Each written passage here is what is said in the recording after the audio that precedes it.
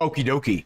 Well, it's time again. It's been long enough, and I don't think I've ever done one for specifically Rally Sim fans, but I'm pretty sure I have all the stages downloaded for both mods, Richard Burns Rally Pro and Rally Sim fans for Richard Burns Rally. So there are exclusives in both, and hands down, the best exclusives go to Rally Sim fans. There's no questioning that. But the previous attempts at compiling the absolute best stages have always been in Richard Burns Rally Pro, and I always try to keep the stages that I chose available in all the mods, right? So I didn't choose the exclusives. So I do want to systematically go through every single stage just for your general information. You know, if you're limited on space on your hard drive, your disk drive, your solid state drive, your M.2 drive, I want you to be confident that the stages that you have downloaded on your PC are worth your time.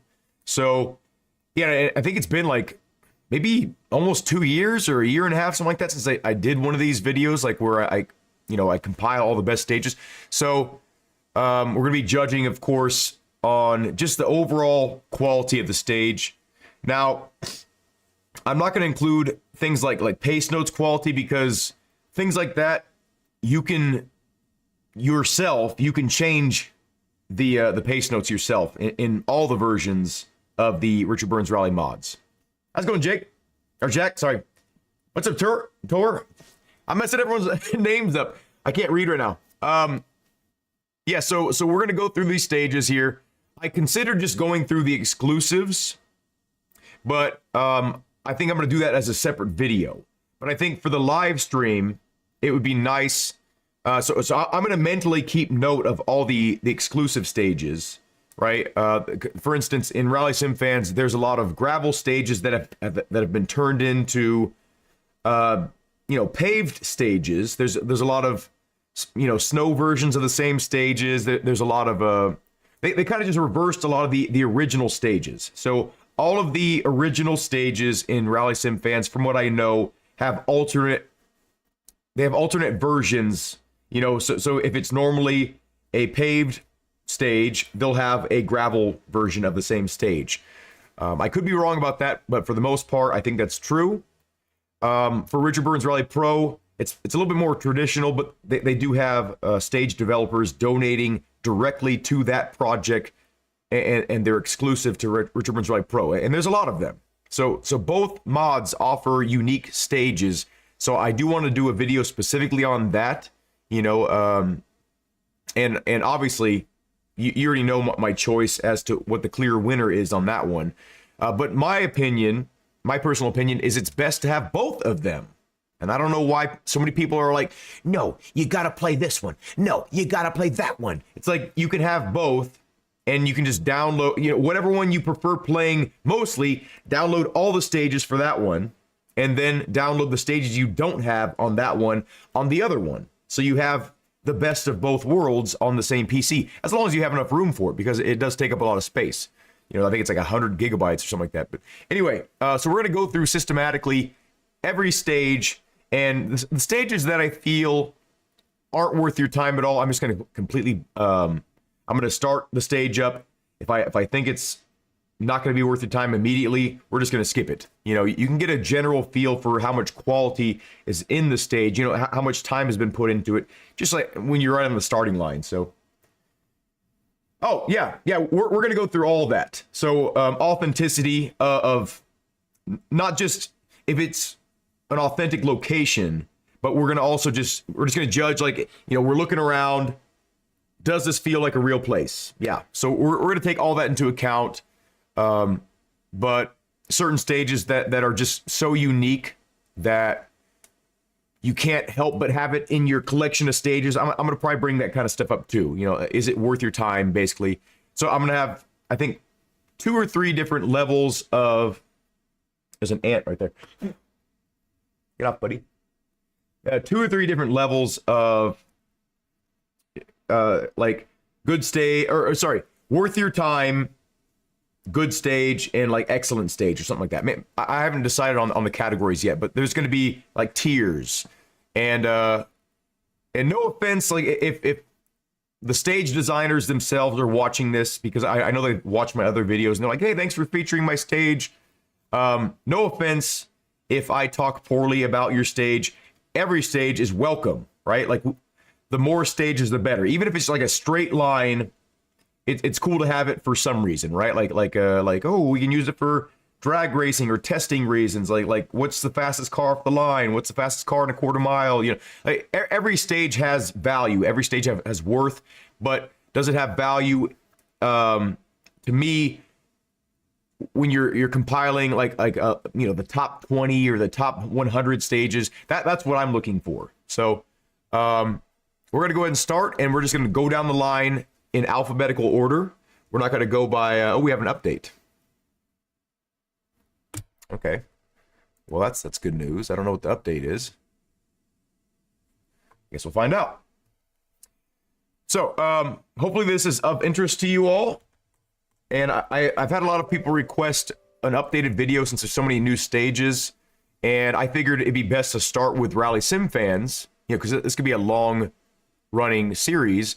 You know, before I did these live streams on a TT.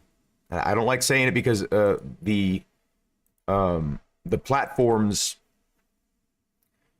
have algorithms to determine if you're talking about them and stuff like that. So TIC or TIK TOK. I did this series last on that platform, so I figured I'll let you in on my process for YouTube, since you know, I've always had a special place in my heart for YouTube, just being a platform that more appreciates long form content, which is kind of ironic because TT, people would watch my streams for like 8 hours. So I don't know. It's there's like a real separation between, like, you know, you have to have like either a 7-second video or an 8-hour stream to be successful over on that platform. There's no middle ground. But yeah, we want to, oops, that's not what to do. We want to make sure and do this for you all this time, because, you know, I feel like I've why is this not starting here? I have to restart this. It's over here too. Okay. Let's go and start it again. So here we go, boys and girls. We are starting our journey, episode 1. I don't know how many episodes this is going to be. It's all dynamic, you know. It's all dependent on how far we get in the certain amount of time we have. Actually, I do want to make sure to set the graphics to high, since we're not using VR. I wanted to do this out of VR because certain stages, you know, they'll look better in VR. That, you know, certain stages just look better. So we want to get the absolute best.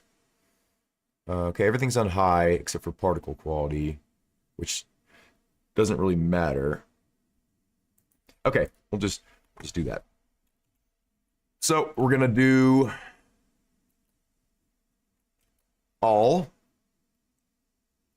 So we have, how many stages do we have? Well, we should have said how many stages, but there's a lot. There's a ton. Let me make sure I didn't just download my favorite stages. Oh no, I think I did.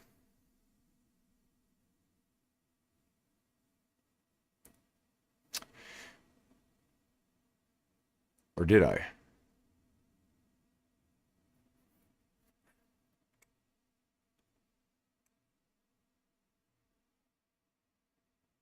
Did I? I think I might have just downloaded my favorite stages. I thought I downloaded all. Let me. Okay, so I don't recognize some of these names, so I wouldn't think.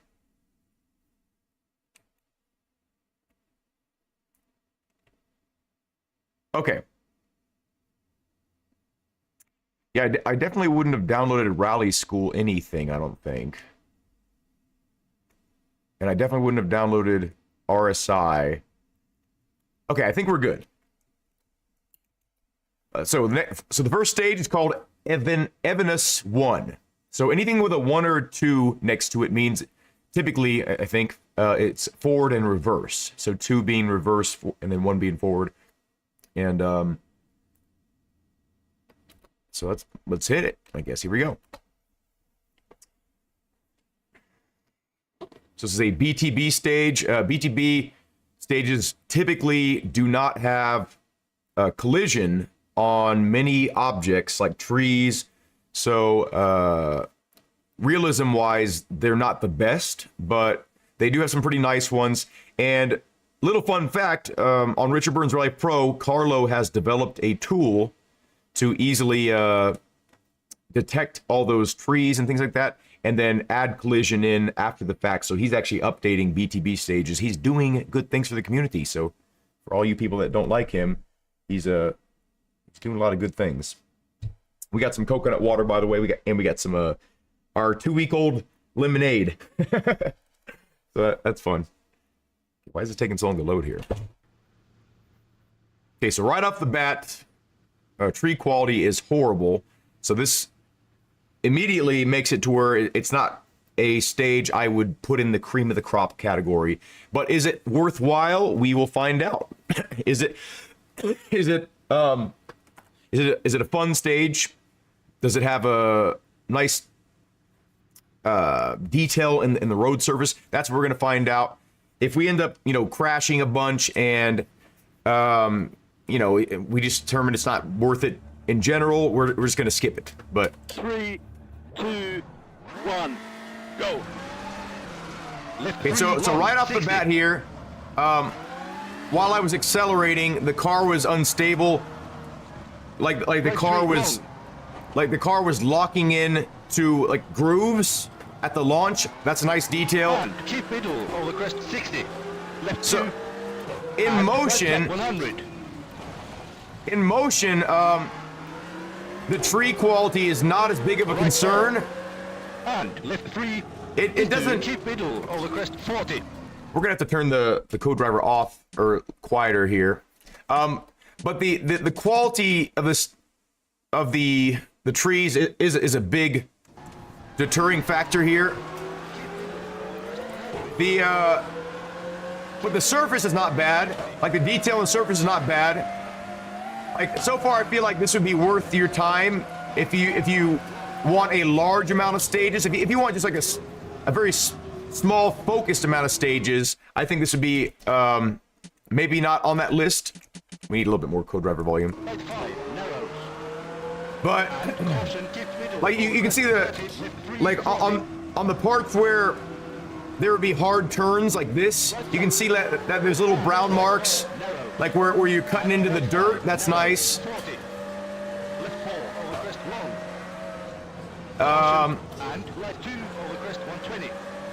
So nothing about this stage really screams out to me like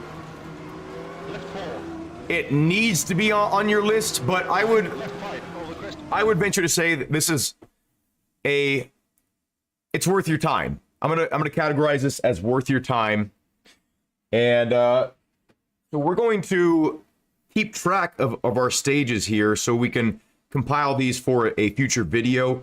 I'm gonna have a list here. So this is definitely not cream of the crop, and that's what I call the best of the best, right?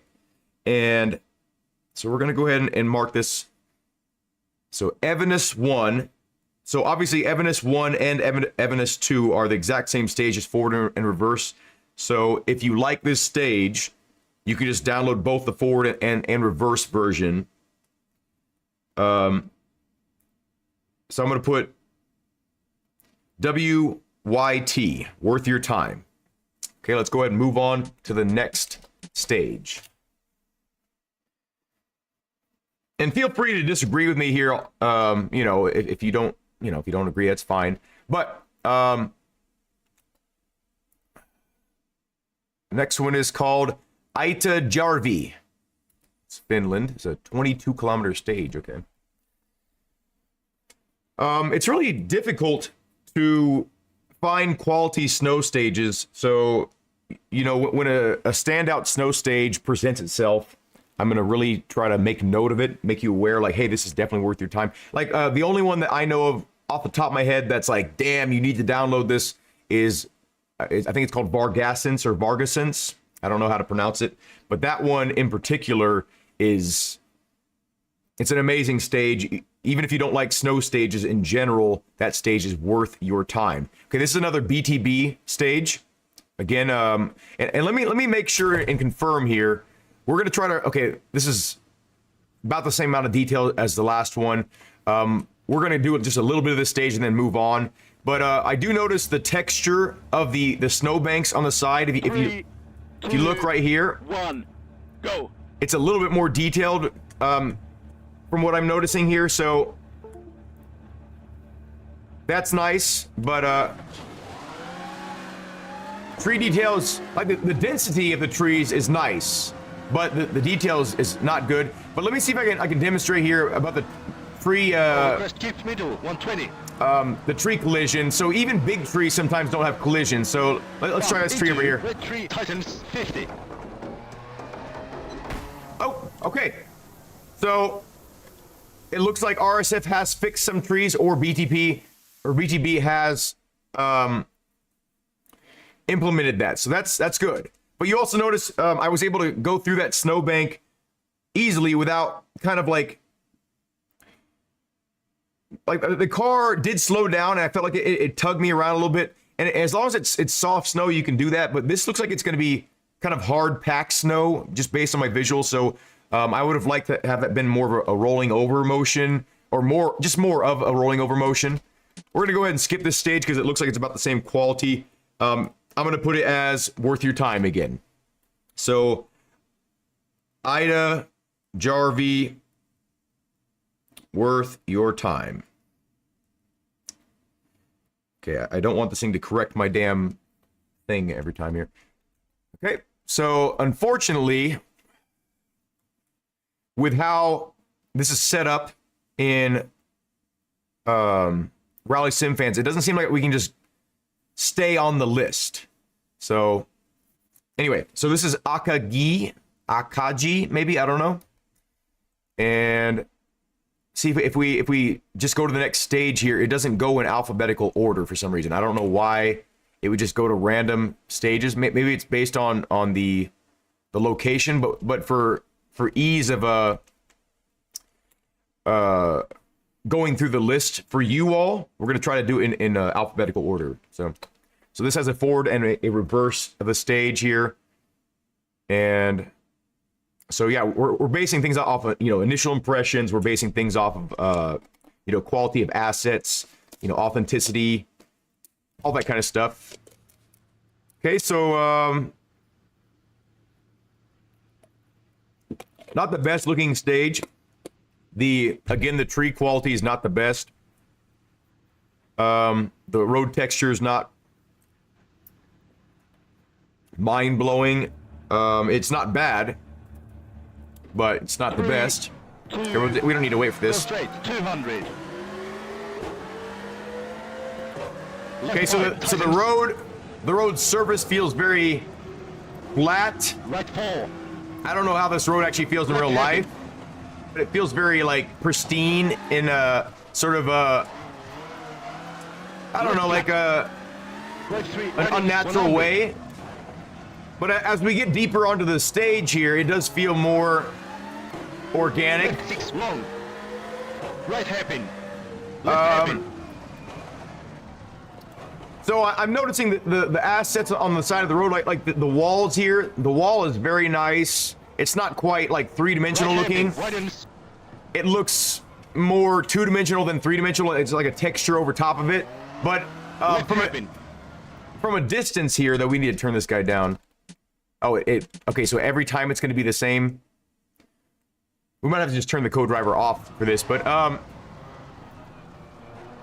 so I'm liking this. Like the lines on the road, they're nice and worn. they don't seem to be following a repeating pattern. It just seems like random, 50. which is good. The layout is fun. I remember having a lot of fun, just kind of like, you know, throwing the car around and, you know, getting sideways on this kind of thing. Signage is about the same as other stages. Right 5.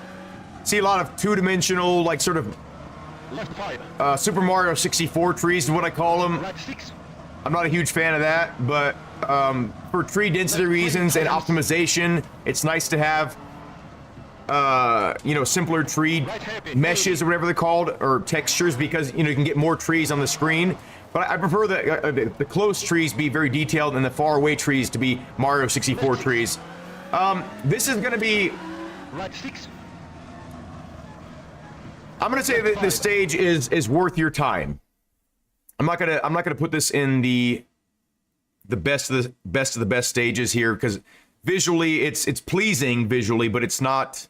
It doesn't feel like a real place. Even if it's a realistic layout, it doesn't feel like a real place.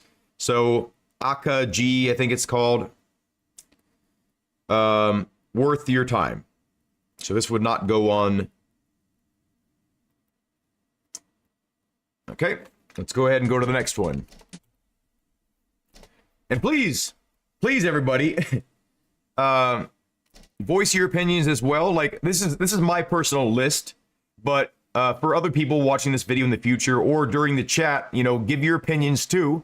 You know, if you think this should be, like, you know, an excellent stage for whatever reason, you know, voice your opinion, and who knows, maybe it will sway my opinion. Okay, Alps Rally is next, and I remember being impressed with this stage. Let's see if I still am impressed with this stage. I forgot to turn the co-driver off.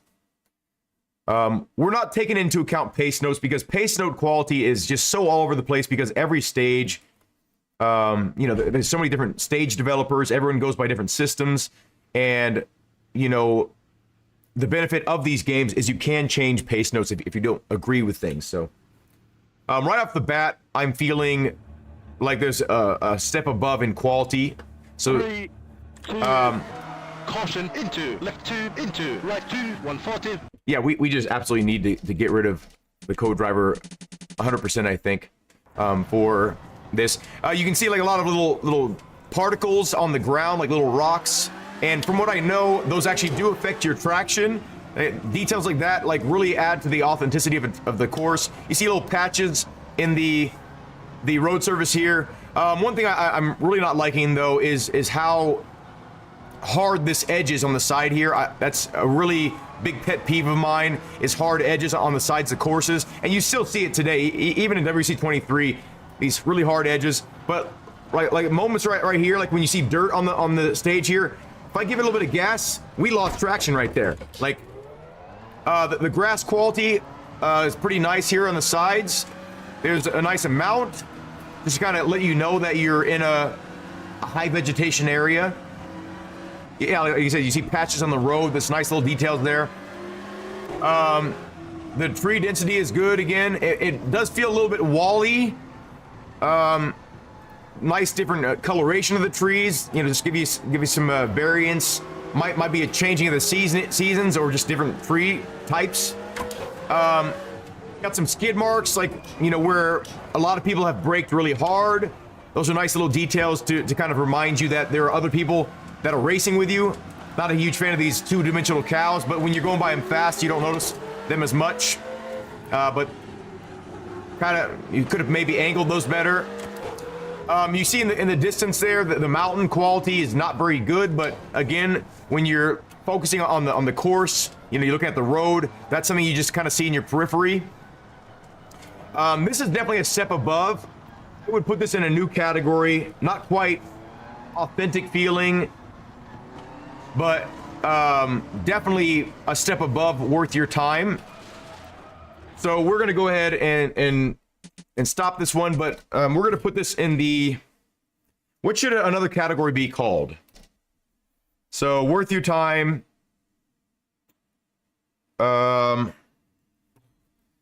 Let's write it down here. Alps Rally.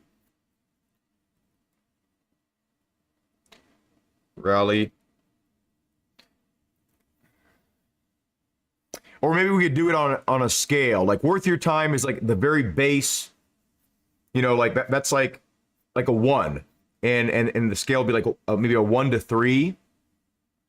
Like a 0 just being that it's not worth your time. You don't even download it unless you're competing online a lot and you need all the stages for that reason. But for Richard Burns Rally Pro, at least you can create different lists. Like so you don't have to like weed through all the stages. You can just create a list of your favorite stages. So what I used to do is put a list together for online play. So you have 4 lists available to you.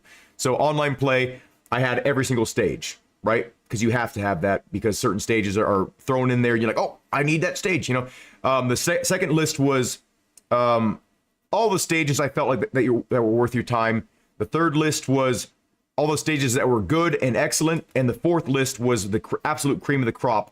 So we'll do it on a scale of 0 to 4, or maybe 1 to 5, right? 1 being don't download it, 2 being worth your time, 3 being it's good. Wait, how does that work? So I guess 0 to 3. A scale of 0 to 3. 0, don't download it. 1, worth your time. 2, good or great, you know, whatever. Kind of like fine line between the two of those. And 3 being you need this stage. So yeah, we'll do a 0 to 3. So I'm going to give that one a 2. That's a 2. Like you definitely need to download this stage. And it's 1 step above worth your time. Okay, so let's go ahead to the next one. Antaramanana.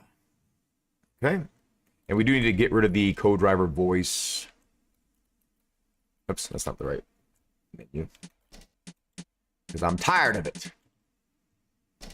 He's a good co-driver, but just for the sake of this, we need to keep it simple. I just wish there was a better system here, because I don't want to have to, like, scale down each time. That's going to get really annoying. Okay, Antaramanana. It's in Madagascar, I believe. Yes. I think it's made by Bilaba. So right off the bat, like, it's looking like it's going to be maybe worth our time, but not quite excellent, right? Or good. We will get a general feel for it as we drive. And some of these stages, like I said, they're going to take a while to load up. So I'm going to try to keep talking to keep your interest up. But okay, right off the bat, this is looking decent.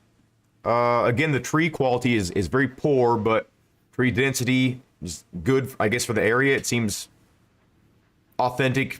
Maybe, I don't know, I've never been to Madagascar, and I haven't really researched Madagascar to be able to determine if this is accurate or not. But if you, by the way, if you live in any of these areas, let me know if it feels like where that is, if you've been there.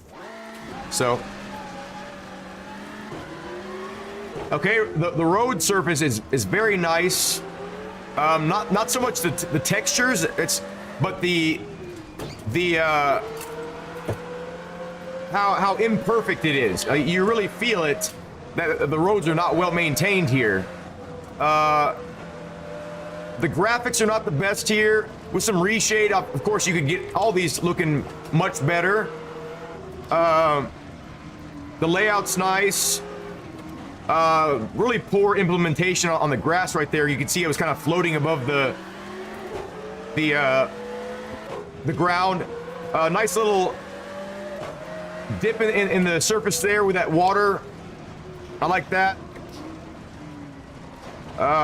Very rough surface. You see some particles on the ground. They're not quite realistic feeling. Like, it almost feels like there's no shadow to them and there's no weight to them. They're just kind of floating there. I don't like that too much, but it's a nice for visual differences as you go throughout the stage like that. It just feels like they're kind of floating in space. Like, these are kind of like asteroids on an asteroid belt rather than rocks. Okay, doesn't feel very authentic right here, but again, it's nice to have differences to know where you're at in the stage if you want to memorize it. I think it's all right.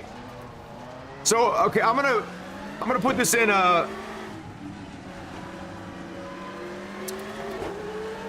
gonna put this in a good. I'm gonna give this a 2 because it's a visually pleasing stage. It doesn't look horrible. I mean, by today's standards, it looks bad, right? But for this game, it doesn't look horrible. It's not like offensive to look at, like, ugh, you know. But it's not quite, you know, authentic feeling. But I would definitely like to do this stage like on an online rally because just how challenging it looks. But I like this stage. But let's go ahead and move on to the next one here. So Anta Ramanana. Hey, no, you Joe. Welcome. We're rating Richard Burns rally stages again. It's time for a new Anta Ramanana. Okay, we'll give that a 2. Highest score you can get is a 3. So for Richard Burns Rally, that's a pretty good looking stage, honestly. The stages that are like really stand out, you'll know them when you see them. You're like, whoa, damn, that looks good by today's standards. But yeah, so it's a good looking stage, but it's not great. And it seems like a fun stage, so. Okay, we're going to Argona. This is in Italy. Again, if you're from these areas, please let me know in the comments if they do feel authentic to where you're from or where you've been. Here we go. Where do you get RBR? Just getting my computer up and going. So you can just type in, it depends on what you want. Do you want a better pace note experience or do you want a 100% free experience? Because those are the biggest things. Like Richard Burns Rally Pro, you have all the same pace note ability as Rally Sim Fans, but you can get a way more detailed co-driver, way better pace notes on Richard Burns Rally Pro. But there are I'd say 4 or 5 stages that Rally Sim Fans offers that Richard Burns Rally Pro has yet to match in terms of quality. Do you have, okay, here's a better question. Know Your Joe. Do you have a lot of space on your drives? I'll watch for your comment here, but okay, so right off the bat, I don't like the texture of the road, and the blue skies kind of feel like hauntingly empty to me. Oh, Know Your Joe. Get both. Look up Rally Sim Fans, and then you'll find the link to that, and then just look up Richard Burns Rally Pro in Google search engine. Both of them will pop right up. Just hit the download links, and that's all you need. You don't need to download anything else. They're all inclusive, but I recommend to everyone, if you got the space, get both. The telephone poles look like they're from a PlayStation 1 game. I don't like the look of this stage very much at all. Let's see if it gets better the further we get into it. But don't be fooled into thinking you need to download the original Richard Burns Rally. It comes with the mods, Rally Sim Fans and Richard Burns Rally Pro. Okay, it's looking a little bit better through here, but here's one thing I hate. See this wall on the side here? It's just a repeating texture. That's a really big no-no for me. I hate that. It's not completely worthless. I'm gonna put this maybe in a worth your time category unless something changes drastically here. Oh, I mean, this part right here looks absolutely horrible to me. Doesn't look like the worst of the worst stages. Oh, what the hell? Guess I need the pace notes for that. Oh, it's not like the worst of the worst I've ever seen in this game, but this is definitely not something I would like to play if I just chose a stage on my own time. You know, if I was just going through the stages or playing online, fine, but I would never want to do this stage on my own time. over, you know, say like some of the cream of the crop stages, but is it worth your time to download? Just kind of have like a lot of stages.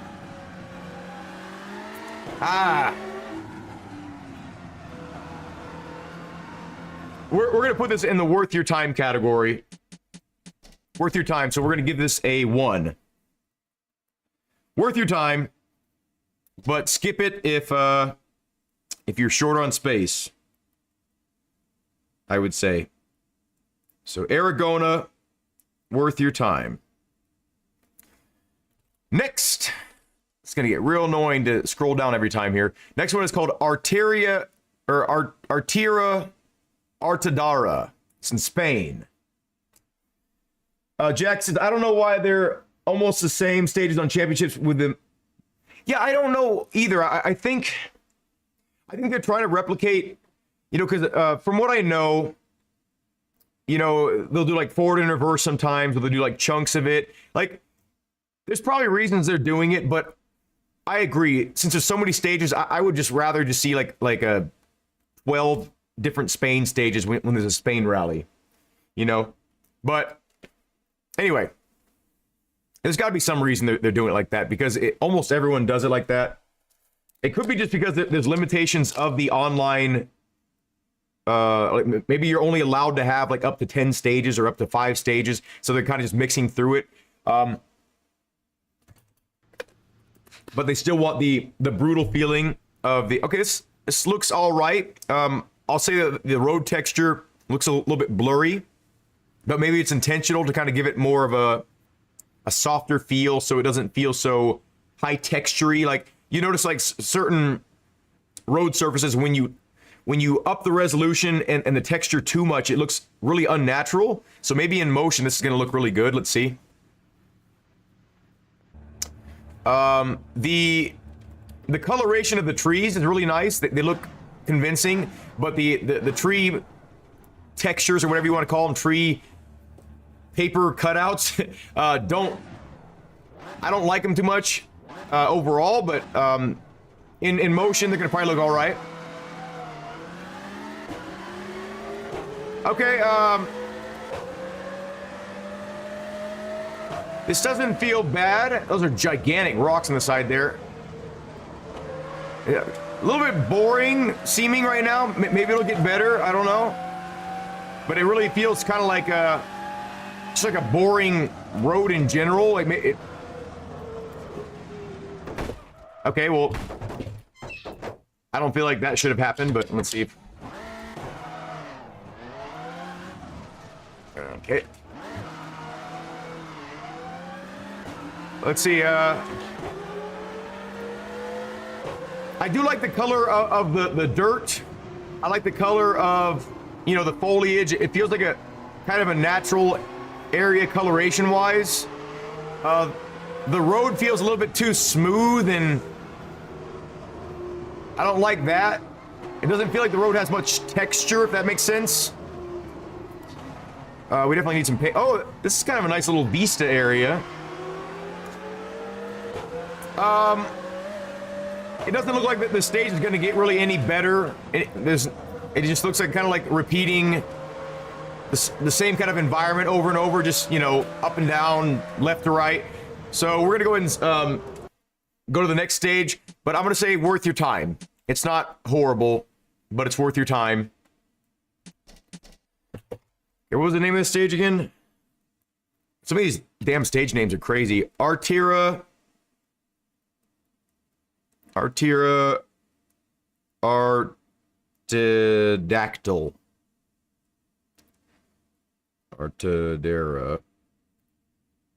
Worth your time.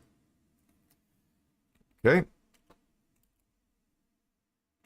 This one is a snow stage. It's called Audio Vara. Okay. Oh. Damn it. Larry Joe says, thanks, had to step away for a second, find the links. Think got them nice. Okay. So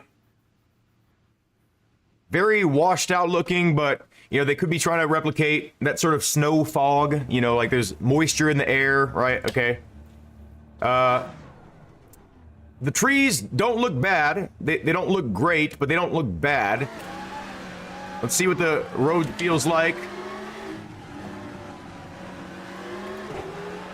Not really a fan of how much windshield fog they've implemented permanently on this car, but it's my favorite car too. But okay,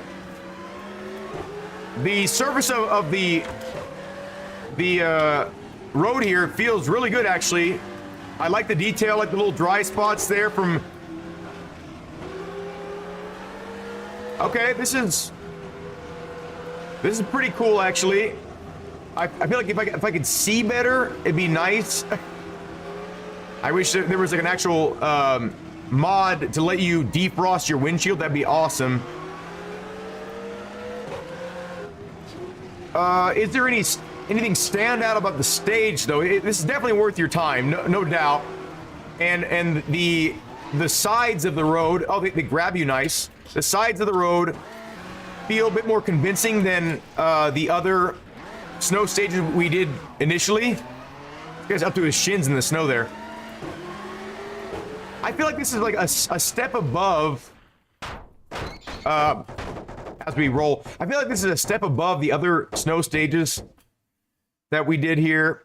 And as far as snow stages go, it's kind of hard to judge them as harshly, because if you're in a snow state or a snow country, right, where it snows every year, it's kind of like this. Like it hides all when the snow accumulates, it hides all the detail. So our main concerns with the snow stage are, does it feel natural? You know, does the layout feel natural? Does the snow look convincing? And is the surface itself convincing, right? So as far as that goes, I think this might be a step above worth your time. I think this would be good. This would be a good snow stage. It's not like what I would put in like the S tier of stages, you know, by far. Like, but it feels good. So I'm gonna give this I almost want to give it like a 1.5. Like, it's right in the middle of worth your time and good. But yeah, I mean, like, I've driven a lot in the snow, and after a heavy snow, it hides the detail. So it's kind of accurate to how it would be. So we're going to say Autovara is a 2. And just for the simple fact that, or Audiovara, sorry, just for the simple fact that it's hard to find good quality snow stages unless you're looking at the paved stages. Those are kind of nice in the snow. It's hard to find good quality snow stages, so we need some on the list, right? So we're gonna give us a 2.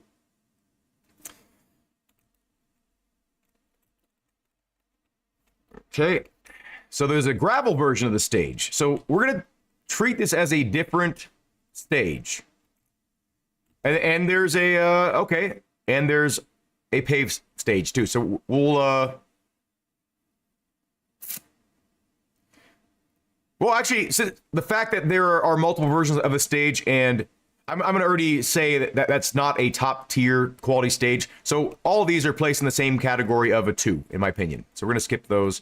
Okay, so let's go to Azov 1. Someone knows why in the Ford Fiesta WC doesn't show the virtual wheel for just that car? That's really weird. Let me try that car next and see if it... Do you play in VR? Or with controller? Okay, so I'm not a huge fan of this texture, but it's not bad, because without like anti-aliasing or heavy anti-aliasing, you see this kind of shimmer effect. I don't know if you can see it in the stream, but it's very distracting. It almost looks like a wine cork. But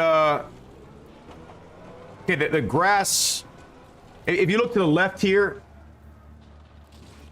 this clear separation of this sort of higher texture quality grass to the immediate low texture, that's a really big off-putting thing for me. Let's see if we feel different. Very sparse with the trees here, and you would think because there's so few trees, they could spend a little bit more time making the trees look better. Because for optimization reasons, I think you'd squeeze more out of it. We have some three-dimensional trees here, but they're very poor quality in my opinion. A lot of pop in because you can see so far in the distance, you can see trees popping. I don't like that. I am kind of liking the road surface. Like, there's a lot of detail in the road surface. But so far, I really don't like this stage. This would be a stage where if it was in an online rally, I would be okay with it. Just kind of like have some variance, right? But I don't think I would ever choose to do this stage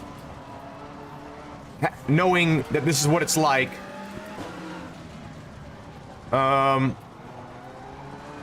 This is kind of an interesting little spot. Set this at high speed here. Yeah, okay, so this is just, I don't think this is worth your time at all. This is what people think of when they think of Richard Burns Rally, having poor quality graphics. And this is a poster child for a poor quality stage in this game, I think, or one of them. So we're gonna go ahead and skip that. Okay. So Benov, I remember this stage being pretty standout. Let's see if I think it's a 2 or a 3. Oh yeah, in VR. Okay, I don't know why that would happen, and especially on such a modern car, because the modern cars are more maintained than some of the older cars. Some of the older cars are kind of forgotten. Like even some of my favorite cars, like the Lancia Delta. Which one is it? What is it, the S4 or whatever it's called? I can't remember the name of it, but it's not even in the NGP7. It's been completely abandoned, so you can't even use that car anymore. So, okay, so right off the bat here, this is definitely a step above. This would at least be a 2 just from right here. Yeah, the road surface is nice. See how they've taken time to try to hide the fact that there's an actual line on the road. It looks like tree density is great. Tree quality isn't the best, but the placement is nice. The grass on the side is really nice. We got a surface change here. I love that. Mixed surface stages are some of my favorite because you have to really your tire choice matters a lot, and your approach matters a lot. This feels very good. Yes, I remember liking this stage a lot, actually. I've done this stage in time trials quite a few times. And it's cool that it's a short stage. It's I think it's in the Czech Republic. This is definitely more than worth your time. At least a 2. But I'm going to put this in the category of a must download stage. Now, there are going to be stages that are absolutely stand out, and we haven't even gotten to those yet. And I'm not going to spoil it just in case you don't know them. But in terms of having a list of the absolute best stages, I think this stage should be on that list. So we're going to give this stage this is the first 3. So Banov is our first 3, which is the highest score that I am allowing myself to give. At least at this point. Maybe we'll what do y'all think? Should we go up to a scale of 4? So 0 being don't download it, 1 being worth your time, 2 being good, 3 being this level, and 4 being just like absolutely mind-blowing. Should we have 4?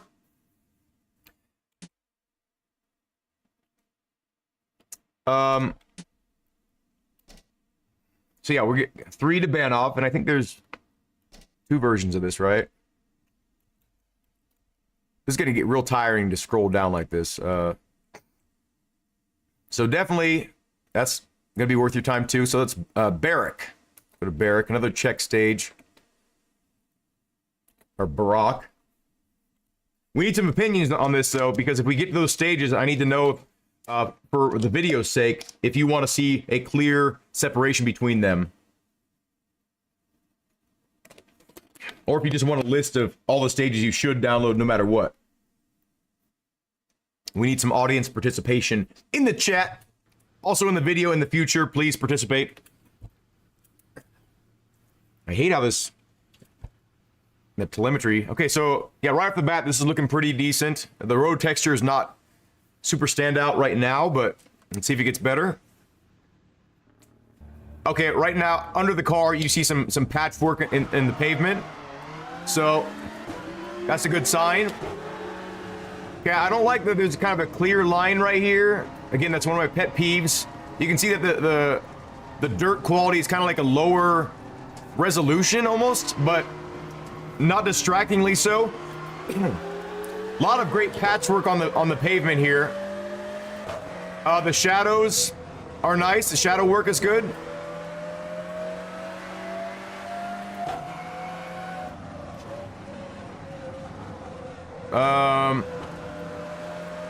This feels like an actual area, even though like it might not feel like the absolute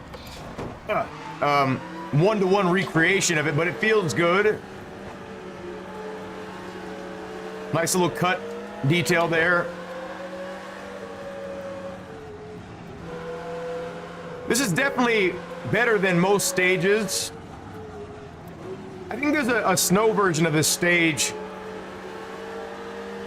that looks better than this, if I remember correctly. The road detail is good too. Like, it doesn't feel like a perfectly flat, smooth road. Okay, this is pretty impressive here. This feels like a more realistic tree canopy than most stages. A lot of three-dimensional trees, or maybe they're not. It looks like they're angled well. I see some floating trees though occasionally. I don't like that. But this feels really good. Just for this area alone, I think it kind of feels like a step above. Really nice corner cuts here. They're well detailed. They feel like nice and rounded off, like people have been chipping away at them with their tires. 4 or 5. You think it should be a 4? Go to 4 or 5. Okay, we'll consider it. I'm gonna give this one. I like the shadow work, and I like the vegetation and the the overall foliage, like the tree placement feels very good. It feels like a real area in a lot of ways. Some of the trees they've chosen are maybe not the best looking. This feels very good. This feels like a convincing area. I'm gonna give this a 3 as well. Classic stage. It's on all championships. Oh, this one. So Barrack, we're gonna give this one a 3.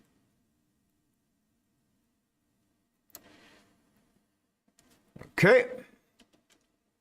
Let's see what we got next. I wish I could just go to the next stage here. I wish that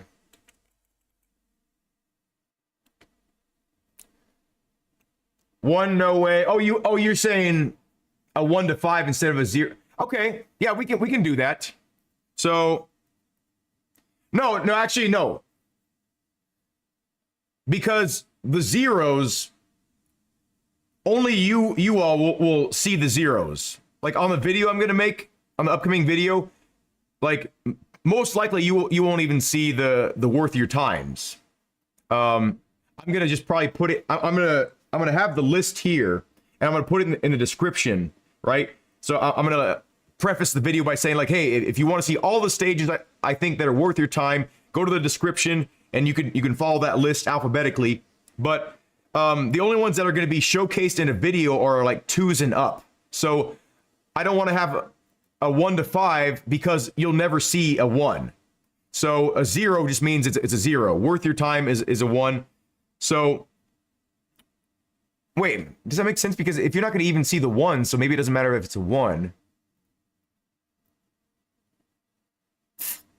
I just think 0 makes more sense because 0 is a clear number for it's worthless, right? Like don't even try this. It's not fun. It doesn't look good. It's not worth taking up a space. So I think we're going to stick with 0 to 4 so far. But I do like the number 5 is a nice scale.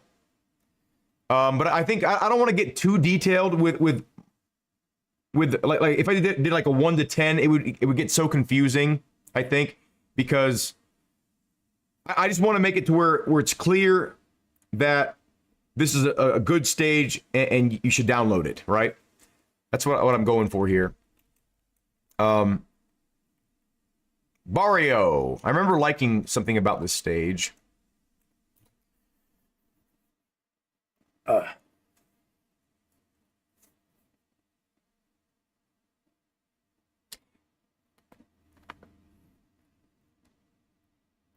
already that house texture, that roof, looks horrible. I feel like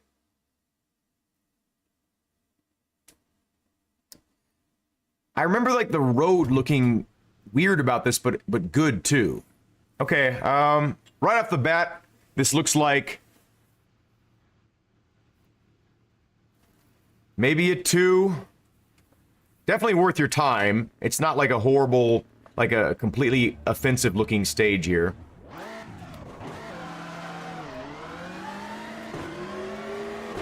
Okay.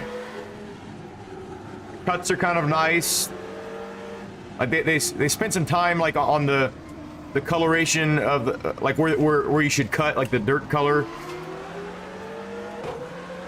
Landscape isn't horrible. Got some nice grass. Uh-oh. I like the really fine grass. It looks nice. There's not like a ton of grass, so like it's kind of like very sparse, but the placement is not. Oh wow, super tight right there. Placement isn't horrible. I like that there's no clear. I mean, there's a clear separation between the pavement and the dirt, but it's not like a really super hard edge. It looks like it's like feathered a little bit. The geometry on the buildings is god awful. The cars that are used are not bad. They look like decent car models. Trees are all right. They kind of maybe don't fit the area in terms of the coloration, just based on my opinion visually, but it could be accurate to wherever this is supposed to be. The distance right here, in the distance you can see very bland texture, and it's kind of like on the forefront. Okay, this area does not look good at all. And you can even see the end of the world right there. Oh, okay, it just popped in. I'm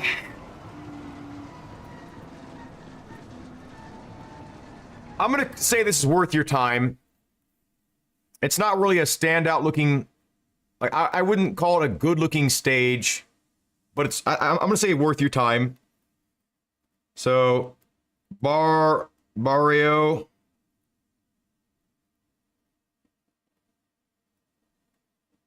So it's a 1.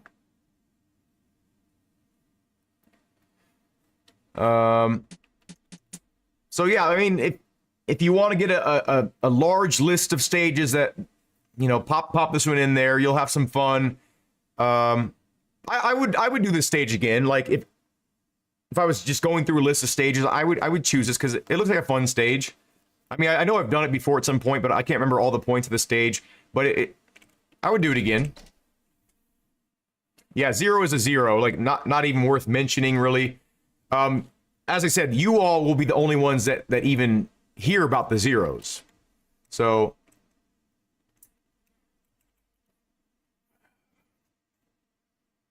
okay.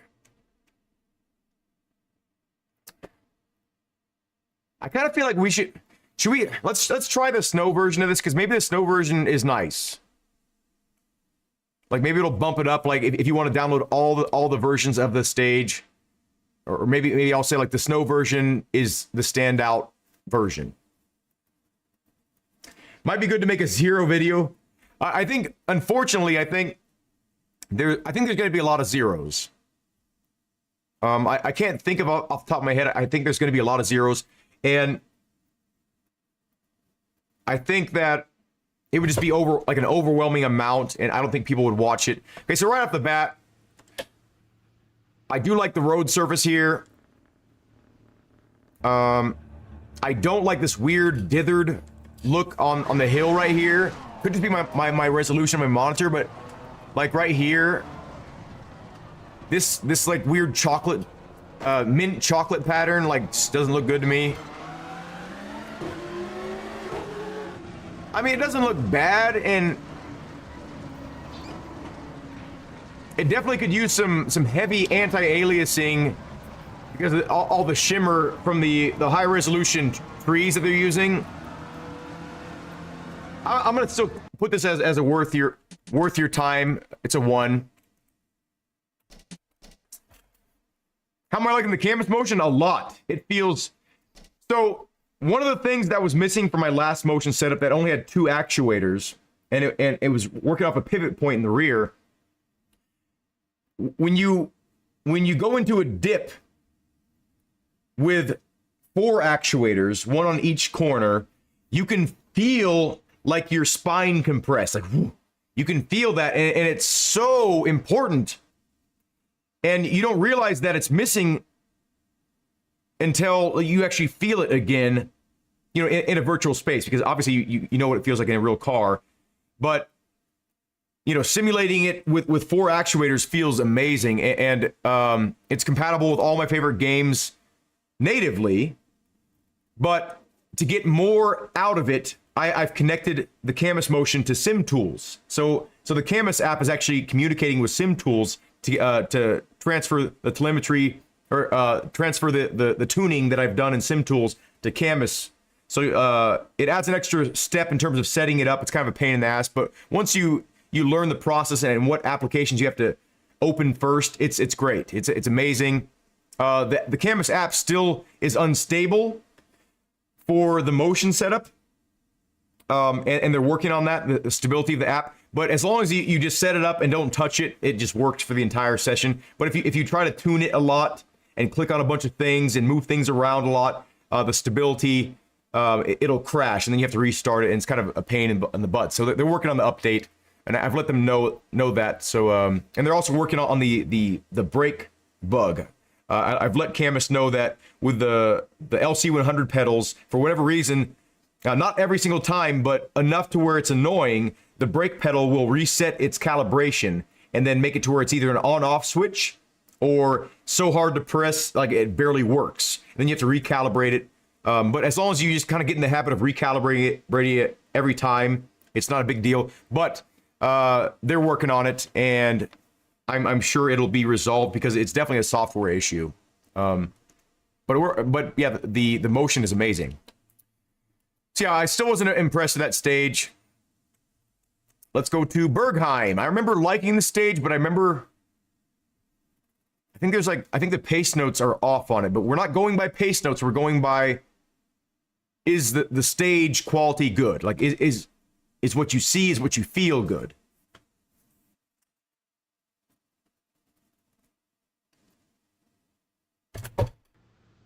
Okay, not liking it so far. These trees, well, I don't know why the stage designer would use these super low resolution trees, like right when you see it most at a standstill. That's a horrible choice. The tree coverage is nice. Let's see if it gets better. I remember this stage getting quite a bit better, if I'm remembering correctly. The shadows are nice. The shadow, like you can see, it actually affects. It doesn't affect the car accurately, but the shadows on the road are nice.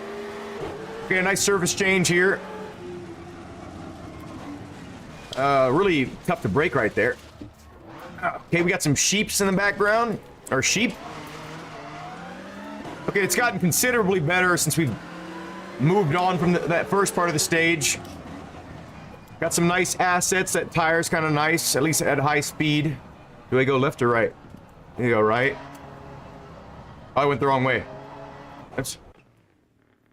Okay, I guess I was supposed to go left.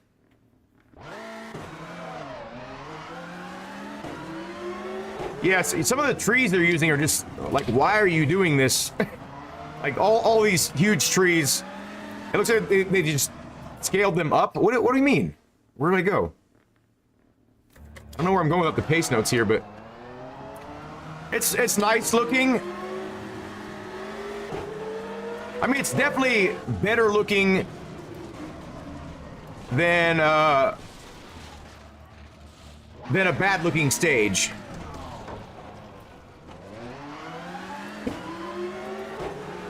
Did we just go around a circle? I think we did. Yeah, we did. So do I go this way now? No, still not. Okay. So I guess it's just, well, the stage itself is boring. Oh wait, do I have to turn? Oh, I need to turn here. Okay.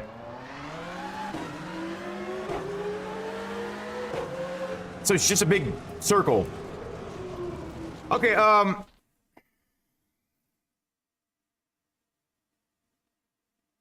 don't know about this one. Like it looks good, but is it worth your time? Because I mean, what a boring stage. I mean, it's just like a big circle. Yeah, heave. That's what I'm talking about. Yeah, like on a set of courses too, like the heave feels so good. Like you're like, you know, and you can really feel your suspension working. Like, what the hell, buddy? Why are the ants getting on there? You can really feel your suspension working in certain games, and it feels amazing. I'm gonna put this as worth your time. It's a nice looking stage. I think you should probably download it. Like it looks all right, but there's just some really questionable asset choices, and the stage itself is boring. So we're gonna say Bergheim is worth your time. And if you know the stage maybe it gets better, let me know. But from what I just saw, like that was not. I don't know. Hey, Dad. You like circle racing? Yeah. Oh, okay. Look, okay, so right here. Okay, well, we're gonna give this a higher score because it looks like it with pace notes it would. So it has you do like a circle like once or twice, and it looks like the third lap around you would do the entire. Okay, so we're gonna give this we'll give it a 2 because it did look kind of nice, and it's a bit. I think it's a bit higher than a worth your time course visually. Okay.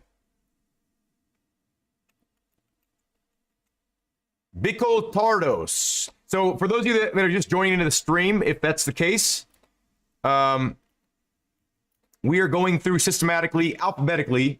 We might change it in the future because I might get tired of scrolling through these damn things. We are going through every stage in Rally Sim Fans currently. We're going to do it in Richard Burns Rally Pro as well in a future episode. But we're going through every single stage and determining if they're worth your time or not. Okay, so I'm not liking this so far. The road texture is, it looks like it has nice variance. It looks like it is almost too high of resolution again. The building on our left is very bland. The ambulance on the right doesn't look bad. I don't know why this corner worker's facing the wrong direction. Not the corner worker, the start line guy. It's weird that some of the... Okay, it's... Yeah, I like these. Oh, look at that! What a cool little detail. I've never noticed that. I know I've done this before at some point, but look at this. Look on the top of this pole. Where is it? On this one? Yeah, right there. On the top of this pole, you see a bird's nest. That's cool detail.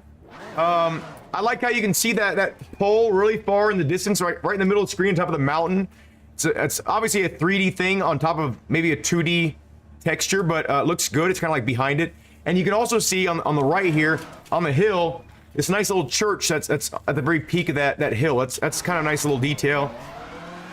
The road surface is getting better looking as we go on.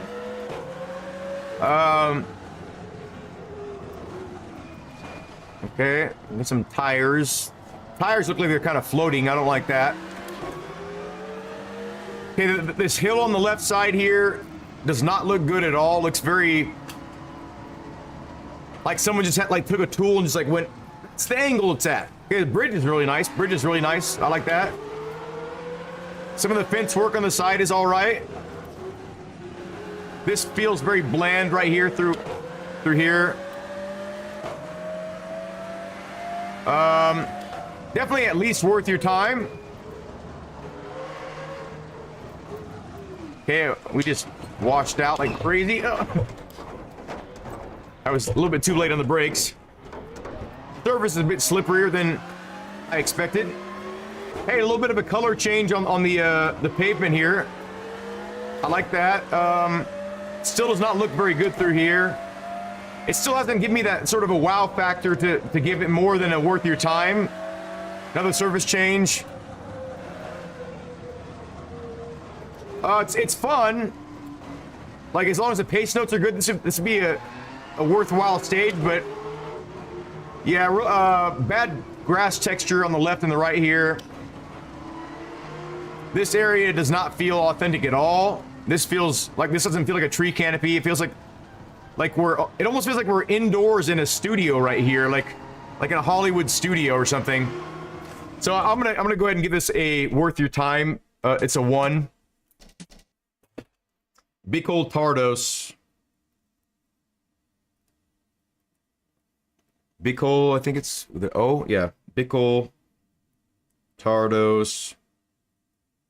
Worth your time. But not much more than that. Okay.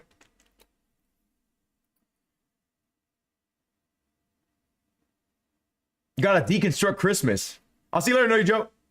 Yeah, happy Saturday. Hey, 324, how you doing, man? Haven't seen you in a while. Have you been lurking?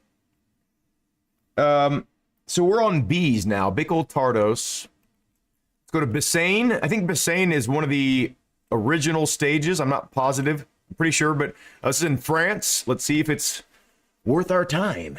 What do you say?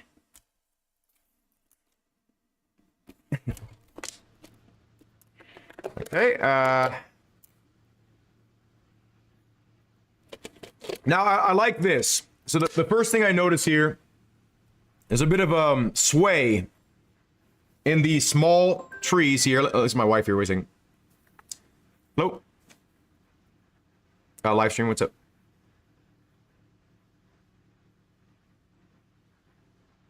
I didn't turn the paperwork in yet, but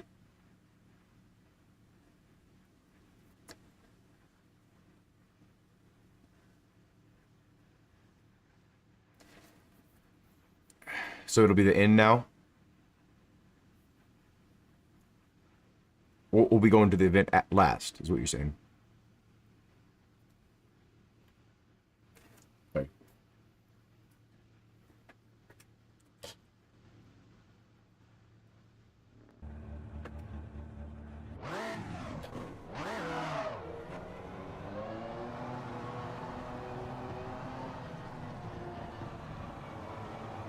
That's gonna be weird as hell for scheduling.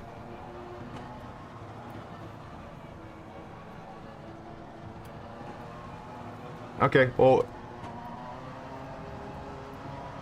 it's got to be what it's got to be, I guess.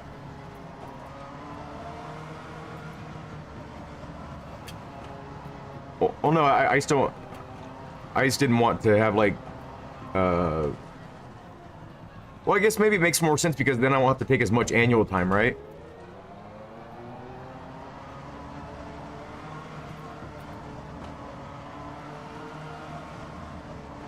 Because then I'll only have to take 6 days off instead of, or.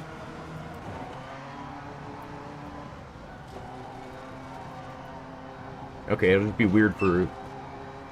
Okay, yeah, that's fine. It's gotta be what it's gotta be. Okay, thank you.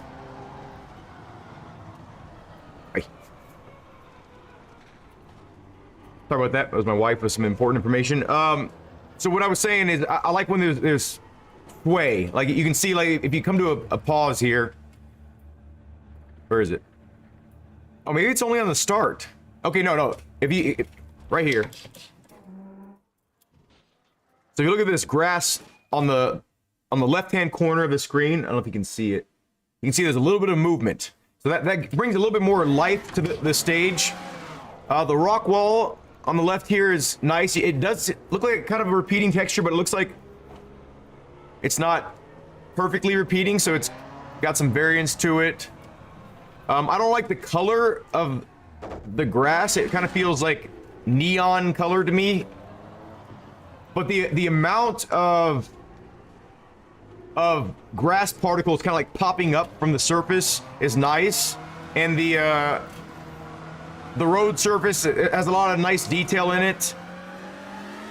The layout's nice. The shadows are great, and they actually do affect the inside of the cabin of the car. Like you notice, like when you're in the bright spots, it's bright in the car, and then when you're in the dark spots, you know, it's dark. So it's nice to have that sort of flickering feeling, because it really grounds you in the environment when the shadows match up inside the cockpit.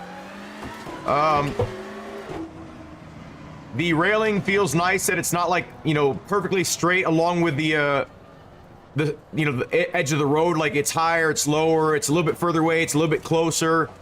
It's in the shadows, it's not in the shadows. This stage, I'm gonna give this a 2. It feels like a good quality stage. So this is Biscayne, right? Yeah, Biscayne. Give it a 2.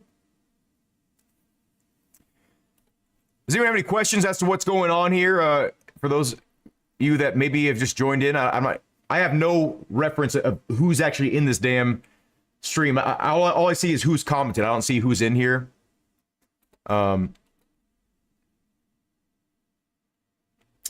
Okay, so Biscayne. Oh, it's a gravel version of Biscayne. That's interesting. Oh, okay, so yeah, because it's one of the original. And there's a snow version as well. So if you like that stage, there's plenty to offer. Now, okay, here's where we get into the serious stuff here. I already know what I'm going to give this one. You're always lurking. Oh, yeah. I'm sorry, man. I got your name mixed up. Yeah. I'm sorry. You did send me that video. So this is where it gets into a whole different tier, right?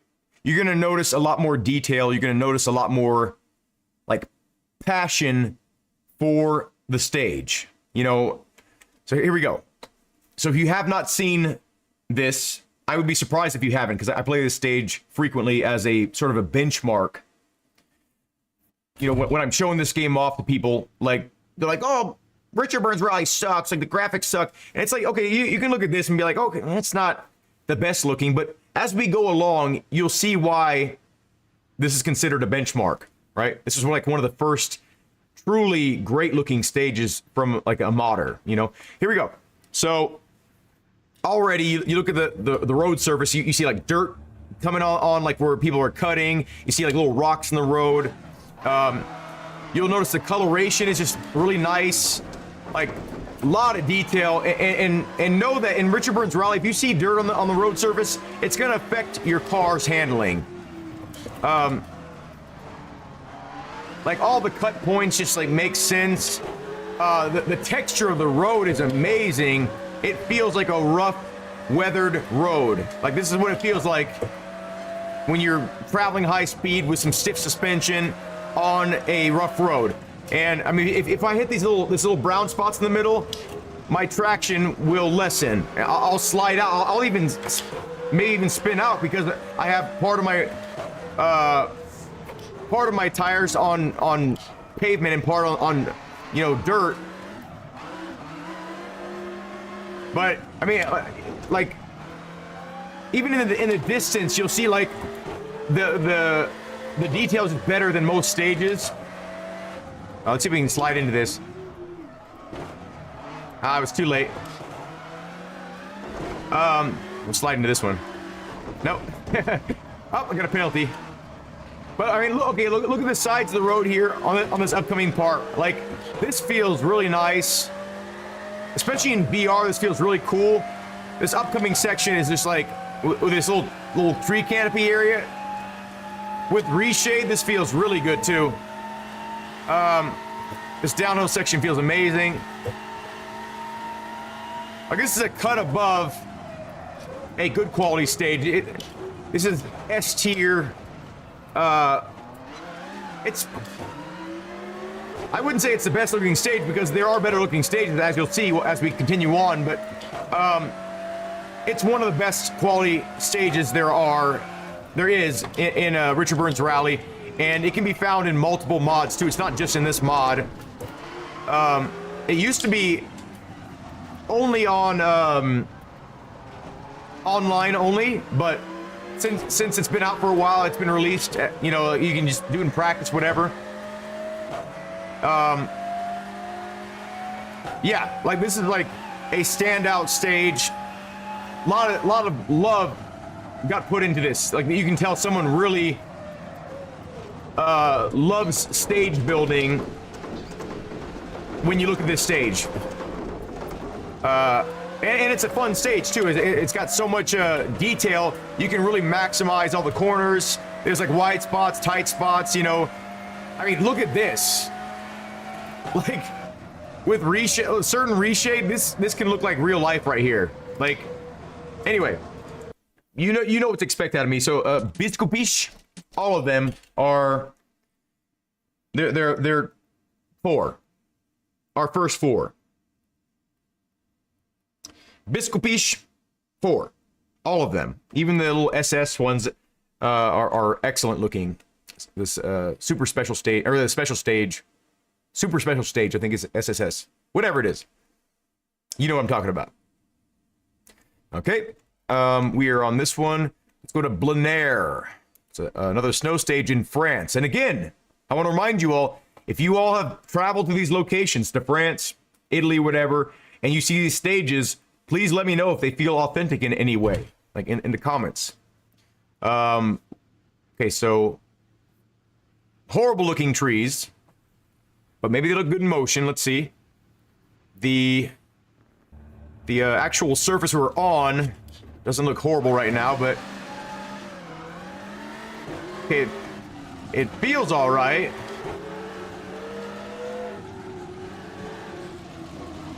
I don't know about the lighting in this one. Like, there's sort of a blue tint. You see these like little, there's like blue tint everywhere, and it kind of rips me out of the experience. I don't know if you all can see it, but can you see that blue tint I'm talking about?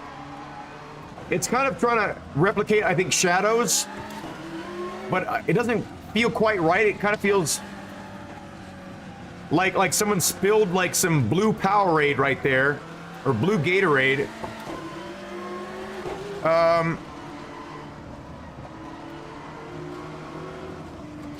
See, another thing is, it feels like almost every single tree they're using, like they're using mirrored trees or mirrored textures.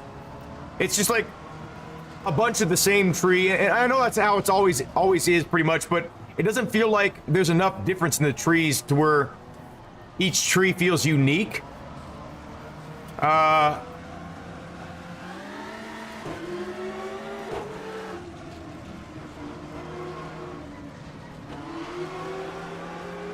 I'm not quite liking this one. It feels very Star Wars Pod Racer-esque. Episode 1 Pod Racer. Yeah, I don't like the snow texture on the sides, and yeah, I don't like this one.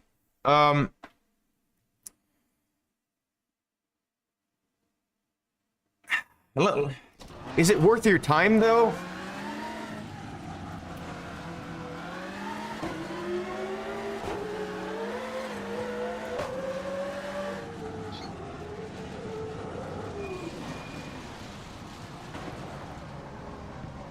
I mean, it might be worth your time. We'll give it a 1. It's worth your time. Like, as I said before, if I was online, or if I wanted a big list of stages, let's say I wanted a bunch of France stages, I could pop this in there and have a good time with it. So it's worth your time. It's not a complete 0. What is this, Blenair? It's a 1, I think. Oh.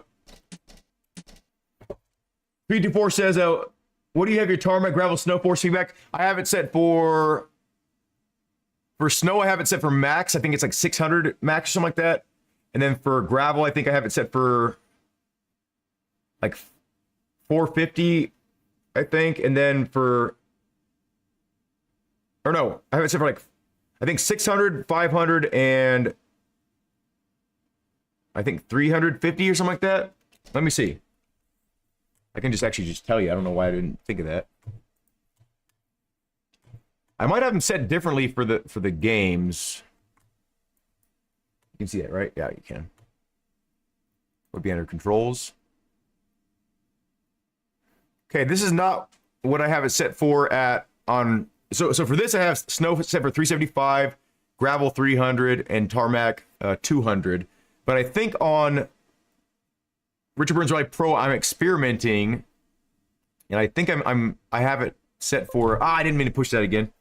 I think I have it set for like the max, and then 100 less, and then 200 less. I think if that. I haven't quite decided on which one I like better, but.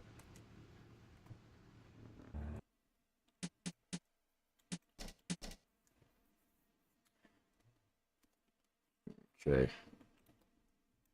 See, I wish you would remember your last spot where you were so you can actually go down the list, but maybe there's a function for that, but I don't see it. Okay, Blyphoten. I think I remember liking this stage a lot. Let's try it out here. Blyphoten. Where is this? In Sweden. 2-week-old lemonade.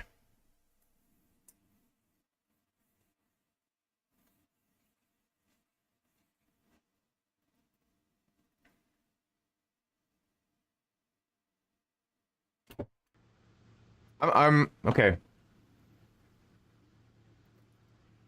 So the colors are nice. Like the colors of the dirt. I like that. The tree variance seems to be nice. There's a lot of different tree textures or models. I don't know what you'd call them. Meshes that they're using here. Looks like they're using entirely two-dimensional. No, there are some. Looks like there's some three-dimensional trees, maybe. Let me see. Okay, I like this stage. Got some farmland to the right here. Doesn't quite look like authentic, but it's nice.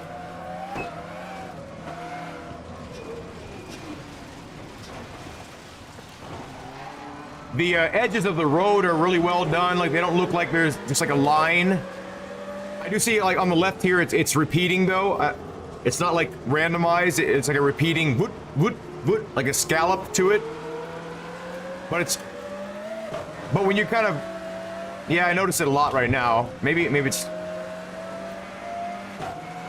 I would say it's definitely a step above a lot of stages, though, quality-wise.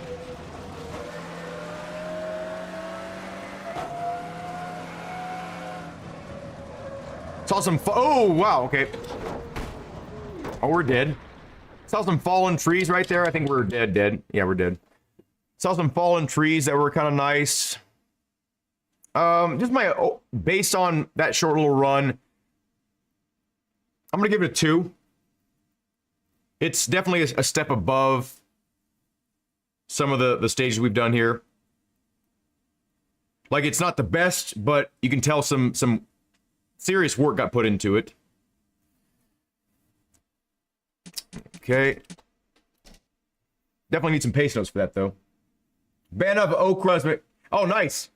Yeah, we went through Banov and we gave that a 3. So that's almost the top score you can get. I'm not sure if you were here during that, Mr. Pat. What was that? Blyfoten.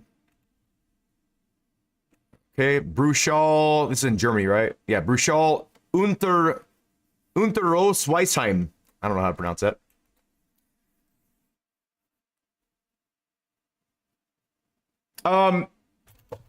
We can, Dad, but it would have to be like online, and it wouldn't be. You can't be on the course at the same time ever. We can be on the course at the same time, but we won't be able to see each other. We won't be able to interact with each other like we can in a set of Corsa. So we can, though. Like, I would love to do rally with you, and as you've seen, we've successfully done multiplayer rally, and people still enjoy the streams. But it's not the same as like circuit racing, of course. Like, most games don't even let you actually catch up with someone unless you're looking at their ghost.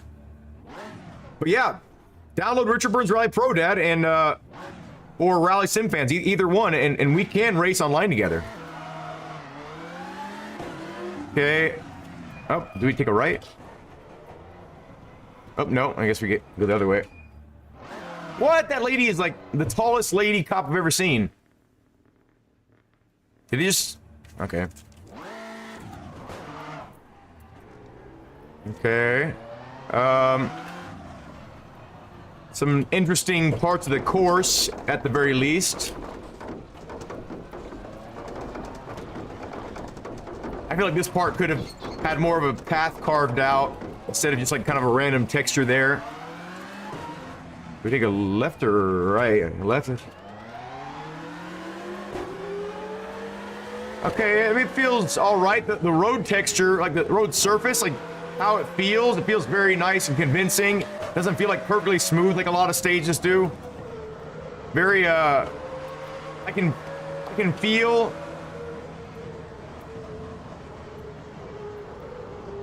I can feel the patchwork, I think, in the motion, in the, and also in the, we take a left, I think? No? Okay. That was weird. Give me to a dead stop. I can feel the patchwork in the road. That's always nice to be able to feel that. I'm not really quite a fan of the color of the road.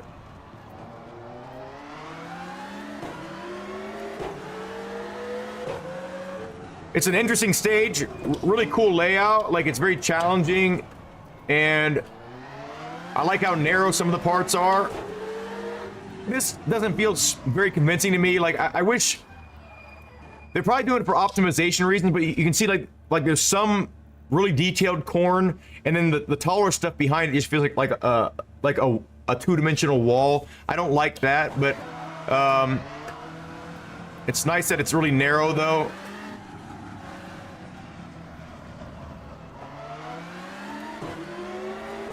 The background doesn't look the best, but again, I think with some reshade, it can look really good, I would think. Fun little straightaway here.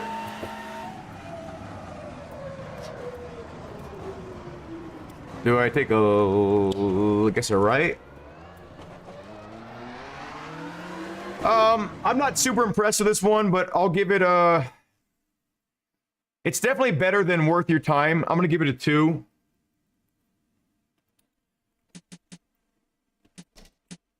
So Bruchal Untero Weisheim. Untero Weisheim. Give it a 2. Okay. Next. There used to be a huge blonde lady cop. Oh, yeah. Yeah, definitely download it, Dad. Like, this game, you'll feel much more connected to the car than any other game that you've tried so far. Like, you'll actually feel You've played this game before, I think, on my rig. Okay, oh, we're getting into the seas, I think. Are we? Almost. Bergnop. Okay, there's forward and a reverse of this one. I remember liking something about this one, but also hating something about this one. This is in Belgium. Friendly reminder, if you've been to any of these countries, let me know if it feels authentic to the area. So just based on this visual alone, you can see like a tree wall. I hate seeing tree walls. See it, look to the left here, or right, where is it? Right here above here. That's what I call a tree wall. And it's just like a two-dimensional wall with a tree texture. And I hate seeing that, but I understand its purpose. It's to give you the feeling of being completely in a forest area, like for miles and miles, it's just trees. But when it gets this close to you, you can really feel it. Especially in VR, it feels like you're indoors when you're outside, and it's a very uncomfortable feeling. It doesn't feel like you're outdoors. So right here at the starting line, it feels like I'm in a Hollywood studio. That's what we're gonna give it, the Hollywood studio. I do like the thin grass right here. I'm really a fan of this thin grass texture that gets used. Now I don't like if you look at the road surface or it's a repeating texture. I very much dislike this. There's no variance to the. It also feels very smooth, which, you know, a dirt road can be well maintained and feel very smooth, but typically I like to feel a lot more little imperfections than what's being felt right now. That water looked very unconvincing. This kind of looks nice here. It's a nice little cut. Yeah, so based on the very bland road texture, the very smooth road texture, the fact that we feel like we are indoors almost right now, maybe it'll get better. I'll give it a bit of a chance here. We'll get a little bit further up. I'm gonna probably put this in the category of worth your time. It's not really nothing really stand out so far. Okay, we're getting into an open area. We can breathe a little bit better here. Very slippery stage too. Like not much traction, which is not a bad thing. It just means you have to, you know, change your approach to how you enter corners and exit corners and things like that. But and when you brake and whatnot. Okay, we got some. Okay, look at that. Look at this. Okay. So for one, this field in front of us, that repeating texture, I hate that. You can also see the splits. If you look, you can't really see my mouse, but let me. I can't really show you, but if you look above this this first, where is it? This first post right here. It's so hard. That post right there. If you look right above that, directly above it, you can see a split in the tree wall, and then you see another huge one to the right of that, and then another gigantic one, maybe another 10 feet past that. So that's very immersion breaking. Makes me really feel like the Truman Show, like this is, you know, this world exists only for me, and I don't want to feel that. I don't want to feel like this world exists only for me right here, right now. I want to feel like this is a persistent world and things happen outside of me being in it. Oh, look at that gigantic, look at that. Straight ahead. See that gigantic tree wall break right there? Like right above this middle post? Wow. I've never seen such a horrible tree wall break. We're gonna give this one a worth your time. It's not really much more than that. It might be a fun stage, but visually it really breaks you out of the immersion of, you know, being outdoors. And that's a very, very important thing to a rally game where you're entirely outdoors. I don't I mean, maybe there's some indoor events. Maybe there's some, but anyway, Bergnop, worth your time. Maybe fun, but and not a 0. It's not completely not worth your time, but it's low. Definitely will not be featured in a video. Okay. This is going to get really tiring to scroll down each time soon here, but Capodefano V2. This is an updated version of this. So let's see how much better. Classics. Oh, classics. Nice. I've never seen classics as a developer here. I hate how okay, I do not like this already. Okay, something I do like, the side of the road on that hill, it looks like a convincing texture, and it also looks like a convincing geometry, like the trees. There's a lot of them, and it looks nice there, but the tree coloration and the tree or bush or whatever they are, quality doesn't look the best to me. But let me show you. The road itself looks very, very bad to me. It looks very fake, and very hard lines here. Really hard lines, hard edges on the sides here. Maybe it'll get better. Okay, we do have a little bit of dirt on the road. That's a nice little touch. Okay, from when people were pulling off the dirt. But look at this. The quality of the textures here on the sides of the road are excellent, and the quality, the shape of it looks very nice. And especially when you're traveling at high speeds, that's what the kind of stuff I like to see. A lot of pop in. I don't know if you saw that, but tons of pop in there. I don't like that. The tree line just completely disappears at a certain point because you can see too far away.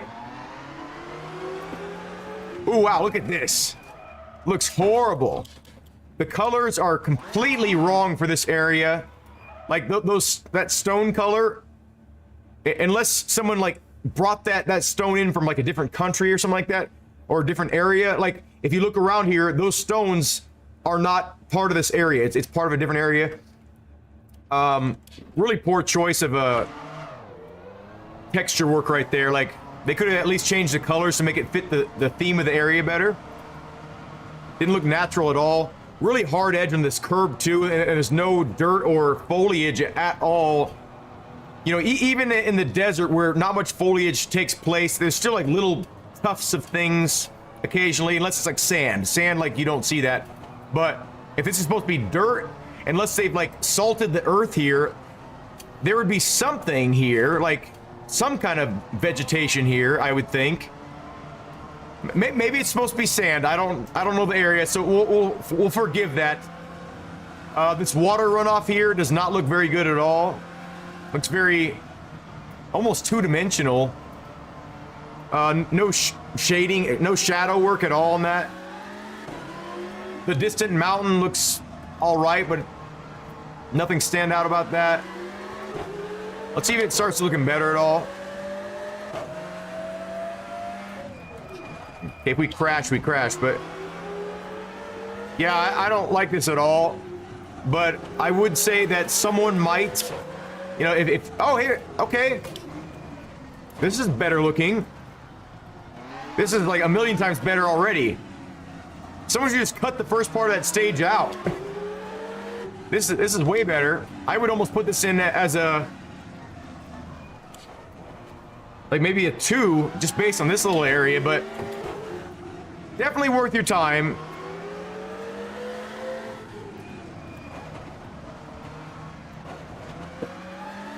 This is a lot better through here. Oh. Just the colors are better. Got some new foliage too.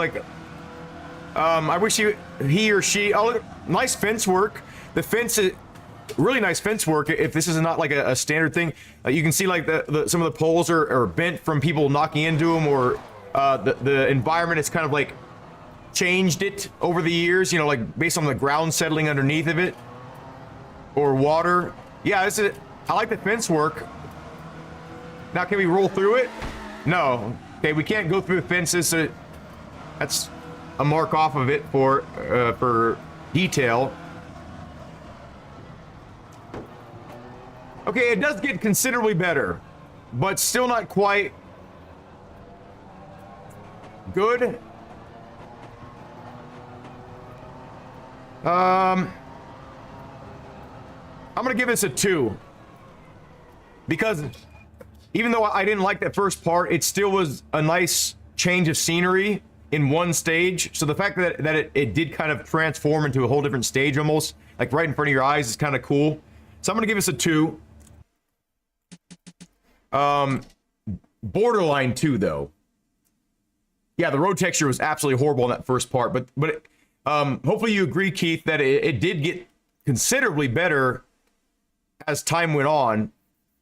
And yeah, I hope someone like mods that first part out at some point. But anyway, so Capo di Feno or Feno or Capo di Feno, we'll give it a 2.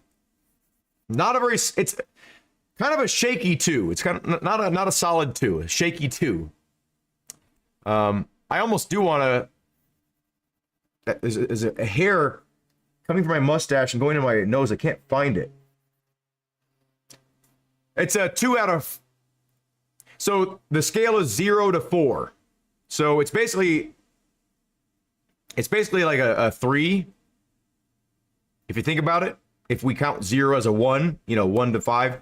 But a 0, I'm considering that is not worth your time at all.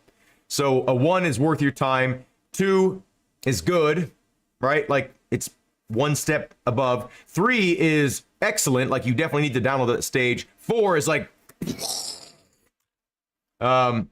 great work, whoever made this stage. So Capo di Feno or Feno. Capo di Feno. Okay, I remember this one, and I remember this is going to be at least a 3, if I remember correctly. There's 2 versions. There's one called like Travanco or something like that. That's part of this stage, and then part of another one. Or like it ends differently, but this is like the better of the 2, in my opinion. But the texture work on the road surface and the layout, the vegetation of this stage, it's a very engaging stage.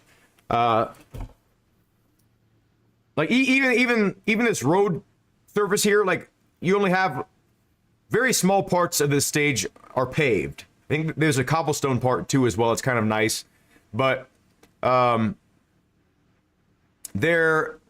a lot of detail put into this stage, and you'll see it.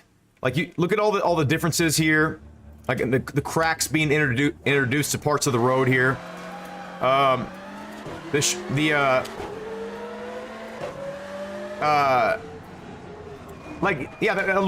little chunk of road right there was decently detailed for okay, we're stuck in a tree here.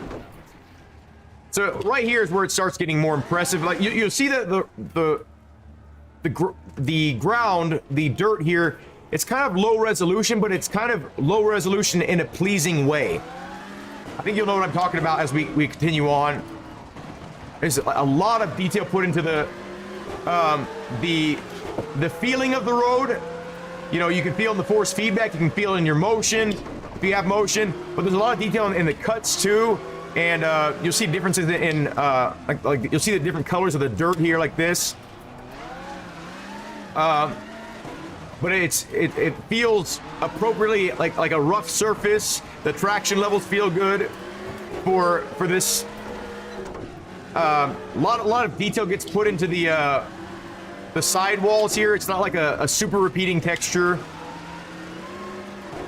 And just the more we get into it, the more interesting the stage becomes, honestly, in my opinion. Like, this isn't even like the best part of the stage, and it's already very engaging, in my opinion. Like, it feels very dangerous, but it's, it's wide enough where you can, get kind of sideways if you want to. The elevation changes are just like relentless. So you're just constantly battling your transmission, your gearing, your like what gear should I be in for uphill, downhill, you know, to get the most out of the car, the most torque out of the car, or most traction. You see, we're going to kind of transition into like a little bit of a populated area right here, and right back into the wilderness, or you know, the transition from the wilderness. Let's get back on course if we can. I wanted to talk about a couple more spots here, but this is definitely worth your time to download, and I think this is a 3. Oh, details like that. Look at this. Look at this. There's actual like when you're in motion here. Oh, we're stuck maybe. This smoke looks like it's moving in motion, and they put like this sort of transparency on it to where it looks authentic. You know, like the little details like this car broken on the side of the road. Not only is it a visual warning for you when you see it, like, oh, this might be a dangerous spot, but it just adds some authenticity to the experience, makes you kind of feel like, oh, I'm actually in an event with other people, you know? Nice little rough section right there. Yeah, the shadow work from the trees is really good. Feels very nice. You can see like right here, like some differences in the trees, like some tree models that you might not have seen before earlier in the stage. It almost feels like we're at higher elevation than we were before. Like you can see that the trees, like there's maybe not as much oxygen for the trees to exist up here, or for tall trees, because maybe I don't know if that's the case, but you know, in certain elevation or different areas, like where it doesn't get as much water, maybe, so that it's a shorter foliage, you know, more ground coverage stuff. Like you can see that now. You just feel the differences in the environment. It doesn't feel like the same trees, the same area over and over. Like as I progress through the stage here, or as we progress through the stage, we're constantly reminded that this is a different part of the stage. It doesn't feel like the same exact thing over and over and over and over, like so many stages do. And I mean, really dangerous areas here, but I wanted to get to the, let's see if we can reset the car here. You just, it's a lot of detail. Like graphically, yeah, like it doesn't look as good as like a modern game, but you can feel the passion that was put into this to make this happen. You know, like the road signs. You know, they feel like it's an actual area. You know, like look at this. I haven't seen something that looks like this on the stage yet. You know, this downhill section, you got to really watch your brakes too. You don't want to lock it up right there. Even this, I haven't seen something like this before on this stage. Like everything feels completely unique throughout the entire stage. And okay, now we're on cobblestones, and the traction changes. You know, like you have to be really, really careful in cobblestones because they're all polished and weird and round. Check out this little tight spot right here. You gotta be super careful. Like all these little unique touches, these unique moments through the stage add up to so much of the experience, and it gives that authenticity. Like look at this huge railing here on the side. It's all rusted up. Like it's been there for a while. It's not perfect. It's bent up like someone crashed right there.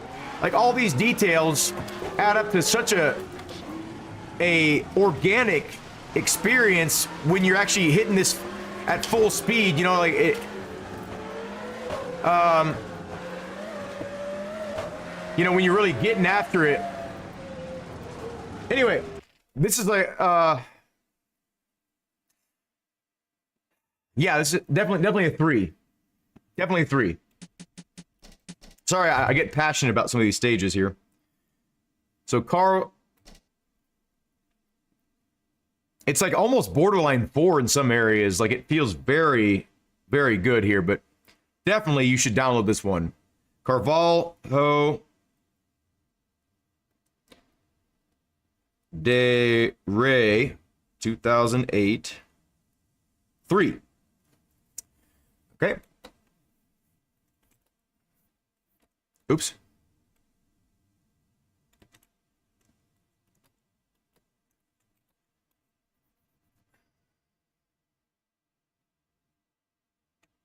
Okay. Next one is called Castrazzato in Italy.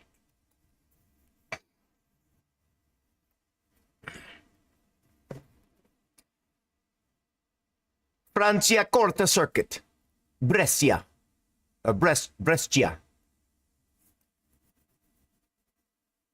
I wish I would have brought some damn snacks in here with me. How y'all doing out there? Are you staying engaged? Now, obviously, this is going to lead to a new video.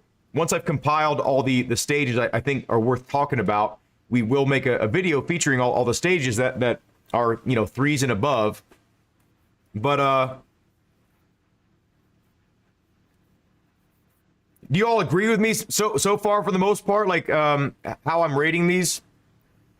So this is a circuit. I don't know if the whole thing is going to be a circuit. And I don't know where we go. Oh, guess not this way.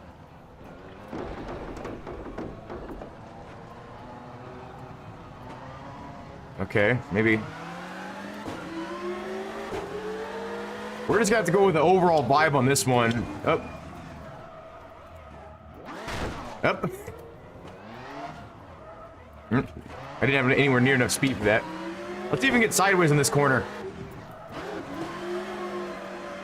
Ah, we just barely touched it. Okay, I was gonna be perfect almost.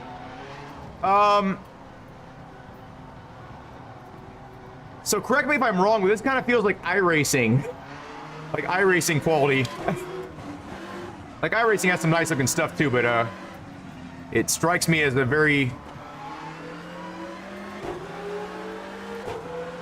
I don't know, I mean, now on a circuit like this, I feel like the road texture would be nicer and smoother than, say, like, you know, a public road.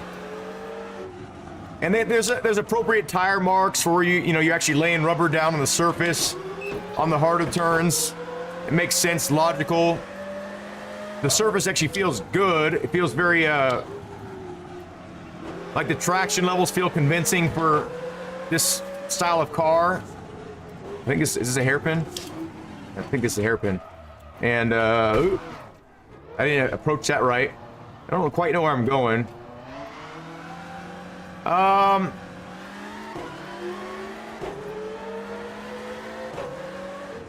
Doesn't really, like, you know, really hit me hard as to... I think this might just be like a worth your time.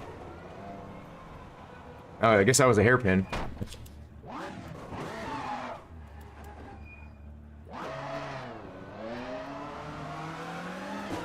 Yeah, this one really bores me. I'm gonna give this a worth your time.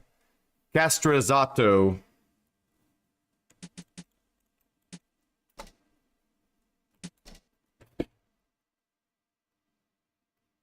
Is it Castra or Caster? Castrezzato.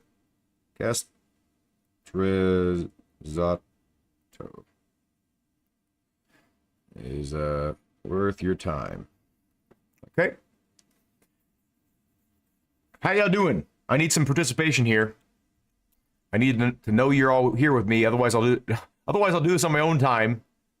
I just figured I'd stream this because I feel like some people would find it interesting. Let's go to Cercados de Espino in Spain again. You were participating. That's good to hear.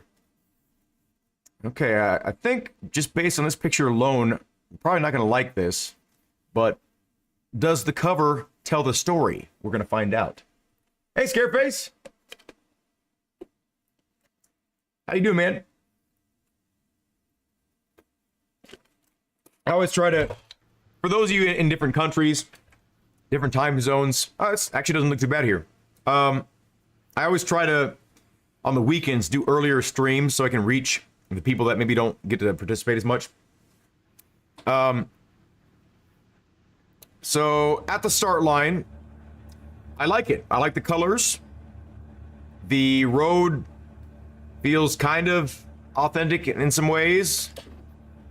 The I mean, you can see really hard edges on the mountains in the background there, but the colors are nice, and there's like a distance that you can feel. It feels very far away, and that's nice.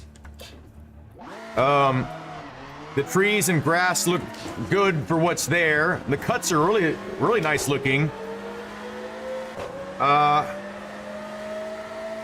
Okay, this doesn't look so good right there. It doesn't look bad. So far, I'm leaning more towards like a 2 than a 1. But okay, I don't like these stones on the side right here. They feel like there's no shadow to them. They don't feel like they're grounded in reality. Hopefully we don't see too many more of those. Like they were nicely detailed, but they just didn't feel like they were. The shadows didn't feel right. Yeah, I'm starting to notice some repeating textures on the left here on that dirt hill. But if you're just paying attention to the road quality itself is pretty nice. Doesn't feel quite. Oh shit, we're dead. Doesn't feel quite. What? We landed back on the road. That was amazing. It doesn't feel quite. Our car's messed up. Like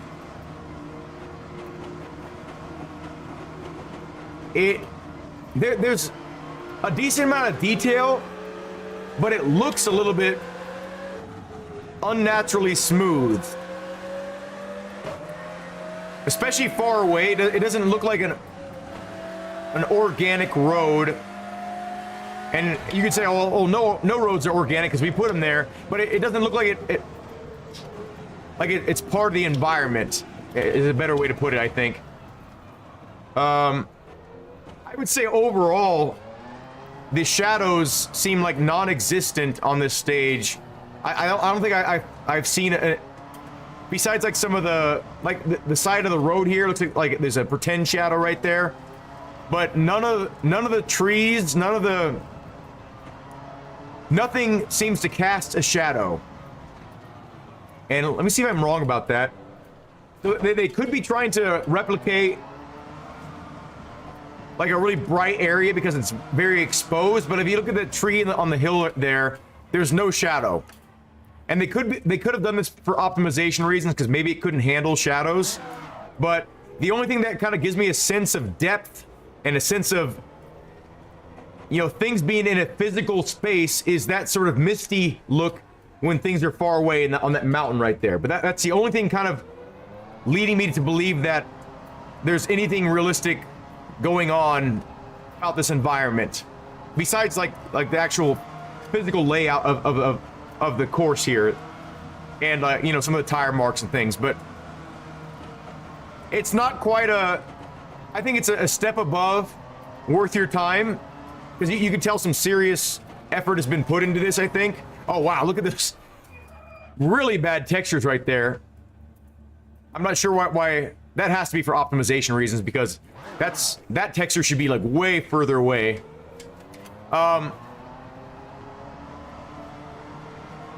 Yeah, I'm gonna give it a 2. A very loose 2. Cut that into a short. Wait, what happened? Oh, that when I did that crazy roll. Yeah. So Cercados de Espino or Espino. How do you spell that? Cercados.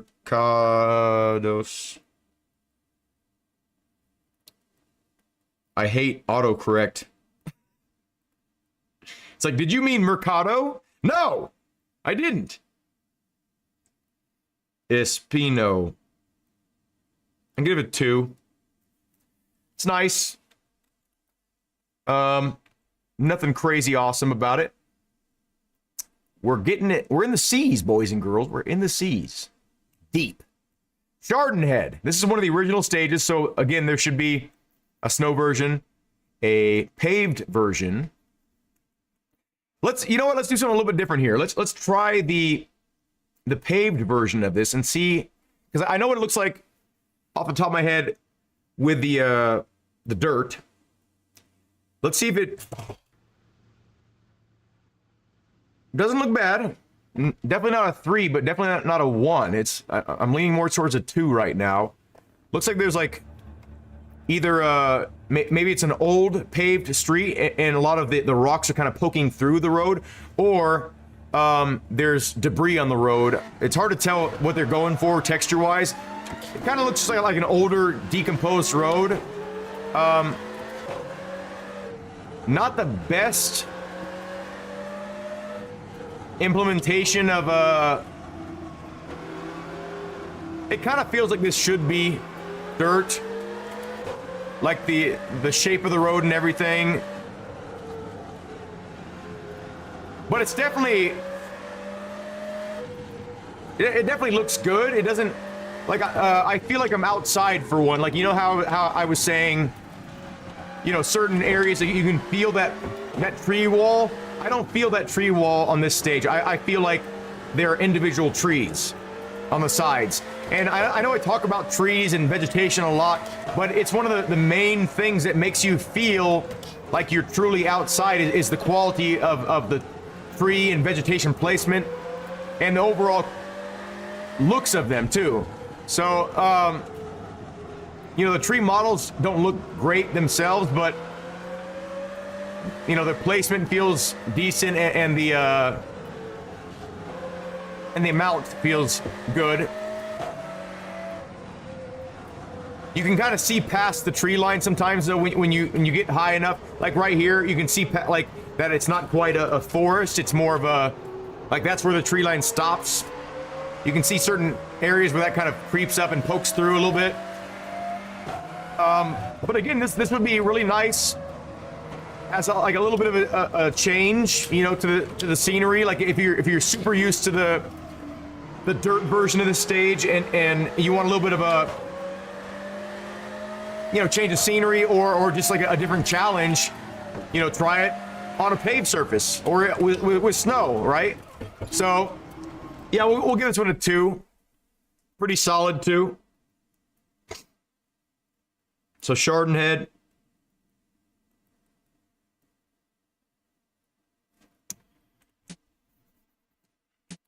Not video worthy, but definitely above worth your time worthy.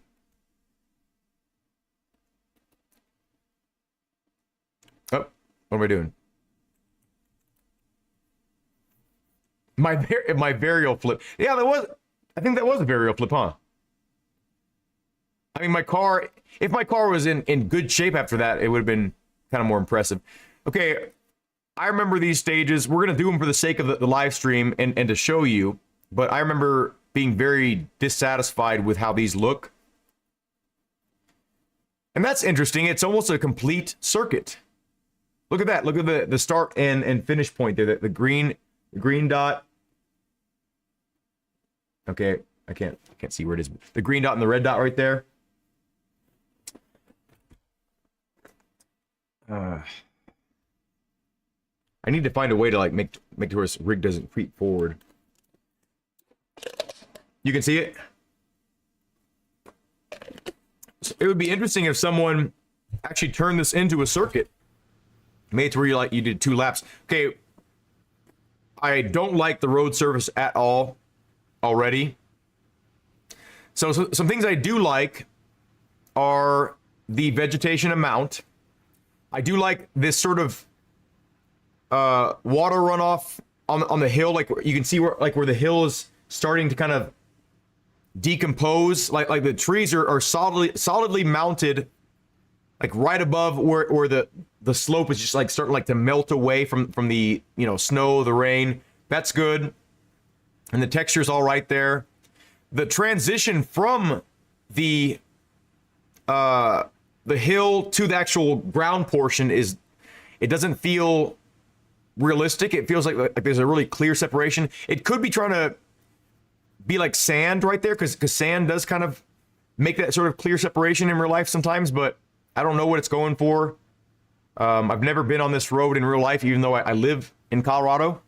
Or maybe I have been, I just don't recognize it. Another thing I don't like is directly ahead, there's a completely stationary air balloon. That kind of takes you out of the moment. I wish that it could do something like have it just like float or like act like it's moving a little bit. Maybe even just go up and down a little bit, just so there's some movement. You can see like these sort of yellow tree trunks. I've lived in Colorado for like, you know, like 14 years or something like that. I've never seen a tree color like that, like the trunk of a tree be yellow like that. The other colors seem decently spot on. I'll also say like that weird rock in front of us, I don't know what that's trying to accomplish. Maybe it's supposed to be like mining, like they mined that mountain. I don't know, but it looks really weird.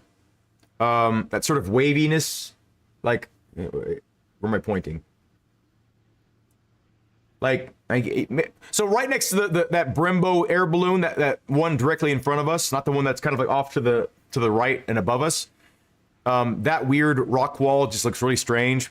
The vehicles look good on the side, but yeah, the road does not look good or convincing at all. Like the color's nice, and the granularity of it is nice. Like you can see the individual like rocks that are made up to make the road surface that are glued together basically, but I don't know if this is a...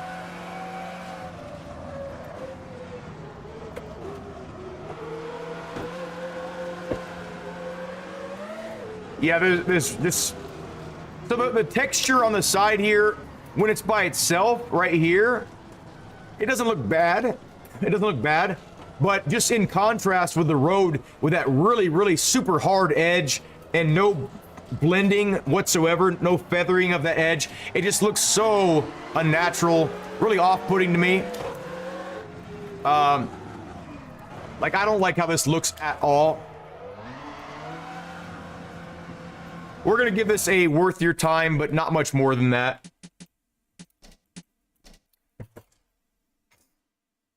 Yeah, I don't like that balloon either, yeah. So Colorado Springs, West Circuit. Oh, it does say Circuit. I'm an idiot. West Circuit.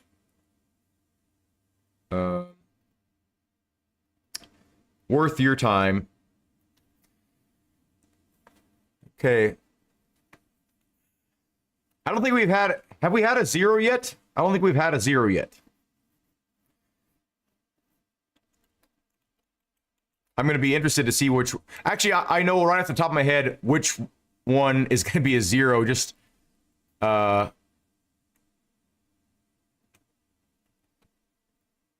where are we? Cote d'Arbros. I remember liking this one quite a bit. The layout, at least. Maybe not graphically, but we'll see how we feel today. What are our emotions? A little bit blurry on the road surface here, and the trees feel very Super Mario 64-ish. But it gets better. It does get better. A lot of nice grass. Like, I like the height of the grass and the little bushes. I don't like the colors too much, but the railing looks good here. We do see shadows. Shadows are very important to ground us in reality. So there's some really nice spots. Hopefully we can show you before it takes either too much time or I crash. But like going through the little towns. Oh, it's a hairpin. Oh, okay. The barriers look nice there. I don't know why I tried using a handbrake there. The barriers look nice there. It doesn't look real, but it looks like it could be a real place, right? It looks natural in some ways. It doesn't look quite, photorealistic like some of the better stages can. Okay, look at that though. That's one of the lowest. Look at that. Look at those PS1 textures right there. Like, from far away that would look fine, but that's one of the absolute worst looking textures I've seen ever in this game. They should have like blended that or something to make that look a little bit better, but anyway. So far I'm feeling like this is maybe like a 2, like better than worth your time, still a great stage. I like the birds on the road, the bird quality itself, they weren't good birds, but it's nice to have some kind of interaction with moving things. It makes you feel like right here, this is a really cool spot. This feels really mountainous, like this feels like a mountain town in some ways right here, like a little tiny little community right there, or maybe just residential area or whatever. Going back into the woods here, rock wall looks nice right there, looks not horrible. The layout itself is an interesting layout. The road doesn't feel too smooth or too rough, it just feels just Goldilocks perfect. Got some fun sections here where you can really let loose. Yeah. Definitely a solid 2 in my opinion. Not a bad looking stage. It's good. Good stage. It's a good, nice stage. So Côte d'Arbois. You know, one of the benefits of doing this is because I'm not racing super hard, I can go for longer, which is nice. Like, I'm not hurting right now, and we're still getting to provide content. We're still interacting with the community. We're hopefully going to help the community by you know, weeding out some of these stages that are not really, you know, worth your hard drive space. So what am I doing? Yeah. Balloon. Okay, where are we at here? Côte d'Arbois. Okay, the next one is called Corseil Val d'Esnoms in France. I'm really not liking the vibe of this stage here, like based on this picture, but maybe it's just a bad picture, you know? Let's go, RK. RKC!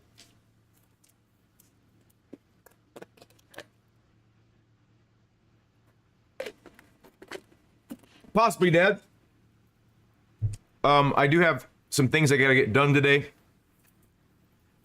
Some editing and things, and I've been wanting to work on some music. As I announced yesterday, my voice is finally...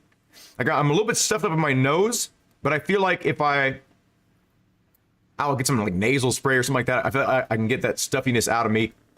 And maybe I'll sing my String of Peloponnese song or something like that. Okay, so the road surface does not look good. The grass texture is not good. The grass blades themselves, the actual vertical ones, they don't look bad. They look very like almost... Okay, I don't like that at all. Look at this.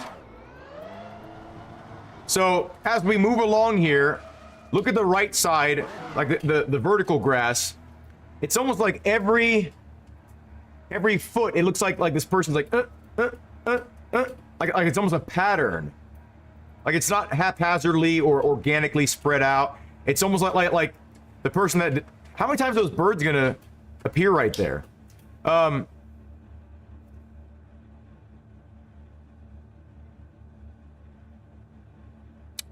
That's new. I didn't know that was a thing. I guess we have infinite spawning birds. Birds are not real. All birds are drones. Some people believe that. Anyway, yeah, it looks like they're placed almost with like a measuring stick instead of just placing where they should feel. It looks like this person just like was like. And that could be whatever program they use to. Yeah, a lot of really strange happenings. Like I'm going up and down, but the road looks smooth. like there's no visual indication we should be going up or down sometimes, and then maybe it's the texture that's kind of like lying to my eyes, but like look at how much the car is going up and down when it looks like the road's kind of smooth sometimes. Like right here, it looks like it's smooth, and there's like big old dip. I don't like that. Let's see if the course gets any better further up. Looks like it's a little bit better through here. I feel like we're outside. That's a good first step. The road, I don't know. Like it has some interesting aspects to it, but like it's very grainy in a really unpleasant way. This looks a little bit better through here.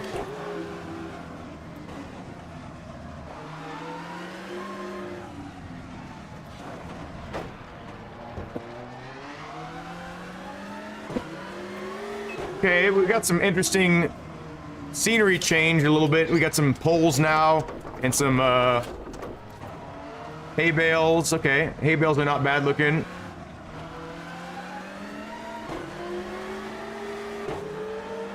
I got some trees kind of off to an angle. That's nice. We got a wind generator thing, a wind turbine, or whatever they're called.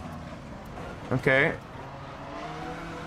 We can run over some of the poles. That's a nice little touch. That dirt right there looked really nice on the right side there. Was supposed to take a right there? Oh.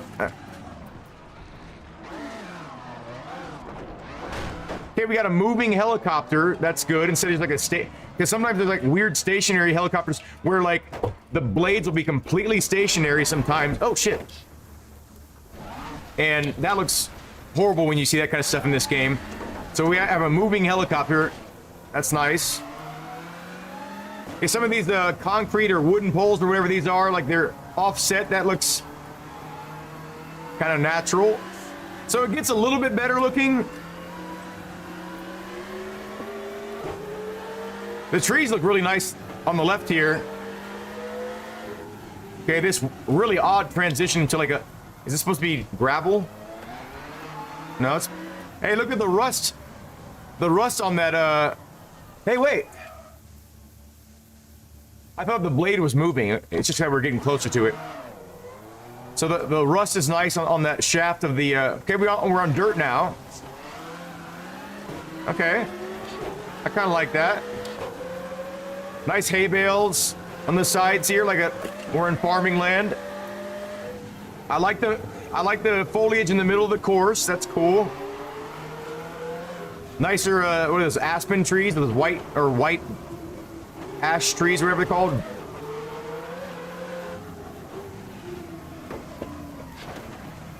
Oh, we just died. Okay, so this was going to be a worth your time, but because of all the interesting scenery changes, I kind of understand why the stage designer kind of went a bit easy on certain aspects, because I think for optimization reasons, for stage loading, I think maybe you can only have a certain amount of assets, so maybe they lowered the amount of detail overall so they could have a variance in scenery changes. So we're gonna give this we're gonna give it a 2. It doesn't look horrible at all points. It looks pretty bad sometimes and unnatural, but it's not. I wouldn't put it in a worth your time category. I think it's like a 2. Just enjoying the stream. Still haven't driven on every stage. Yeah, there's a million. I'm not sure I've driven on every stage. I try to keep up with the new stages and stuff like that, but Corcel Valdesnoms. Corcel Valdesnoms.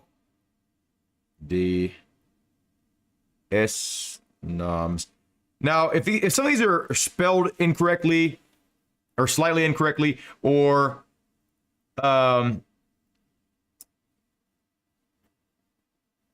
actually, I'll try to correct most of these, but we'll give it a 2. Not a solid 2. It was kind of like a 1.5, but I want to keep the scale clear. Okay. So it's, at the rate we're going here, I think we'll be able to get through maybe half the stages in one stream. So maybe we'll just do like a 2-part stream. Okay, this one looks interesting. I don't know if I've ever done this one. It's in France. Corset de Côte de Cauterets. Very short stage. Sometimes the shorter stage, they put a lot of detail on some of the shorter stages because it's less work overall because, you know, it's so small compared to like a 22-kilometer stage, you know? So they can really like pour their heart into some of the shorter stages. So let's hope that Jerome65 did his due diligence. Taking a long time to load for such a little tiny stage. Maybe it's a good thing. Right now, I'll tell you that stone texture right there, it does not look like a repeating texture, or at least not one that's perfectly repeating. Like it's mirrored, flipped around sometimes. You do notice, let's see if I can point to it. At the edge of the, you can kind of see, like, if you look at it from a far enough distance, you can see the patterns start to emerge. But I think that's like that with anything, with oceans, with anything in a game. Hey, it looks like Joe Rogan on the left here. Check this out. Maybe it's just, maybe he only looks like Joe Rogan because the FOV's kind of stretching his head out. Let's see. That guy in the green right there, in the dark green, not the lady in the bright green, but the guy to the right of that bright green lady looks like Joe Rogan when he's stretched out on the side here. I don't know if you can, you can't see it. Okay. Okay, interesting choice of texture here on the road. It looks like a really heavily decomposed road, which would make sense because this looks like it would be a snowy area. Wow, really tall wall. I didn't know it was gonna be that tall. I don't notice any shadows, and as I've expressed to you earlier on the stream, it's very important to me to have that. You can have a good-looking stage without shadows, you can, but it really takes you out of the immersion. So far, this is looking like a 2. Really weird texture on the left there. It's like super stretched out. Almost looks like, okay, this texture on the left right here. You guys remember on Legend of Zelda Ocarina of Time, there was that weird underground, like holographic looking, I think it's like where you could find like a great fairy or something like that. Like the sides of the walls were like these weird reflective, it's hard to explain what I'm trying to say, but it looks like when you're underground in Legend of Zelda in that weird ethereal place, like there's crystal walls. Let me know if you know what I'm talking about. I'm explaining that good enough. But it's kind of like I guess it's trying to emulate like smooth stone or smoother stone. Yeah, it's striking me as a 2. It's definitely not a garbage stage, and it's a little bit better than a worth your time stage, I think, because it's not boring. A worth your time stage is a stage that's kind of boring, looks decent, and could be interesting just to see how well you do on a championship, right? Like, it's keeping me engaged, right? I feel like there's enough change in the scenery to where, like, I kind of could know where I was at if I was familiar with the stage. It doesn't just feel like the same thing over and over and over. It is kind of starting to feel a little bit samey now, but... Oh, that was it? Okay, for the simple fact that it was so short. I mean, I knew it said like 1 point whatever kilometers, but sometimes 1 point whatever kilometers can feel longer if it's super tech. You know, you have to go slower. Because that stage was so short, like it would be great for hot lapping, right? Like time trials, you know, hill climbing events, right? It'd be great for that. But for a rally, like a stage where you have to wait for the next stage to load, you know, where is that hair that's making my nostril itch? Maybe I'm just gonna shave my face today. because it was so short, I'm almost thinking I have to knock it down a little bit, because if it was like 1.2 kilometers of just pure delicious eye candy, you know, I could rate it higher, even though it's so short. But because it's short and it didn't look that great, I might have to bump it down to a 1 instead of a 2. Like, even me knowing how short the stage was, like 1 point whatever kilometers, I was surprised that it was that short. Like, it kind of shocked me, like, oh, you know,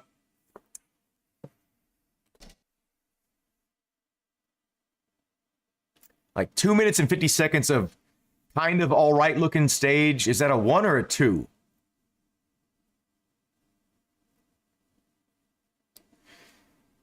Ah.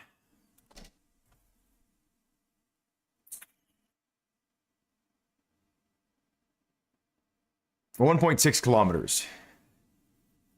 I don't know. What do you all think? 1 or 2 for that one? This is really hard for me to decide this one. Corse de Côte.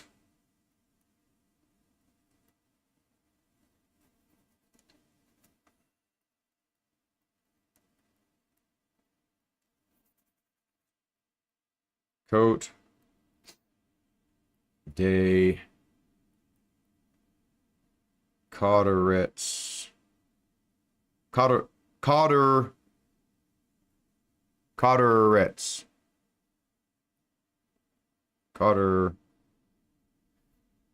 Oh, there's an E after the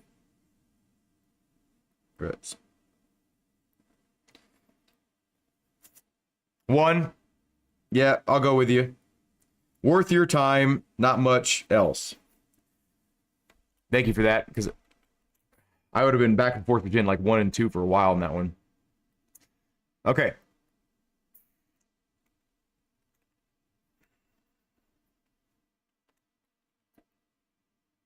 Crestazza, 20 kilometers in Italy. This is one of this stage. I remember Carlo from Richard Burns Rally Pro likes this stage a lot. I don't remember liking this stage. I don't remember anything being really stand out about it. From this picture right here, you can see like huge splits in the tree walls right there. That's already not a good first impression here. And how hard the edges of the surface are, because you got to think, right? Like everything, you know, especially from dirt to grass or whatever, there's always a transition. It's not like perfect line. So when I see a perfect line anywhere, it's so off-putting. And again, you still see it to this day, not just on older games. The brand new WRC 23, I can find hard edges still, you know, like, and it just. Stop doing that. Find a way to get around that. But, fuck, my nose itches so bad. Now, this one makes sense why it's taking longer to load, because it's 20.7 kilometers. So, but I think I'm done with this lemonade. I'm getting kind of scared of this bottom part. Like, I'm sure it tastes really good, but.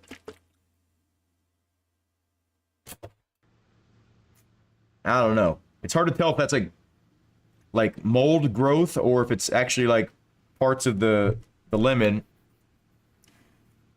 Okay, so right off the bat, I like saying that. Definitely worth your time. It's not horrible looking. It's not good looking.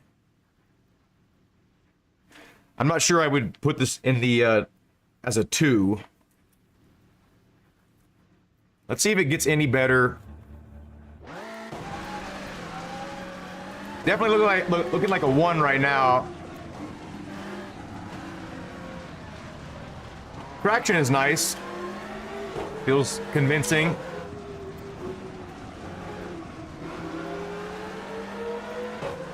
I do like that weird tall grass on the side, but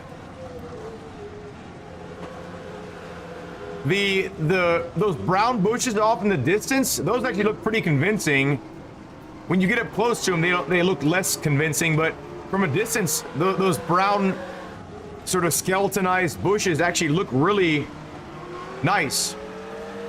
I'll say that. Very few trees, but maybe it's accurate to the area.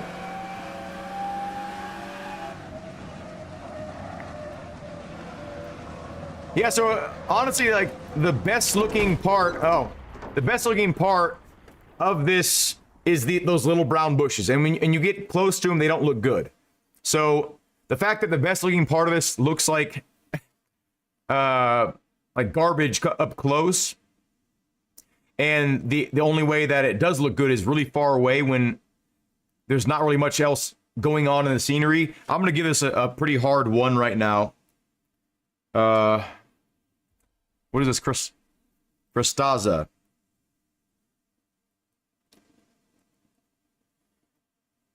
Now, it could be a fun stage, you know, whatever. But I'm going for immersion. I'm going for, you know, if it's worse looking, it needs to be really fun. And I said that at the beginning of the stream. If it's worse looking, it needs to be an amazing stage, layout wise, or, you know, physics wise. Like the road surface is just amazing. You know, the trees aren't that great, but the road surface is amazing. You know, like, but nothing about this stands out to me visually, and I would get so bored driving that in this game for 20 kilometers with like zero scenery change. Like, it looks like it was just gonna be the same thing over and over and over and over. And who knows? Maybe I'm wrong about that. Maybe it looks amazing like 3 miles up the road, but to get to that point, I don't want to look at that, right?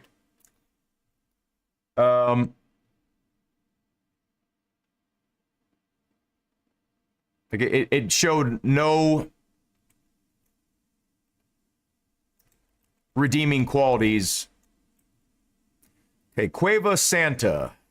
Okay, I don't know if I've done this one before. This is in Spain as well. How y'all doing out there? I see you. I see you in the back. Are you sleeping in class? I'm gonna turn the AC on full blast. That's what my school used to do. I'm sure other schools do it too, but they had some studies saying that you're more alert when you're cold, which I guess makes sense because like you're freezing to death and you're trying to survive. But at this, okay, this doesn't look good. At the same time though, when I'm cold, I want to bundle up and sleep, right? But I think it is a little bit easier to sleep when you're hot, when you're warm. But when you're too hot, it's harder to sleep, I think, than when you're too cold. Because at a certain point, when you're too cold, you just naturally sleep because your body shuts down because of hypothermia. And when you're too hot, you overheat and pass out. So that's kind of like instant sleep. I don't know. Hey, Ben. You don't have AC at all? That's probably for the best.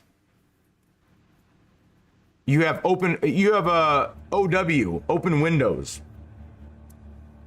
So really hard edges right here. I like the texture of the road. It's a nice texture itself, but because of that really hard edge and that hard white line, I'm not liking it so far. I feel very trapped with this wall on my left and the railing on the left here, or on the right. The railing looks like it follows perfectly the height of the road. It looks like someone put a measuring, a ruler, like it's perfectly 12 inches the entire way through instead of like a little bit off here and there. I don't like that. Let's see if it gets better though. Okay, this over here, this house is like exactly the same throughout the whole way. I don't like that at all. Like the road surface is the only redeeming quality right now. Like, look at these trees. The trees are almost like carbon copies, and they're... This is like a tree farm. Like, why are they spaced perfectly like that? The road surface is really good, though. Like, this is a really nice road surface. I just don't like everything around the road. I wish this road was... Yeah, this... This is really boring to me, at least visually.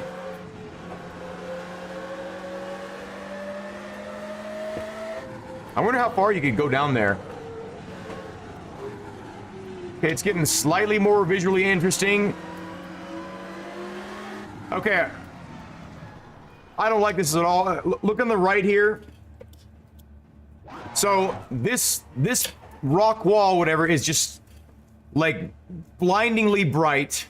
And then you look off into the distance where it's seemingly just more flat grasslands, and it looks like it's in the darkness. It could be cloud coverage, right? It could be like bright right here and cloud coverage over there, but it's very unnatural looking to have just like one section of the stage be like blinding bright on the right here. And it feels like the skybox is a foot away from me, if that makes sense. Like it feels like the skybox is closer to me than the mountains do that are the mountains are not as far away as the skybox, but the skybox seems closer to me because whatever texture this person is using up there, it feels very like I'm in a box, and it's just like a painted on texture, like in a church, like where like it looks like a sky, but it's just someone painted a sky and people are floating around. That's what this looks like to me. It looks like a painted ceiling, and I don't like that at all. This is a 1. Not quite a worthless stage, but it's definitely, this is a 1. So Cueva Santa.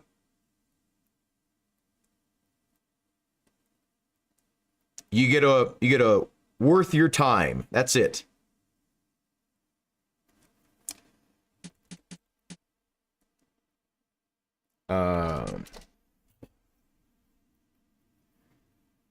Do you have heat in the schools, or is it like a big fireplace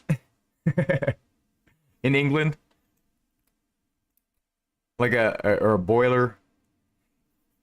When you think of boiler rooms, you think of like it being scary, like boiler room.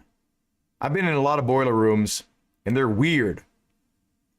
Deadhead. Hey, we got another snow stage. Let's see what this looks horrible from the picture here. It looks really boring from all the straight lines, but maybe it's fun. Let's see.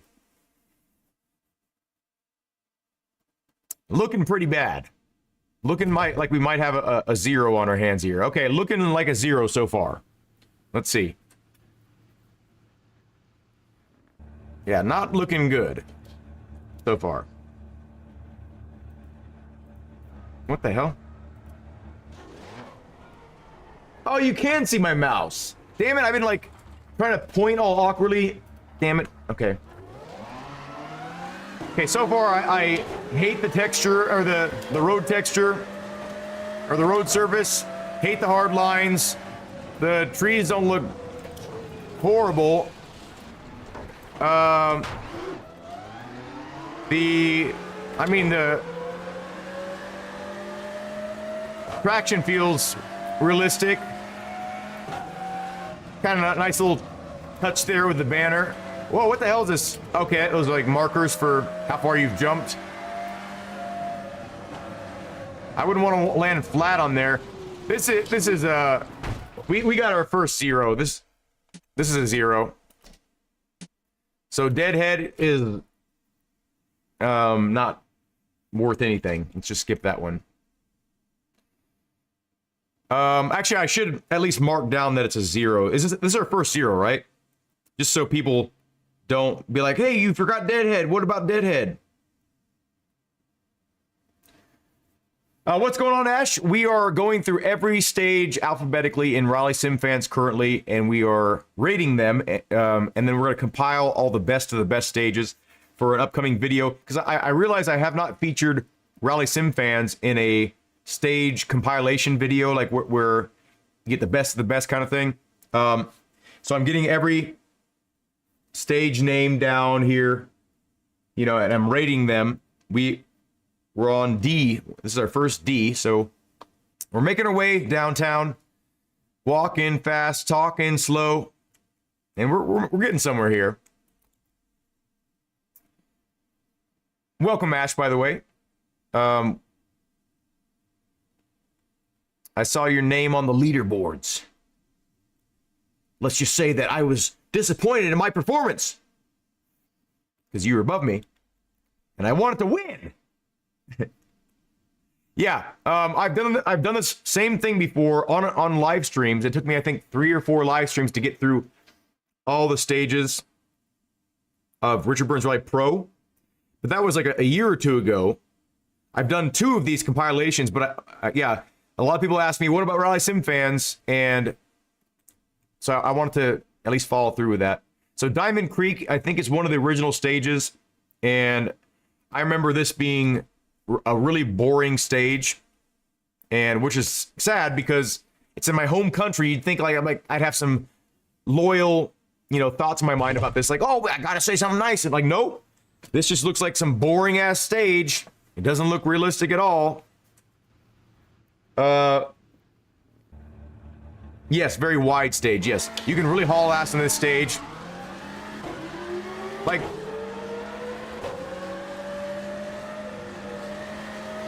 I don't know, like maybe a 2 so far. It's not offensive to the eyes. It's a fun, it's a fun stage. But one of the things I don't like about this stage, I need some pace notes for this. Oh, I'm gonna die. Oh my god, what did I just crash on? A little tiny pole.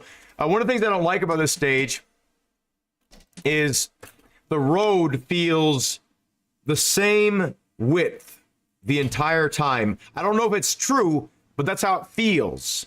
And we go by feel, our feelings here. What does this feel like? Does it feel realistic? Does it feel authentic? Right? I'm not like taking a measuring stick to the width of the road and be like, oh, it's actually 1 foot wider here. I don't care if it actually is. It feels like it's the same width and the same exact road through the entire experience here. What is nice about the stage is you do kind of feel like you're going through some canyons a little bit. You get a little bit of that sensation, but and there are some nice textures, like this texture on the right here. See this right here? Like that looks really good from far away. And when you're hauling ass and you're not really paying attention to that, it looks really good. But overall, this is a hard decision here between a 1 and a 2. It's a 1 in my heart because it's boring to me. It's a 2 in my heart because it doesn't look horrible, right? Like this part doesn't look bad, right? It's kind of all right looking.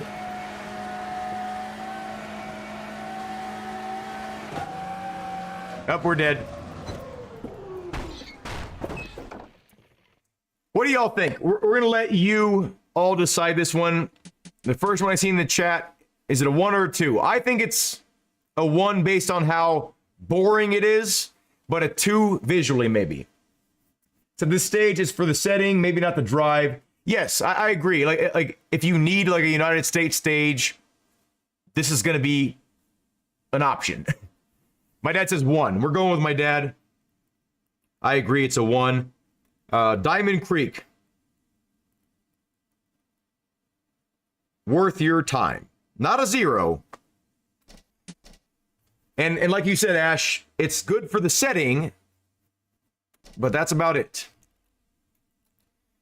So we're deep into the D's now. Actually, I think we're only two into the D's, but it's nice that we're on a new letter here. Hey, we have a snow version and a paved version of that.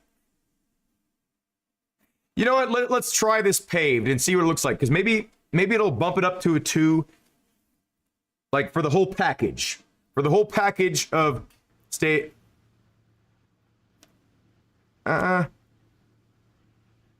It's interesting.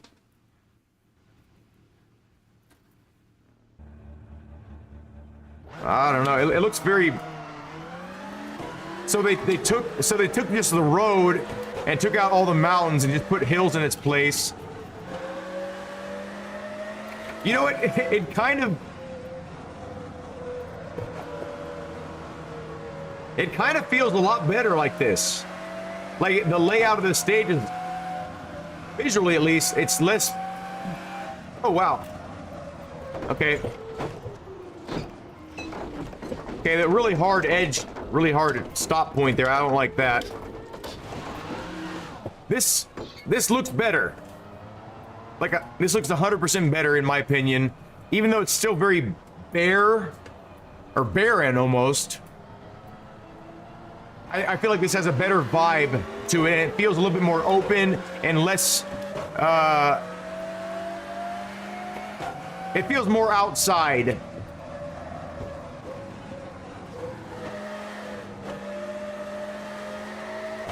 Yeah, I like this a lot better. I still think it's kind of like I was in the ground. I still think it's kind of like a 1. It's kind of boring, but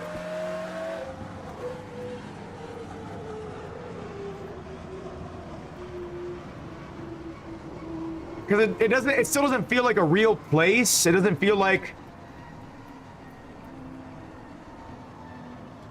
I don't know. We're just gonna keep it at a worth your time, because it's still worth your time. I'm not lying by saying it's worth your time. It's still worth your time. But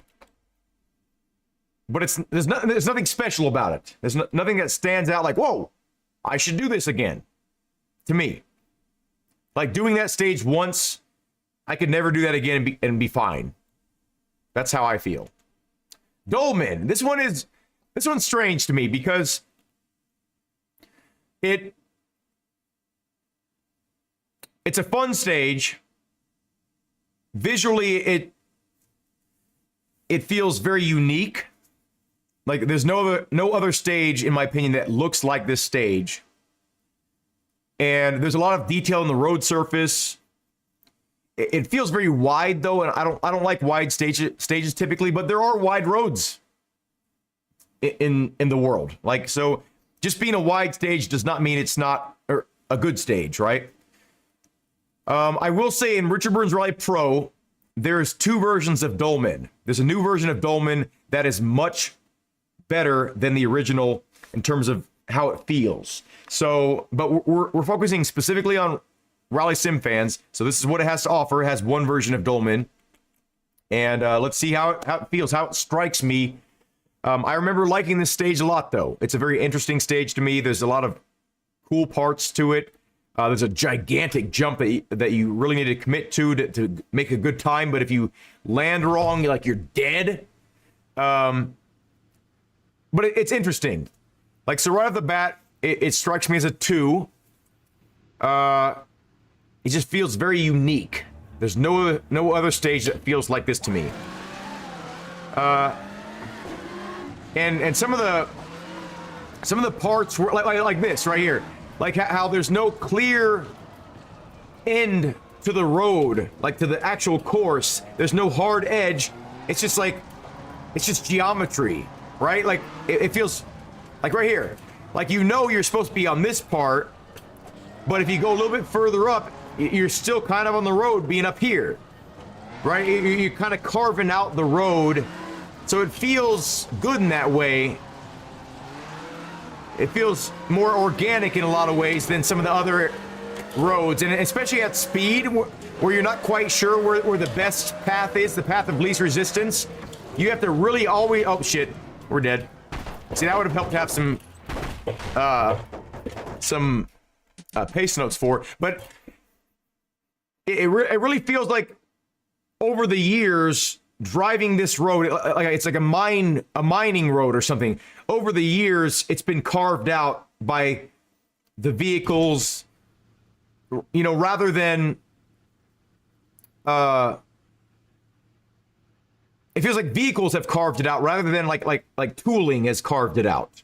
Like big heavy machinery just feels like a path that's been beaten down for 1,000 years, something like that. Like horses, carriages, cars now, hovercrafts. That's one of the things I really like about it. There's no clear, perfect path. Like in some parts there is. We're dead. You really need pace notes for a stage like this because there's so many blind corners and so many deceptive corners. But I think you understand why I like this stage more than a little bit. It's not quite a 3. I would call it a 2. It's a 2. Yeah, really hard to find a rhythm, yeah. Especially without pace notes. Like sections like this where it's really dangerous. Now, in Richard Burns Rally Pro, I would probably give it a 3 based on the new version of it. But we're gonna give Dolman a 2 here. I think that's fair.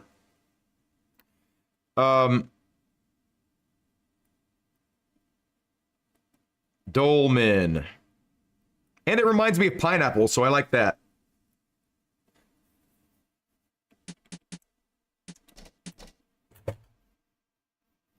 Ah, my neck is killing me.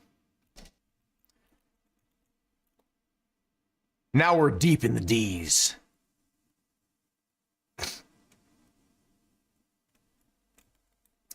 Drasgosi. Oh, wait. I think this is one of the better looking stages. There's some weird coloration going on here, I think, in some areas. What's funny about these... Ah, damn it. I mean, this is one of the better looking stages. And with reshade, this can look really good. I don't like the hard edges, though. But as you go further on in the stage, it gets better looking from my memory here. We got a moving helicopter. That's good. That's good. Yep, this stage looks a lot better in Richard Burns Rally Pro than it does in Rally Sim Fans.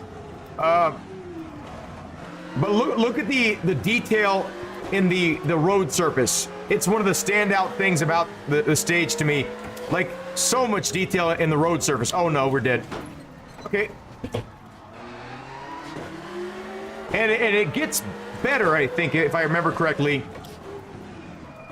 I think this stage is also in Assetto Corsa, if I remember correctly. And it does look better in Assetto Corsa in some ways, but I don't know if it's quite a 3, actually, now that I'm looking at it on this mod. There's definitely something more special about this than what I would consider a 2, though.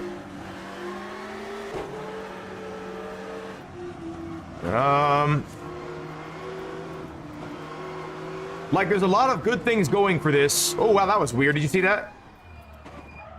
That was really strange. Oh. Look at this. You can see through this brick wall until you get past it. On the right here, right in this dirt edge, right in the center of the car. See how the brick wall kind of just appears? Oops. And then now it's a solid wall. Really strange there. Nice details with broken down cars on the side of the road, and it makes for another obstacle. Obviously for pace notes, you wouldn't, in real life, you wouldn't want to include a car, like broken down cars on the side of the road. Like, you wouldn't want to include that for the pace notes because that'll be gone by the time you get back to the stage. But for this, you could use it as a visual marker, at least to know where you're at on the pace notes. Got some weird two-dimensional cows on the left here. Like, you can clearly see that there's a lot of love put into this stage. It's not quite incredible looking, but there are some really standout moments of the stage. To put it like at the very, I would put this at the very base of a 3, like the very bottom of a 3 or very top 2.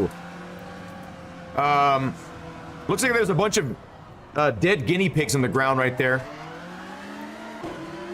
Those tufts of grass look like dead wombats, or huge caterpillars or something like that, or big old bushy eyebrows.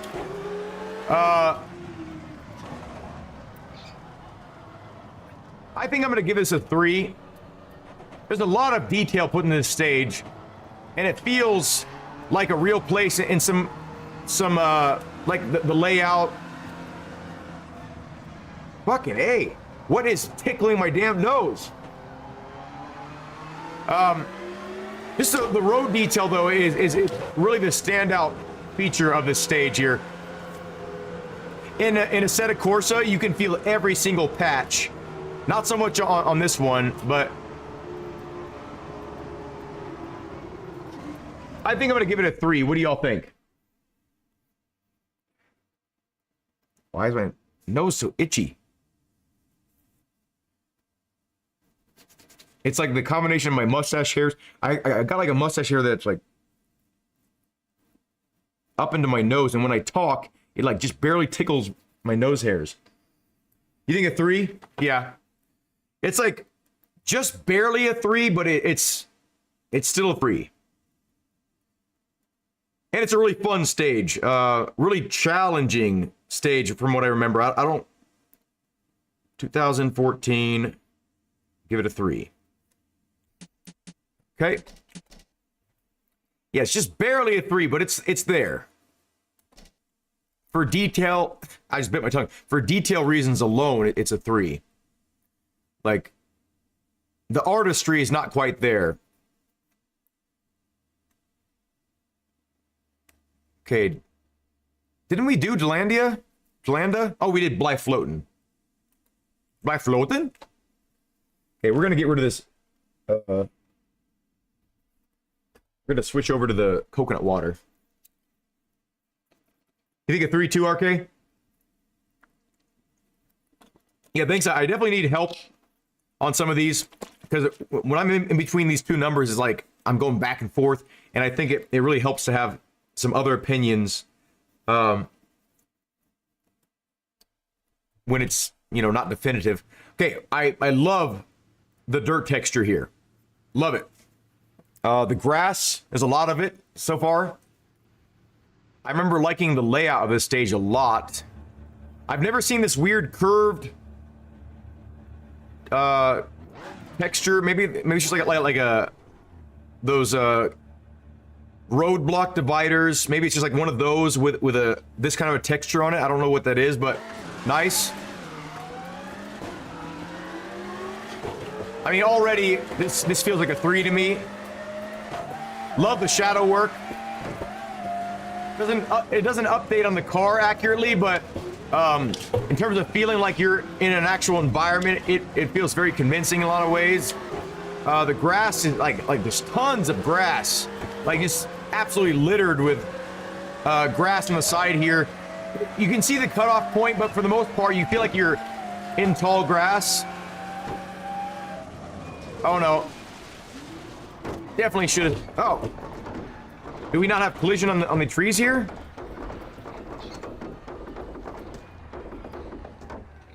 Okay, we don't have collision. That's weird. Let me see. Okay, we don't have any collision on even the big trees. That's weird. I don't like that. Let's see the telephone poles. Okay, telephone poles have collision. Dude, oh! I found a telephone pole. Do no trees have collision in this? Okay, I don't like that at all. Let's see if these do. These look like they would if they were going to have collision. No. Wow.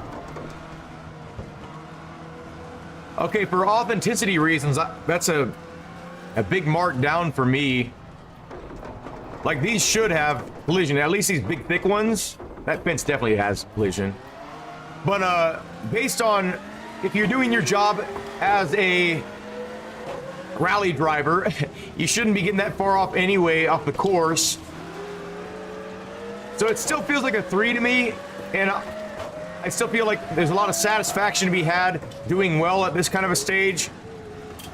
Because you can still absolutely wreck your car, as you just saw. I'm going to call this a... I think this is a 3. It's borderline 3. But how do you even pronounce this? Delandia or Delanda. We'll give it a 3. Because it feels like a 3. Like gut feeling, it feels like a 3 to me. And we're going off gut feeling most of the time here.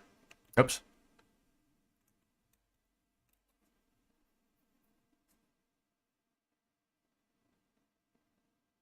Okay, where are we at now? Hey, we're into the E's. East-West, I remember it being a really great feeling and looking stage. And I think it's one of the original stages, oddly enough, but it's one of the better looking original stages, in my opinion. Now, this first part doesn't look so great, but as you go on to this, you know, deeper into the stage, it just gets better and better looking. Like right here, it kind of feels like you can feel that tree wall, but you get out into the open pretty quickly and that feeling kind of disappears. Like this looks amazing to me for like an original stage and an, you know, just on this game engine. Shit. In general, it feels... Okay, these trees have collision. I know they do. Stuck in this little rut right here.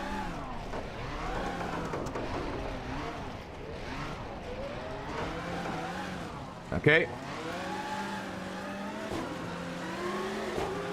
Yeah, this stage is hard 3 for me. Like, this looks really good. I need pace notes, but like the colors and everything just looks spot on to me. Like, and again, like with reshade, this stage can look amazing. It does look better in Richard Burns Rally Pro, from my experience. The detail of the surface of the road, too, like those little ruts and things like that, really cool. The road texture itself, like the dirt, it's not the best, but you can forgive it because it doesn't feel like the same texture over and over and over. It feels like it's just kind of like a general color with some spritzes of detail here and there. And the shadow on the roads actually make up a lot for the sort of blandness of the road, because the shadows kind of like add that sort of nature feeling to it, I think. Oh, I need me some pace notes. I mean, look at this spot right here. This looks amazing. Great little amounts of detail.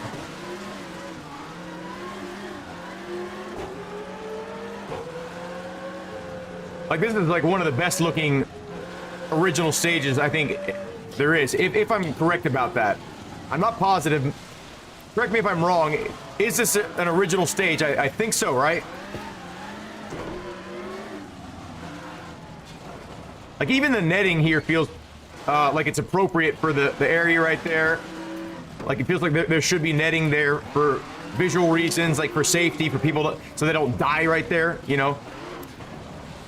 I have no idea where I'm going here, but yeah, this one, I'll be driving this thing from front to back if you let me. So east-west. See you later, Ash. I appreciate you stopping in, especially for as long as you did there. Keep in mind, this entire live stream, if you missed anything and you want to see this in, you know, chronological order, you can just watch this as a video later on. You won't be able to participate with me directly, but you can still watch this after the live stream is over. That doesn't mean leave, though. Don't leave. Don't leave. I was joking. You can leave. I'm gonna give that a 3, definitely. We got 3 3s in a row. That's interesting. But we're deep into the E's. No, we're not. We're only on the first E. I don't know why I keep on saying deep. I just want to say deep for some reason. We're getting there, though. We have a snow version and a paved version of that stage as well. So if you like that stage, you got plenty. Now, El Cubilete, this stage is one of my favorite stages. So I'm gonna have a little bit of bias towards it, but it does have a lot of detail. And the second half of the stage looks amazing. The first half is kind of like, it could be better. But the second half, like, I'm not gonna drive it to get to the second half, but just know that it gets significantly better, and I'm already going to call this a 3. It's one of the best stages on the game, I think.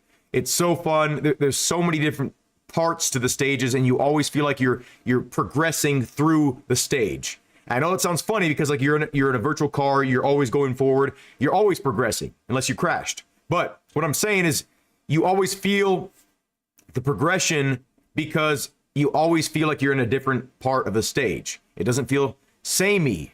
You know, you feel like you are truly moving through the stage. Now, Now, in certain instances, this stage can look really bad if you have reshade enabled. So I recommend turning reshade off for this stage if you have it on by default, because it gets so washed out looking with certain settings. But you'll nothing super special about the surface, like the detail of the ground here. But what you will notice that's special about this is it just always just feels like a unique part of the stage. Like whether it be just an interesting turn or interesting scenery, like there's always something changing right in front of your eyes. The traction levels feel really good too in this, so you can really get sliding around. You feel that it's a different type of dirt and a different part of the world. But this first section is very, like the elevation changes are vast, just constant, and then a lot of hairpins, so you can get really sideways a lot of times. You see like a color change here in the surface, but it's gradual and it's really sort of nice looking. So you can see like more tans in the road instead of like that sort of, we're dead. Oh, instead of that, wait, is our car dead? Yes, our car's dead. We need to go and restart this so I can go over some more things about the stage, but just it feels good. Even looking right here, if you've lived in the desert or even been to the desert for any length of or any period of time, you'll know that right in front of us, that looks like sort of an authentic amount of bushes for the area, you know. This kind of a setting, this kind of environment, it's acceptable to have sort of sparse vegetation because that's how it actually is in the desert. So, or at least in a lot of deserts. So even like the far away textures look excellent, mostly in this, like right here, you look at the mountain far away, like right there especially, like that looks like a really well detailed mountain, and it looks three-dimensional. It doesn't look like a texture over a three-dimensional hump. It looks like there's actual depth to the rock on that, to the dirt. There's like a little, if you look right there, there's like a little squiggly line where there's like snow, there's like a path right there, and there's someone spent a lot of time making sure this looked like sort of a realistic area.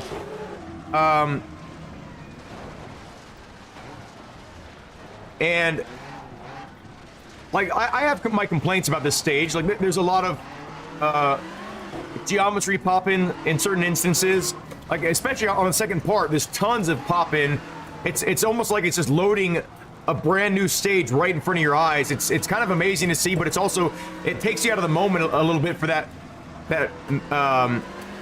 those few seconds that it transfers over to like a whole different set of assets. I'm not going to make it to that point, but I'm just trying to explain it to you in the best I can.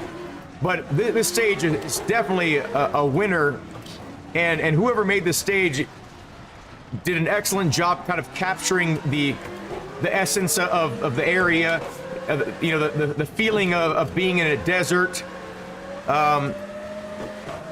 It's not like top quality, like top tier level, but at one point I guarantee like this was like the best quality stage, best quality mod. Like this was probably a benchmark at some point. So you'll notice like we're getting like higher in elevation now, and you actually you really feel your car struggling the higher up you get. Like this looks really nice right here. And again, I'm hitting the railing, but the railing is not like perfectly in line with the road surface, so it's just kind of nice to see those little differences. Like right here, that cactus disappears, and it's kind of annoying, but for the most part, you realize, you know, that they're working with severe limitations, being an older game engine, really trying to maximize what we can see at any one given point. That's always what optimization is about, but with these older engines, it's a little bit harder to do, so you have to kind of like give props where they're due, you know, even though there are certain things that pop in and out. Like the general feeling you get here is someone really spent a good amount of their life they poured themselves into this project, and you know, I'm definitely very appreciative that someone spent the time to make this stage, and I've got so much enjoyment out of just this one stage. So many fun little parts that feel so unique. This is one of my favorite little turns here. You get like super sideways here. This one's kind of tough here because I think there's a rock on the outside if you get too wide. But it just gets better and better the longer you do the stage. It just, I don't want to do the whole thing here, but great stage. Not quite top tier, but definitely a 3. Hard 3. So Cubilete, give that a 3. So that's our 4th 3 in a row, or El Cubilete. El Cubilete.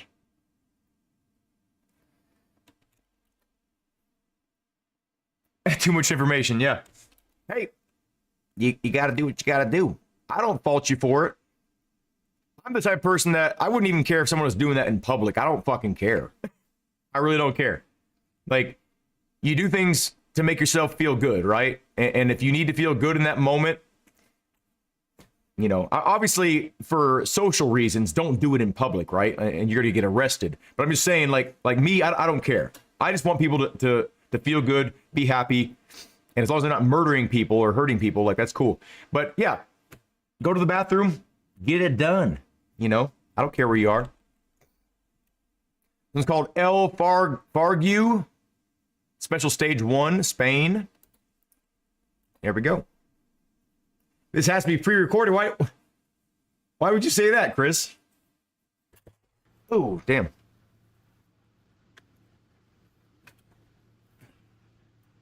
Okay. I like this. It's kind of like gloomy, but I mean, the clouds, I mean, it's gloomy looking, so the lighting kind of is appropriate, but it doesn't quite match that sort of dark blue. I feel like it's a little bit off. I don't know.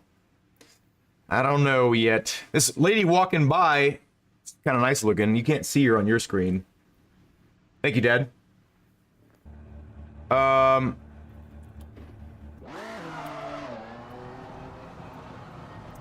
like the road, even though it's a repeating texture, those cracks in the road look really nice. Hopefully it doesn't repeat the whole way through. Let's see. Because you don't really notice it too much if you're not paying attention to those cracks specifically. Okay, it looks like it's going to be throughout the whole thing so far. This looks nice, though. I would say this is already a 3. The lighting is nice, and I like the stages where the light actually interacts with the car. Like you see how we're going in and out of the shade here. It's not like perfectly accurate, but it's accurate enough to where when you're going fast, it feels like you're actually moving through the trees like this.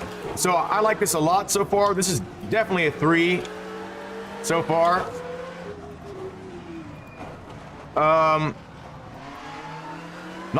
Nice detail everywhere. Oh, we're dead. Oh, okay, we're fine. The road, look at this. See how, like, they try to blend the dirt to the road here, because that's a nice touch here. Kick some dirt and grass up onto the road here. That's kind of a dangerous spot to have that, though, because there's a rock right there. 3 out of 10, no, 3 out of 4. So 0 is not worth your time, 1 is worth your time, 2 is a good stage, 3 is excellent, and 4 is mind-blowing. So this is a 3 so far. I didn't want to do it like, oh shit, I didn't want to do it out of 10 because there's just so many factors. I just want to make it clear if I think you should download this stage or not. And this is, do we go left or right? Okay, I don't know. This is a great stage. El Fargu, or Fargu. This is another 3. This is definitely going in the video. Super Special Stage 1. Not quite, top tier, but it's up there.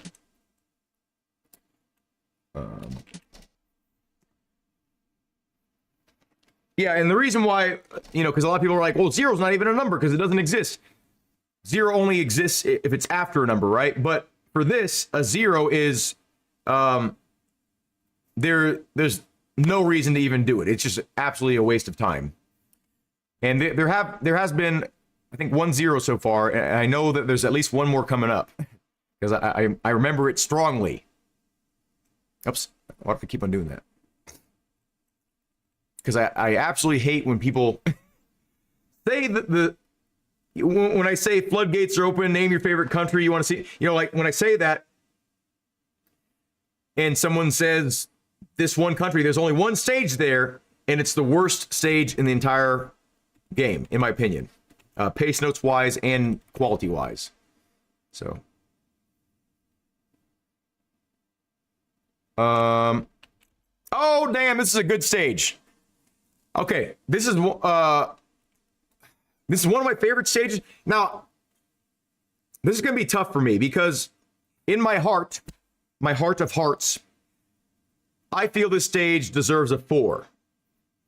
It's one of the best stages. It's easily the best Kenya stage by far. But I feel like there's enough detail to be considered a realistic stage for what it can be. The first part's a little bit weird, but once you get past the first part, it's a really impressive stage. Like this part looks a little bit weird because like the grass looks too big and it's kind of pixelated. Whatever. But I mean the road surface changes. The colors of the dirt, the leaves, the grass. Yeah, so this is gonna be tough for me not to call it a 4. I'm gonna need help between a 3 and a 4 in this one, but easily the best Kenya stage, and super brutal like all the Kenya stages are, but you got to really rely on some of the road surfaces.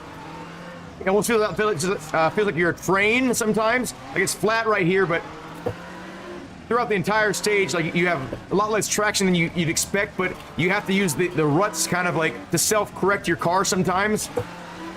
And if you get too sideways, you get spit off the course sometimes. Like right here, like you really need to be positioned right, otherwise that can just throw you for a loop. This you'd be like bottoming out on almost in real life probably. But look, we have skid plates. Like this is a crazy awesome detail right there. That slippery spot right there. The sound is, these big rocks you can tell. Oh damn. Just really nice looking stage. This, in my opinion, is just cream of the crop. Not only because it looks great, but it's just a really fun stage and a really challenging stage. It's fun to do time trials on because it's short enough to where you could do it back to back and not get frustrated with how far you got if you're just trying to do maximum attack, like where you're almost guaranteed to crash if you don't get your best time kind of thing.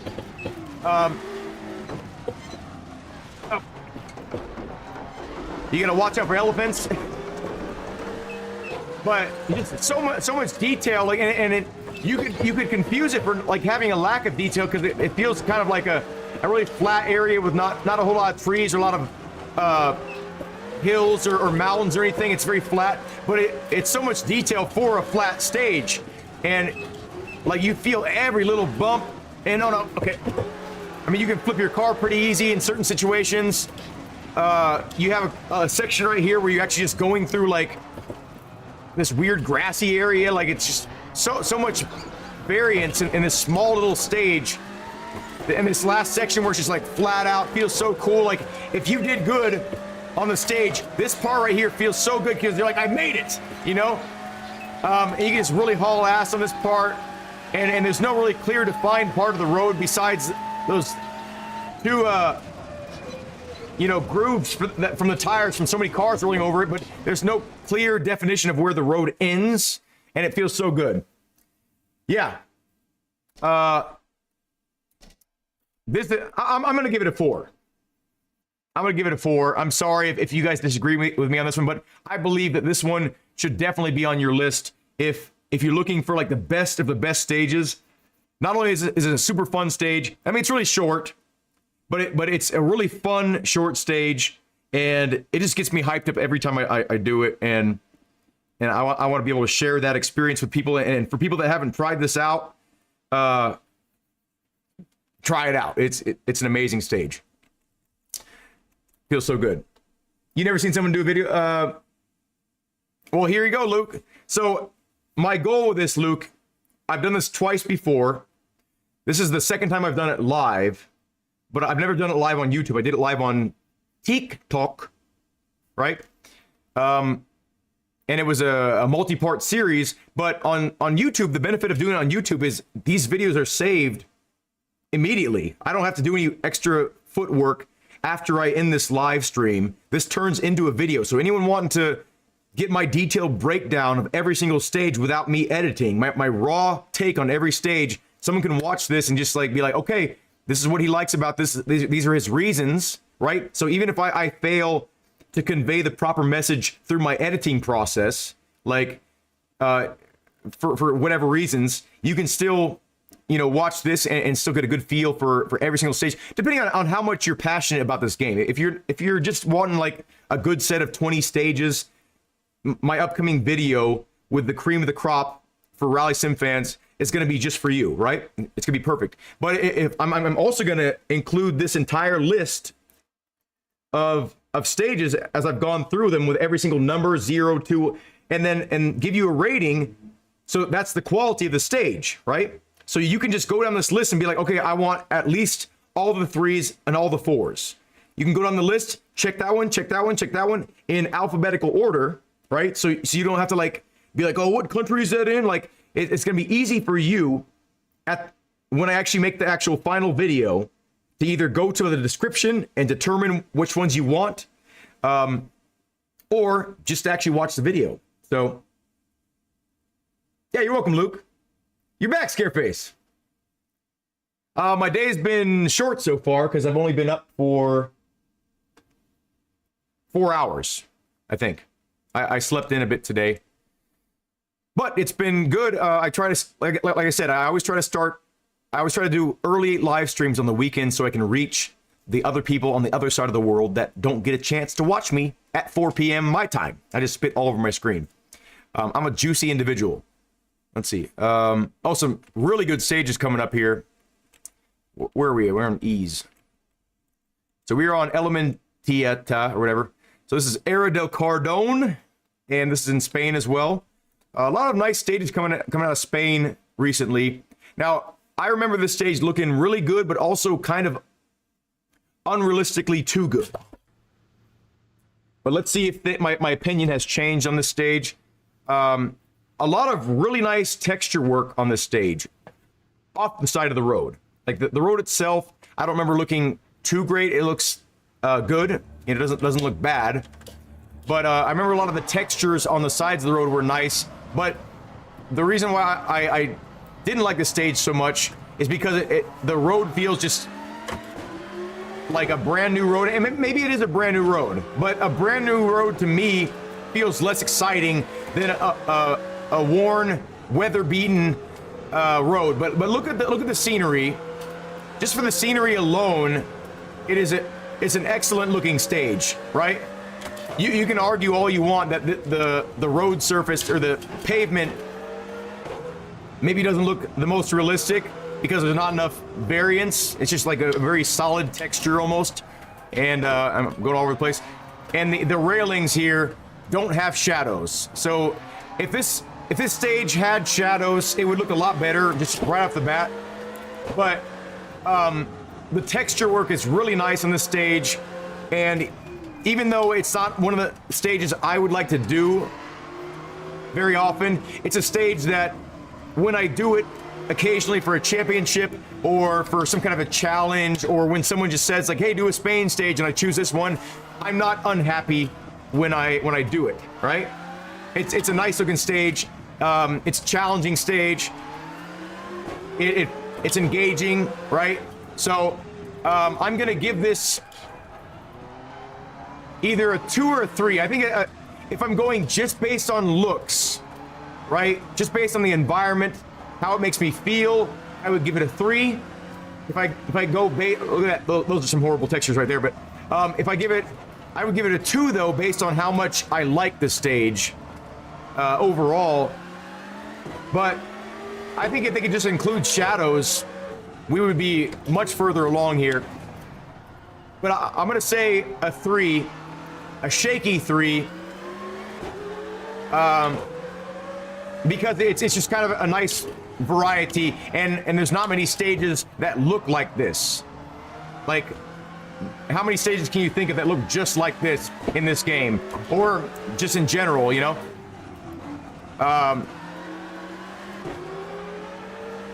So yeah, I'm gonna give this a 3. And thank you, Scareface. Yeah, the background looks amazing on this. Like, it just looks like it's almost like Google Maps high resolution. They just like pasted it over it or something like that. But so this was Era del Cardone.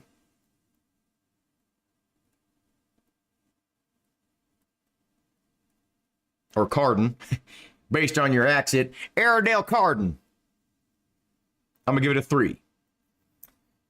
Okay. Because ultimately, we're looking for authenticity and, you know, convincing areas, right? So even though it's not a super fun stage, in my opinion, I mean, someone might love that stage because there's a lot of people that love fast, flowy, sort of wider open stages like that. It's not to my liking, but, you know, looks-wise, it's a very convincing looking area. For this old of a game, I think it's definitely noteworthy. Yep, that's the one, Scareface. Yeah, shadows are definitely needed, though. Yeah, I agree. Obviously, I agree. Okay, Erkin. This one is not looking so hot based on this screenshot. But who knows? Sometimes the screenshots are god-awful. And sorry for taking the names Lord in vain or whatever it is that's saying, but it looks Lord awful.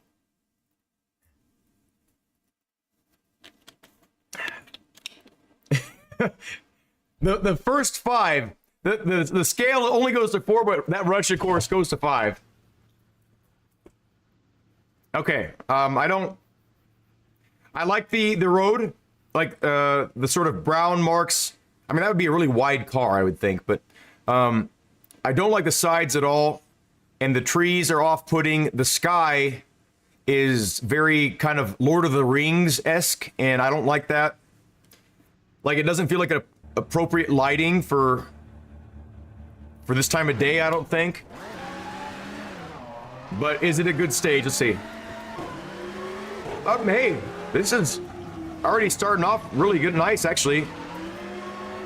Okay, I absolutely hate the textures on the sides, but the road surface is definitely stand out. I don't like the skybox, and I think there's different versions of this stage with different skyboxes, potentially. This is fun though. I like the stage a lot so far, based on how it feels. Who knows if the pace notes are good or not? That was, I don't know what happened there. Something caught my car. So this is already better than worth your time, I think. I think this is a 2, maybe a, oh wow, we're dead. Definitely need pace notes for this. Oh my gosh. Let's go ahead and reset the track here. I'm gonna give this one a 2, I think, based on that short little thing. I didn't mean to hit reload, but we're gonna give Erkin a 2. Because if it's just more of that, then I'm down for it. Right?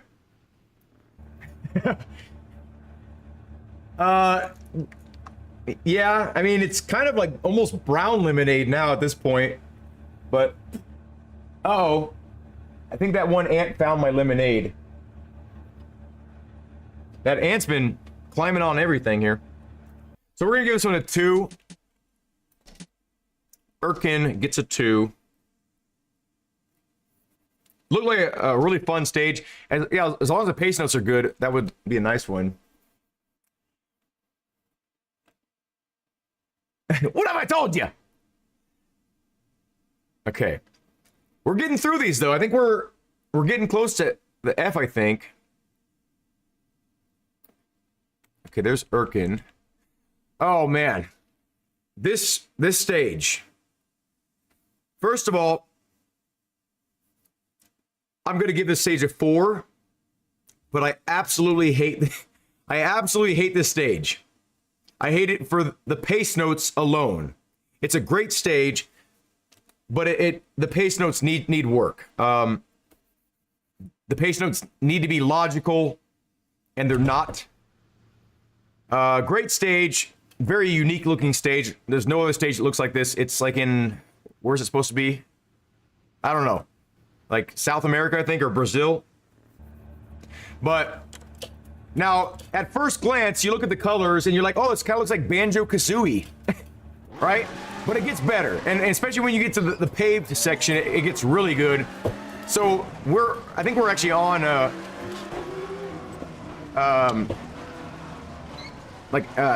tarmac tires, paved tires, pavement, asphalt, blacktop, tar.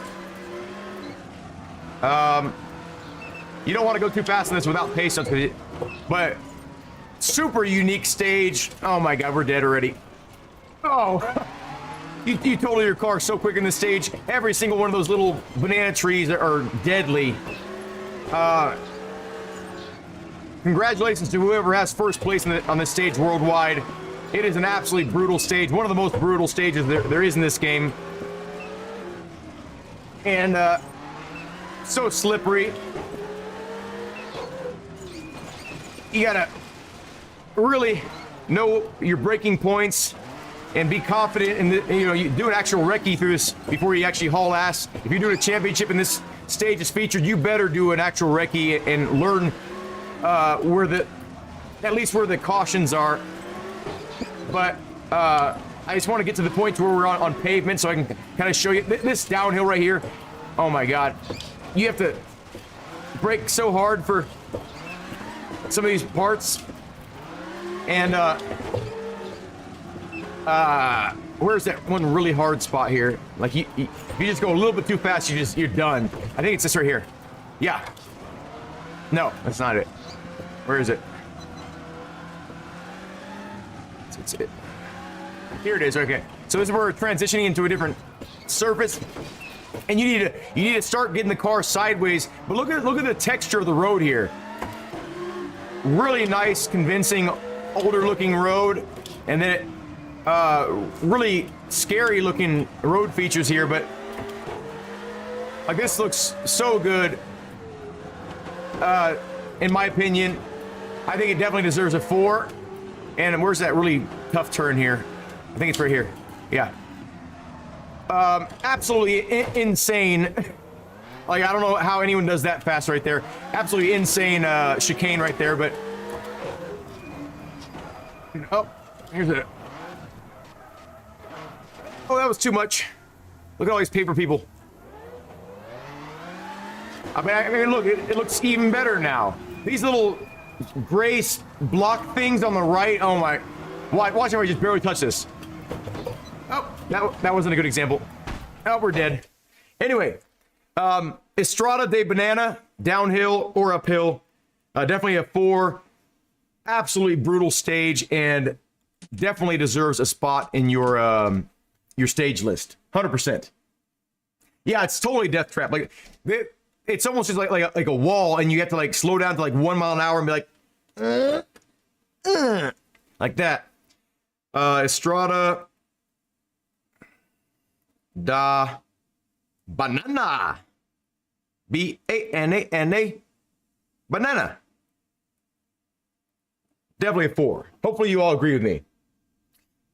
King of the Jungle. No, that's not King of the Jungle. King of the Jungle. I can't think of King of the Jungle. Have I forgotten my entire childhood? King of the Jungle. I can remember like Circle of Life. Is that the same song? Circle of Life. I know like a wimbo up, a wimbo up, a wimbo up in the jungle. Whatever. You know what I'm trying to get at. King of the Jungle. Isn't that's a song, right? Like for Lion King? Yeah, the sound effects. You like that? I put the latency for the lowest possible so I can interact with you all better. Foulstone. This is another good one. This is another original stage, and I think they've updated it with better something. It looks better. Maybe not, but definitely at least a 2.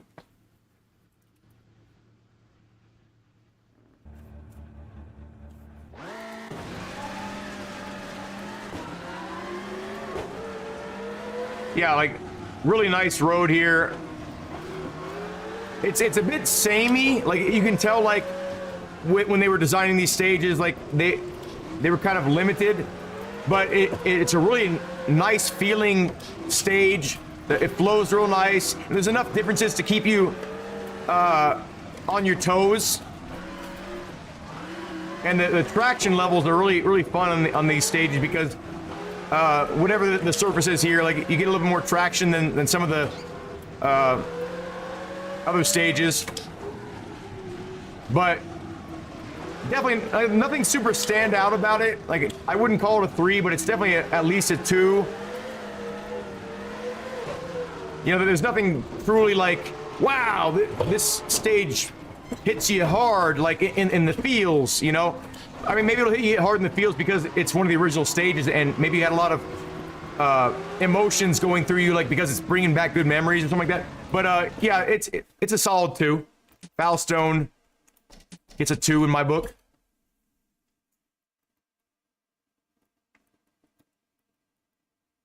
Okay. And there's, you know, forward and reverse, and I think on this game there are paved and snow versions of that as well. So they just changed the physics and the visuals of it, basically.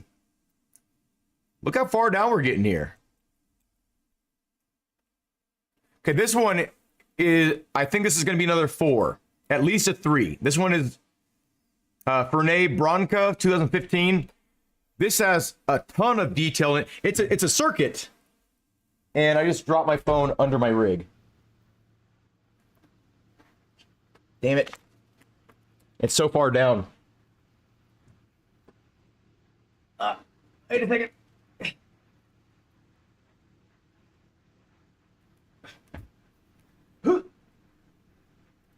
So, it's a circuit, which I'm not really a huge fan of circuits in general.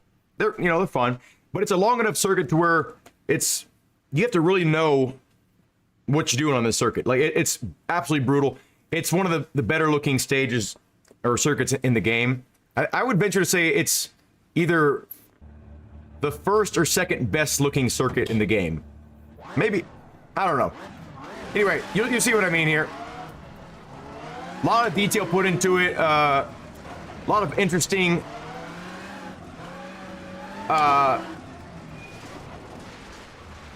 areas, and it's definitely a spectator stage, right? Like this is definitely a spectator stage, no doubt about it. It's maintained. It's not just like a road out in the middle of nowhere. Oh damn, we're dead already. You really need pace notes for this. I'll tell you that much. But as we continue on, you'll see like look at that cool little Red Bull tent. Look at this truck with a big old monitor on it. Look at the crane, this RV. Like there's a lot of really special assets I think created just for this stage. There's a cool little water splash here, even though it always cracks your windshield for I don't know why. No matter how slow you go over that, it's gonna crack your windshield. I don't know why that hasn't been fixed yet, but for whatever reason it can't be. I don't know why. But I mean, look at the guardrail on this left here, the sandbags. I mean, we need pace notes, but just everything about this stage, like you can see the clear path people are taking with the tire marks here, like where they're sliding, right? Like all the parts where they're sliding, all the rough rocks on the side here, and the trees are nice when you don't hit them. That rock wall, it's a great looking stage. I think I'm gonna. It's between a 3 and a 4. It's definitely at least a 3. Who's here with me right now? I need some help here. We're gonna have like a, based on what you saw, it does get a little bit better looking the deeper you get into it. But based on what you saw, would you give that a 3 or 4? 4 is the highest score you can give. I'm thinking it's at least a 3, but it's definitely one of those stages where you feel like a ton of love went into it. So what do y'all think? A 3 or 4? Like, so we're gonna go by majority rules on this one. I'm gonna call it like it's either a high 3 or a low 4. It's either a 3+ or a 4-. What do we got here in the chat? We need some participation here. Let's go ahead and write this down though first, and we'll find the next one. Yeah, we need the floodgates open. There we go. Floodgates are open. 3 or 4? Fernay Branca. Brazil. That's not what I said. You're good though. That was quick-witted. Okay, you're saying a 3. Okay. What do you think, Dad? A 3 or 4? 4 being the highest, 3 being a damn good stage.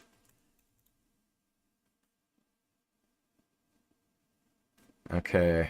Where were we? Okay, right here. Fintel is next. I guess majority rules is 3. Okay, we'll give it a 3. 3.5. Yeah, there's definitely a lot of work, Luke, and I've done this 2 other times to completion. I think there's like 500 or 600 stages, something like that. But 3.2. So yeah, everyone's leaning towards 3. I'm gonna say it's a solid 3. We're gonna go to Fintel. Here we go.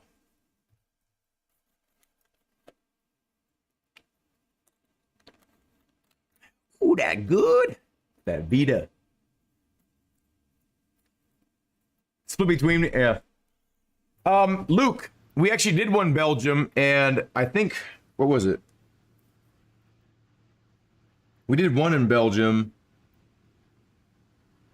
I think it was Bergheim. I think Bergheim, I gave it a 2.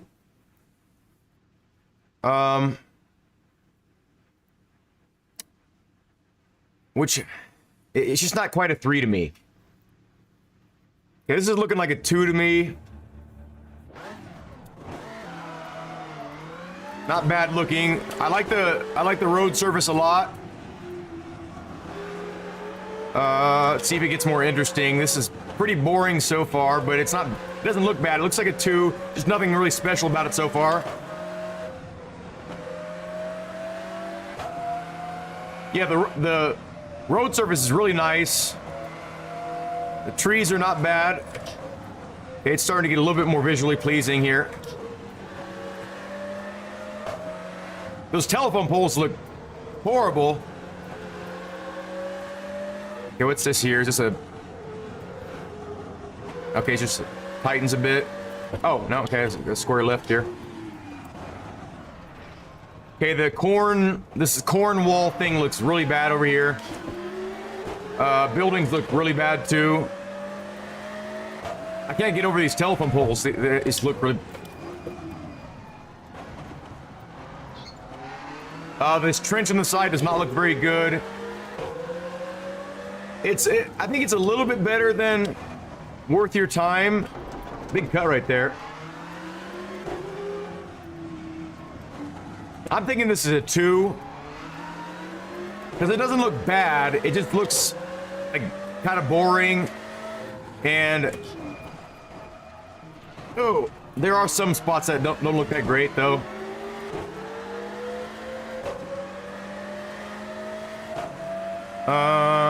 Okay, this is kind of cool. What is it, a bridge? Okay, we got a little bridge here. Oh, wow. I was looking at the... Oh, no! Okay, well, there go all of our wheels. I'm gonna give this a 2. Not very impressed with that at all. Fintel gets a 2.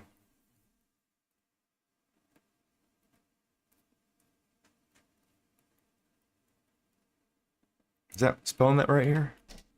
Intel. Okay. Hi, Greece. I'm England. How's it going, Babis? Yeah, I do feel like it's a bit lazy. I think like a 1.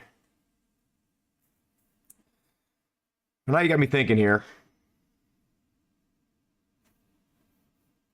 Because maybe I am just really holding on to that road surface, feeling really good.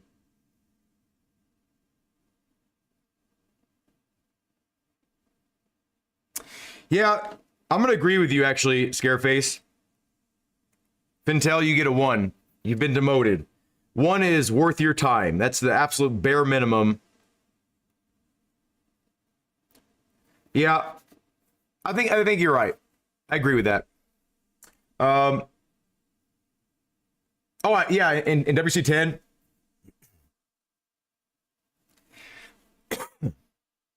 Good call, Scareface. You got me thinking about that deeper. 4 on. Okay, I think this is another original stage, if I'm correct.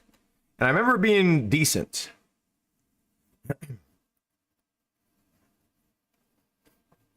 Yeah, the scenery was, yeah. Okay, woo. Starting off rough here. Look at those mountain textures. Okay, starting off with a 1 or 2 tops, but maybe it gets better. That's not a good first impression there.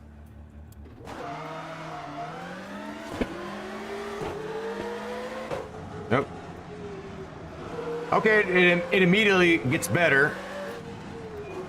I like the rock wall side. Whoa, okay. It's interesting.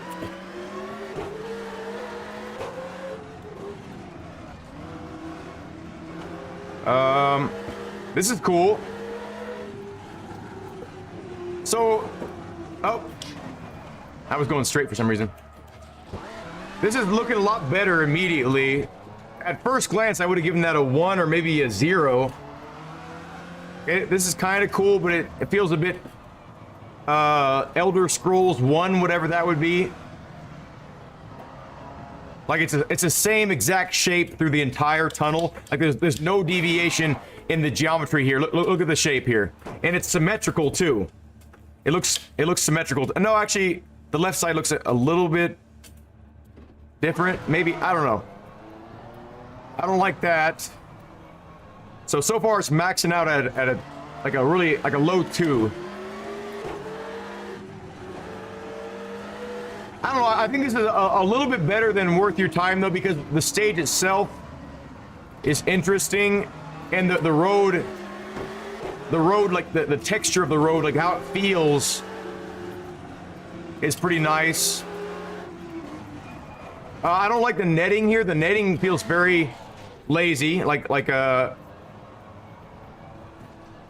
the netting is perfectly straight, but if you think about how when there's this much distance between netting, especially if it's like very thin material, it would sag.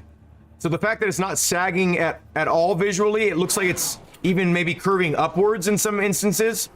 That looks really bad to me. And those mountains in the background, that just rips you right out. Okay, if it was just that one instance of the poor quality mountain, I would give it a 2, but this is gonna be a 1. So picture being in VR and looking at that every once in a while rips you right out of it. Like we're wanting to play Richard Burns Rally for immersion, right? Like the most realistic physics, right? Physics aside, your visuals are a huge part of how you experience, being immersed in something, right? And if you're going to see something like that, it just rips you in half. I'm sorry, that's going to get a 1. What is this 4 on?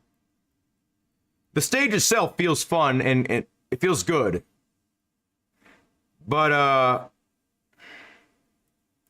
yeah, I don't know. I didn't like that. Oh, you agree? Not a 2? Yeah, challenging. Does RBR have a lot of 5 stages? By 5 you mean 4, because we're going from a scale of 0 to 4. So basically a 4 would be a 5 with a scale that you're going by. So are there a lot of 5 stages? I would say there's about like at least 20, I would say, of unique 4 or 5 stages, but we're going on a scale of 4. So let me count how many we have so far. We're only on Fs, so we have 1, 2, 3. So far, we only have 3 4s, and we have a lot of 3s though. And I know that there's at least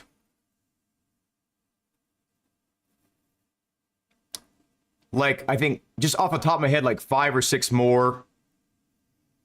But the 3s are really good. Like I rated what is it? I rated Carvalho de Rey 2008 a 3. And it's one of my favorite stages, and it's amazing. But it's just not quite there visually. So even the 3s are honestly, you could almost consider them a 4 based on like how much worth they have to your list of stages. You know, how much they add to it. How much value they add. Like there's value in quantity, and of course there's a lot of value in quality, right? But I would say overall, I mean, it's hard to say it competes with a modern game in terms of having a ton of quality stages. But for instance, one of the reasons why I made Richard Burns Rally cream of the crop video, I think it's called 27 Best Stages in Richard Burns Rally. The reason why I made that video specifically is because there's only 26 or 23 or something like that unique stages in Dirt Rally 2.0. So when you consider that there's only about 20 unique stages, and the fact that there's already almost 20 top quality stages in this game, plus 500 or 600 more of maybe not top quality stages, but really good stages or good enough stages to where they'll hold your attention, you start seeing the value of, those 2s and 3s, right? Because there's so many of them. So, and that's just what I have to remind people, because so many people say like, oh, there's only like 4 stages in Richard Burns Rally that are worth anything. The rest of them just look like garbage 2004 stages, which is not true. Not true at all. But even if you were to go by that, those 4 awesome stages kind of outweigh, in my opinion at least, outweigh the good stages in WC 23 or WC Generations, right? Like those stages that are that good are that good. Like they are so good. Like they're amazing. Like I could just do that stage maybe like for like an entire day. I could do that one stage for an entire day and still enjoy it. How many stages could you do for like 24 hours straight and enjoy it? I'm exaggerating here, right? So, I mean, I don't know if I could do that, but okay, here we go. You know what? I wonder if 4 on snow. Let me try 4 on snow, because maybe 4 on snow feels really good, and it might be a really good snow stage. Nice. Okay, Luke. You're a console player and bought a PC just for this game. There you go, man. Give me a virtual handshake. Actually put it up to the screen and give me a virtual handshake. You have done well. Good job. Sealed. Yes, Tom. Welcome, Tom, by the way. Oh, I missed your comment earlier. You said Joe Plain, France, Dragose, Zelezniki, Slovenia, Surica. Yeah, Joe Plain is a really nice one from the original stages. Helfstein, yeah. Seiversdorf is amazing. Yep. Don't give all those away yet. Okay. So, yeah, I already kind of don't like this, but at least the snow kind of hides that really bland texture a little bit on the mountain. We'll give it that. We got snow in the tires too, by the way. That's really cool.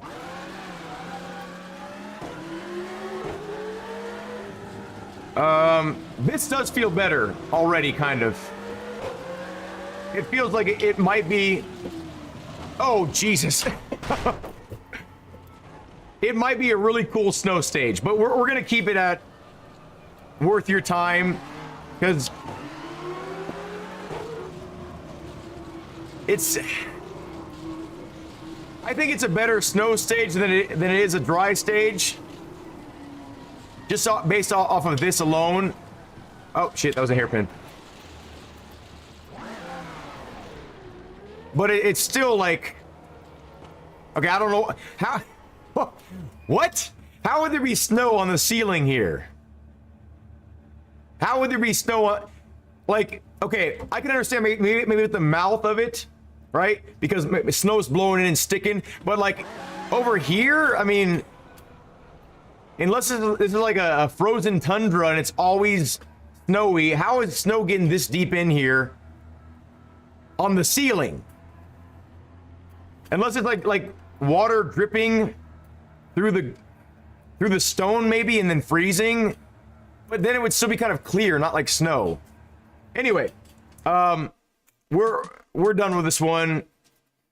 That tunnel alone kind of just ripped me out of that. Whatever I was experiencing visually, it ripped me out of that. I'm done with that.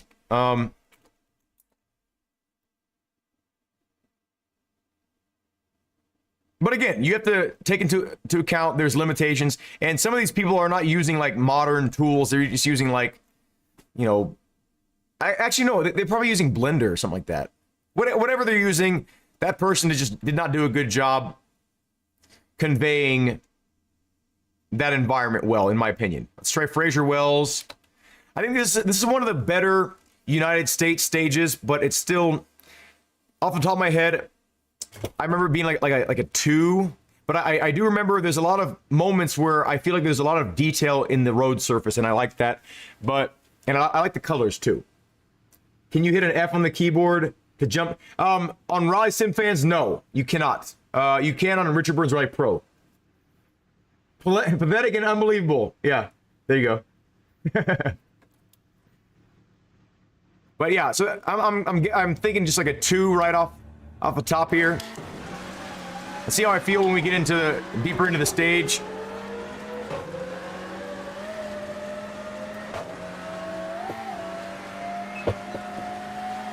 I mean, already it's more interesting than that weird canyon stage in the United States. It's a really wide stage. I don't really like wide stages. This stage is kind of fun though to throw into a championship because you can really haul ass on it.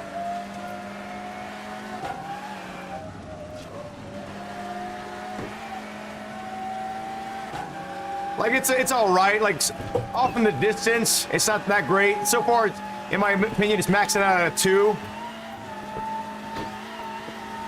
But it's got enough detail in the road to where like I'm still staying on my toes here, like trying to avoid things. Whoa, rock on the inside there. The lighting looks all right. You know, I like the shaded areas. And again, it feels unique. There's not many stages that feel like this stage, so uniqueness alone kind of helps it out a little bit. And we're gonna get into the sort of foresty tree area, I think here, if it's the stage I'm thinking of. Oh shit, maybe it's not the stage I'm thinking of. But the higher we get up here, the trees kind of start getting more dense. It's less deserty. Yeah, okay, here come the trees here. So it's getting a little bit there's a nice change in scenery, you know, halfway through the stage.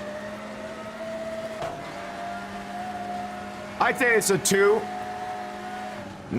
It's not a standout stage, but it's definitely more than worth your time. Oh, Jesus. Yeah, we'll give it a 2. I don't want to spend too much time on it. Yeah, same Scareface. Because the width, yeah. Yeah, the width is a bit off-putting. When I think of a rally stage, right, I think of a tight, whether it be, dirt or pavement, I think of a really tight stage with, ruts everywhere, trees on the sides, dangerous obstacles. That's what I think of. So I'm going to give it a 2.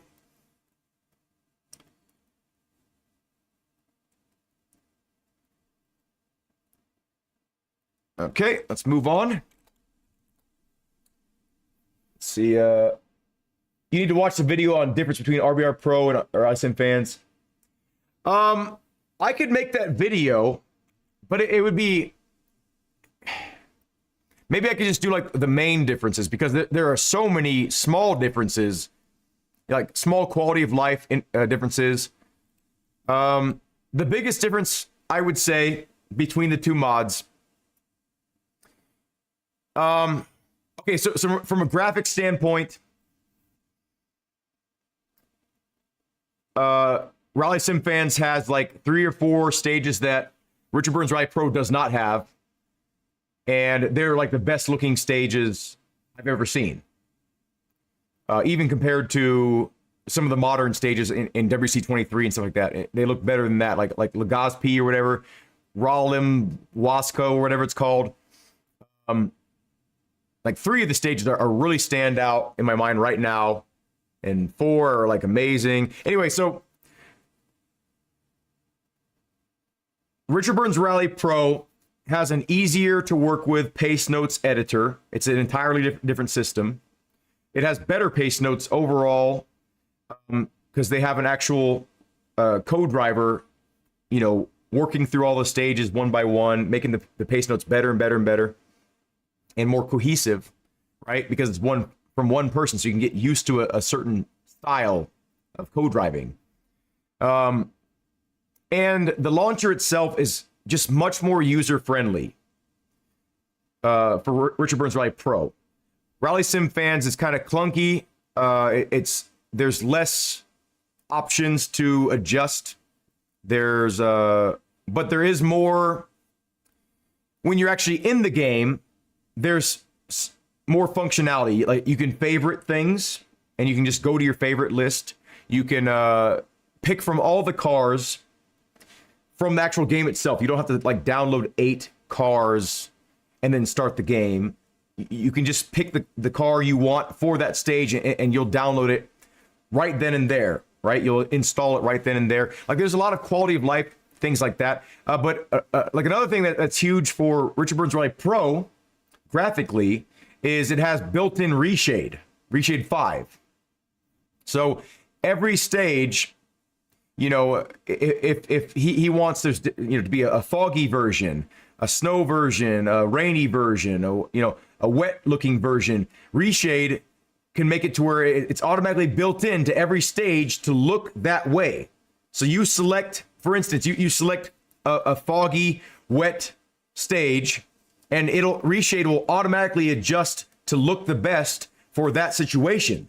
Or for nighttime, there's a more realistic headlights in Richard Burns Rally Pro. So for night stages, Richard Burns Rally Pro looks better for night stages, because Carlo himself made a tool that allows the light to actually bounce off of surfaces, as opposed to just being like a cone of light like it used to be, like where it's just brighter in the middle than it is on the edges. So it's actual physical or physics-based light taking place, and it is more demanding on your GPU and CPU or whatever, but it does look better overall. Like there's so many differences right? But the biggest differences are it's got reshade built in to every stage. You don't have to, like, so for Rally Sim fans, for instance, you can use reshade, but you have to adjust for every single stage yourself. So if you don't like how something looks, you have to go into reshade, click that off, adjust the slider for this one. It's a pain in the ass. So Carlo spends a lot of time getting the stages to look really good in reshade, and then he saves that preset. So when you choose that stage, that reshade just automatically loads. You don't have to dick around with anything. You can change it still. You can change it if you don't like how it looks, or you can turn it off entirely if you don't want it and use your own reshade still. But it's nice to have that feature built in. So when you launch the game, it just automatically does what he thinks looks the best, right? And then what the community thinks looks the best, because obviously he adjusts things. The online rallies, in my opinion, are better. In Richard Burns Rally Pro, there's more engagement. There's ways to track what people have done easier. And the just for the fact that you can use my voice in the game is pretty cool, right? You can use my voice as a co-driver when you download the game. Anyway, there's a lot of differences, but basically, if you have enough room, this is what I recommend to everybody. If you have enough room on your hard drive or disk drive or whatever you want to, whatever technology you're using, get them both. But here's what I suggest: whatever mod you like best overall, generally speaking, download all the stages for that one, right? And then for the mod that you don't like as much, download only the stages that the other version doesn't have at all, right? So for a long time, I used Rally Sim Fans to only get like 4 or 5 stages. But that's all I used it for, is those 4 or 5 stages I couldn't get in Richard Burns Rally Pro, because there's exclusive stages for Richard Burns Rally Pro as well, you know, and there's some really nice ones too. Not to the same quality of, as the exclusives in Rally Sim Fans, but there are some really nice ones that you need to have if you like Rally, right? But that's my recommendation. Get both, and then just run the one you like least for the stages you can't get on the other mod. There you go. That's my hard advice. Okay, next one is FSO Xeron Warsaw. You know, there shouldn't be this war between the two mods. Honestly, they should combine their forces and just make an absolutely amazing, mind-blowing mod. One thing, and have all the stages all in one place, right? That would be the best bet, but they can't agree on things, so they can't agree, whatever. We suffer because of that, unfortunately. But because we can download both at the same time, we're not really suffering. We're just being slightly inconvenienced, right? Here we go. This stage, by the way, looks amazing at nighttime on Richard Burns Rally Pro. It looks mind-blowing. It looks like a horror game in Richard Burns Rally Pro at night with the realistic lights bouncing off things. It looks so good. I think we take a left here. This stage, in my opinion, is a 4. Or at the very least, a really high 3. But there's so much detail. This is another circuit, right? But I mean, just right off the bat here, look at how much love has been put into this. Like with the surface changes, all the things on the sidelines. I think we take a left here. No, we take a right. We immediately see a difference in scenery, just like boom, like that.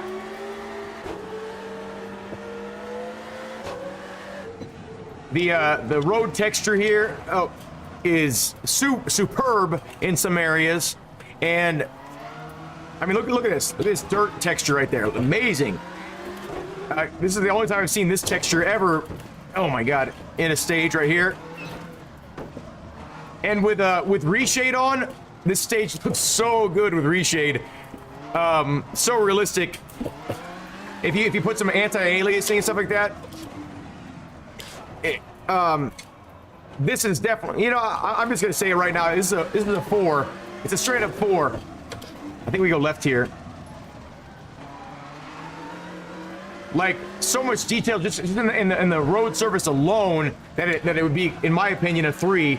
But all the extra detail and all the extra love that went into this stage, or circuit rather, just really a standout experience in this game. I believe you can also play this in Assetto Corsa. If you're more into rally in that game and you don't have this game, you don't want to download this game, I think you can do it in Assetto Corsa too. Not positive, but yeah, so much detail. Like, they probably just use like video or pictures for everything. Oh, it was supposed to go right. I think it was supposed to go right. Oh shit. Oh my god. Okay. We just messed up the car here. Anyway, and then that's the circuit right there. But FSO Warsaw, or FSO Zeron Warsaw, definitely getting a 4. Top quality stage there. Zeron Warsaw. You getting a 4, baby.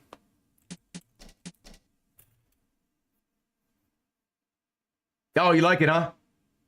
Oh, it's a real stage. Nice. Yeah, it's beautiful. Yeah. Okay. Let's see. Okay.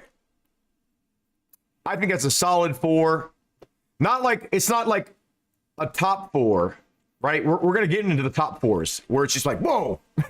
But it's definitely like one of those stages where you're like, this is a cut above the rest. Easy. Like, you can feel it. You get like if it was possible to have sex with a stage, that would be one that you'd want to have sex with, right? Like that's like, you'd want to marry that stage. You'd want to keep that stage forever as your mate. Okay. We are, oh damn. Folks, we just made it. You could probably just end the video here, in the live stream here. We are at the best stage. This is currently the best stage. Gabiria Legazpi. If you haven't seen this stage, you're about to have your mind blown. If by chance I wanted to make the rating scale to a 5 right now, this would be the 5. I almost want to. I'm gonna.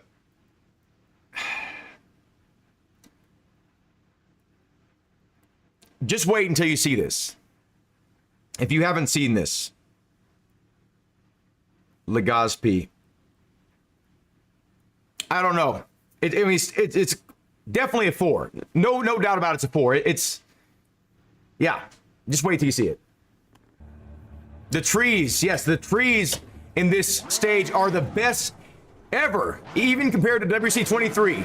There's way better trees on this stage than any rally game I've ever seen, ever. The shadows, the dirt on the side of the stage, the texture of the road. This is, I would pay $10 just for this stage alone, just to play this stage. Like, and the amount of detail in the, like, if it's dirt on the road or a shadow, like, it's gonna matter for your traction. I can't do this fast without pace notes. It looks real sometimes, like, especially with like reshade. Oh my gosh, like, I could drive through this slowly and enjoy myself, like I'm just driving on a mountain road, just taking in the scenery. Like, so much detail put in this. Like, every single part feels like it's been crafted, handcrafted. Like, no shortcuts have been taken here. Oh man, it's amazing. Like, how is this possible on this game engine that's like almost 20 years old? How is this possible? I don't understand it. And how did he get it to run, or she, whoever, or whatever team, how did they get it to run this smooth? Right? Like, there's not one thing about this stage that I can't just be like blown away by. Like, wow, how did they do this? Look, I mean, look at this, look at this. Look at the railing here. If you look at it, there's a galvanized steel texture on the railing, and there's moss growing on it on some parts, right?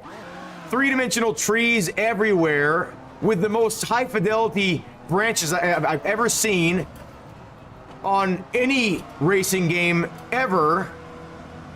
This is probably better trees than like Gran Turismo 7. Like, how is this? Look at the fence up top there, right? Look at the detail on like all the fence just like leaning over. Oh my God, it literally takes my breath away. This is what I thought.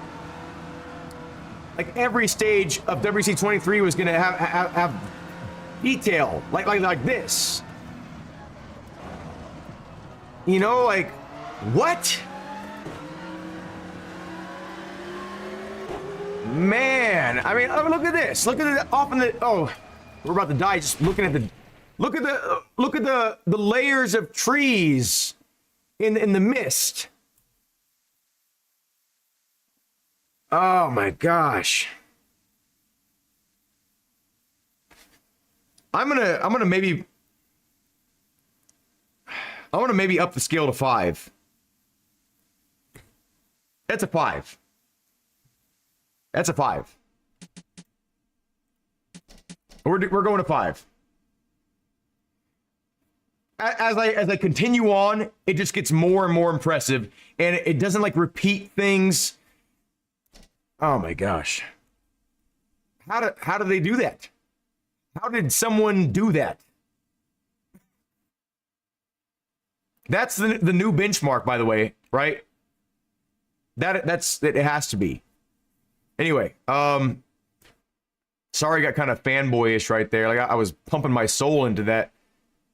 That stage just blows me away every time I do that stage. Like, okay, this is another great stage. I'm thinking this one's gonna be a 3 based on my remembrance of this. In remembrance of this stage. Yeah. Actually, that's a good point, Luke. I wonder if they are making other stages. I think it took that person, I think 3 or 4 years to make that stage, by the way. Someone that's making or more or less pumping stages out using their assets is Barantrex, and we're gonna stumble across his new stage. I don't remember the name of it, but I'm pretty sure it's coming up. And his first stage, Wallem Roscoe, I think it's called something like that, was, I don't know how this guy, that's his first attempt at a stage. It was like mind blowing. No, I don't want to do that scare face because that'll invalidate my not my theory, my reasonings, right? Like a 1, I want a 1 to represent it's worth your time. So if I take all those worth your times to 0, that makes them to where they're not worth your time anymore. So a 0 means there's no point in even downloading the stage. A 1 means it's worth downloading, it's fun, there's redeeming qualities. A 2 means it's better looking or it's more fun than a 1, but there's still no real standout qualities of a stage that make it special. A 3 has like special uniqueness to it, some really highlights to some of the parts of the stage. A 4 was the top quality now, but a 4 is just like you can feel someone pouring their heart into it, and a 5 is just like now a 5 is like boom, and then like fireworks and then sparklers coming out of your head. That's a 5 now. But oh, you joking? Yeah, it's a 5. We bumped the scale up to a 5 for that one course so far. And there's at least 2 more that I think deserve a 5. But you're right. Just to show appreciation, we needed to up the scale for that. So this stage, in my opinion, is at least a 3 for the environment, for the variance of the actual stage itself. It's very challenging.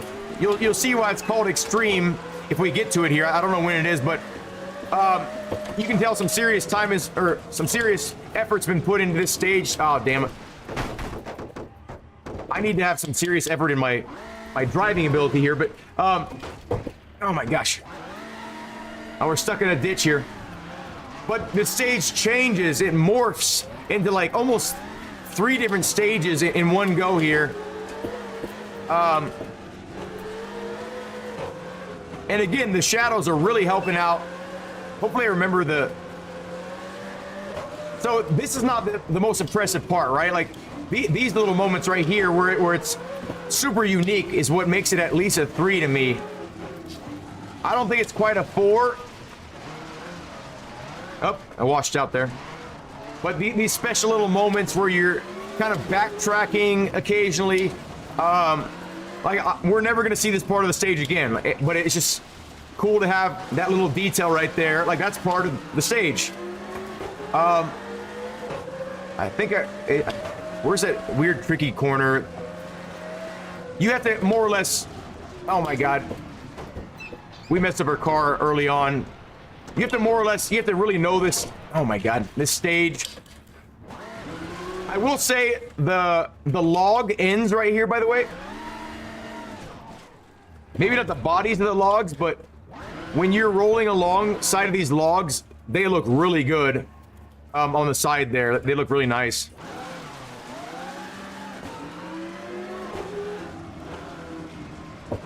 Yeah, I think it's a solid 3 so far, and you'll see why I call it a 3 once we get into some more of the detailed areas. This is more or less like the big loop that gets connected, I think 2 or 3 times. Where is it? So I think right here. Where is it? I think my brakes are dead. So right here, we go into a really, I don't know why my brakes are like not working right now. Like, it's not the best looking, but just because of how unique this little area is, and it leaves a lasting impression on you. Like, if I think of Richard Burns Rally, I think of this stage sometimes. Like, it's very a standout moment. And then there's one more area at the end that I would consider just like a really nice looking area. But you can see why there's a lot of uniqueness to this stage. So I'm gonna call this a 3. It definitely deserves to be on your list. So what is this called again? I can't remember it. GB Sprint Extreme. Extreme. No, I don't think a 2, because a 2 by my scale, to explain it further, a 2 is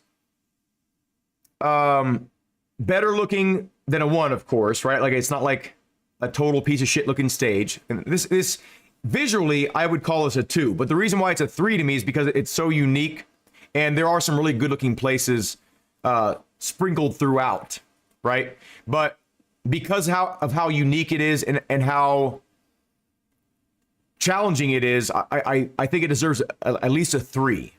But that's my reasoning behind it, because a 2 is a nice looking 1, but there's no standout moments. There's no standout, like, oh, this is a really cool stage, you know? So that's what a 3 is to me, in my opinion. And I'll go over that in the actual video when we're actually when I explain my thought process behind the numbers, because it might confuse some people, because we're not going just off of graphics alone. We're going off of like the overall vibe, right? Like how it makes us feel, you know. And I'm not discounting your feelings, but I do want to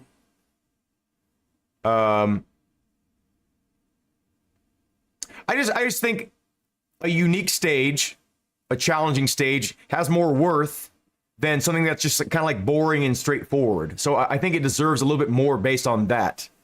Not saying like just some, you know, god awful, crazy hard stage should deserve like a top spot just because it's hard. Because hard doesn't mean good, but hard does mean challenging. So and you know, Rally's about, you know, the challenge a lot of times. So this is Gestel or Gestel 1. I'm not sure why there is not a reverse version of this. Maybe the pace notes are bad for it. Oh, there you go. Yeah. Yeah, some of the assets were not high quality, and that really bumpy, weird shadow area, I'll admit that it didn't look good, right? It doesn't look good. It doesn't look realistic, but it was such a different area. You know, the scenery change was so much. There's value in that because, like I said before, like you feel like you're progressing, and that's really important, at least to me.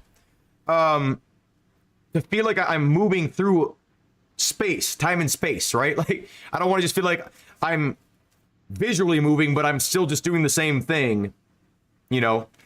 This one throws you off.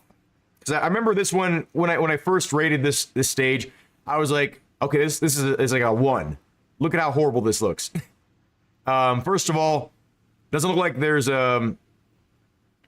much detail here. But as we get further down, as we get out of this little city area, you'll see things start to kind of liven up in terms of the amount of detail.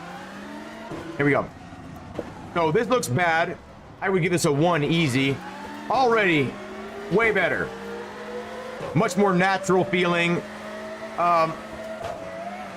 And a lot more interesting just in that first couple seconds. So I think my brakes are gone. I don't know why. I think my brakes have reset. Let me check this real quick. Because my brakes don't feel like they're working at all.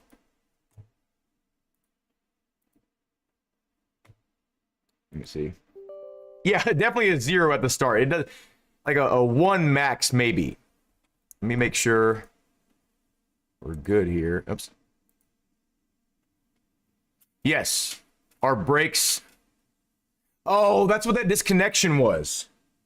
Remember we heard that disconnection? I've been wondering why my brakes feel like they haven't been working lately. I think my pedals disconnected because of the motion. I got to make sure that. Oh, I think it moved a little bit. Anyway, that's why the brakes have not been feeling the best here. Yeah, we had to like I'm having to push as hard as I can to even get to that. Okay. I was wondering what the hell was going on. I'm like, are the physics that different right there? Okay. Yeah, there we go. Let's make sure we're on this thing.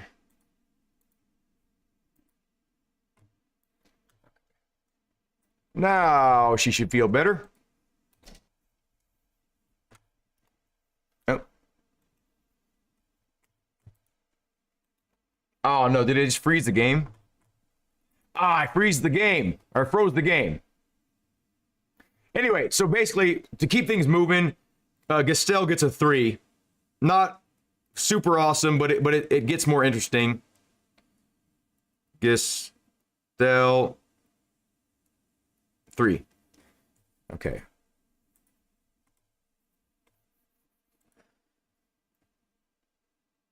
Yeah, Gestel's awesome. You're from the Netherlands. I agree, Tom. It's a really fun stage. I can't remember like all of the moments off the top of my head, but it's so weird how it'll remember what stage you're on from closing it out, but it won't remember what stage you're on when you go to the stage list. So frustrating. Anyway, you agree with 3? Hey, there you go, Mr. Pat. So you're from that location, so it felt authentic. Thank you so much. You're the first person to confirm that. Scareface will be able to confirm some of the stages, I think, or at least like the vibe of them. But yeah, so again, if anyone's just joining in, I'm requesting people that have been to these locations, maybe not the exact locations, right? But have been to these countries at least, or live in these countries, to at least give their opinion on if it feels authentic, like the colors of things, the layout of things, if the road feels rough enough for this area, if the road feels narrow enough, all those kind of things, just an overall vibe. You know, please contribute to the comments here to help people determine it, you know, if this feels authentic or not. Because it feels, something can feel authentic to me, right? Not having been there, just because it looks like a natural environment. But maybe to someone else that actually lives there, maybe it throws them off entirely because, you know, the color of the dirt is wrong, right? So things like that do matter. Okay, this one's called Gran Canaria Rock 2000. I remember liking this stage. I think recently we just did this. A high 2. Yeah, I would say high 2 or low 3. I'm going to say low 3 because it really does improve a lot.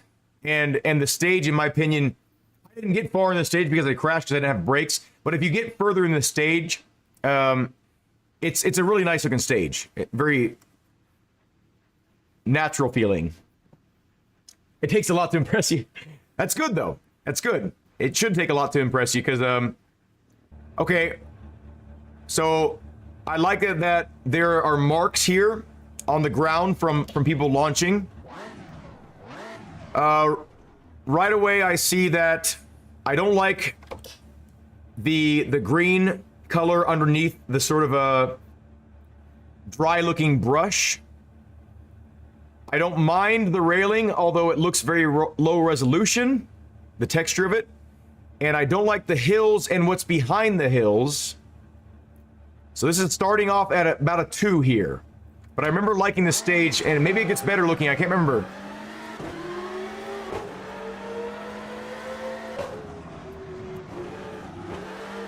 This is a fun stage in VR. Okay, it tightens. I remember this part tightens here. It's nice to have brakes again. Okay, yeah, it's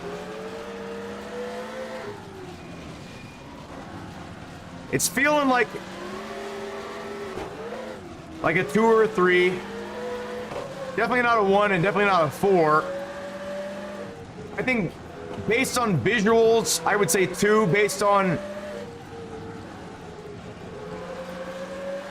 how much it's, well, I mean, it doesn't really have a lot to offer in terms of,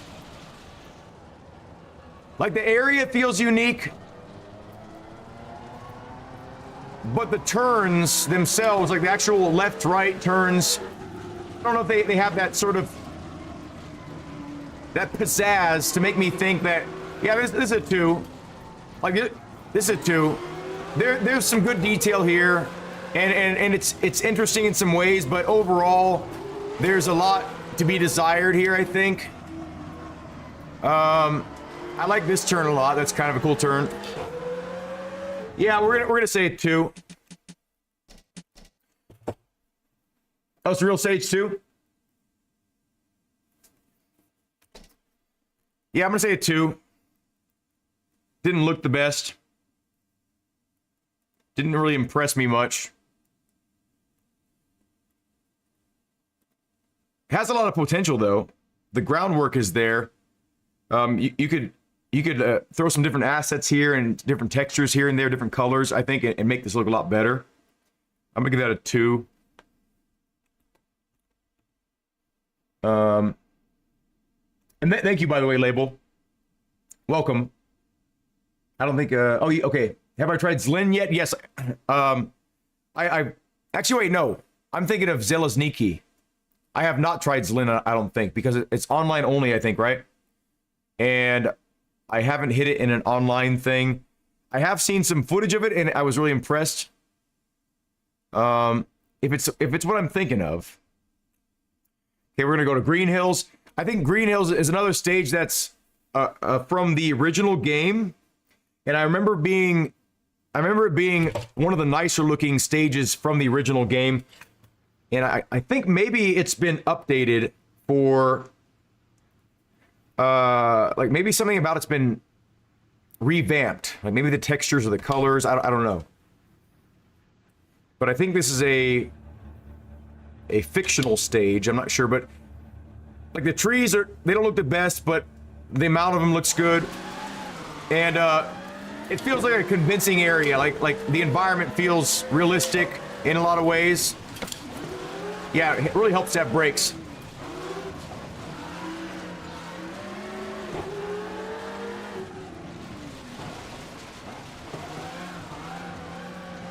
Right here looks kind of bland, but the lighting looks really good here, I think, in some ways. I think it's a little bit washed out, but it looks natural. Oh shit. I'm gonna give this a 3, just based on my feelings right here. We got moving water right there, that's always nice. The shadows are really nice on it, I think. There's some interesting ruts in the road. And the layout is really nice and flowy, and it feels like an actual road in a lot of ways.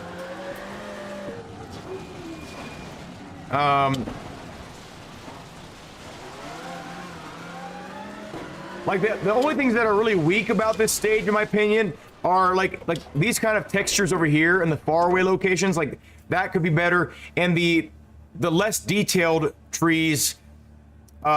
I wish had maybe at least as much detail, like those trees right there, like right now on the screen. I wish looked at least like these trees up front here, and I think it'd be possible to make that happen. But look at these nice little ruts in the road that really affect your car quite a bit. It gives you a reason to not only pay attention to the pace notes, but to actually pay attention to where your car is positioned on the road, even if it says like left 3, you might want to stay right because of some ruts on the road, you know.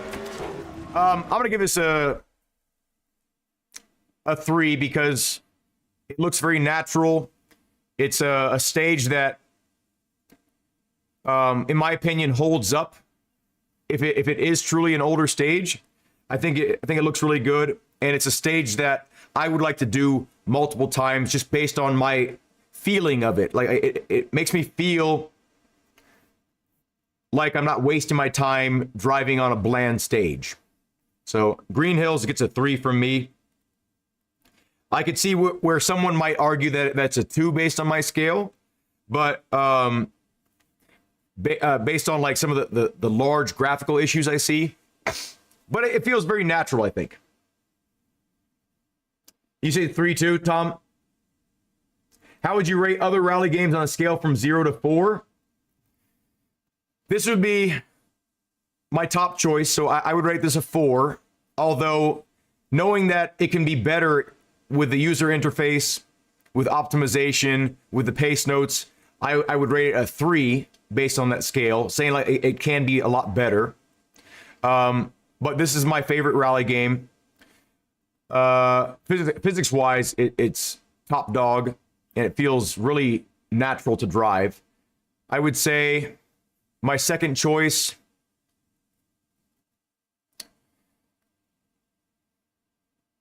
for if we're not including mods like BeamNG or Assetto Corsa, I would say my second dedicated rally game choice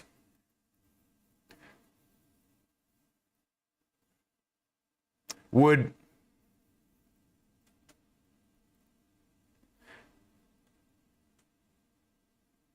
be WC23.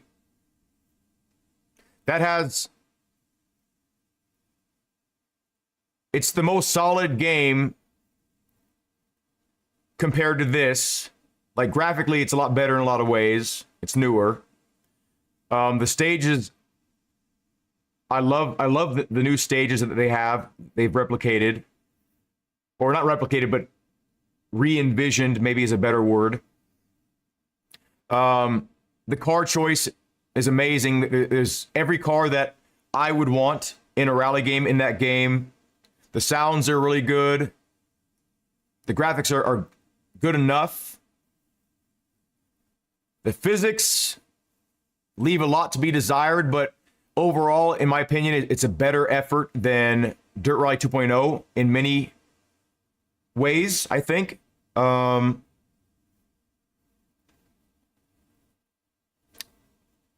I think if you tweaked WC Generations physics to be a little bit more grippy and a little bit less boat-like, if you put those physics in WC 23, that would be the best rally game ever made. Overall. Even compared to Richard Burns Rally. Because in WC 23, it feels like the suspension doesn't matter to me. It feels like the suspension just eats everything up. Regardless of what car you choose. Like if you could blend WC Generations and WC 23, like the best of both worlds together into one game, I think that would be the best game, the best rally game ever made. And then when VR is implemented, it's over, right? So, and I know it's possible right now with Unreal Engine VR, whatever that tool is. I know it's possible, but it's not going to be a butter smooth experience until it gets optimized. So, I'm not saying WC Generations has better physics than Richard Burns Rally, because I don't think that at all. But I think as an overall package, right? WC Generations or 23 would have the best overall rally game package on the market right now if the physics were better, if the damage model was better, if it had VR, and if it had better optimization and better pace notes, right? Just a few tweaks. They're big tweaks, but a few tweaks, that could be the best rally game ever. Now, one thing I kind of get tired of in that game is how they reuse the same stages over and over and over and over and over and over and over and over and over and over. Right? This damn ant. Sorry, buddy. I know you're trying to get back up there.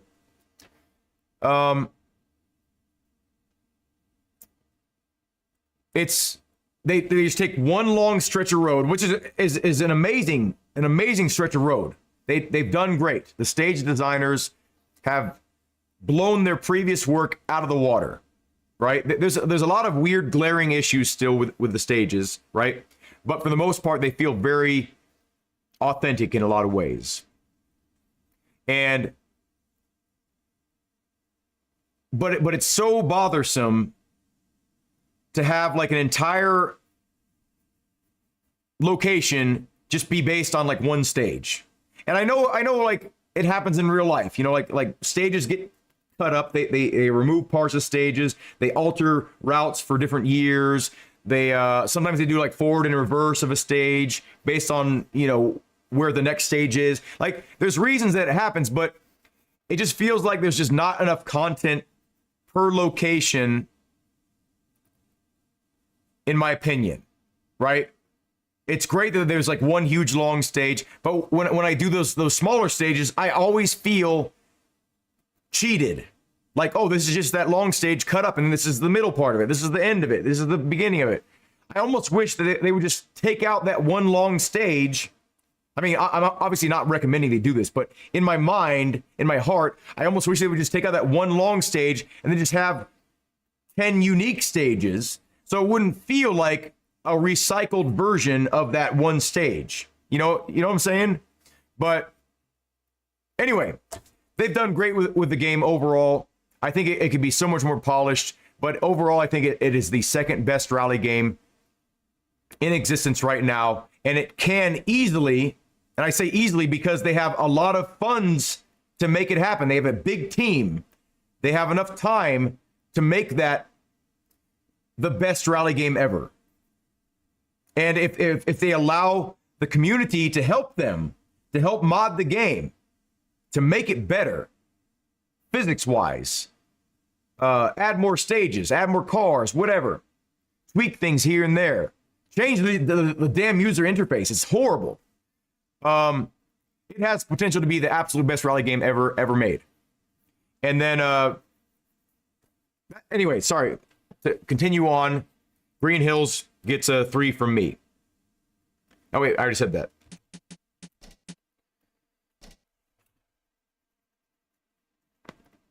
I will say like stages like Mexico, or in Mexico, I don't like some of the locations, not because like I'm racist or something like that. I'm not racist at all. But like what I'm saying is when I don't like the Mexican stages. I don't like their interpretation of those stages. They feel gamey to me. They don't feel like real locations. Like the stage that feel, or the location that feels the most realistic to me is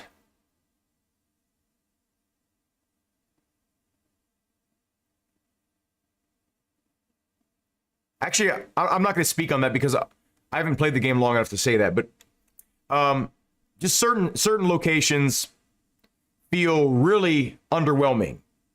Like Croatia, I don't like Croatia very much. Mexico, I don't like Mexico too much, which is weird because Mexico in WC Generations, for instance, that's awesome. Like, I don't know. Anyway, maybe it's just like the assets or like the vibe just feels wrong, but I just don't like it. And the pace notes are horrible in Mexico, in my opinion. Okay.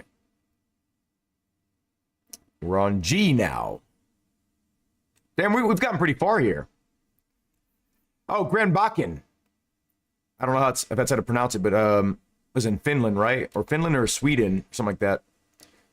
But this one, I remember, this is going to be at least a 3. 3, not a 4, I don't think, but a 3. Do I believe it's possible with EA? I don't believe that EA or Codemasters is going to allow the community to mod their game, but I believe that the community, with enough work, will figure out some ways to get around. Like we've already started modding it through the Unreal Engine configuration files, things like that. I think the most they're going to allow modding is like liveries, right? That's the extent. But if we could take their same tools somehow, their same assets, I think we, the community, could create some really nice looking stages and just more stages, right? Because we're already starting off on a great foot with the stages. The stages are great. But if they could allow like stage development, which they're not going to do until someone like cracks the code of the game or someone like leaks the code of the game, that's a possibility, right? My biggest dream, which would overall hurt the companies financially, I understand that, but my biggest fantasy, I should say, not dream, but fantasy, if it could happen in a perfect world, is if one of the employees that left the company for their own reasons or were fired, they were disgruntled for some reason, right? If they would leak the code of the game and then have some geniuses reconfigure the code to be what we want it to be as a community, like that would be the biggest dream for me, because, you know, so many games die, right? The reason why Richard Burns Rally hasn't died is because from the get-go, it was a highly moddable game. You could go into the game files, you could change how cars feel, you could change how things look, you could put your own textures in, you could adjust things based on what you want to see from the game, right? Maybe they didn't intend it to be like that, but because it was so open-ended, same with the Assetto Corsa, right? Because it was so open-ended, it was possible. And newer games will have less shelf life overall, even though they're way more technologically advanced, right? They're the newest of the new. All the best technology is in this game, right? In 20 years, that technology will be outdated. And if there are no tools for us to update the game, to configure the game to the future, the game will die because people will tire of it, right? This is an aged game, right? Games like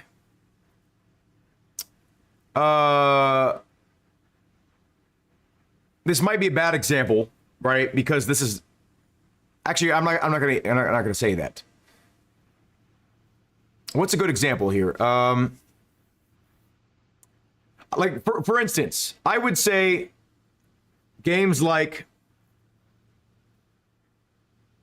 Super Mario Brothers are arguably worse games than any modern game, right? So bear with me with what I'm saying here. I'm setting the stage because it's inferior graphically, visually, right? But because the foundation of the game is so strong, like the physics are good, the gameplay is good, the game vibe is good, you know, people have passion towards it and they've modded it to where the game is endless. It's infinite, right? New stages can be developed in that game in Super Mario Brothers or Super Mario World or whatever. It's an infinitely growing game and it will never die because the core mechanics of the game are fun, right? It doesn't matter that the graphics are worse. It matters that the game is fun, the core mechanics are strong. You can understand how the physics work because they were so well implemented. You know, they were so well thought out that that game will be forever fun. And no matter what, someone's going to be making a new stage for for Super Mario Brothers or Super Mario World or whatever. Those games will live forever because of how adjustable they are, right? But games like Dirt Rally 2.0, right? Until we figure out a way to crack the code, when we get tired of those stages, when we get tired of the technological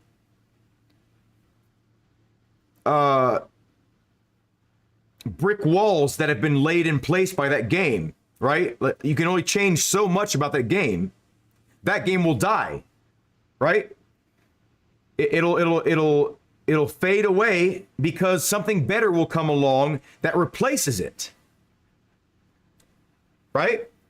And the reason why Richard Burns Rally hasn't been replaced, at least entirely, is because it's so adjustable to the times. You saw Gabrielle Legaspi or whatever. You saw that, right? With your own eyes. This game is almost 20 years old, but it's remained relevant because of the core of the game is not only adjustable, moddable, tweakable, fixable, but that's my main point. It's because it's so adjustable. You can tweak the game to be what you want. For instance, this game was never intended to have VR, but because it was so moddable, you could configure it different ways. Someone figured out how to make that possible, right? But when you lock away a game's code and then, encrypt it in these ways that are impossible to decipher, you kill your game. And they're doing it on purpose because they don't want their game to have a shelf life of forever. And it's sad because for, game preservation wise, you want the game to last as long as possible, and it'll still be preserved in time, right? Because it exists virtually. It'll never be erased from the internet entirely. Someone will have a copy of it somewhere. Even if they take it off the market entirely, someone will figure out how to play the game, right? So it'll exist forever like that. But games that you can't tweak and it's so locked off, they'll die. And it's sad because, we'll have fond memories of a game that's a good example.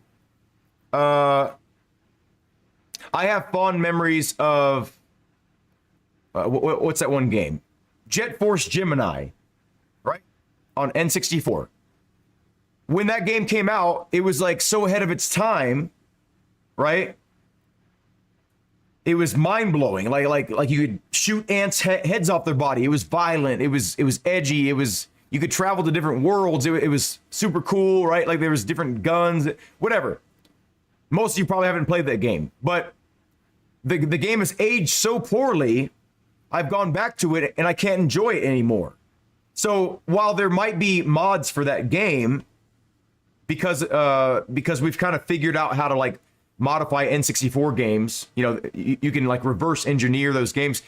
We've gotten to a point to where, you know, virtual distribution of games is the norm, right? So they have to find more and more ways to protect their games, their intellectual property. So they're finding more and more ways to lock us off from their games, even to the degree of making it to where they take their game off the market and you can no longer play it. That's a big deal. There's been a lot of games that's happened. Like there's somewhere on the internet, like PT, you can play PT somehow, right? But there's so many ways that they're able to take the experience away from you as the gamer, as the consumer. Like for instance, when you buy a game nowadays, you're not buying a game, you're renting a license, basically. You're not renting, you're buying a license, right? Sometimes you can't transfer the games to other people, right? Legally. You know, so there's more and more ways that game developers are locking us from being able to preserve the games, and it's sad. And I understand from a business standpoint why they're doing it, but from a consumer standpoint, from a gamer standpoint, it's horrible what's happening. So, and it's scary to think that our experiences are going to be like, you know, pay-per-view almost, you know, or subscription based. I hate that. You know, like we already have enough subscription in our life. We have to pay bills in order to keep the bills on. We have to pay for our water bill. Like that's enough subscription. You know, this is a virtual world. Why do we got to have a subscription for this too? You know, like, and it makes sense from a business standpoint. It makes so much sense, but it's so frustrating to watch this happen right in front of us. You know, and gaming services like iRacing are just perpetuating things like that, or Tesla with their, you know, services like unlocking their car through software, but it exists already, like in the car, like I don't know, gray zones. Anyway, sorry, I got into a rant there. What to do?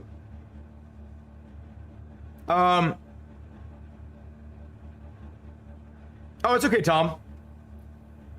It amazes me that a developer is not able to put out a good game with such a budget. I know. When I figured out, like, I'm like, oh, they got EA money now, and from what I was marketed with EA Sports WC 2023 or whatever, they said or EA's lead guy said that we are not interfering with Codemasters at all. We don't want to step on their toes. They're going to make the best game that they can, and we're going to fund them to make the best game that they can. So when I heard that, I was like, damn, this is going to be the best Codemasters game ever. They have no restrictions. They don't have budget restrictions anymore. Like, they can just make the game they want to make. And then I get disappointed, but it's still the second best game in my opinion, rally-wise. Okay, so I don't like the sky here. Weird skybox. I guess in some directions it's all right because it looks all right this direction, but the surface, the ground surface is amazing. Great job on this. The amount of foliage is good, but I will say that I don't like the colors, but if anyone's from Finland or Sweden or wherever this is, please let me know if the colors are accurate. But to me, it looks a little bit cartoony, like on the borderline of cartoony. But again, with reshade, this stage can look amazing. So right off the bat, I'm giving this at least a 3. And I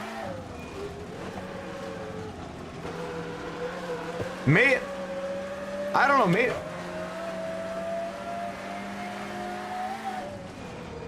maybe a 4. I don't know. Like, no 3. Yeah, I think a solid 3. It's not quite a 4. A 4 is quite a bit more special than this, I think. We're gonna give Grandbakken a 3.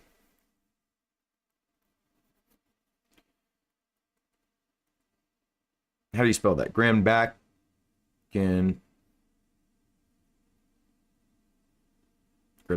3.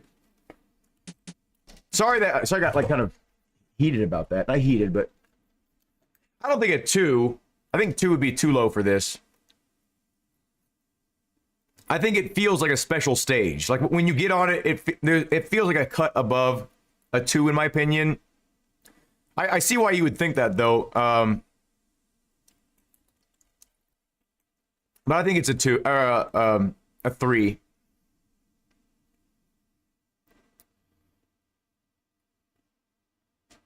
It could pass as a high 2, though. If I was going like 2.5, 3, 4, 3.5, I would put it at 2.5, but I'm rounding up to a 3 basically. But yeah, I think it's a pretty solid 3 because I think the weakest part of that stage is the colors that they used. If the color palette they used was a little bit less exaggerated, I think it would look a little bit better. Okay, this next one is I think by the same. No, it's not by the same person, but I think it's the same assets used. But this one's called Gas Bud Drofin, I think it's called. Yeah, I agree, Scareface. It seemed like that's what I meant by kind of cartoony. It seemed kind of cartoony with the colors. I might have to get something to eat here soon. I'm getting a little bit hypoglycemic.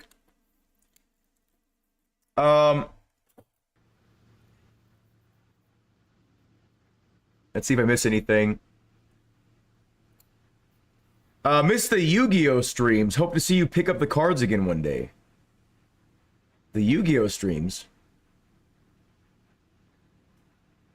I missed the Yu-Gi-Oh streams. What do you mean by that, Magic Bean?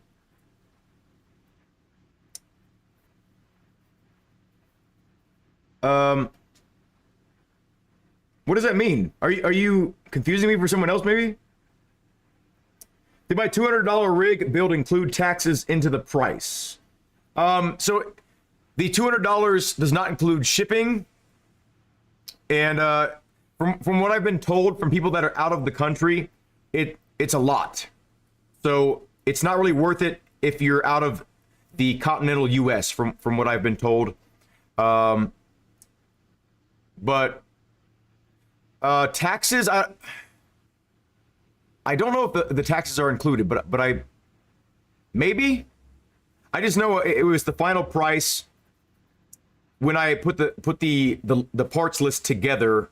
It might have had the taxes included. I don't know. I'm not sure. Anyway, right away here, love the grass here. Some of the trees are a little bit iffy. I like the amount of different types of trees. Like I can count 1, 2, 3, 4, 5, 6, like 7 or 8 different types of trees, not including bushes or any other vegetation. And the ground that we're actually driving on looks very well detailed. And the barn, it's all right. It's not the best, but I remember this one looking really nice. I'm going to say this one is a 3 as well, but a little bit higher 3.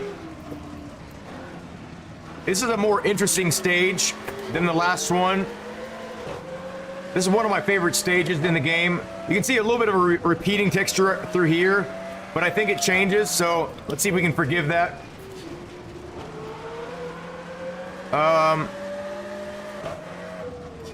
Oh no, yeah, it does change. Oh shit. Well, we definitely need pace notes, but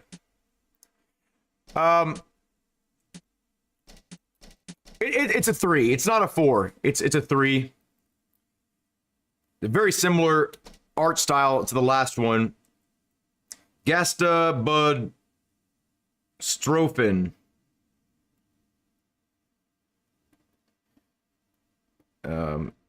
But this one I think is a more solid 3, in my opinion. 3, yeah, you agree?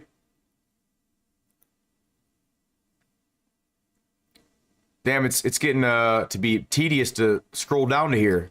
I need to think of some more things to say while I'm scrolling. We're in the H's officially. Now, I think I think this one, I remember being a really cool stage. If it's the one I'm thinking of. Wait. But we're in the H's officially here. This one's in Sweden. Let's see, am I not the Blue Eyes White Dragon guy? No, that's not me, Magic Bean. The deepest I was into Yu-Gi-Oh! I liked Yu-Gi-Oh! The TV show on I didn't like it very much, but I liked it enough to sit down and watch it. I was into Pokemon a lot. I had the playing cards, Pokemon. I played the Game Boy games. And I watched the TV show. And the first movie, I watched the first movie with Mewtwo. This looks really, really cool. A little bit bland here, but you can tell that it might look better here coming up. But yeah, I was a Pokemon guy. Loved Pokemon. I was super into it. Okay. Road texture looks good. A little bit wide, a little bit kind of flat feeling, but the trees feel decent. Let's see what it feels like further up. Let's see if we can get into the tree canopy here. Okay, this is okay. This is getting a lot better already. So far, it's looking like a 3. It's interesting. Definitely not a 4. At least not yet. Oh, Jesus, what the hell?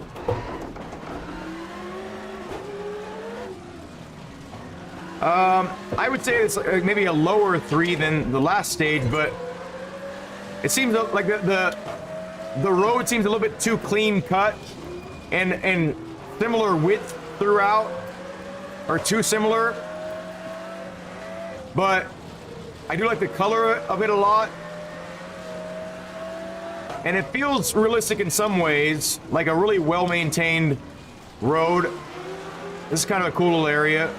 Oh, wow. Okay, I'm not liking this as much.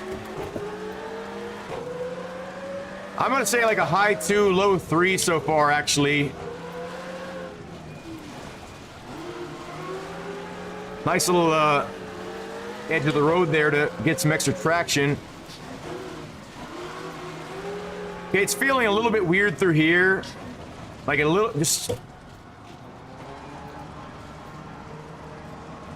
kind of thinking 2 for this one now. Okay, I feel the tree wall right here very strongly. I don't like that. Like on the right side here. Interesting tree right there. I'm leaning more towards 2 than 3 on this one. I don't know. Yeah, it feels very plain through here too, like almost zero grass. I don't think I've seen a blade of grass yet. Okay, let's see what this is. See some bushes over here. Okay, this one's getting a 2. What do you think? How many stages am I testing today? Oh, I don't know. We're just going until I get exhausted. Sithy. Scrolling. Keep them doggies scrolling. I'm saying a 2. What do y'all think? You feel 2 as well? We'll go by majority rules here. What do you think? 2 or 3? Scareface thinks 2. Sithy thinks 2. Oh no, that was Sithy, not Scareface. I think it's a 2, like a high 2. 2 as well. 2, yeah. Let's go 2. Yep. Hake Pokolin. This wasn't the stage that I was thinking it was, by the way. Hake Pokolin. I like the name a lot. It's a fun name.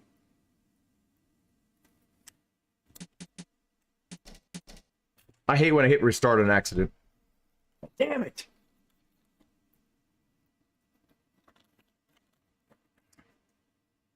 Oh, yep, those ants are fighting. I'm sorry. I know you want that juice, but we're gonna have to put that out of your reach, Auntie.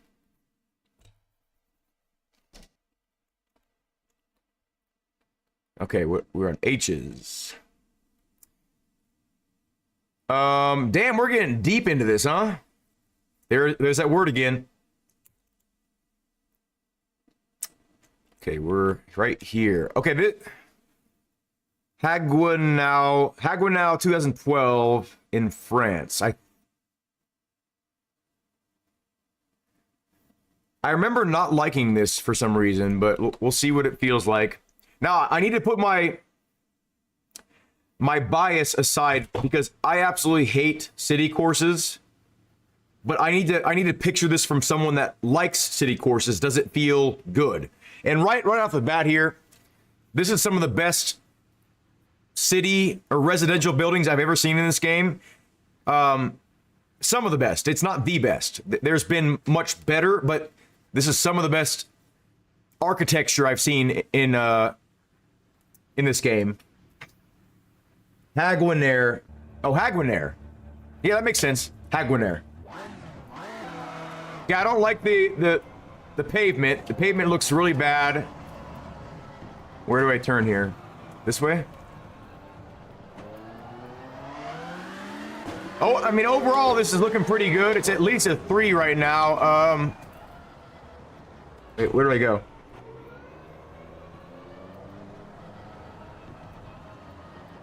I don't know where I'm going. I guess we'll just explore the city. Like, oh, look at this. This is nice detail. I didn't notice this. There's like 3 or 4 different versions of these cement blocks right here. Just of this one yellow color.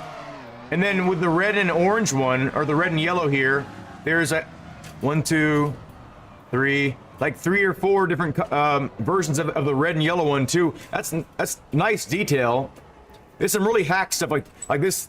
These flowers look super hack right here, but the visual impact overall, especially when you're going by at faster speeds, is still nice. The buildings, yeah, like I said, are some of the best I've seen. And look at this. So let me see if I can angle the car up here. Okay, there we go. So if you look at the buildings here, normally, even with that balcony looking thing, normally that would be a texture. It would just be a picture. But they've actually taken time to put depth into the building here. Like, you see the pillars are actually in front of the backside, like where the doors and windows would be of these apartments, of the balconies here. And the balconies actually have depth to them, so the people are actually literally behind geometry. So you don't see that too often in this game. Again, right here. Right here. Oh, shit. See this balcony right here? Like, they're using a lot of two-dimensional flat people. That's fine for just general mass quantities of people. That's fine to use 2 dimensions, in my opinion. But you see more depth because a lot of times that would just be a picture of some windows on the outside there. So that's good detail. Or here's a good example of what would normally be right here. You see this picture right here? See it? Like, that's supposed to represent like rails on the sides of the door there, and then like a barred up door there. That's how it would normally be. It would just be a picture of that. And then and they hope you don't get close to it or hit it at a different angle to where it looks weird. That's how things would normally be handled. So the fact that they're taking the time to model out these balconies, it goes a long way with me, at least. Let's see if we can cut through here without it. We can. Okay, that's also good. There's no like physical boundaries. Oh shit. With ghosts and whatnot. So I'm gonna give this at least a 3, but there's a lot of detail here. So it almost, I think, would deserve a 4.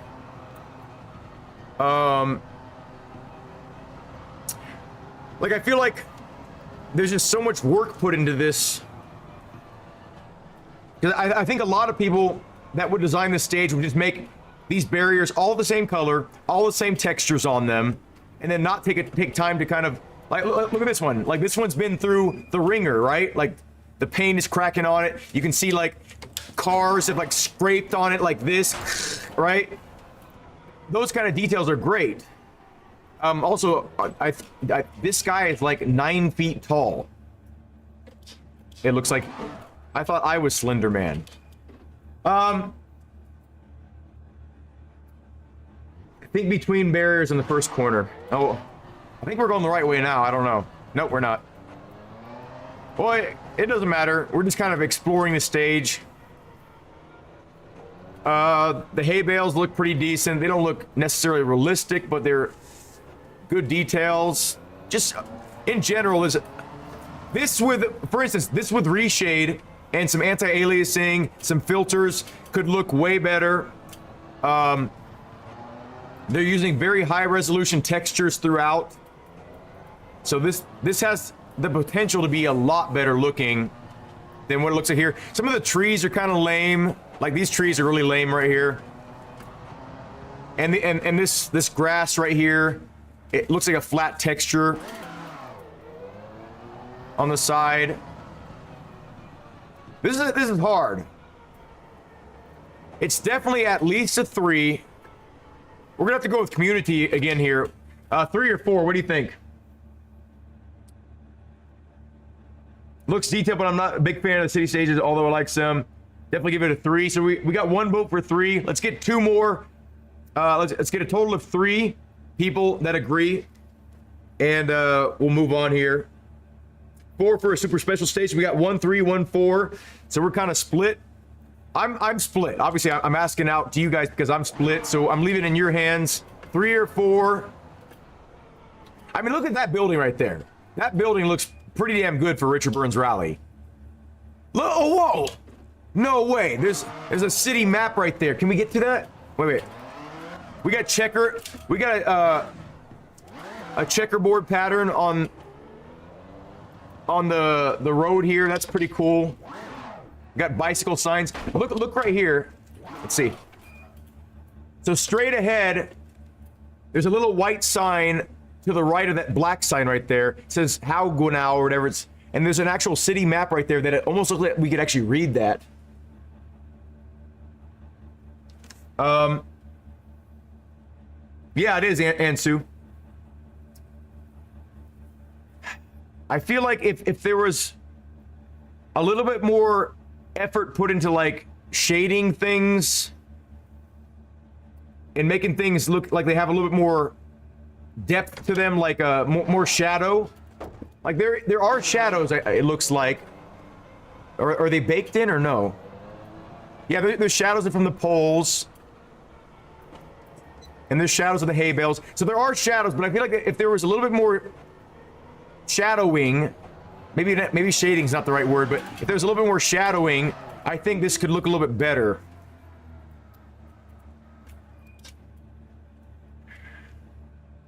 You think it's perfect?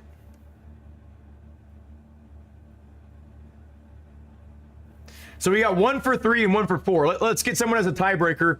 I can't decide between a 3 and 4. If anything, I would call us like a 3.5. But let's get one more person. We need a tiebreaker here. I can't decide.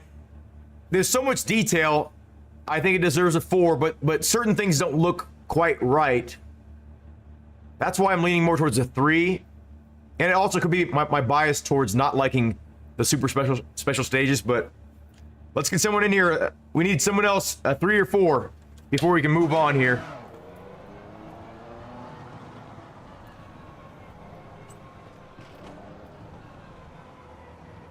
Oh, look at that.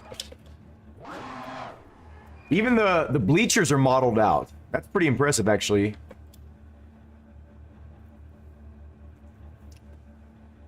It reminds me of a 5. I don't know about a 5. I mean, it could pass for a 4, definitely, but like some of the trees are just like really off-putting to me. Like they're the N64 trees, you know. It might be the trees and the grass that puts me off the most about this course.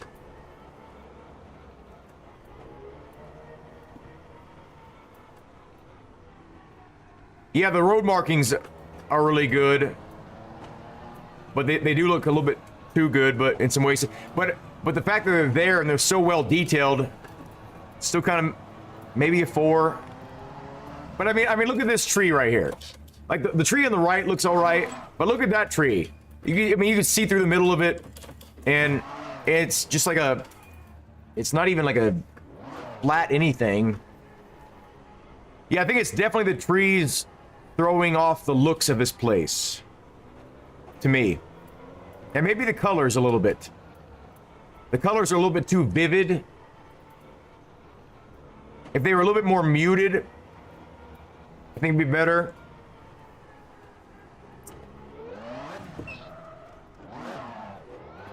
We need one more person. I can't make this decision. It's a complete tie down the middle here. We have one person that says 3, 1, 4. I think it's 3 or 4. We need one more person to chime in here, otherwise we can't move on. This is one of the tougher decisions here.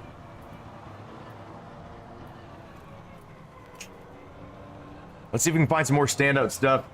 A 3. Okay, there it is. We got a 3 from my dad. It's a 3. I'm sorry, Scareface. There's something off looking about the stage. There's a ton of detail, and it's very impressive in a lot of ways, but there's just something off about it. And I think it's the color and the trees. So with Reshade, I think it could be a 4, but in its standard configuration, I'll agree with it being a 3. I'm sorry.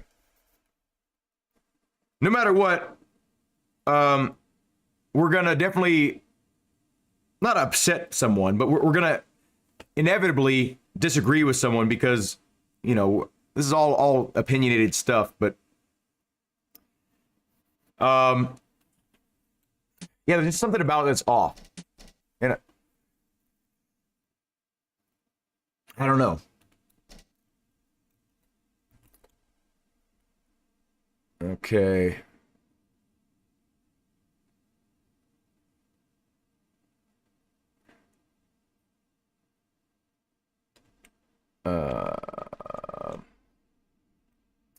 Oh, a snow stage. Okay.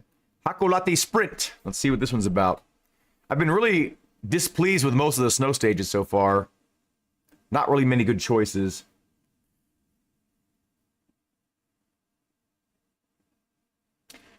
Yeah, I think it could definitely pass as okay, this looks horrible. I think it could definitely pass as a 4. I do like this that sort of that gray. I'll show you here. Probably not up close, but at this distance right here, these sort of brownish gray little tree things right here, these look really good. From far away, at least, it adds a lot of depth to the scene. Wow, whoa, that is the absolute worst background I think I've ever seen in a stage. Look at this. Let me see if I can get down there. See if we can get a clear view of this. Nope, I just fell. Look at that. Okay, this is looking like maybe a 0 or a 1 so far. Let's go a little bit further up though. Maybe it gets better. Okay, I don't like anything about this so far. No, actually, I shouldn't say that. I like these little reddish-brown trees. They don't look horrible. The road surface feels very unrealistic.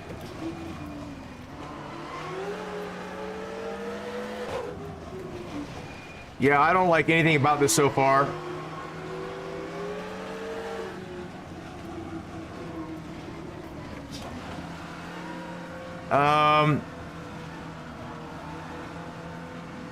This is gonna sound strange to say this because it's snow, right? But I feel like the trees are too white. Does that make sense? It almost looks like there's Christmas lights on every single tree. Does anyone agree with me with that? Like, there is too much snow stuck to these damn trees. Right? I don't know. Does anyone agree with me on that? This is a very bland looking stage.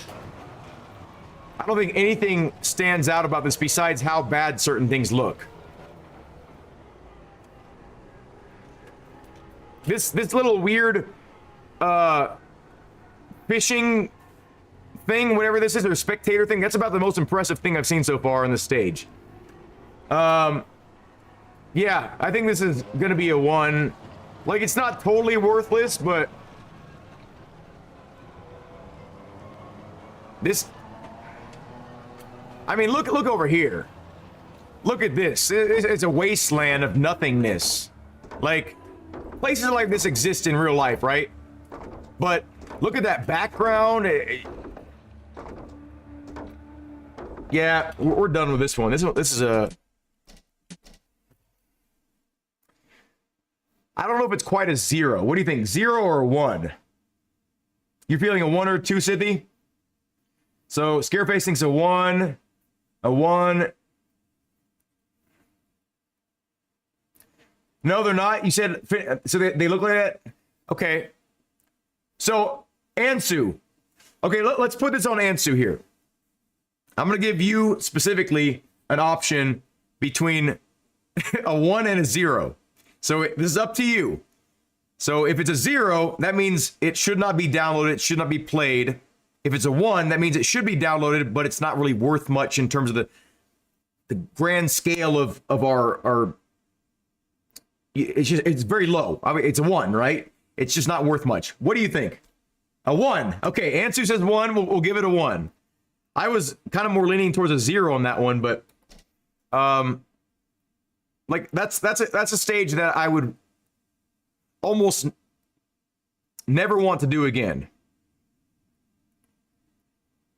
But thank you for the clarification on the trees there, because I do live in a winter state, but I've just never seen the trees be that white to me. Maybe my eyes just see things different. I don't know, but we're giving it a 1. So that's our first 1 in a long time, by the way. That's kind of impressive there. I'm glad you had some experience, some weight, but you were generous with it, because I gave you a choice between 0 and 1, and you did choose the higher number. Now, let me ask you this. If I would have given you a choice between 0 and 2, 0, 1, and 2, and 2 is a nice looking stage, what would you have said, Ansu? The road looks okay. Okay. You gave it a 1 for that? Yeah, that's what I'm thinking. Maybe he has some bias towards... So if I gave you a choice between a 0 and a 2, it still would have been a 1. Okay, that's fair. Okay. Just kind of giving you a... I'm trying to figure out where we actually sat on that. Ooh, we're getting towards Helfstein, or Helfsten, or whatever it's called. Where were we? Okay, we were right there. So Helen Kovice SD. I don't know if I remember this stage.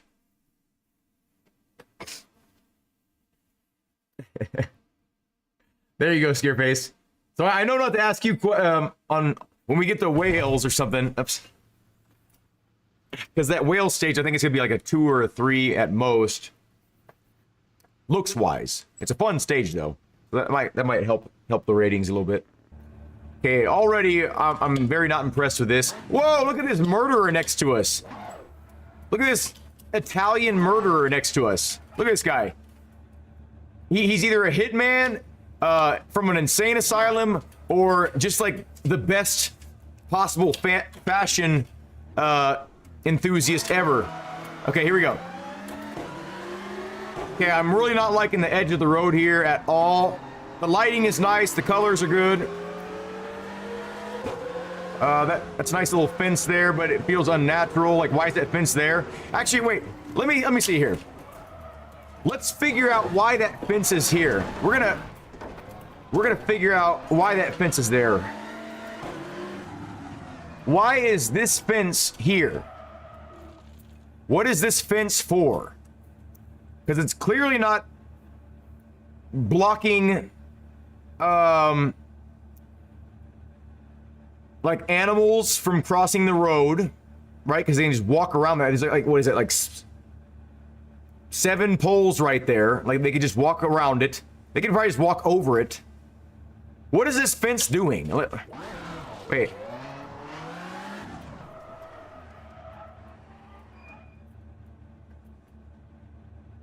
Like, certain walls exist for sound reasons, right? Like, they're blocking sound. This would have no practical purpose for blocking sound. It wouldn't have any purpose blocking. Some fences are to make it to where rocks don't fall into the road, or tree roots don't come out and then fall, make a tree fall. Like, there's reasons for this, but what is this one for? What's your best guess? It's private property, yeah. This is my land. Don't you dare step foot on this 20 foot by 1 foot plot of land. I don't know what that's for. Weird. Well, what's your best guess?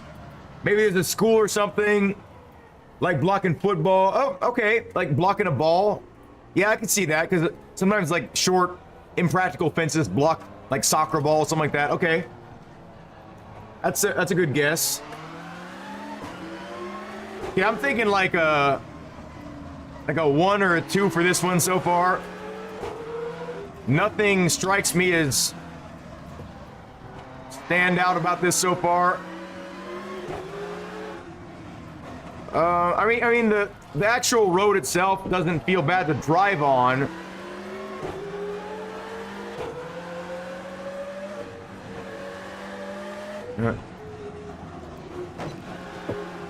Feels kind of clunky though, like the road feels like rather than like smooth. Like, maybe it gets better.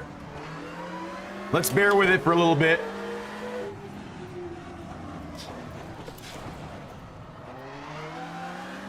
So far it's not. If you grew up here, let me know what there is to do here besides walk or run or rally. I grew up in a small town, right? I know you can get into some trouble. Whoa there, Nelly. Oh shit. Okay. We just hit the undercarriage. Wait a second. Okay, I'm starting to like this stage a lot better now. I'm gonna show you why. Reason number 1, right there, we got a hot 9-foot tall mom right there. Okay. Reason number 2, we got these ladies that are actually 3-dimensional, I think, and they're pretty nice looking. But the main reason is this one right here. Look at this one. Oh yeah, 9 feet tall, short shorts. Back in maybe the 90s, those were short shorts. Now they go up past your private parts. Oh wait, there's another lady over here. Let's see. I think we just ran over an elderly man. This lady, I don't like her. She's too busy with her either pack of gum, or maybe it's like a pack of Tic Tacs, or maybe it's an inhaler. I don't know. I think it's supposed to be a camera, but it looks more like a pack of gum to me. She's completely enthralled with that pack of gum. So I'm gonna take 1 point off the stage for that at least. Okay. So far there's. Whoa! Wait a second. You're not even allowed to use the word Zlin. We know Zlin is a quality stage. You cannot have Zlin on this stage and try to take some credit. Whoa! Look at how horrible this is. This is a 0. What do you think? 0? You think a 1 maybe? Okay. Look at this. Driving by this even for a second would completely rip you out of the moment right here. Let's see. Look at this. Look at that.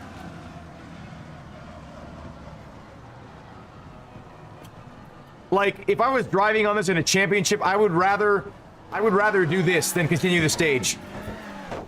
That's what I would rather do than continue the stage.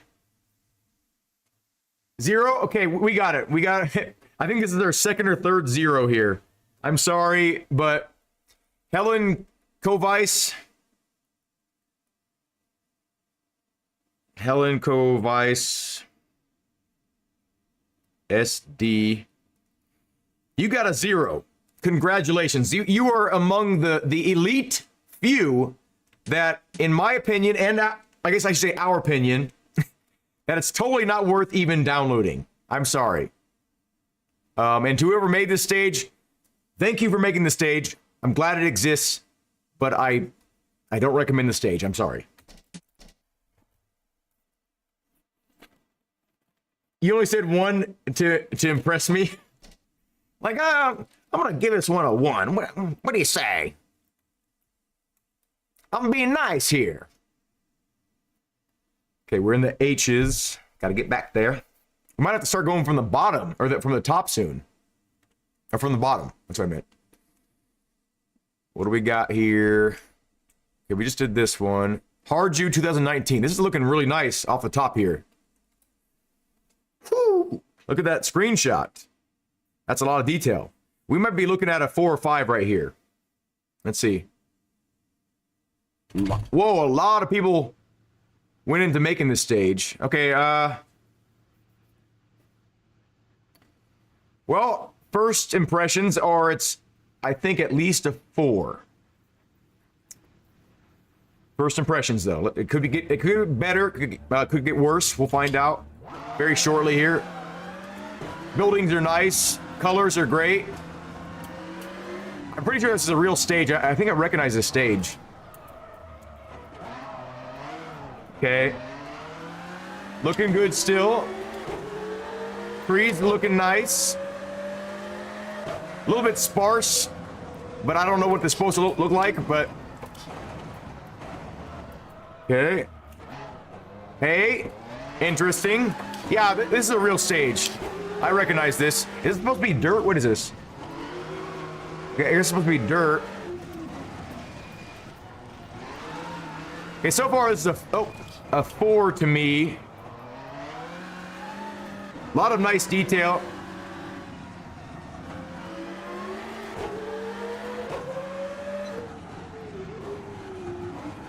Oh, wow. Oh, my God. I didn't expect that. I feel like the shadows could be a little bit better, but...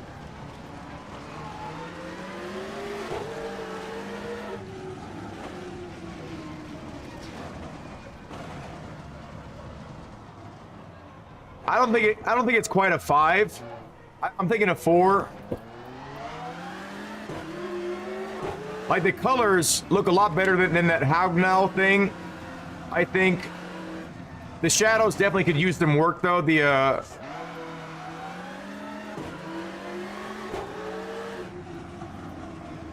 And it's a fun stage. This is like a super special stage I would want to do more than once. Is that Kali Rovanpera? I think it's Kali right there. Okay, gets a 5 just for that, I'm joking. Oh, okay.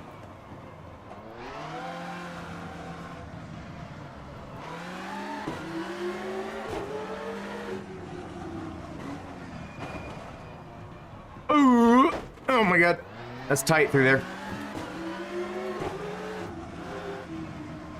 I'm thinking a 4. I don't know exactly what this stage is supposed to look like, but I think it looks kind of accurate, but the colors are a little bit off. I didn't like the, it felt like there wasn't enough shadows, but it felt maybe like a 3 or 4. High 3, low 4. What do you think? Real stage in Finland. Oh, nice, Hansu. Says that track was as useful as a greased up gorilla running on banana peels. I've never heard that. That's great. You think a 4? Because it's not quite like the best looking stage. Whoa, wait a second. Whoa, whoa, whoa. Look at this. I've never seen this before. Look at that. A moving screen. That's really cool. Did you see that? Let's go, Luke. Another Luke. You see that moving screen? I've never seen that before. I wonder if they can do like real-time replays eventually on like some of the super special stages. Like video evidence of you, like third like your replay. What is going on with these ants right here? Oh, they're trying to find the lemonade by coming up here. Okay. Yeah, it is. That's really cool. Okay, what are we thinking here? I'm having a hard time between 3 and 4 in this one. I think it's a low 4 or a really high 3. We're gonna go by majority rules here too. My dad says maybe 4. We're gonna do first to 3. There was a lot of really impressive things about the stage visually. But with all those trees, I felt like it wasn't dark enough in certain areas. I felt like it was too light in certain areas. They could have darkened up some of the areas, I think. What are you thinking on Harju 2019?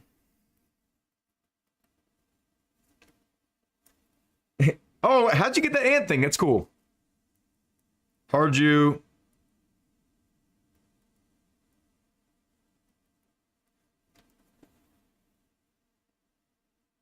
Look how it compares to the real. I'm not gonna make the mistake of I recognize the stage. I've played it, I think, in other rally games, and I've seen it represented better. I think in WC graphically, I'm talking about. Maybe it's not like perfect, whatever, but I think graphically it looks better in WC Generations, I think, or 10. But what is it? What do you think? High 3 or 4? High 3, low 4. What do you think? Or maybe it's even a high 4. I don't know. I think it's. I'm kind of leaning more towards like a 4 because of the amount of detail. But and a lot of the assets felt kind of, they had a little bit of authenticity to them. You think a 4? Welcome, Jusa. I haven't seen you around here. So we got 2 people that say 4. I'm kind of leaning more towards a 4. Let's see if we can get one more 4 in the chat here.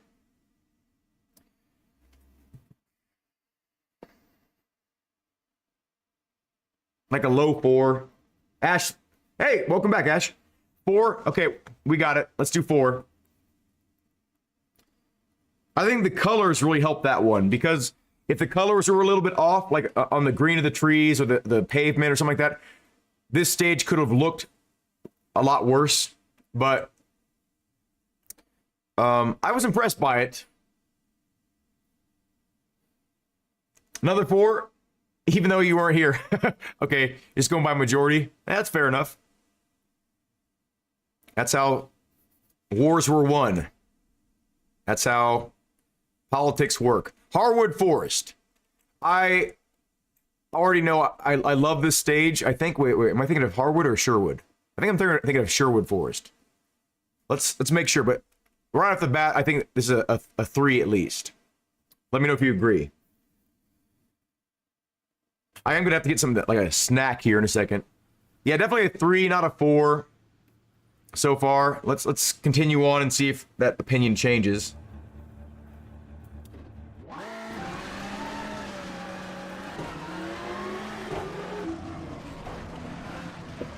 Yeah, definitely 3 so far. Really fun stage, though. I think this is one of the original stages, actually. Yeah, it's a 3, I think.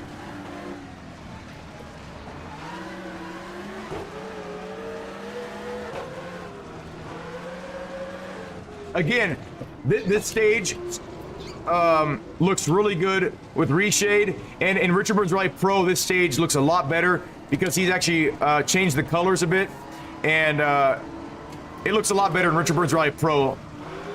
But in this mod, because we're going by Rally Sim fans right now, I think it's a 3. Yeah, strong 3, you think? Yeah, I agree. Harwood Forest.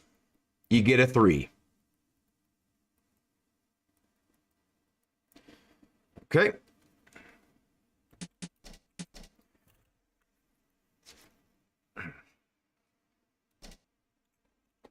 We're getting close to some really good looking stages, though, that I know, in my opinion, should get at least a 4. We'll see what you all think, but I think it's going to be pretty definitive. At least a 4. The ones I'm thinking of here. Okay, we did that one, did that one, did that one. Okay, Hossie. I think this one... This is one of the better looking Finland stages, in my opinion. There's not too many good looking Finland stages, in my opinion. There's a few standout ones, but most of them look really similar, like samey, and there's nothing really like crazy special about them, in my opinion. But yeah, it is really a good stage. Okay, starting off with a 2 or 3 visually. That's one of the best looking porta potties I've seen in a video game, at least in an older video game like that, or like this. So maybe we'll bump it up 1 just for that. These guys look like construction crew instead of a... Okay. Looking like a 2 or 3. So I'm going to say it's a 2 if there's nothing super exciting about this. But 3 based on like visual presentation. It looks good, but there's nothing like really stand out about... Oh shit. There's nothing really stand out about the stage so far. Like there's a lot of other stages that are similar to this that I think would be better to spend your time on. I don't like the hard line on the right side here on the edge of the road.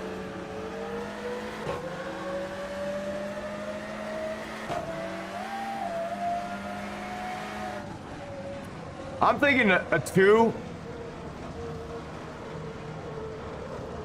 This is another one that I'm gonna have to let you all decide based on majority rules here. I'm thinking a high 2, low 3.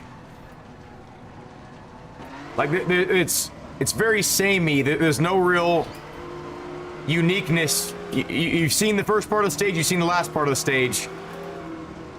And there are places like this in real life where it just looks very similar throughout the whole thing, but we're just going off of feeling too, though. Remember, like, what do we feel when we drive here? Oh, okay, that's kind of cool.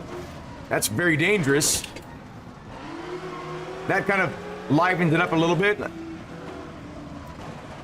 But again, I feel like I've seen this exact corner like 2 corners ago. High 2, low 3, 2. Adding the porta potty solid number 2. That's like your Jesus joke. Yeah, nothing stands out.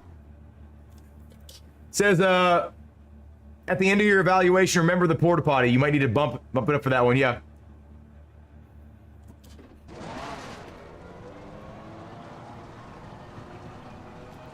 Like it's a strong 2, a very strong 2, but it would be a very weak 3. Like if I had to give this a rating of a 3, I would give it like a 3.15. If I had to give it a rating of a 2, I'd give it like a 2.86.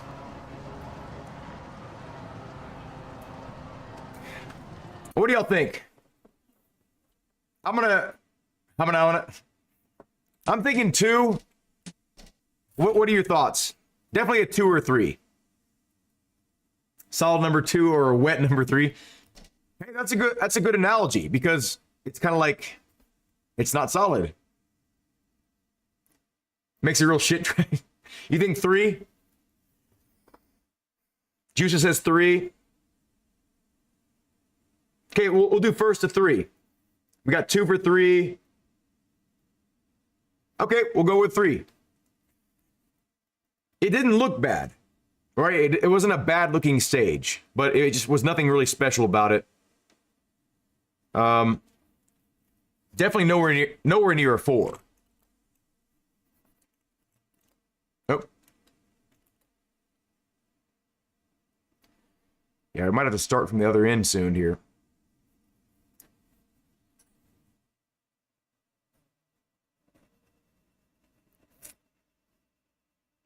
Oh, oops. Here it is.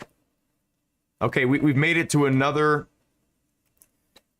It's at least a 4.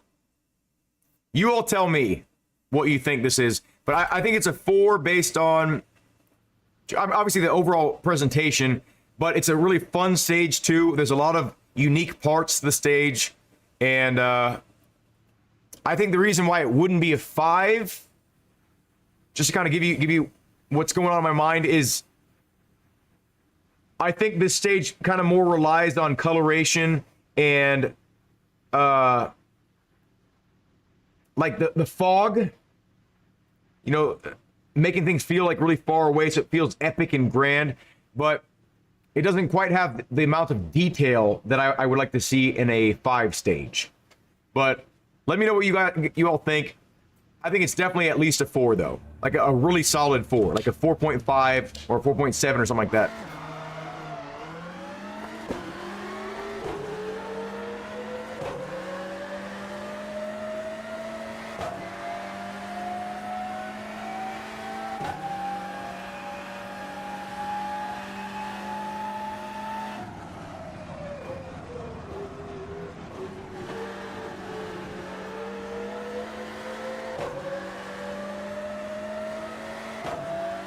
Like, so here's a good example, right? Like, see these trees on the right?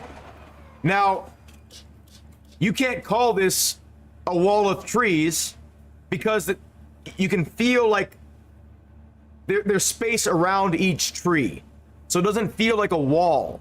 That's what I like about, like, this feels like we're in the trees, you know? And certain stages that try to fake that by just putting a wall of trees and then just a couple little trees in front of that wall, that I don't like seeing that. So these are like really thick trees, and I like to see, and they feel not necessarily 3-dimensional, but when you're going by at full speed, it feels more 3-dimensional than like the tree walls. Yeah, the lighting, that's what I'm saying, like the coloration and the lighting, oh shit, overall are the standout things about this stage. Like, it feels like a sort of a more natural environment. I don't remember the pace notes off the top of my head here, but when you're under the trees, in the shadows, you really kind of feel like you're in the shadows. And I think it's something that's missing from a lot of stages in this game and in other games too.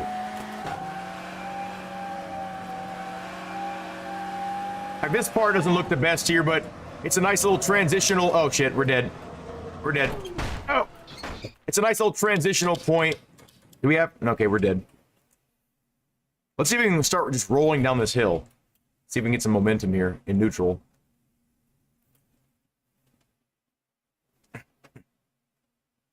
Okay, we're at too much of an angle. Anyway, too many trees.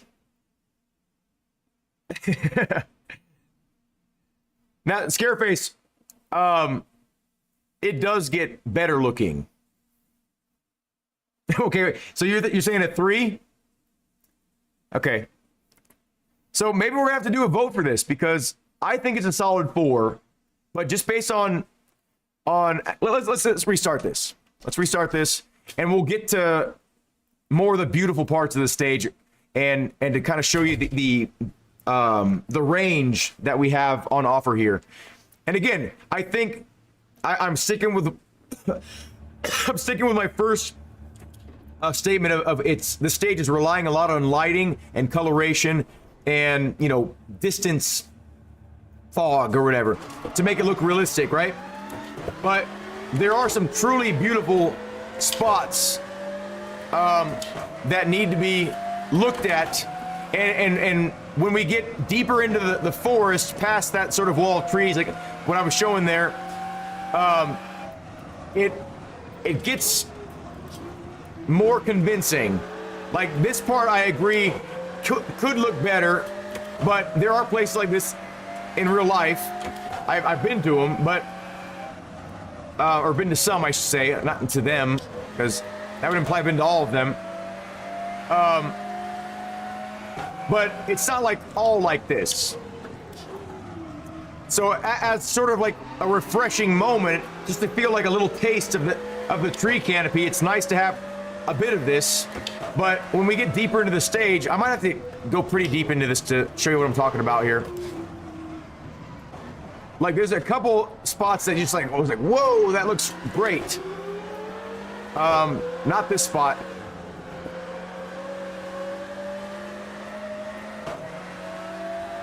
But I mean, I agree, this spot could use some spicing up a bit, but it's, you know, it's kind of like plainsy.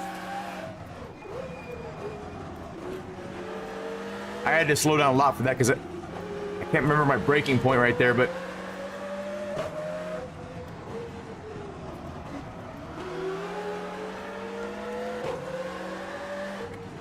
like there's a lot of interesting parts to the stage too. It's not just a pretty stage, it's also an interesting stage, and it's also a really fast stage too. Like you can really haul ass on stage, so it gives you a good sense of speed, and it allows you to really open up on some of the faster cars.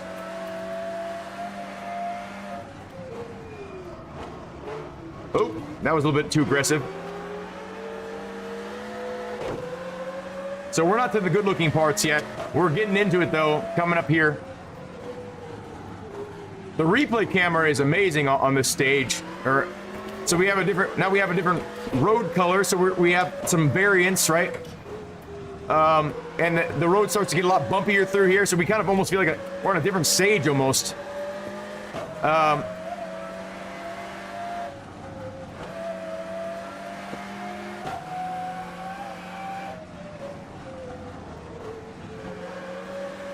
I feel like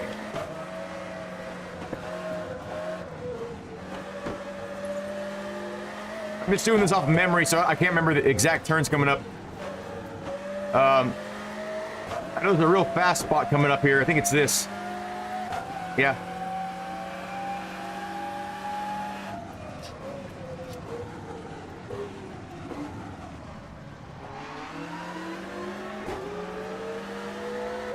Another surface change.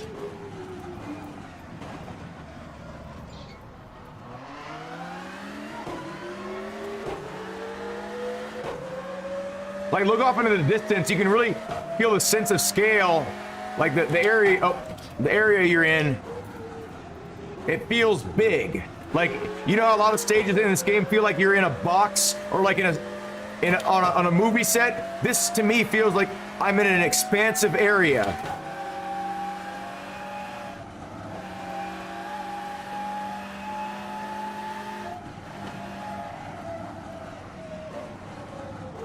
No, no, no, no, no, no! Please don't total the car. Yes, okay. I was like, look at the tall grass right here. That's some of the best tall grass I've seen in the game. Look at this tall grass. Oh, we're going the wrong way.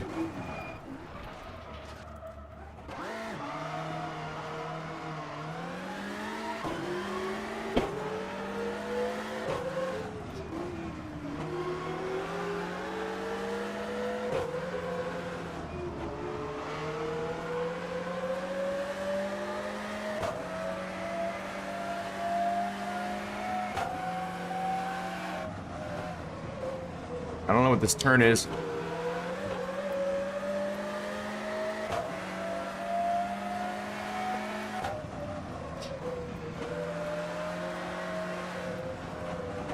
Like, look at this area. Okay, can you tell me it's not a 4 now?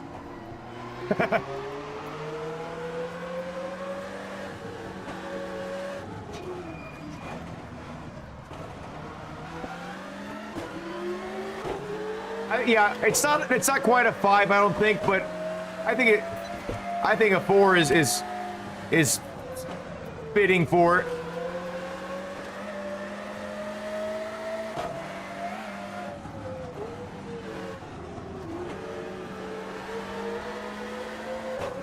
Like, look how many different areas we've been through on this course. Like, how many different feelings we've felt. You know, like, I feel the environment changes. I feel this as a change here.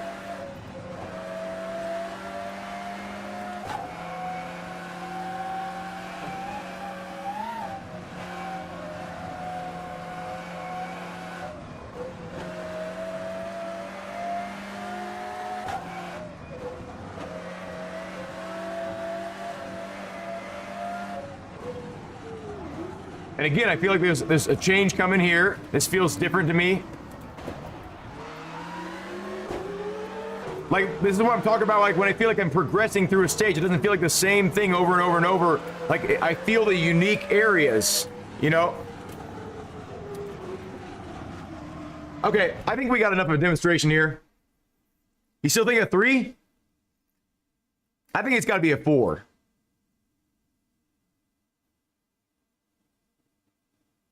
Maybe a low 5? Okay. Okay, thank you. I was mainly going on to convince you. I don't know if you realize that. Okay, health. Solid 4. Not a 5.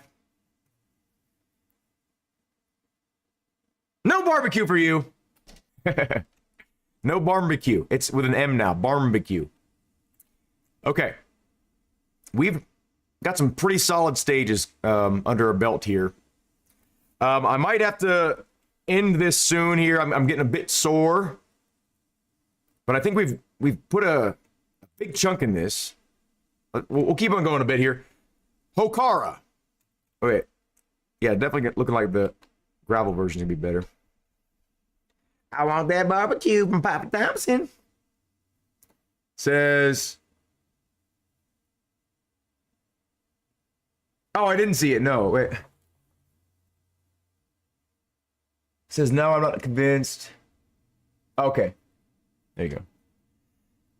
This one is another Finland stage. I don't know why there's so many Finland stages. I think it's because they're easy to make or easier to make.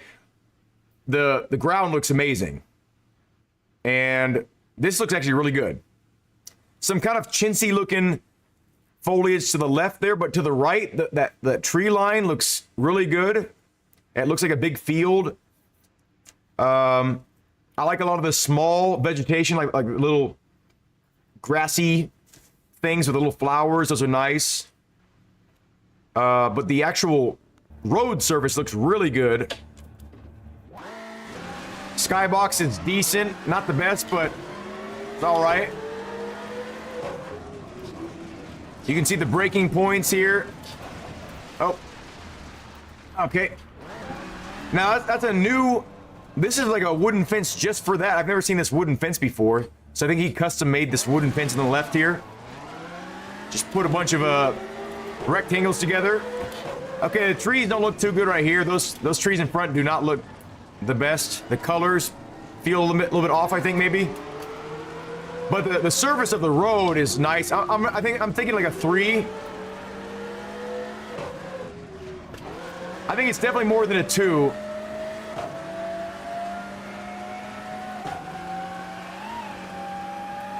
Yeah, the surface detail is really nice. I can feel every little dip in the road, every little you know, little rut. This part doesn't look too good right here. This looks, again, the colors are I think what's wrong with this. The colors and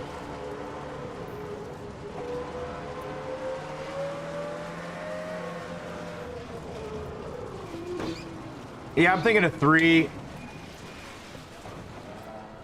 Not quite a 2, I don't think.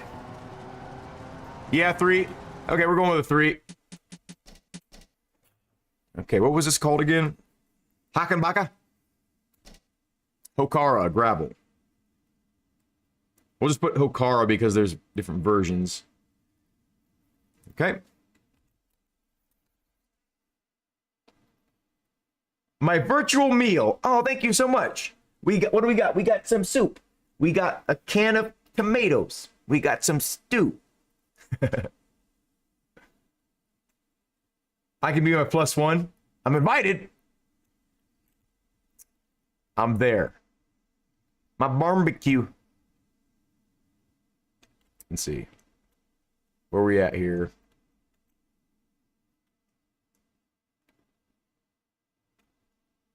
Ooh, I know I like this one.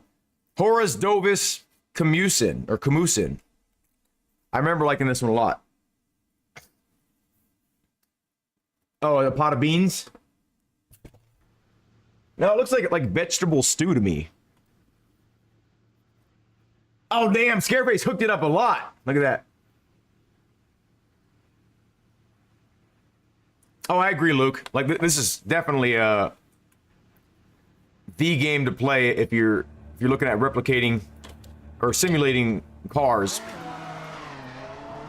Okay, starting off with a 3 visually. Okay, this is looking interesting. I like how narrow it is. Some good detail on the road surface. Got some water to the left that looks horrible. Wait, is that water moving?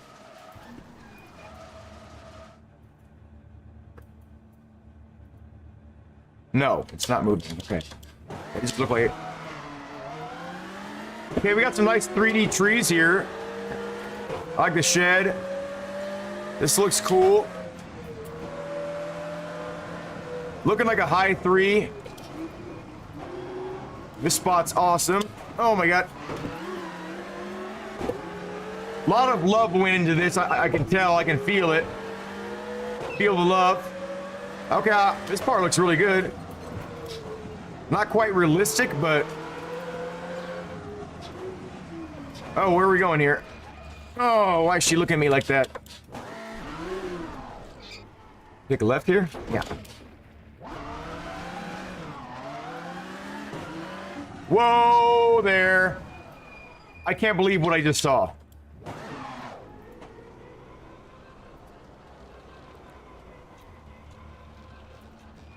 Look at that tree floating in the air. Look at this. That's the base of the tree right there. I guess they were trying to make the tree look taller, but okay, whatever.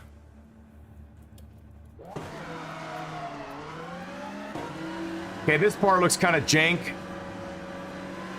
Not bad, but I'm thinking a solid 3. This is a great looking stage. Not excellent though. Got some surface changes. It's a really cool stage. Oh, I remember this damn stage. This turn is impossible. You gotta just go at it 1 mile an hour. Like, there's some really standout moments of the stage. It's definitely a 3. Not a 4 though. Okay, yep. See you later, Sith.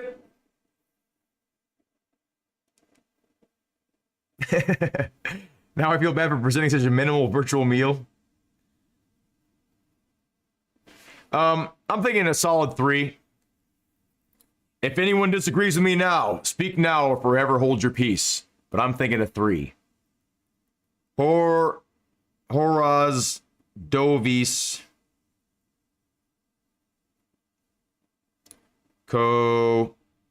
Musin 3. Okay. We are getting somewhere. I really wish we didn't have to like scroll through all these every single time. It's so annoying, but yeah, there's no. Maybe there's like is there like a skip function? No. Okay. Oh, I didn't mean to, I was saying horse dope. I just ended it with whore. For a deck, these are great stages. Now, I don't know if they're like 4 quality, but they're definitely at least 3 quality. And there's some really standout moments. Like these stages are great. The Hredek stages. Get out of here, Ant. See you later, buddy.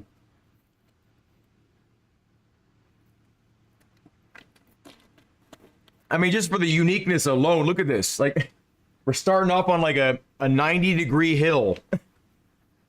Says like the original Dress Park game, that every time we goofed up, we had to go all the way back to... Oh, I just played that recently. Now, with modern handhelds, by the way, you can do what's called save states. Right? So, unless the game literally just... You save at points where you're confident, you have enough health or whatever, and then you can just reload that save point. It's very convenient for some of the games that were just like designed, like some of the older games were designed to be so difficult so you couldn't beat them in one sitting, like you had to replay them, right? That's where the replay value came from, was from how brutal the difficulty was. So newer games, because they're able to offer more content, because there's more storage space, you know, they can optimize things better, you can make more detailed stories, there's less of an incentive to make the game brutally hard. You can just enjoy the game because the game is so long, or the game is so open-ended, like Grand Theft Auto, that there's replay value in that. So, you know, older games, like, you can play them nowadays with save states and enjoy them differently, instead of being like, oh, I'm never playing this game again, it's too hard to get back to this point. You can just save it to where you're at a hard point and then just keep on trying from that point. No, I don't think so, Scareface. You used to be able to do that in Richard Burns Rally Pro, but now Richard Burns Rally Pro, you just touch the letter key that you want, and it goes to the first letter of that area, or of alphabetically. Like if you're going to Paragross, you just push P, and then it would take you to all the P's. But in this game, at least not that I know of, if anyone plays Rally Sim Fans and they know of a way to skip a bunch of stages all at once, please let me know. I don't know of a way to do that in Rally Sim Fans. Correct, Naya. I am. Okay, here we go. So just for uniqueness alone, look, I mean, look at this. This is like a dastardly start to a stage. I don't know if this is a real stage or not, but if it is, I mean, I guarantee like the death rate's like 99%. But I mean, that's not necessarily funny, but you know, I'm joking. But yeah, I'm thinking this is at least a 3, definitely not a 4, because it just doesn't look quite realistic. You can tell there's a lot of detail put into it, but, and a lot of love, but I think the tools were not quite there yet for stage building, or at least the techniques weren't quite there just yet for the stage building. Like this at one point was probably a benchmark stage, right? But you can also do this one in a Sette Corsa, like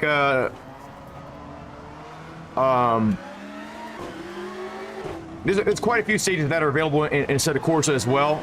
I don't know if they're from this game or vice versa, or from another game, I don't know. But I've seen this in a Sette Corsa positively. Maybe not this one, but something like it. But definitely a solid 3.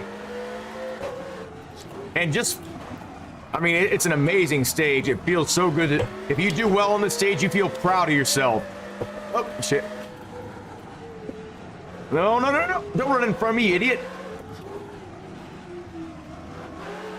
Really, you gotta be really cautious on this downhill section and really keep control of the car. Really easy to spin out right there and hit those trees. Oh, this isn't I thought this was the one that went straight.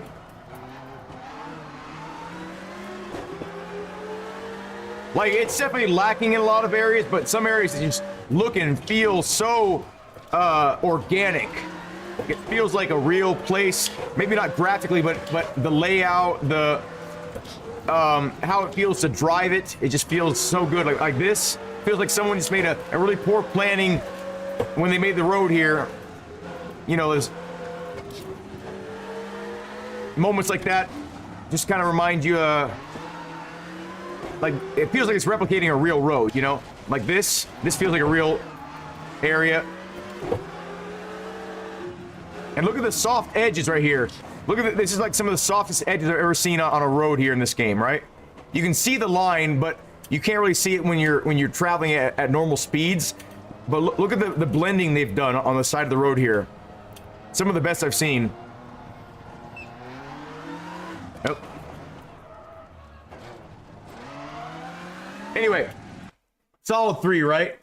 You think a 4?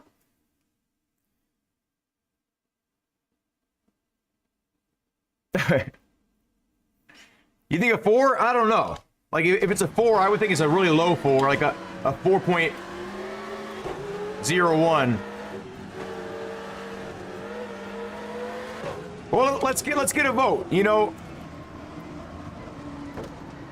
there's a lot of aspects I feel are 4 quality in this.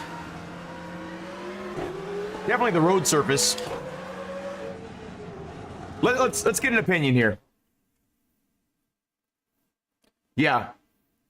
So okay, if we can get another person to say that this is at least a 4, we're gonna go with majority rules, because this, there's no doubt in my mind this is at least a solid 3. Okay, so Scareface says 4. Is there anyone else that agrees that this is it's definitely a top quality stage. It's one of the best stages in the game. Definitely in terms of how much fun it is, and it's one of the best looking too. So I'll agree with that.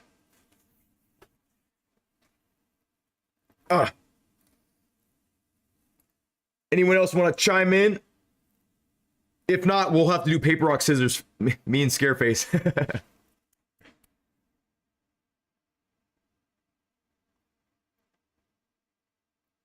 Oh. We could do paper, rock, scissors typing it. I could type my answer, and then I'll say 3, 2, 1, go. And if they're too far off, you think a 4, Dad? Okay. Going with 4. Let's see how a paper, rock, scissors virtually would play out here. Who wants to do paper, rock, scissors with me in the chat? So type your answer, right? Like paper, rock, or scissors or whatever right now, and then we're gonna both hit enter at the same time. So I'm gonna okay. You ready? Let me know when whoever's ready to participate. We can do multiple people too. Oh, damn it. I meant to type it out, but that's even better, Dad. Okay. Are we ready? You got to pick a new one, Dad. Or maybe just scissors again. Who knows? Is everyone ready? 3, 2, 1.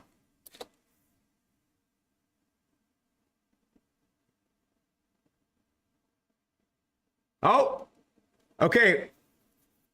Okay, so my dad's out. It's between me and Scareface. My dad chose rock. I chose paper. I don't know how you guys are making pictures like that. Okay. Okay. You ready? 3, 2, 1.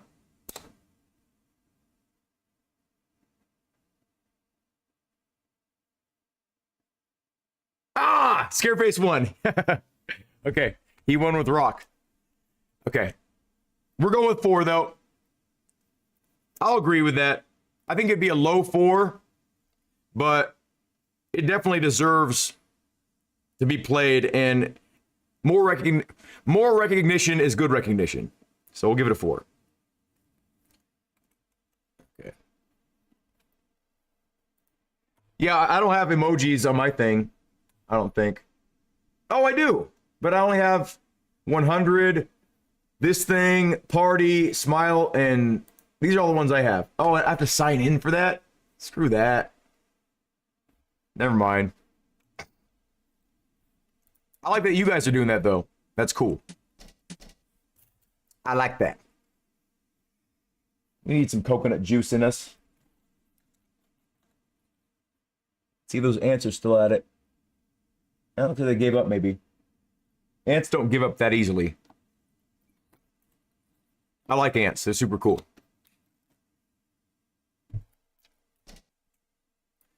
Okay. I like all things. Type. Oh, yeah, mine doesn't do that. I'm using OBS, though, to type the chat. Damn, we're getting down there, huh? Okay, we did that. For deck.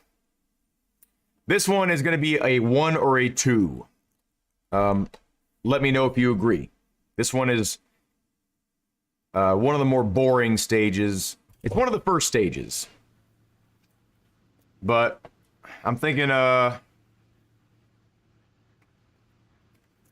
mean, it looks decent. Like, the colors are nice. Vegetation looks reasonable for the area. Surface is maybe passable. Got some interesting stuff here and there. Okay, this is cool. I like that little railing area. Maybe a 2 because it looks nice. All right. Oh shit! It looks nice, but it's boring. Right. A 1 is just like, there's something good about a 1, right? There's just something. Maybe it looks good or it feels good, but this one looks good. I just ran a bird over. Oh, we're dead.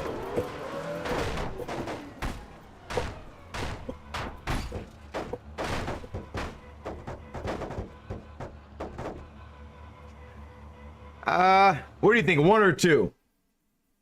Label says 2. I'm leaning more towards a 2 as well. But it was kind of boring. It didn't look bad, though. That says a 1. What was a 2, but Crash made it 5? Now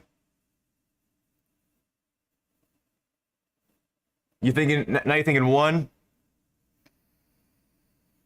We got 3 ones. Okay. It was boring as shit, right? Okay.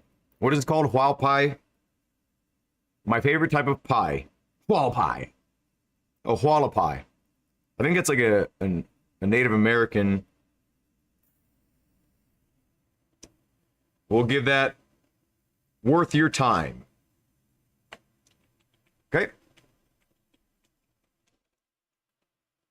Is it quicker to go from the bottom up now? Let's see. 1, 2, 3, 4, 5, 6, 7, 8. No, it's not. Okay. It's got a lot of S's there.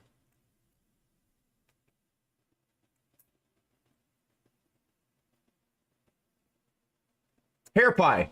There you go. Come on down and get you some of this hair pie.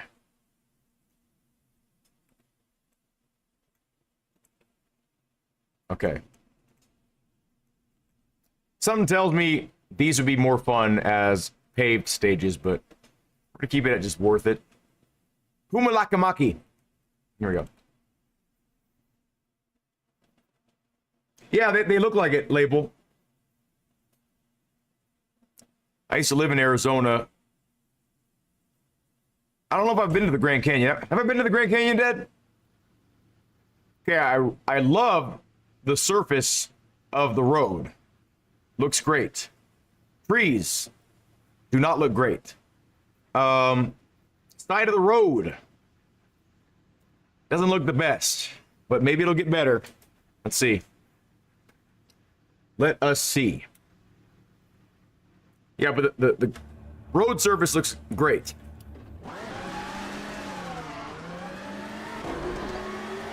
Okay, it immediately looks less great. Okay, I thought it was gonna look better than that. I'm thinking this is like a 1 or a 2 so far, but let's see.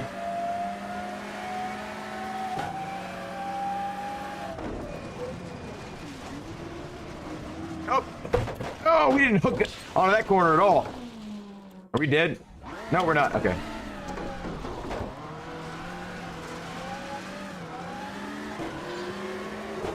Car feels weird, but okay, the buildings aren't bad. Some of the shadow areas feel decent. It's just not very interesting so far. Land. To me, at least.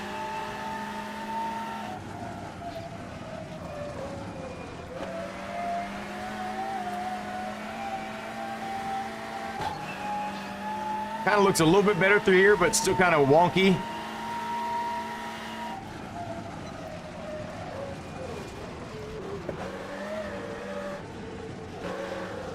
Oh. Oh, there's a rock there. Okay. I don't know, like a 2? Watch the jumps. You're thinking a 1 scare? I mean, there was really nothing special about it. I mean, I didn't do the whole stage, of course, but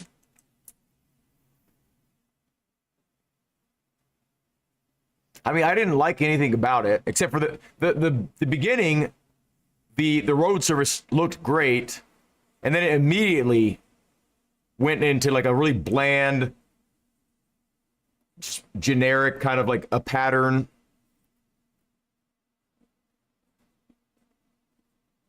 What do you think, 1 or 2? Scarebase thinks 1. Yeah, the buildings looked all right. They weren't great looking, but they looked, you know, better than a lot of buildings in this game. What do you think, 1 or 2? I'm leaning towards a 1 as well, like a high 1. Low 2, high 1. 0 if not for the buildings. That's brutal. Okay, we need a tiebreaker here, or a decider. I can't decide on this one. You think 1? Okay, we're going with 1. And I'm being reasonable. Humalamamaki. That makes you want some hummus. Humalamaki. Give her a 1. Worth your time, but not much more than that. Okay.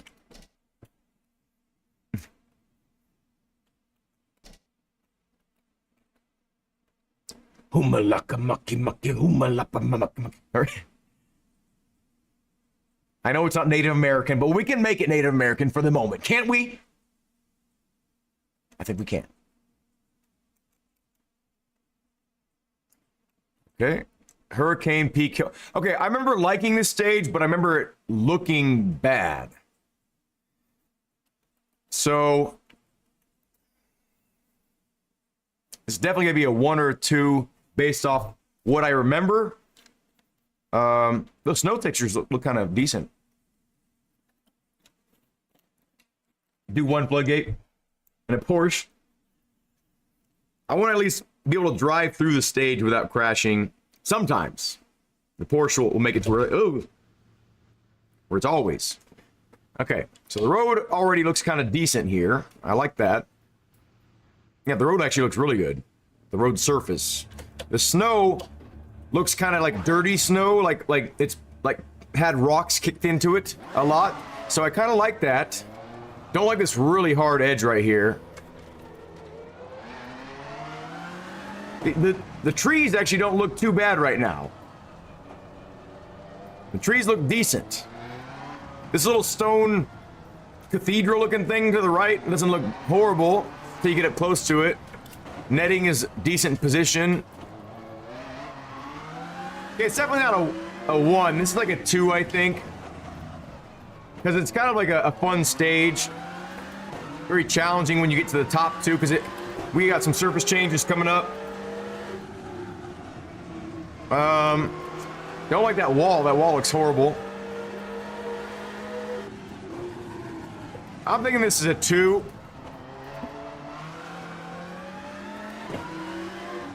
The snow looks kind of decent right there. Looks like bump mapping or whatever. These buildings on the left don't look half bad. It's kind of a nice texture.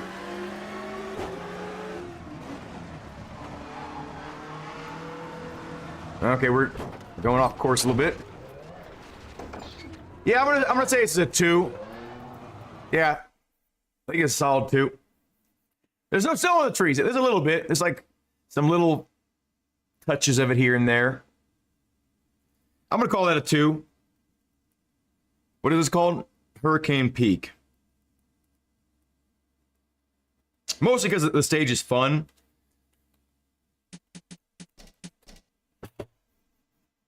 It's, in my opinion, one of the best American stages available, besides like Pikes Peak. But Pikes Peak is kind of like, eh, it's all right. Pikes Peak just bores the hell out of me. Even watching like professionals do Pikes Peak, it bores me. I know it's a challenge, right? And there's some really scary parts to it. I know, but it just bores me. I think I'm able to say that.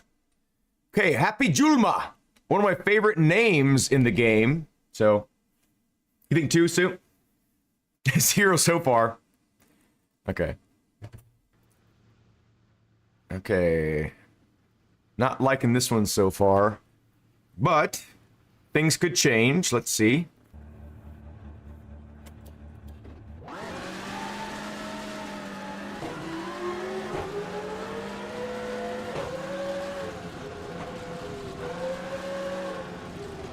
Okay, very samey so far, but we're just on the first part still.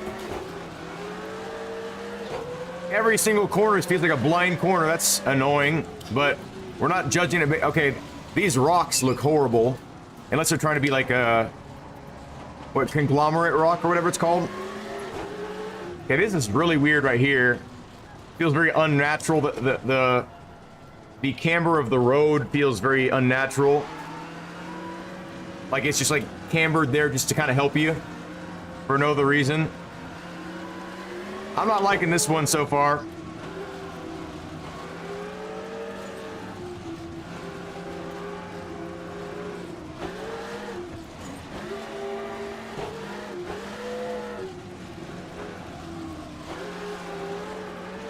It doesn't look horrible, but I don't think there's anything special about this at all.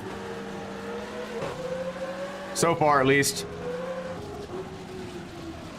Like, I'm almost falling asleep right now. Okay, that was kind of cool.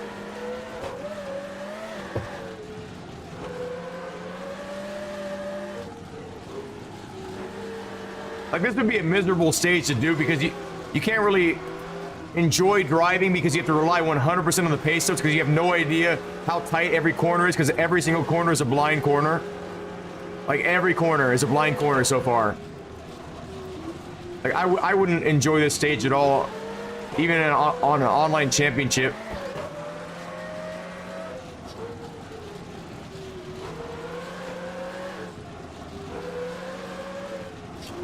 We're dead. I'm saying a 1 for this one. 0 for you. Yeah, I think a 1 is fair.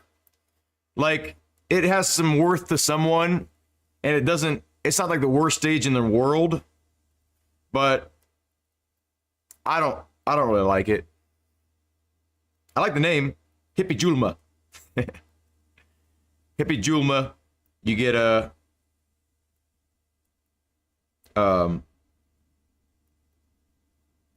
worth your time. Not a 1. Yeah, it's definitely a low 1. As low as it gets. A 1. Not a 1.01. A 1. Okay. The grass looks like 4-foot nails. I didn't see that one. Oh, my camera froze. Yeah. Damn it.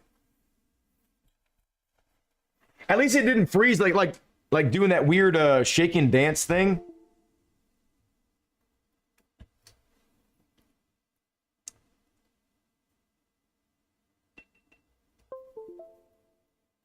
A 1, Dad? Yeah, I agree. You thought I was still frozen, huh? No, I'm just joking. Okay. Thank you for letting me know about that, by the way.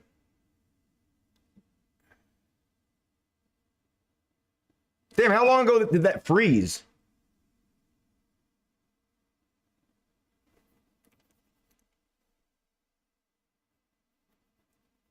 Yeah, I can see that, Naya. I don't like that. I mean, I appreciate some blind corners, but like when every single corner is like, what the hell is this one? I don't know. Okay, we're on it. Okay, what the hell is this one? You know, like it's just like some unknown is nice, but that was just like a little bit overkill there. We're officially in the eyes, boys and girls. Look me in my eyes and tell me that you don't like what you see. Huh? We're in the eyes. A, B, C, D, E, F, G, H, I. What is there, like 20, what is it, 23 letters? I don't know that. How many letters are in the alphabet? A, B, C, D, E, F, G, H, I, J, K, L, M, N, O, P, Q, R, S, T. That's 20. U, V, W, X, Y. So there's 26, yeah. Okay, so it's 26, so wait. A, B, C, D, E, F, G. We're not even halfway through? Okay. Well, here we go. Inland Road. What is New Zealand, right? It looks really nice from the screenshot there.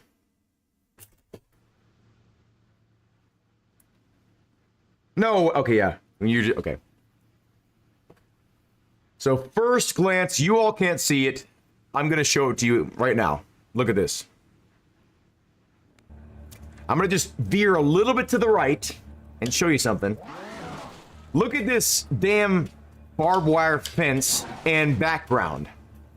That is like horrible looking. But let's not judge it on this one moment. Let's judge it on all of its moments. Okay. Okay, here's something I really like about this. Where is the edge of the road? Right? Logically, it'd be about here. But visually, where is it? It looks like it could be over here. Right?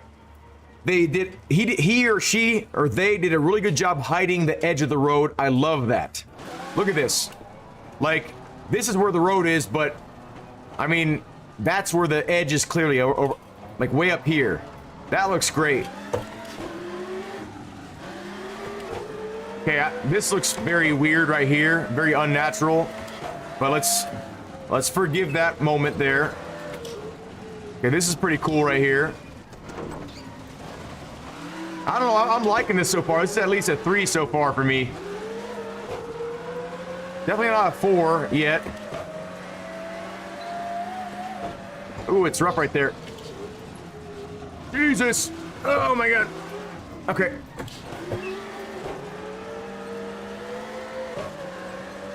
Yeah, this looks pretty damn good, actually. Not a 4.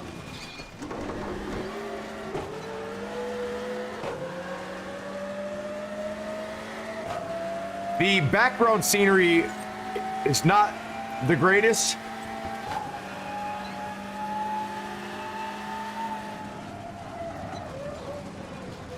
Oh, shit, we're dead. Oh! Co-driver's gone. I think it's a solid 3. I like the telephone poles they're using here. This is a cool little section.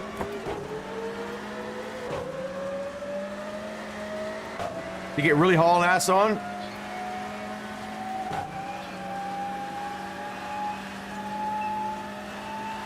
Oh shit. Oh my god. Okay. I think it's a 3. Yeah, I agree, Dad. Definitely not a 4. Solid 3 though. Inland Road 2022 3. You agree too, Naya? Dad agrees 3. Unanimous. We don't need to be unanimous for all these, but ones that are questionable, it's very helpful to get some input. So I appreciate it. But I know a 3 when I see one. Okay. Okay, here we are. So that's the same stage. Jukavara gravel. I'm guessing this is another not great stage because same. No offense, Matto22. Again, I'm glad you made this stage, but let's see if this is your standout stage or not.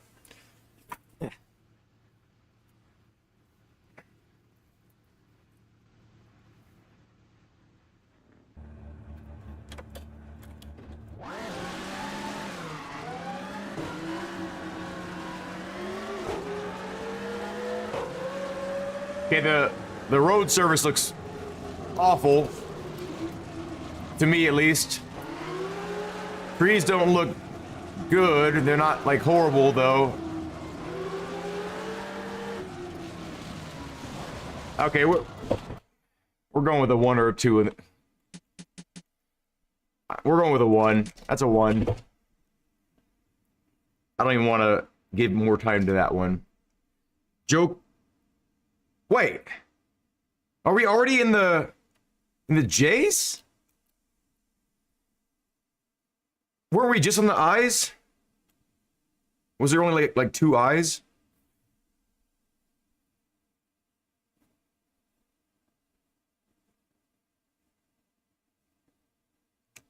Oh, I guess there was. Okay. How do you spell this? Jukavara, you didn't juke us. We could see right through you. Give that a 1. 2 eyes are better. Let's see, and at that bombshell, we'll have to go for a 3. Who did you quote there? And on that bombshell, I know what you're talking about. I've heard someone say something like that. I don't know, though. So when your review is complete, are you going to give us credit for helping? Yeah. I think, yeah, I'll get you guys some virtual pizza. Oh, okay. Joplane. Or Joplane. I remember liking this stage a lot. Yeah, I think I like the stage. It's one of the, I think it's one of the original stages. Background isn't too bad, but it's not the greatest.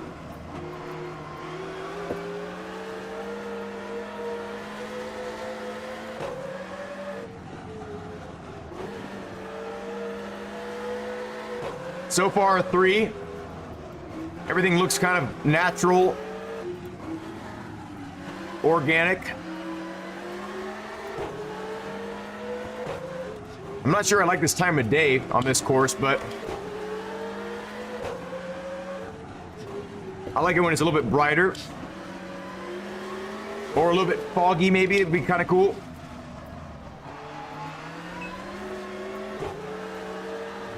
Yeah, this is a 3, I think.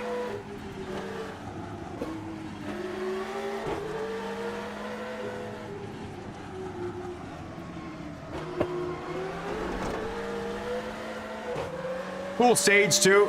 Like, it's a fun stage. It's visually attractive.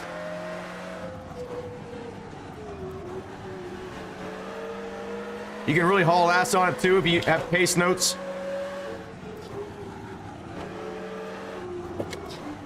Like, the art is well done. It feels like whoever did this stage truly liked their job. If this was a part of the original stage list, I think it was. Got some fun cuts.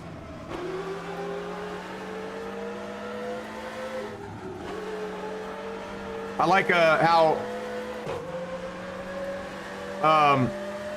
up and downy it feels.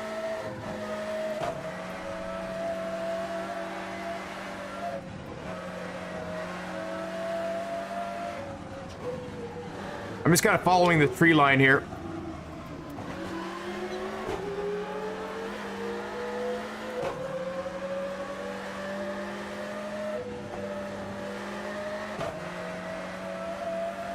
Yeah, I'm gonna give it a 3.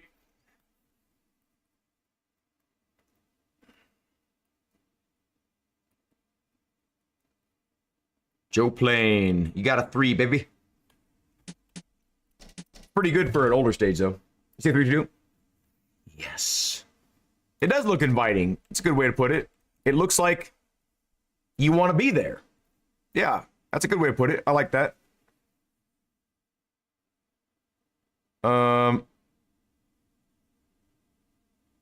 Damn, we're far down.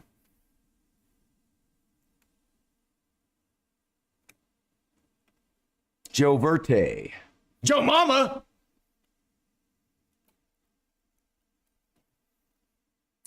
Okay. Donk, what's up? How you doing, man? I haven't seen you in a while.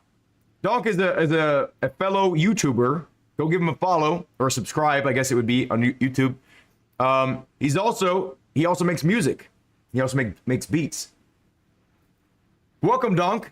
We're going through these damn stages again. This is the third time I've done this. Joe Verte. Okay. So far, it's looking decent, but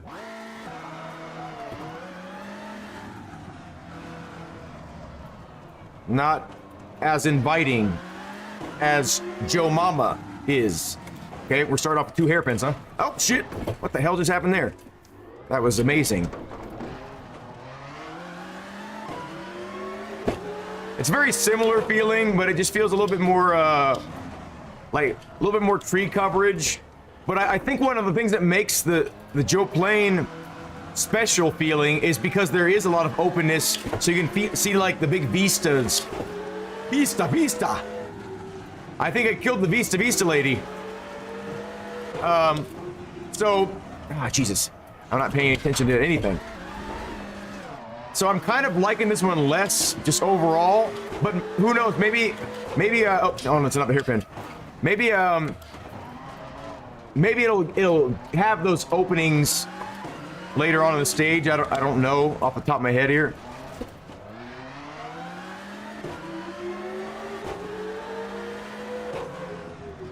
Just like relentless hairpins. We're gonna cut the hell out of this. Ah! I got a penalty for that, even though I don't care about that. Because we're just going through the quality of the stages. I'm thinking this is a strong 2. I don't really like this stage, not because of the graphics so much, but because it's just not as fun of a layout. Hey, we got into some openness here. Let's see. Maybe it'll switch to a 3 here. What do we got corner-wise here? Okay, another hairpin. If you like hairpins, looks like we found the stage for you. Hey, this wood's nice. I like the little wood fence there. Okay. We got some little pop-through Vista right there. I don't even know if I'm using the right word. Vista, the best operating system ever. I'm just joking, it was not good. Yeah, I'm thinking a 2. Y'all agree? You have to do the full. Hey, no way. Is it 42 kilometers? Just chilling. Okay. Okay. I appreciate it. Taking a short break. Okay. Yeah, I agree. It's a 2. There are a lot of real stages, and there are a lot of fantasy stages in Richard Bird's Rally. And I don't know about this one. I'm pretty sure this is a fantasy stage. But I didn't like that one. I didn't like that one very much.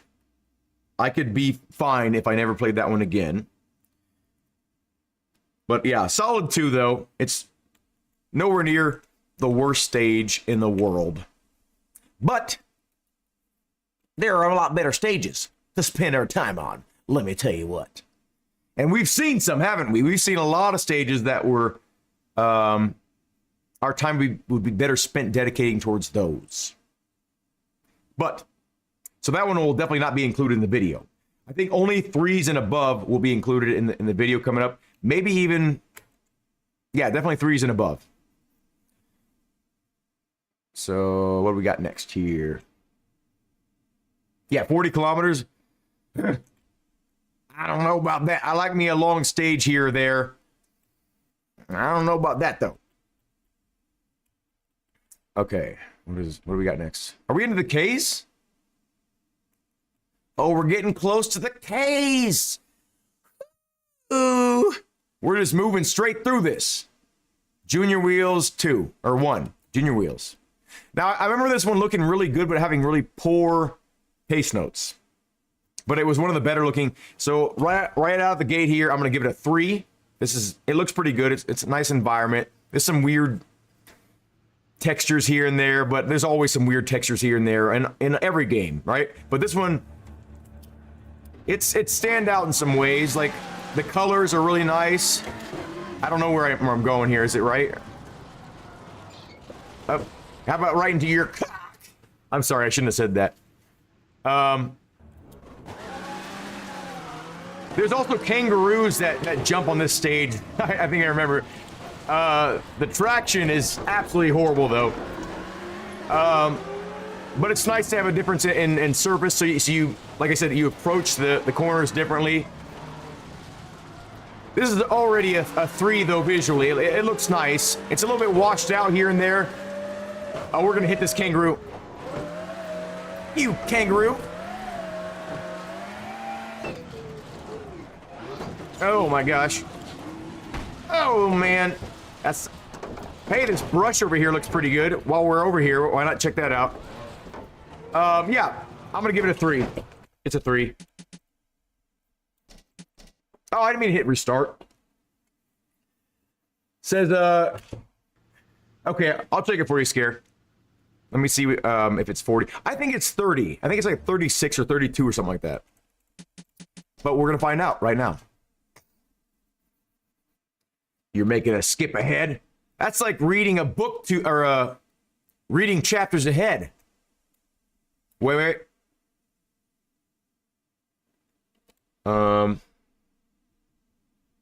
Class, don't read ahead now, okay? I used to always read ahead, and they're like, "How do you know all the answers?" Oh, me? I'm just good. It's Finland. How'd you know I was going to ask that? You saw it in my face, didn't you? Oh, we got some really good stages coming up here. Whew, boy. I have to take a piss really quick here. It is 34. I think, did I say 34 or 30? I think I said 30, 36. Oh, that one's 35 though. It's a little bit longer. I have to take a piss really bad. Please. Actually, while we're waiting, I'll give you I'll let you watch my newest boring video, I think. Or, I'll just CP pants. I hate that guy. Okay. No, I'll give you something racing related, I think.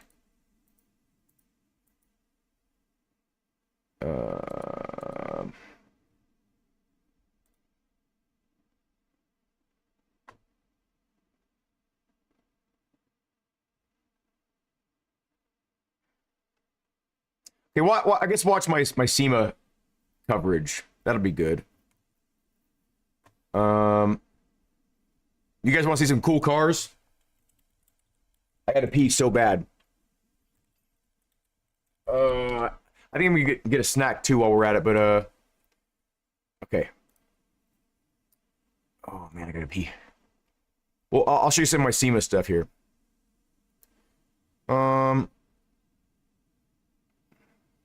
This one's a good one. Okay, here you go. I gotta piss. Floodgates are open, yeah.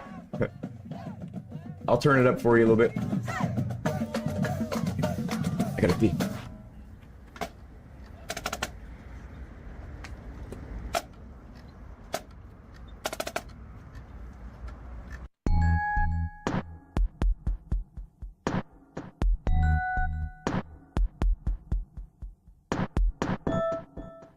New dance. Better part of, better never let it stop. Wouldn't have, shoulda, couldn't have, but I said it. Better credit reject, pull the cards out, put my all in and now it's all gone. Suitable to you, the man campus. Run it, done it, only one true step, get it? Evil things ring you like a prison's hell. We should digging deep into life and live in hell. Devil's inside, too wide, too deep, keep on keeping on, you'll find out why he's got little feet, he's the goat. Get your blow job, how you intend to beat, rocking the boat. On the lake of fire, and he's fireproof coldest. Why do you think you got the motive?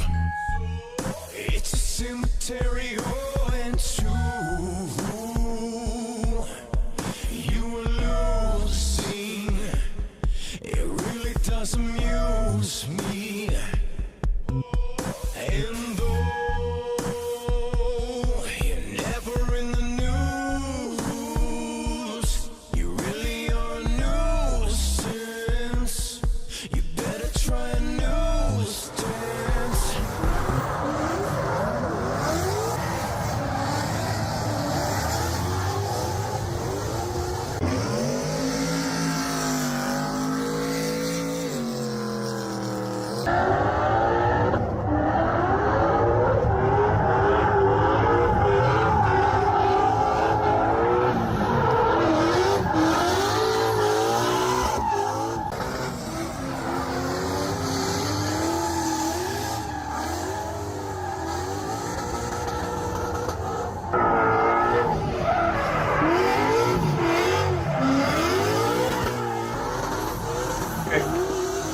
I'm back with snacks.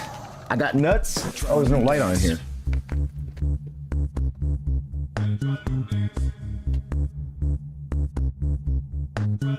Sitting here with my hands over my eyes, getting worse with every passersby. Setting up the trap, you're in my sights. I'll be out, fucking die, your face smile turned upside down into the ground where you belong. You wanna know what when you are gone. Get up, Ants.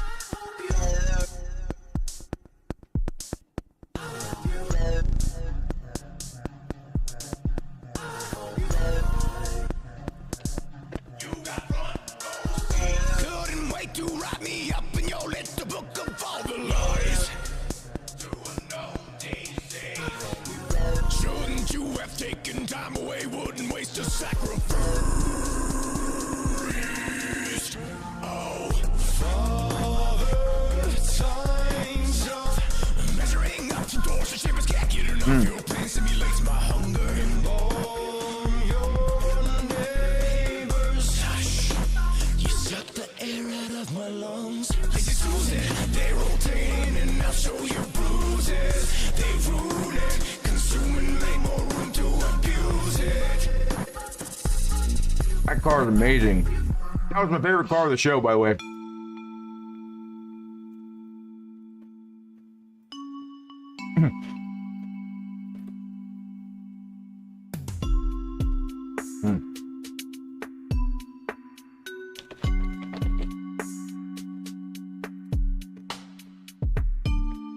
This was nice too.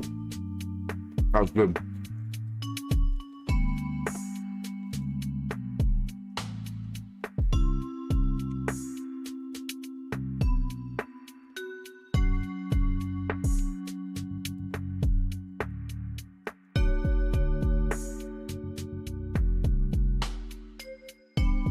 Hey, Dwight. These are all my songs. These are gonna be on the next album.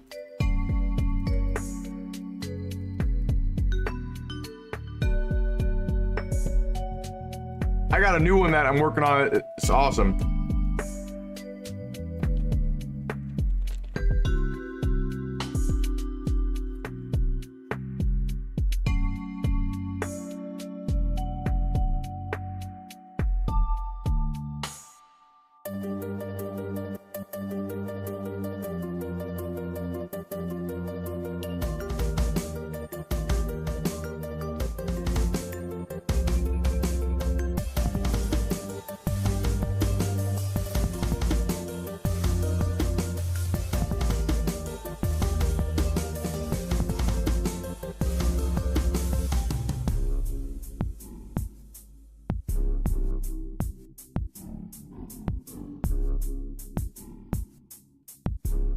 The black one with the red or pink? Really? Oh, this one? All right, it's a Mustang. I guess that makes sense. This one was awesome. Soul Cobra. That looks so good with the tan paint. Man. And the black and orange, it just complements so well.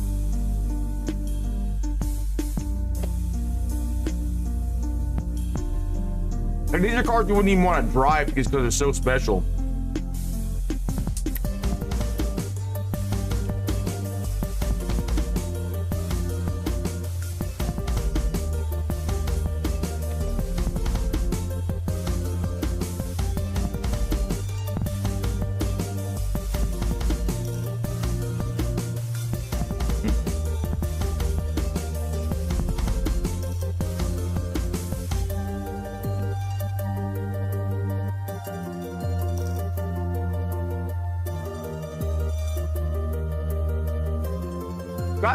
That's for you, Donk. Donked it out. That's for you, Donk. That one's donked out.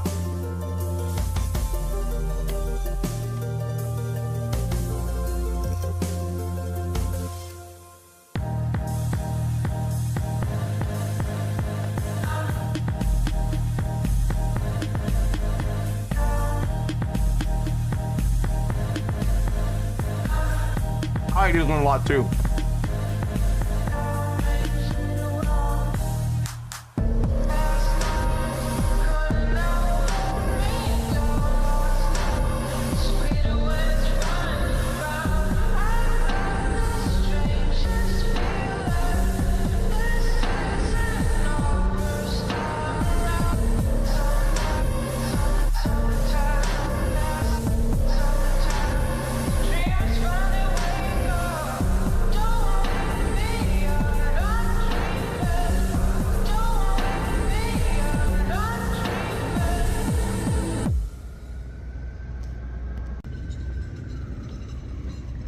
This thing is awesome.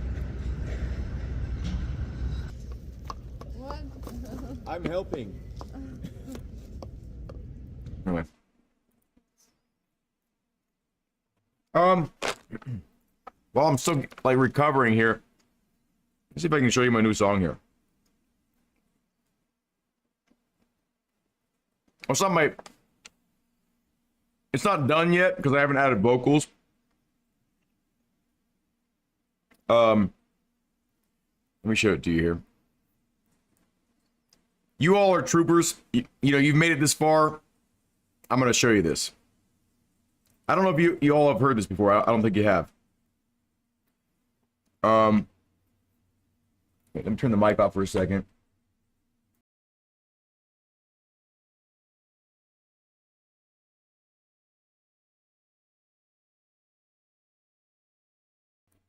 Okay, so this one is going to be another track I sing on top of. I'm working on 4 or 5 songs right now. Some of them are pretty close to done. Just need to like mix them. But since you've made it this far, I'm going to give you a world exclusive. I mean, my dad's heard it. My wife has heard it. But my dad hears all my songs first. Okay, I'm gonna.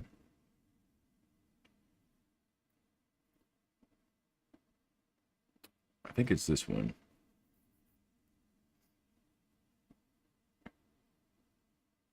This is not the final version of the beat because I've actually made some improvements to it already, but this one's like slightly mixed, so it'll sound decent. You get a feel for what it's gonna sound like. But I've already made some adjustments to the beat, and I don't know if this version has the bass line on it. I guess we'll find out. Let's see.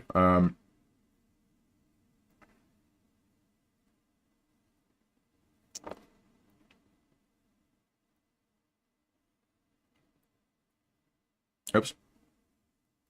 Sorry, it's taking me so long here.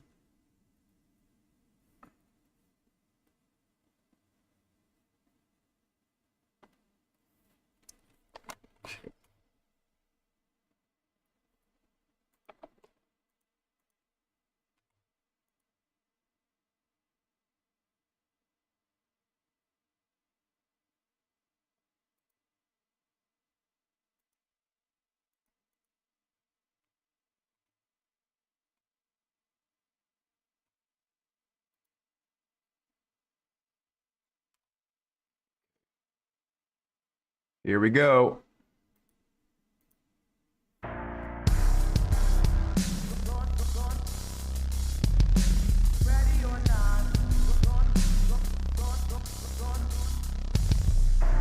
Why is it so low? Oh. Oops, maybe it's not low for you. It was just low for me, I guess. Sorry.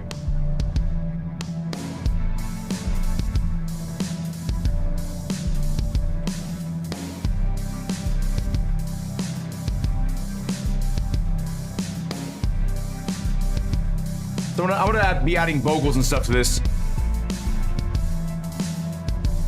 Hey, you recognized it. Nice.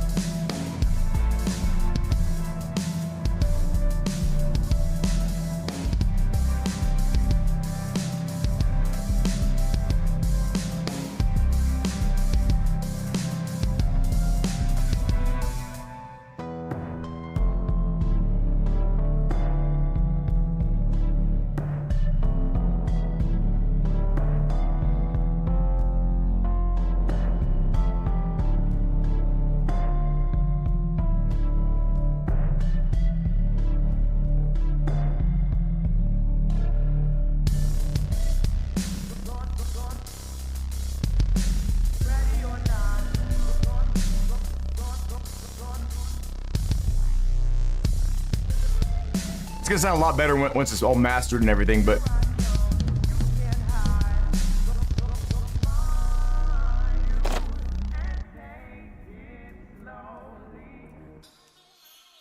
anyway, that's like it's gonna be a short little. I think I'm gonna use it as an introduction to the album because it's like kind of like a short little tidbit of music. That's my newest sort of mostly complete beats that I have right now. I'm gonna add some vocals to it. I got some things written up and some melodies worked out in my head, what I want to do, but nothing super solid right now. But yeah, I'm getting close to possibly releasing a new album soon. I have a lot of unreleased songs. I haven't even released them as singles. And I just need to get the vocals done on a lot of the tracks because I got the beats made and they sound good, but I still need to, mix and master everything. But my voice has just been so shitty lately because I'm all stuffed up. You can probably hear my voice. My nose is kind of plugged up.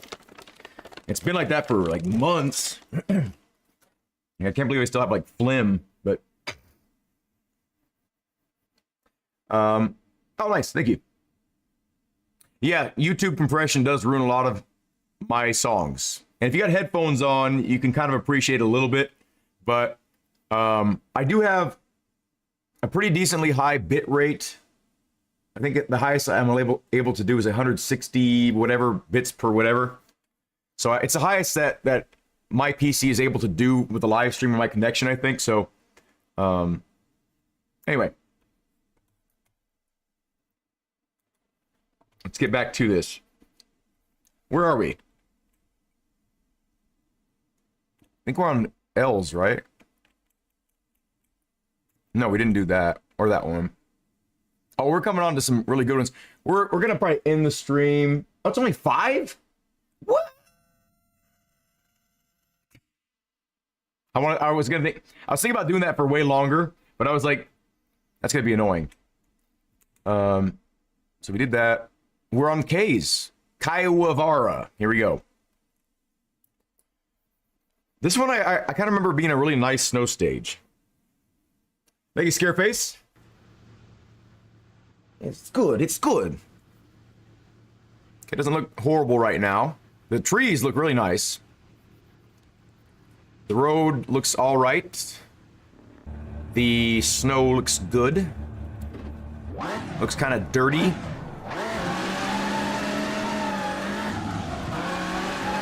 Oh! I just crashed on the first. Hey, look at these snowmobiles. No way. Those are actually really well modeled. For just being in like one stage, those are excellently modeled. I've never seen a snowmobile in this game. This wooden fence is very nice. Like, it's probably just a two-dimensional thing, but the colors are good, and the fact that you can see through them while you're driving is really nice. Okay, what did I just see that? Please tell me I did not just see that. Back it on up. What the hell is going on here? With these 3 barrels that are just floating in midair. I don't think I like that very much at all. Let's ignore that. That better be the only instance of floating barrels we see for the rest of the stage. Okay, for a snow stage, I'm thinking this might be a solid 3 so far.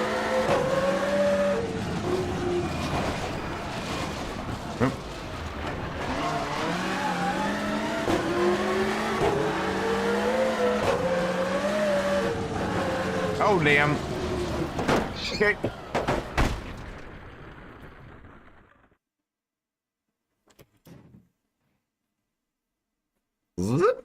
Not gonna say nothing, even though I just said something. Pretend that didn't happen. I'm gonna give it a 3. Yep. Mamma mia! My voice. My voice. My voice. My voice. My voice. I wonder how long I can just keep on saying this. My voice. My voice. Voice. I don't know why I'm doing that. I'm going to stop it right now. Okay. My voice. Kai. Hoo. Ha. Hoo-ha. Hoo-ha! Giving it a 3. Maybe a 2 because those barrels. No, it's all right. We'll forgive it. Oh, a 1. You're thinking the same thing. 1 after the barrels. No, we'll let the barrels rest. Put them to rest. Rest in peace, barrels. Where are we? Aren't we in like K's or something? Or J's? K's. JK. Wait a second. There's a Kuwavara Kaya Huar whatever 2022. Let's try this. Maybe it's different.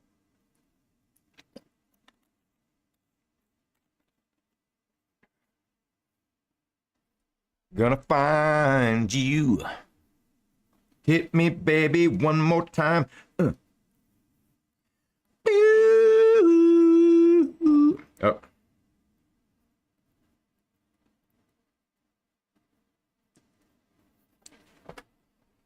Why is it taking so long?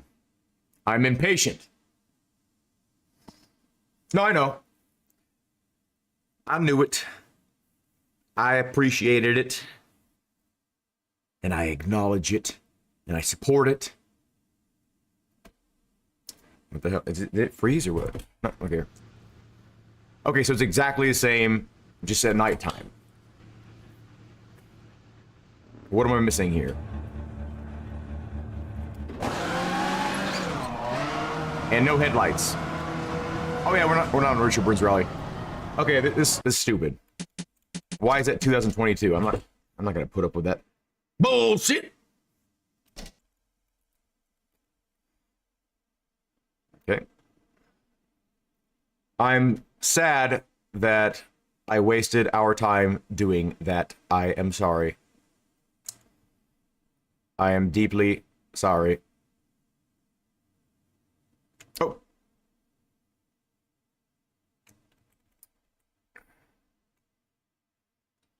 Karagitaruma in Africa.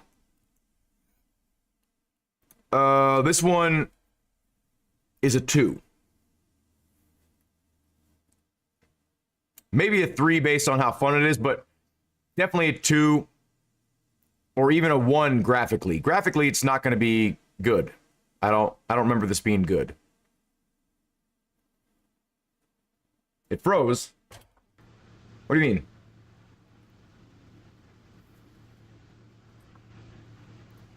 Yeah, I don't like how this looks.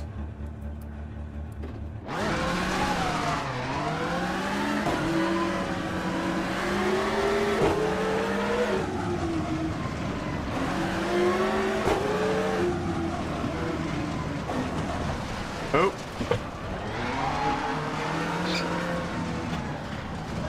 It's a lot of weird geometry.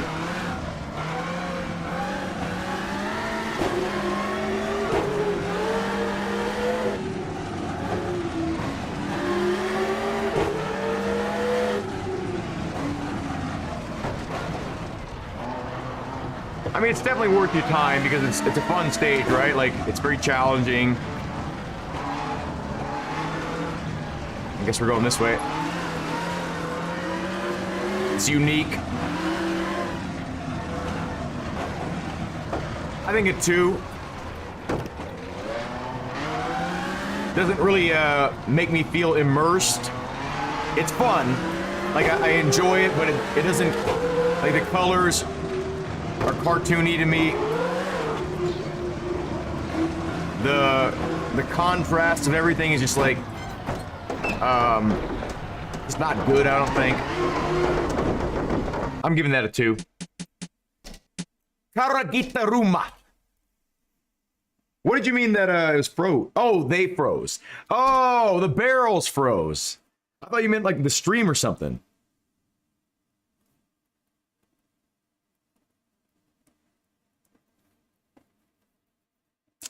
Okay, Karagita. Is it Kara? Gita Ruma. Ruma. This might have to be a 2 or 3 part live stream. Here's what we're gonna do. Once we get to the end of all of Rally Sim Fan stages, we are going to go over the exclusive to Richard Burns Rally stages, Richard Burns Rally Pro stages, right? That way, we don't have to like go through all of them again. So we'll just look for the ones that say exclusive to RBR Pro. Because I think besides a couple weird throwaway stages, RBR Pro doesn't have any stages besides this that weren't like donated, given to them, you know? I think it'd be good. Tato, what's up? I think you're being sarcastic, right? Yeah, I actually, if you all saw, I actually wrote kind of a serious thing this morning. I mean, it's serious to me. It's not really serious in the grand scheme of the world, right? Because we're playing video games here. But these video games do matter to people. You know, it helps you decompress, helps you practice if you want to do that in a safe space. There's real worth, real value to these games that we're playing. All games, honestly. But what I'm trying to get across, though, is I was so disappointed, or I should say I am so disappointed in my performance in this game. You know, my recent performance. I'm just doing so much worse. I feel maybe I'm not.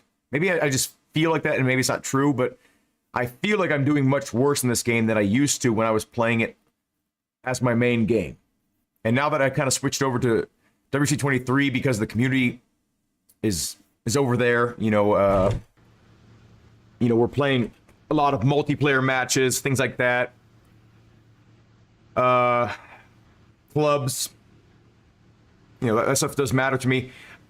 I just, I know this person. I watch his videos and he watches mine. So he made this stage, I guess. What was I trying to say? I just feel like I've ruined myself playing that newer game because the physics are so different that I've ruined myself for this game, and I want to prioritize this game again. And I don't know. I don't know if I'm going to do that or not, but that's what I'm considering.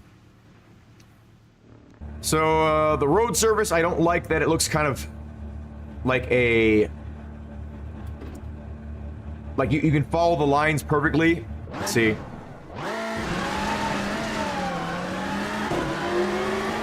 Okay, the road surface feels good. Oh, cut there, Jesus. Okay, things just got more interesting. Okay, definitely like a 2 or 3 at this point. Based on my feeling, the vegetation, there's a lot of it. I like that, but I like the color of the dirt. I don't really like the surface that much, though. It looks kind of like bland.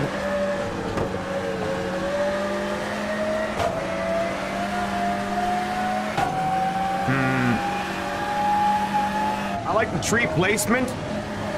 Like, it feels decent. Like, they feel like they should be where they are. And that's kind of nice looking. Kind of like the sun's kind of beating down in the middle of the tree there. It's nice. I like these little areas with extra stone. Oh, extra stones. That was weird.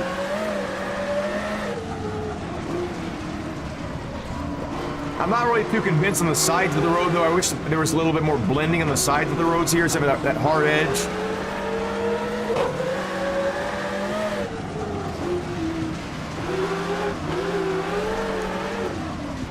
I'm thinking like, oh, damn, the camera guy was in the wrong place for that. I guess he was in the perfect place. He got that angle. Get them angles, boys!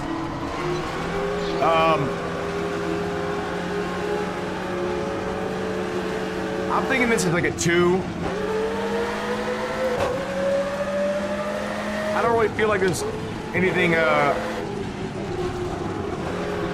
super stand out about this.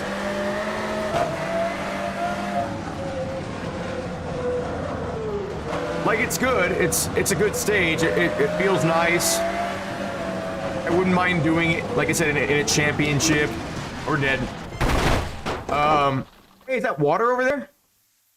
Wait, is my car? Oh, shit. Let's find out what this is over here. I can't get over there. Okay. I'm guessing that's water. I don't know. What do you think? Like a 2? Yeah. Yeah, it looks natural. I'm not saying the colors look all right. I think some of the leaves look a little bit too green. But I don't. It could be like, like after a rain. I don't know. Yeah, the colors aren't bad. I still feel like there's anything special about it. Like a 3 would mean it looks good, and it either looks really good, or it looks good and it's got some really unique features that really make it stand out. I'm thinking a 2. Because you're illegally playing WC. Oh, yeah, that's right. This is like the advanced version of WC23. Yeah, I think a 2 is fair. Karan Kamaki.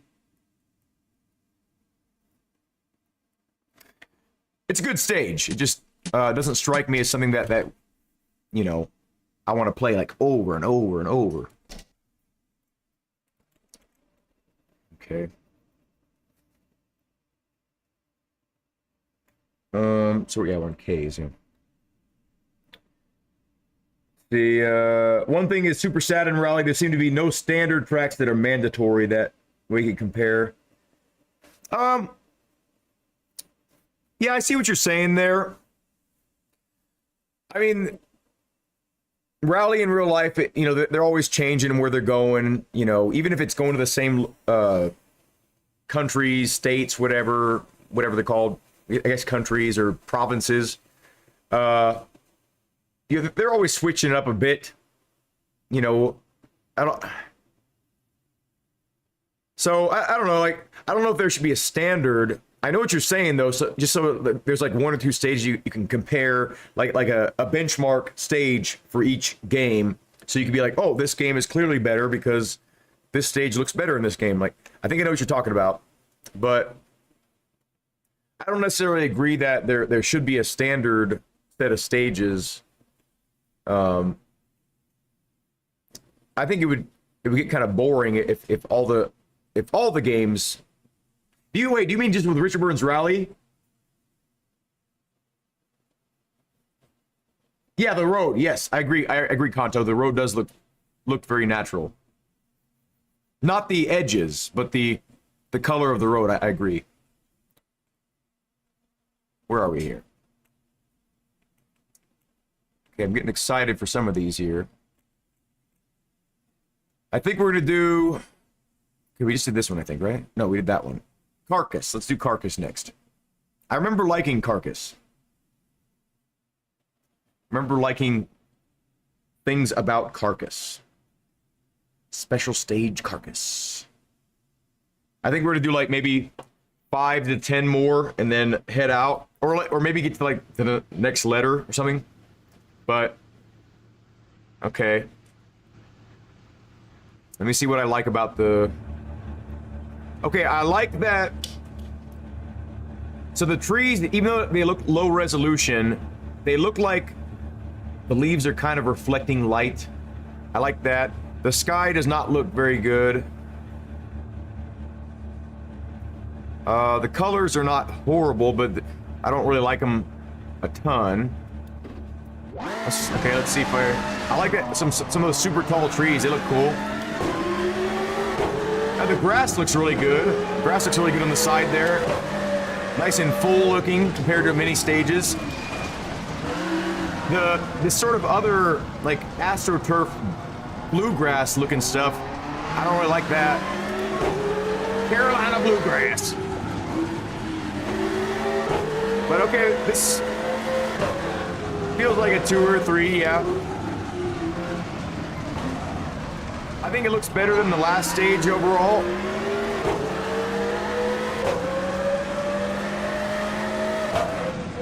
Nothing, oh shit. Nothing crazy special about it either, though. Hey, did we land? Hey, we're still running. Okay, I'll take that. Ooh! This is kind of a cool little section here. This is nice. Feels very farmy. I like that. See, when we get into the trees here, there's a nice amount of different breeds of trees. Is that what they call them? Breeds? I don't know if you call it breeds of trees. Is it breeds or... Okay, we're dead. Now look at this. This is where I would say that tree wall doesn't look bad. That tree wall right there, it looks pretty natural for a tree wall. I'm thinking a 2 for this one too, though. If it's a 3, it's a really bottom 3. Yeah, I'd say 2. Yeah.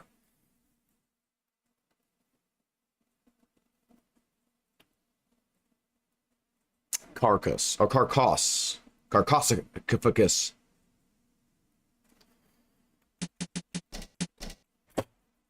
Hey, Starmaster, how you doing, man?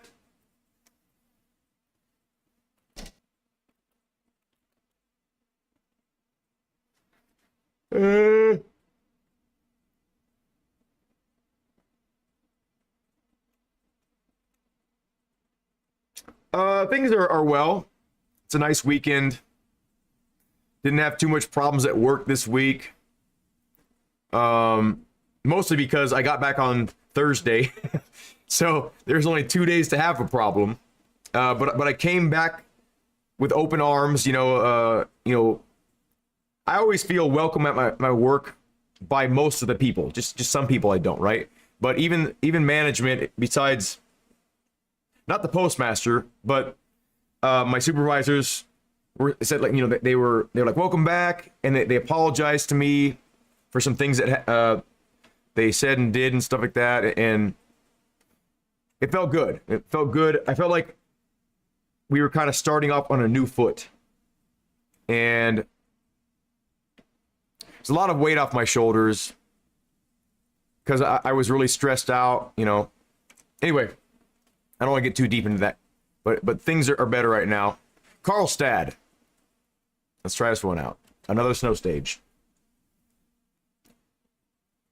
Same track, same car benchmark.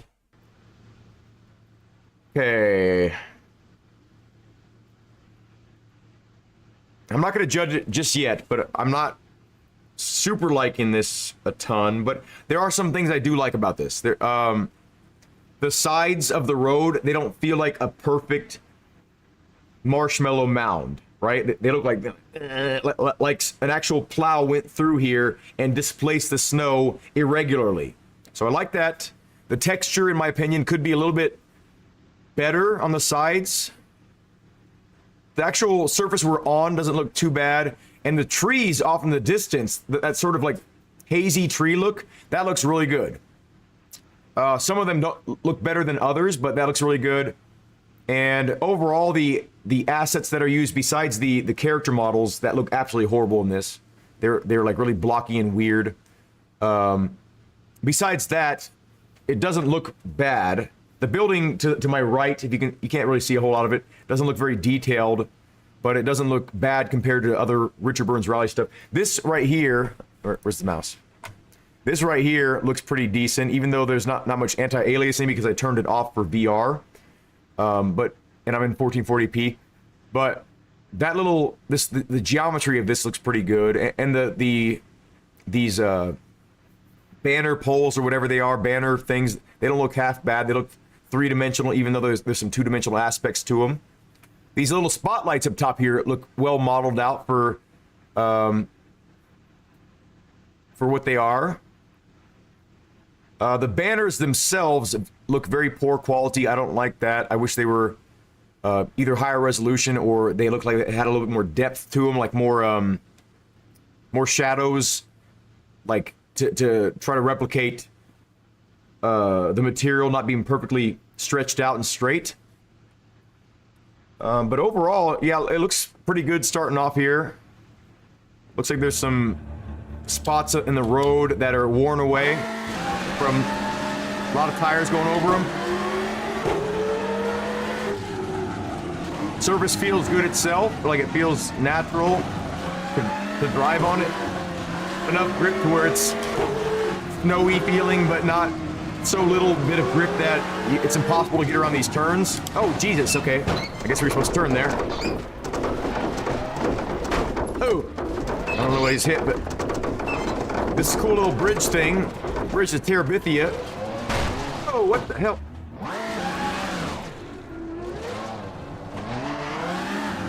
Okay, so far it's striking me as a 3.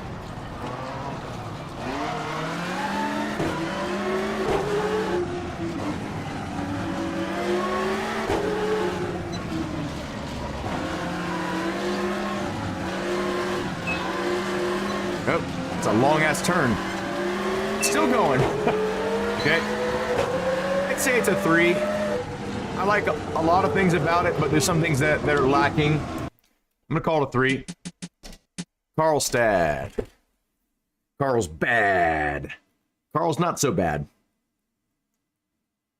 Karlstad.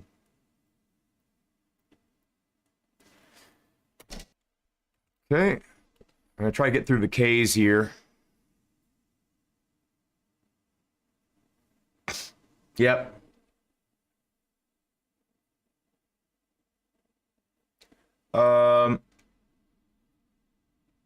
Short weeks are the best weeks. Yeah, I agree, Starmaster. And Yeah, I mean, it felt good. So when I went to SEMA, right? I went to SEMA. It was a great experience. I learned a lot. You know, Camus and I became tighter as actual people interacting with each other. You know, I trusted them more after I met them in person because I was like, these are good people. You know, like it wasn't just words, right? That I was reading of them, right? I was there in the same place as them, and I got to see their character, their actual physical character, you know, and it was nice to experience that, get to know them better. But it was a stressful time, right? Because not only do we have to set up in a certain period of time, we had to set up all the equipment and stuff like that. I had to troubleshoot everything. Like I was the guy. I troubleshooted all the games to make sure everything worked properly. I tuned everything. I made sure everything was working properly. I problem solved when certain things weren't included in the shipments. You know, I made things work, right? Like if they didn't include the right brackets for things, I made a bracket. Or if they didn't include the hardware, I searched around the whole building until I found a screw this big. You know, like if we didn't have the certain tools, I went and got the tools that we needed. You know, so it was a lot of weight on my shoulders. And being the only native English speaking person, I was constantly not translating because I don't know.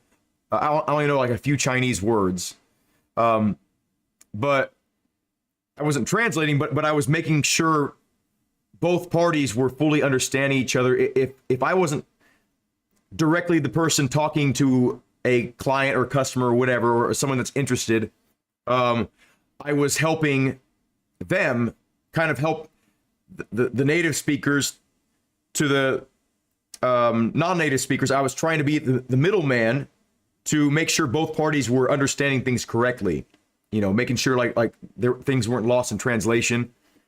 And one of the hardest challenges was when there was two non-native English speaking people, like so let's say Rebecca would start talking to someone that was from a different country and they barely spoke English too.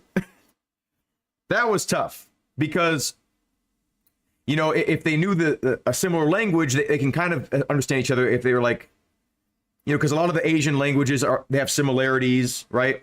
But if they're like from, what's a good example? Like Italy, and they barely can speak English, but they can speak Italian, that's not helpful to anyone, right? Because none of us speak Italian except for them. You know, Chinese is not helpful to anyone because only they speak Chinese, right? I mean, there's instances where, of course, it was helpful, but I'm saying in that one situation where there's a native English speaker, a native Italian speaker, and a native Chinese speaking person, like we're all just trying to figure out what the hell each other are saying, and so it was a lot of stress, you know, and just the constant explanation. Like I enjoy doing that. That's what I do even in my free time. I'm doing it right now. I'm trying to help people get the most out of their gaming experience by going through this list. I enjoy helping people, but it does get taxing when you do it for like, you know, 6 to 8 hours or whatever, and with no downtime, you know, for like a you know, a week straight. And while I wouldn't trade that experience for anything, I loved that experience, and I'm so glad I did it. It wasn't a vacation. That's what I'm trying to get at. It wasn't a vacation. It was for business, basically. I don't work for Canvas, but I do work with them, right? Like they send me prototypes. They send me, I ship things for them in America. Like we work with each other, right? I like them, they like me. So it was business. Even though I had a lot of fun and I wouldn't trade the experience, it was business. It was not a vacation. So going to Texas with my wife, going to do something that we both want to do, a comedy show, exploring the cities, just driving around, going to parks, and with no agenda except for one thing, to go see a comedy show that I pay tickets for, right? That was the only thing that we had to do in Texas. The rest of it was just, we could do whatever we want. We didn't have to do anything. So it it felt like it was like a complete reset. It was only a week, right? It was only a week that I was gone, but it felt like a complete reset because it wasn't stressful. You know, we did argue. We argued once on the second day, but once we got over that, we were golden. We got everything out in the open, like you should when you're in a relationship. You should communicate the things you do and don't like about the relationship. That's your responsibility as the other person, right? Because you're a team. So it's good to communicate. It's good to have uncomfortable situations because you can grow past that. You can progress past it. Otherwise, you're just holding on to it for your entire life sometimes, right? And there's certain things that there's no need. It could be inflammatory, right? For no reason. Like it's something that maybe you already know about each other. Like let's say she doesn't like how I breathe or something, right? Like I can't help that. That's how I breathe, right? But certain things that can be addressed and certain things that can be corrected need to be spoken about. You know, that's, like I said, you're a team. You and another person. That's your job, to make sure the other one is happy as much as possible, right? So anyway, basically what I'm getting at is this is my first vacation in a good long while. And after all the stress with work, I needed that. It was the reset that I needed, and I'm glad I did it. So that's what I was trying to say. I don't know why I chose the absolute longest way to say that. I probably missed yeah, Scareface, work hasn't been necessarily better. It just has been less worse. So, yeah, it's been less worse, but because certain things are not actively bad, it's better. Does that make sense? I'm not sure I'm conveying that right. Hey, Sniper, how you doing, man? How you been?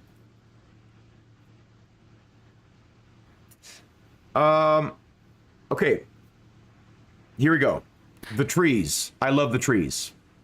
They look great. They're a little bit painterly, if that's a word. I think it's a word, painterly. They look picturesque. They're not quite real looking, but they're realistic, and they're better than a lot of trees you see in this game. Here's what I'm talking about here. Look at these stone, or not the stones, the road dividers. Every single one is exactly the same. All the textures are the same on here. All the pictures are exactly the same. All the measurements, they're spaced out like a robot, right? This is what I don't like to see. I don't like to see like over and over and over the same thing. But I'm gonna forgive it because it is a concrete block, you know, even though it's the same texture. But the trees over here look very good. The grass that they're connected to looks very bland, but for the most part, I think these would hide it most of the time. The road surface is very low resolution, but it doesn't look bad. But the initial thing that strikes me about this is it looks decent. Yeah, Sniper, I stopped streaming on the other platform for multiple reasons. One, for mental health reasons. I felt like kind of felt like trapped, not by the community, but by the platform. I felt like I was underappreciated by the platform, not by the community. The community supported me. And then the amount, I was a bit overwhelmed at times. And then I also felt like I was being punished for no reason. So there's a lot of reasons why it kind of stacked up to be that I've at least temporarily discontinued streaming over there. And I might stream over there again, but I'm still actively being blocked over there. I'll upload a video that used to get like 1,000 views in a couple seconds, and now it's 1,000 views and it dies. Or not even that, like 100 views, right? Live streams, I was getting thousands consistently at the same time, right? Like 4,000 or 5,000 people minimum watching me at once on that platform. Up to 20,000 people at the same time. I think that was my highest numbers, like 20,000, 22,000, something like that, concurrently. And then I tried to go back to there to see if things had cleared up. And I had 20 or less people in my stream out of 250,000 people that like to see me, right? Made no sense. So that to me was clear that the platform themselves were actively blocking me from the people that want to see my content. So I felt very wronged, and I had spent almost an entire year dedicating every free minute that I had to that platform, and with very little in return besides a great community, right? Like that's great, right? But it's hard to justify staying there when the community that you've built has no access to your videos, right? They don't know when you're releasing a new video. They don't know when you're live streaming because the platform itself is not sharing that information with the people that want to see you. So when you're being blocked like that, everyone just thinks you're dead, or you've stopped making content, or you stopped doing live streams. They're like, oh bro, I didn't even know you were live streaming. Like, I didn't get a notification. That's what I heard all the time over there.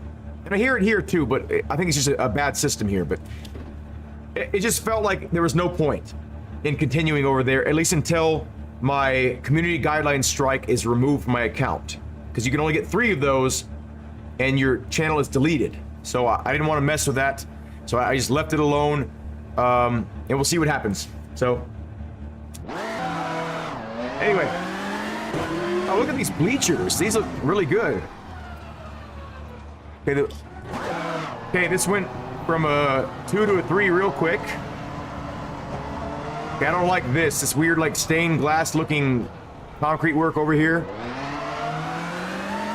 This might be a borderline 4. Is it supposed to go this way? This is all cobble. Oh, what the hell happened? This is all cobblestone. Some of the texture work is really good. Like that, the stones are a little bit out of place color-wise, but like this looks really good. Like when you're doing it fast.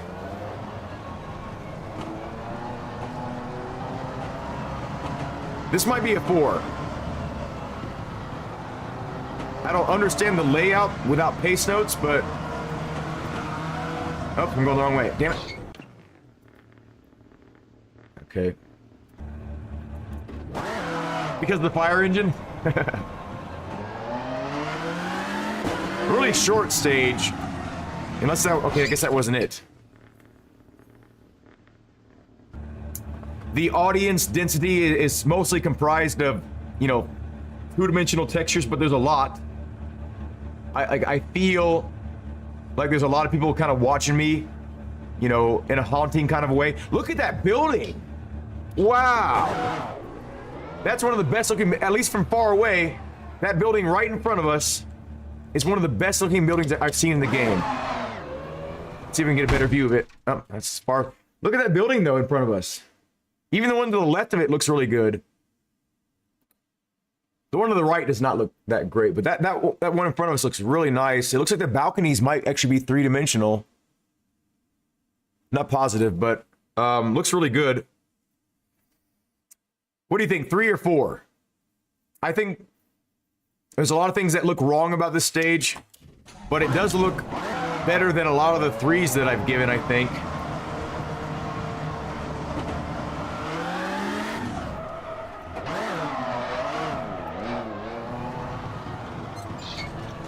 Oops.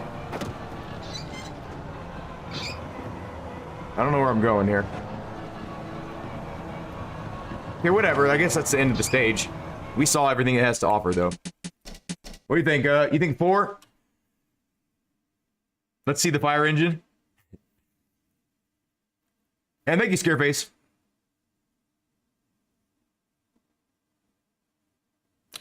You talking about work with the bad vibes? Sniper King, how's the shoulders? Better, but still bad. Yeah. Bozakin says I haven't had a single vacation my entire life. It must be good. Yeah. So I can count 1, 2, 3, 4,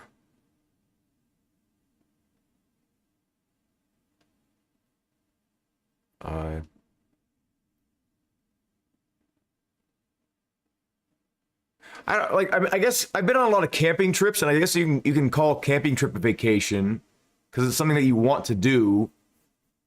I'll say as an adult, I've had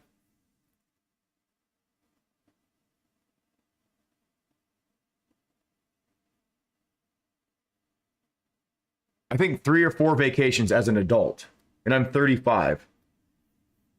And I joined the actual over-the-table workforce at 17.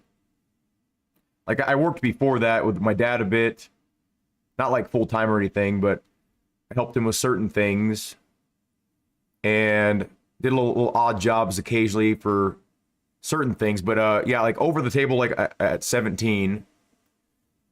Yeah,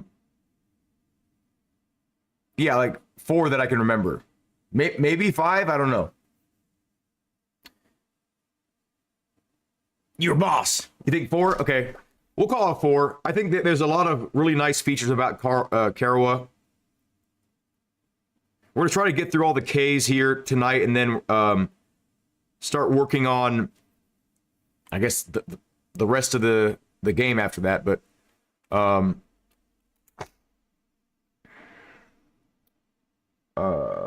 what did I miss here? Says you just can't stand his presence.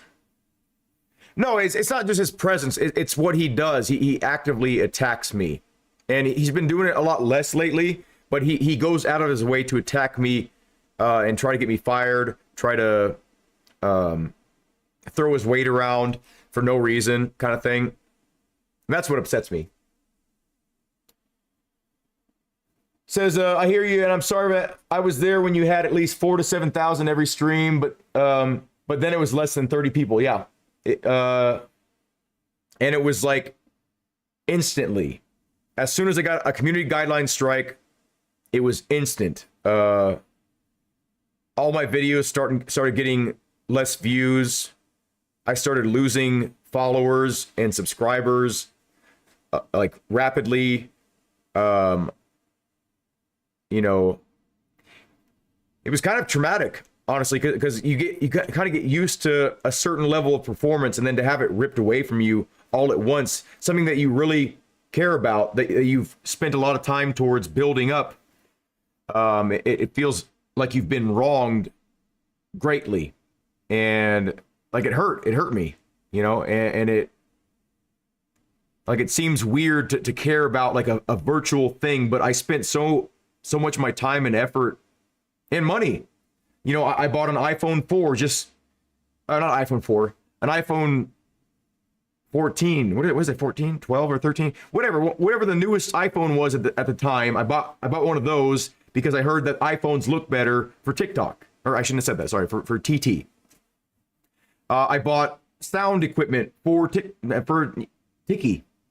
I bought new tripods for Tiki because I was filming more from the back. I bought tons of quick releases because I made that game up called like where I was switching out like tons of different wheels for the live stream. Like I had to have like 12 on hand at all times. I'm investing hundreds, maybe even up to the thousands.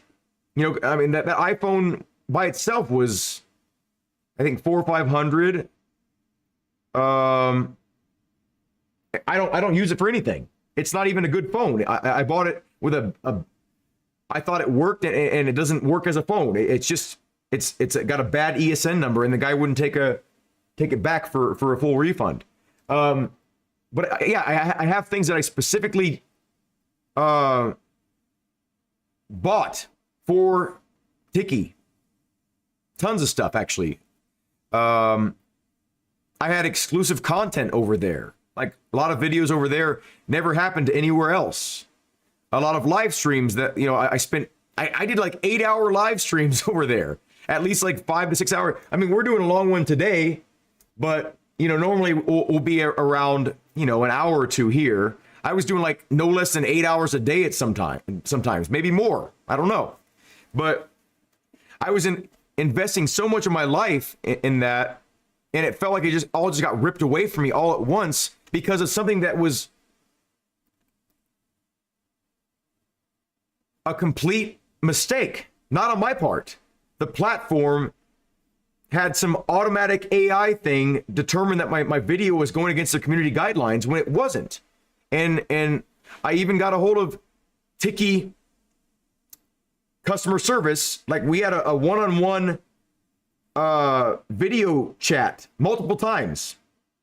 And they determined each time that I was not in the wrong. And I'm like, well, then can you make this right?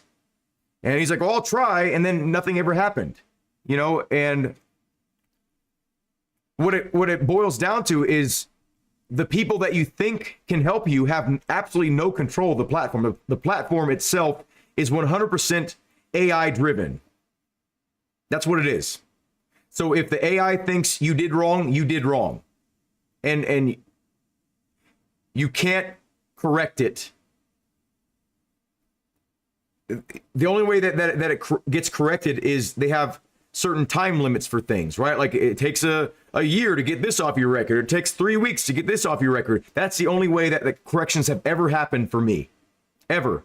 Every time I've disputed something, it's just been by default that I've gotten my stuff back in order. So, yeah.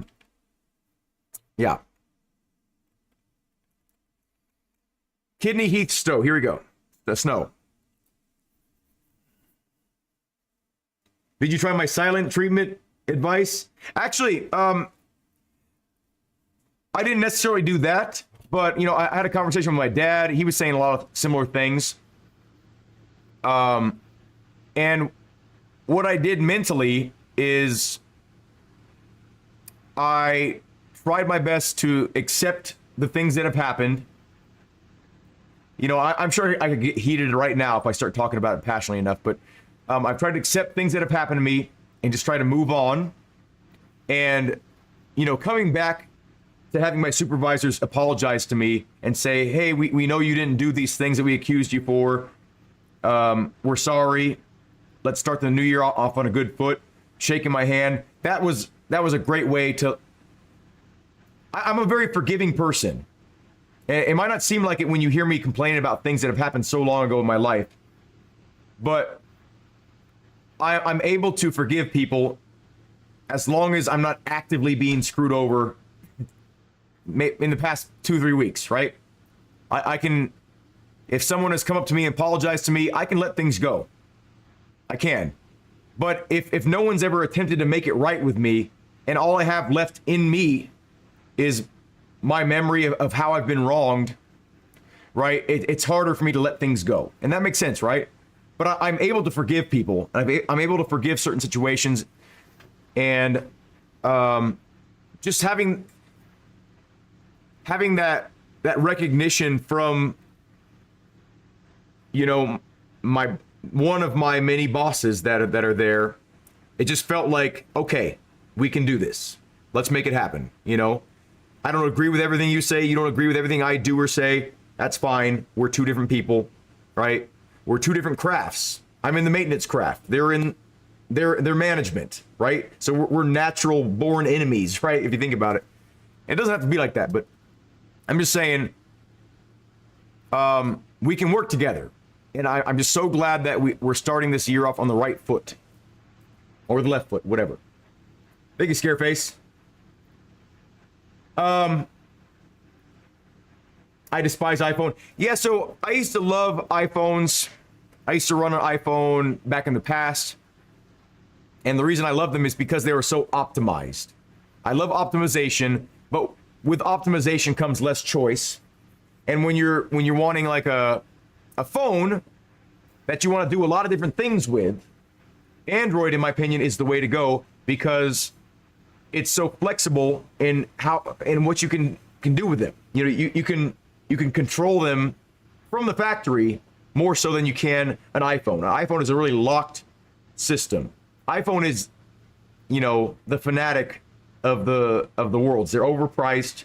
They're great, but they're overpriced, and they're very limiting in a lot of ways. In their ecosystem, right? Like there's, you won't see as much.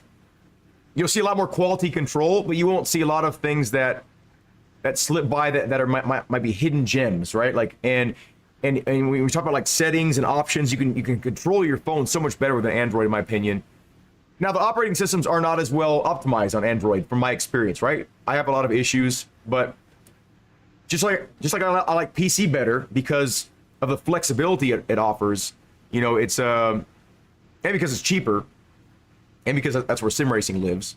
But there's reasons for both, right? Like if you're a simple person and you want a simple device that does everything you want it to do without thinking about things, the iPhone is a better solution, right? Like you just click stuff and it works, right? But if you're the type of person that likes to tune things, to tweak things, to optimize yourself, you know, certain things, the Android is the clear choice. Oh, thank you, man. I appreciate that.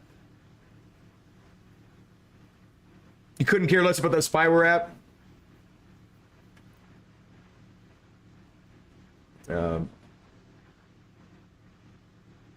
Nice. The Google Pixel 8 Pro absolutely sweeps Samsung and iPhone. Oh, damn, okay. I haven't tried the Google phones. Oh, I'm okay, so let me say something. I'm sure it's an absolute nightmare to program Android stuff for. And the reason why is because there's so many different devices, right? You have like flagship devices like the Samsung phones, like the Galaxy, whatever.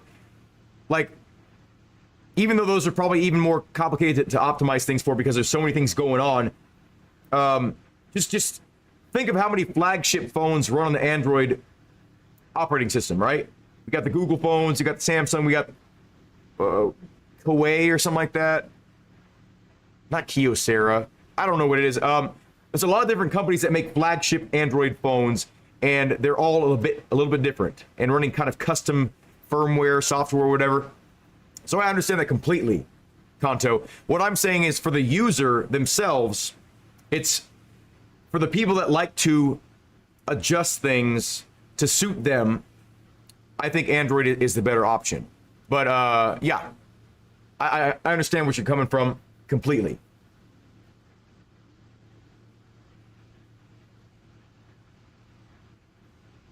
Okay, I think you guys talk about some different stuff here. Okay, so I don't like how this looks. We're giving it a 1. I'm joking. Okay, look at this really hard edge. It feels really flat.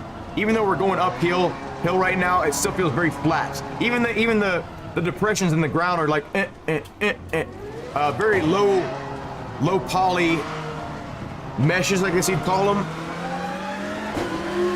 This is a 1 so far, in my opinion. Maybe another 0 here. There is absolutely nothing about this that I would want to spend more than 30 seconds on. Did that bush just take us out? What the hell was that? Okay. I guess bushes have full collision. Let's see if this bush does something. Okay, no. Maybe it's just like a rock behind the bush. This looks absolutely horrible. I think this is going to be a 0. What do you think? Yep.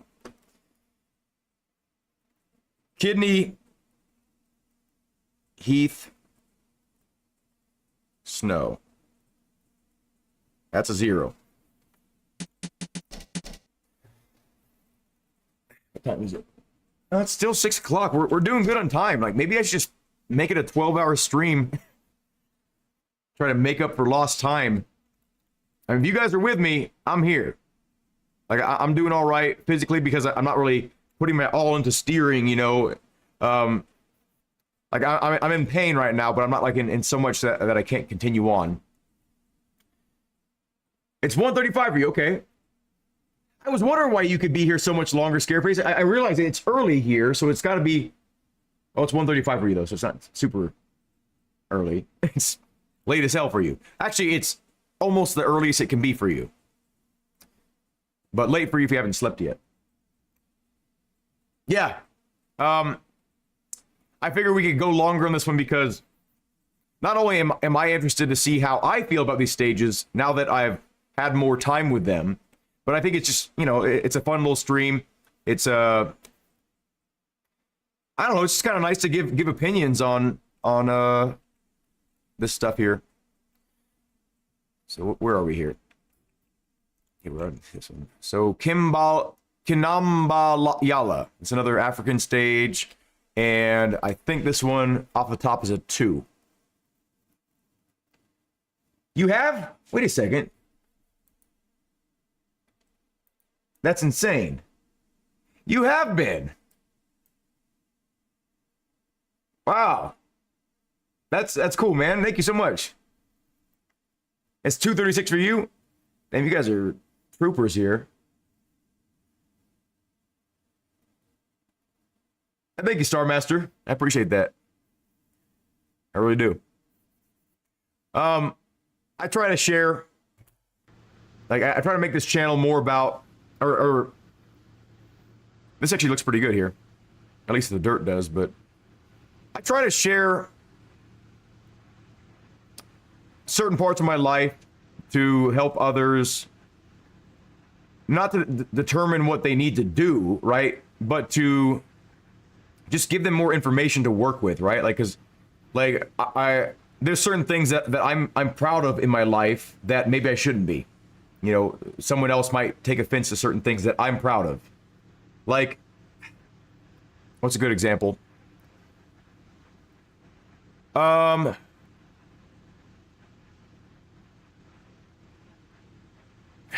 What's a good example that's not super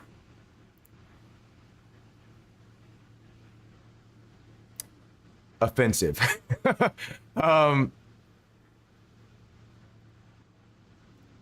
I mean, I have a great example right here, but I don't want to say it because there's certain things I don't want to glorify, if that makes sense, by talking about it in a nice way, because I know for a fact what I did was extremely wrong. Like, extremely. Right? I didn't hurt anybody. I wouldn't say I didn't affect anyone negatively, because I did. So I'm gonna try to think of a different example, but I keep on going back to that one.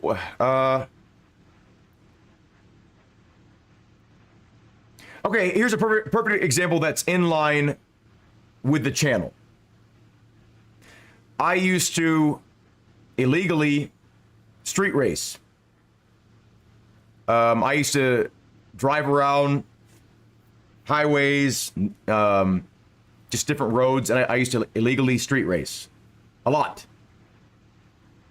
And while it's something that excited me, I had fun doing, I would never like recommend or try to glorify doing that. And as a matter of fact, even if I watch a video, even if I'm scrolling by on YouTube or something like that, and I see people doing that, I don't give it any attention.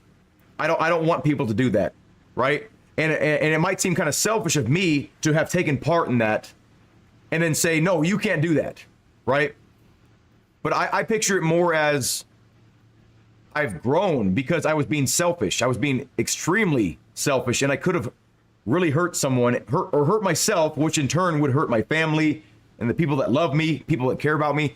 And I feel very foolish for taking part in that kind of stuff and putting other people's lives in danger for my own selfish satisfaction. You know, like certain things it's okay to be selfish about. But when you're being selfish when other people's lives or safety is on the line, like it's I don't agree with it at all. Like, so can I still enjoy a video game like Grand Theft Auto? Of course. I'm not ridiculous, right? And I even love running people over in that game, right? Like I love it. It's fun, right? That's the primitive part of your brain that you enjoy hurting people. Like there's always still some of that in everyone's brain because we're animals, we're creatures, right? We've grown up hurting each other, killing each other, right? We enjoy watching boxing, we enjoy UFC, we enjoy karate or whatever. We still enjoy that, but we need to do it in a way that, you know, we agree on, you know. And when you're doing something like street racing, not everyone agrees with that, right? If you got like a waiver out of all billions of people saying like it's okay for this guy to street race, okay, everyone's agreed. But no, only you have agreed. The person that's doing the street racing, and then maybe the other person that you're doing it with or doing it against, right? That's selfish and that's dangerous. And but what I'm saying though is when I think back to it, I can acknowledge that I had a lot of fun doing it. It was exhilarating. It was, my adrenaline was, I enjoyed it. But I don't want to glorify it. Is, you know what I'm saying? Like so there's certain things that I don't know exactly what I'm trying to say anymore, but I just want to let you know that there's certain things in me that I've enjoyed throughout my life, but I would never do again. And that I would never recommend anyone else do ever. So hopefully, so what I'm trying to say is I try to share parts of my life so other people can learn from it. They can take whatever they want from the information I'm giving them. But and I'm not like a guru, right? I don't have all the right answers. No one does. But I would hope that with my best efforts to lead certain people, or guide certain people towards maybe a generally accepted right path. I think that's reasonable, and I think that you know, I'm not obligated to do that, but I feel good doing it, and I'm going to continue doing it. So I try to make my channel more about helping people rather than just, you know, me indulging in things that I like to do. Of course, because of course I love this stuff, right? But I want to share my experiences. I want to help people have similar experiences, you know, and that's kind of like been my goal when I started, you know, doing YouTube more actively. Like, because I started doing YouTube, I don't know, like 14 years ago or something crazy. And I started with, like, you know, uploading just some of my music for some of my live performances from some bands that I was in. And that was selfish of me, because that wasn't me sharing. That was more me looking for, you know, validation, affirmation, whatever Asian word there is at the end. Like I was looking to complete myself because I felt empty. I felt hollow, and I wanted people to accept me. I wanted people to like me for things I do. And maybe that's, you know, from the, you know, the damage that, you know, my mom abandoning me, I don't know, but I felt the need to do that to feel accepted in the world, you know. So that was selfish of me. But then I started shifting focus to try to help people make good financial decisions, or better financial decisions than maybe I've made, right? So I'll buy something and I'm like, I need to share this because this thing's a piece of shit. I don't want other people to make the same mistake. And at the same time, I want the manufacturer to realize they need to up their game so they can improve themselves. You know, so I just try to help people, and I think it's a cool thing to do. So I was at family's for first couple hours, so may have been out here and there. Well, okay, yeah, it's okay. Thank you, Starmaster. Yeah, and I think a lot of people would be able to relate to that, because a lot of people drive illegally. They'll drive fast on public roads and stuff. And, you know, I'm not saying I don't still drive fast on public roads, because I do, right? But I do it in safe areas where there's no one around, like clearly, like there's no possible way.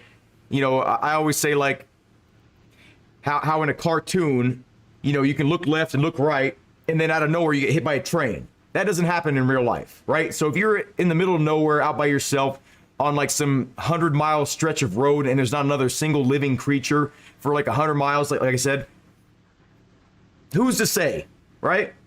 But if you're gonna do it, do it in an area that makes sense, and don't just do it because you're looking for that adrenaline rush. But and again, I'm not condoning that behavior. I'm just saying that there are logical times to do it. And on the highway with other people is not a logical time to do it. So, anyway. GTA VR, yeah, that'd be awesome. Understandable, okay. The more fun you have, the more dangerous it can be. And when you have that much fun, the outcome can be even worse than the fun you're having. Yeah, high risk, high reward. And that's kind of what action sports are. Extreme sports. And what the hell's going on here? And I still do part. I quit BMX. At least for a good long time. I told myself that, I'm getting to an age to where like it takes me a long time to recover or not at all. And I want to be able to do certain things for the rest of my life. So I do still, or have recently, still partook in dangerous things, and I did understand that it could affect people around me if I got hurt or got killed. But those same people that they understood, they understand why I was doing those things, and they accepted it because they knew that I was happy doing those things. Even me getting injured, like I was miserable for the moment, but the overall experience that I had, or that I gained from doing certain things, I was benefiting from it more than I was not benefiting from it. And my family, my friends, they knew that I did risky things like extreme sports, stuff like that, but they were happy knowing that I was happy doing the things that I love to do. And I was never putting anyone else in danger. And it was always myself. So in certain situations, I can not necessarily recommend it, but understand it, because certain mindsets are geared towards you need that satisfaction in your brain to feel whole. So, and I just realized that I turned the damn volume up on this damn game and it's been loud. I'm so sorry. Hopefully that hasn't been crazy loud while I was talking there, but okay. So, I mean, it is a little bit of a contradiction thinking about it, because I would still be affecting those around me. I'd be affecting coworkers, I'd be affecting friends and family if I were to get hurt or get killed doing some certain things that I love. But a good example, my dad rock climbs. We used to rock climb together, and although of course I would not want him to die ever, if he were to die rock climbing, that's what he wants to do with his life. And I would feel worse if he wasn't doing something cool, right? I know the risks of rock climbing. I did it for years. It's very dangerous. We have friends that have died rock climbing. We know the risks. Our family knows the risks. Our friends know the risks. So it's a little bit different that way.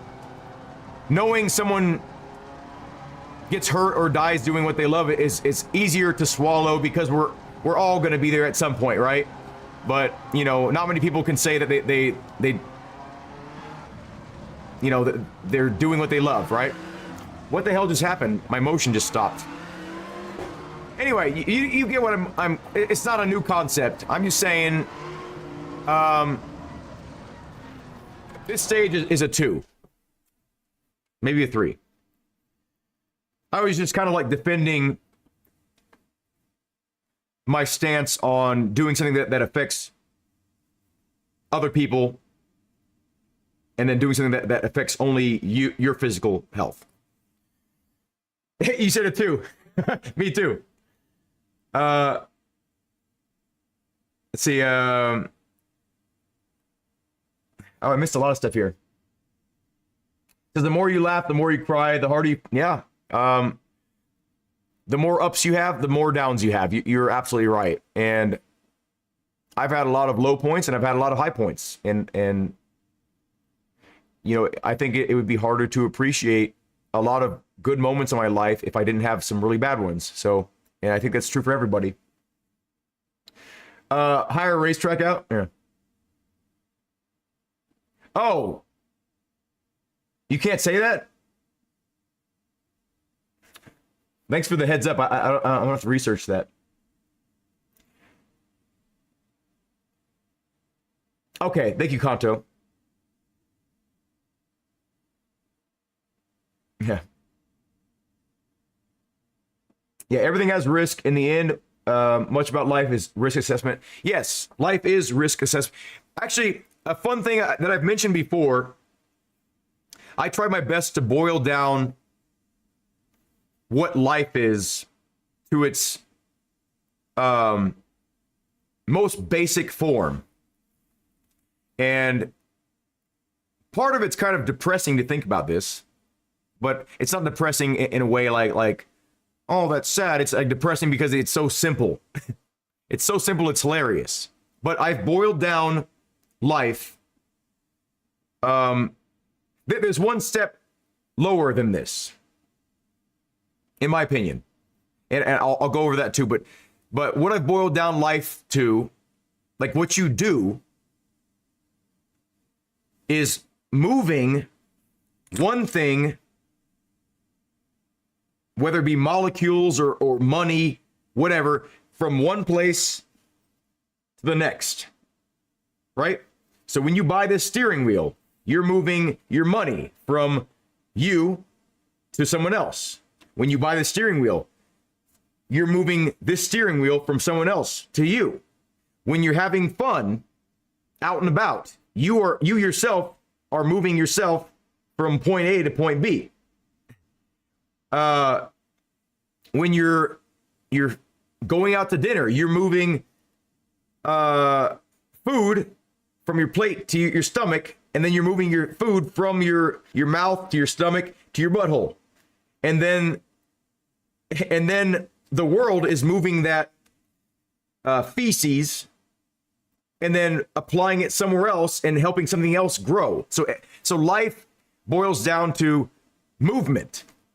And of course, that's what it is, because anything that's living is actively moving. Anything that's not living is not moving. But just as a human, as a creature, just in general, a sentient thing, that's what life is. It's moving one thing.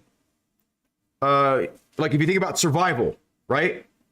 You're moving your body from a dangerous area to a safe area, or from a outside to a shelter for survival, or food from the ground to your mouth.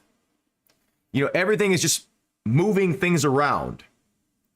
You know, your main goal in life as a human is to be successful. What is success? Is you need to have enough money to be self-sufficient, to be happy, right?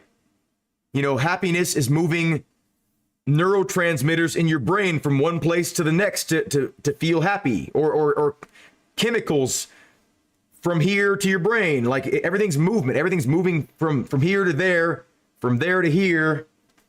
You know, even the opposite of success.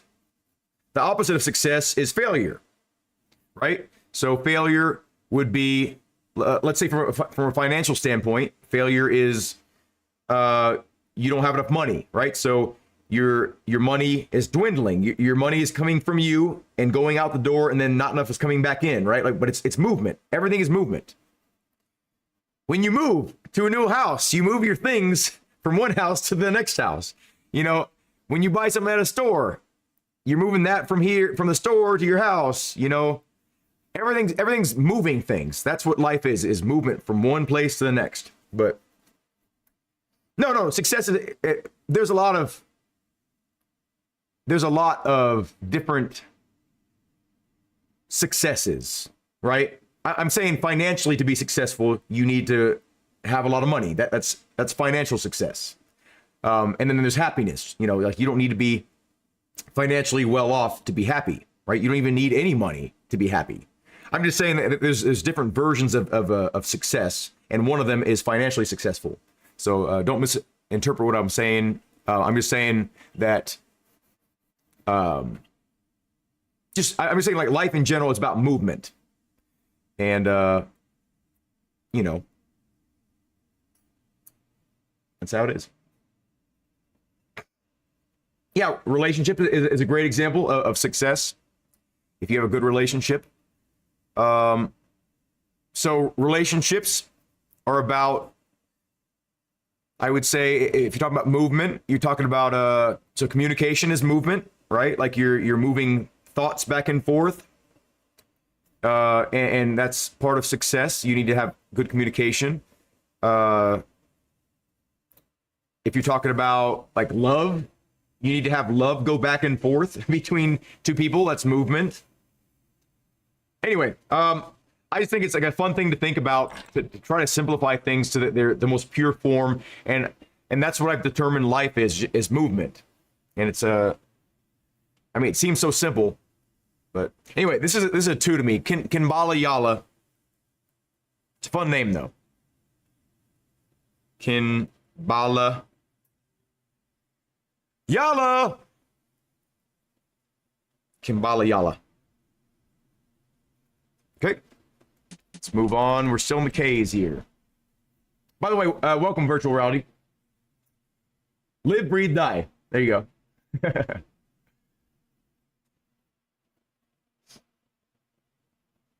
Yeah, you can boil it down even further than that. Trees do move. Trees are moving water from one place to the next. Minerals or whatever, like they need to grow. Trees grow. They're actively growing their entire lives.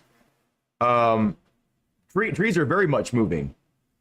What you're thinking about is you know, does the tree have a brain? Does it have like a soul? I don't know. We don't know. But trees, vegetation, living things are very much moving at a cellular level, molecular level, right? And yeah, I mean, movement is not just doing this. Movement is just even just one direction. Trees are outwardly growing and outwardly reaching out to getting bigger, so they have more ability to grow stronger. You know, yeah. But how a tree grows is through movement of nutrients from the ground, from water. You know, if it's like a succulent, like it's taking water from the air. You know, yeah, and just in general growing. But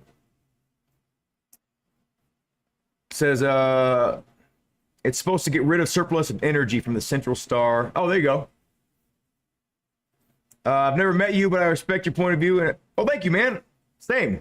I appreciate that. The main thing of life is willpower, because that's the only thing that keeps you going. Yeah. If you don't have the will to live, you ain't gonna make it. So, yeah. That constant drive to move forward, to survive. But yeah, happiness is not necessarily surviving, because you can be satisfied, I think, surviving. You can have satisfaction, but I don't think you can be fully satisfied until you get to the point to where you can experience, like, true moments of joy. And if you're always like worried about like your well-being, if you're in a cave that's completely dark and you have no way of getting out, and you've been there for like 10 years, I don't think you can really enjoy yourself. Maybe, you would probably find things to enjoy. Maybe like certain sounds. maybe certain sensations, like rubbing your hand against a rock, like, or certain rocks, like you would find a way to become satisfied, I suppose. Life is about adapting. Life is about adapting to whatever comes your way, whatever it may be. You know, I was just boiling it down for fun. Like what's the most basic thing you could say about life, you know? And that's what I was getting at. Why did we start talking about this? Anyway. Yeah, I've been in a lot of bad situations, and I found happy moments, little nuggets of joy, you know. A lot of people don't like working at all, right? But you'll notice if you work with someone that you enjoy as a person, work doesn't seem like work. You're just doing stuff, you're moving stuff around, and you're enjoying someone's conversation, or you're enjoying someone's presence, you know? So even bad situations can be good situations. And what I've always said is, my entire life, I've always said that, maybe not my entire life, but once I started like having my own thoughts, I've always said that with every bad thing that's ever happened, everything, there is good to be found. Like even in the absolute worst things that have ever happened in the history of man, you can find good in it too. Let's say like World War II, right? That was horrible, absolutely horrible. But we learned so much from World War II. Even if it's like one thing, there is good in that. We have a lot of technology from wars. We have a lot of pride in our nation, you know, in various nations, right? From the wars, we have things we've learned about humanity, right? That we don't wish to repeat. So what's good about that is we've learned from our mistakes, hopefully, right? So there's always something good in everything that's bad. Everything. You can think Michael Jackson is a total creep and the biggest monster in the world based on some weird stuff that we've found out about him, right? But on the opposite side, he's provided so much joy with his music that he shared worldwide that's irrefutable, that it's affected so many lives positively, right? It doesn't erase the weird or the bad things that he's done, right? But there is good in Michael Jackson, right? And, I'm sure you could say good things about Hitler. I'm sure you could say good things about who's Mussolini or whatever, Saddam Hussein, right? There's something good that came from all those horrible people, right? So it's about perspective. It's about outlook. It's about understanding, knowledge. The more we learn, the more bad things there are, but also the more we can help each other, the more we can help ourselves. It's just balance. Balance is what it boils down to. But just wanted to get across some of my thoughts while they were on top of my head here. Let's see. Okay. Another snow stage. Korakivi.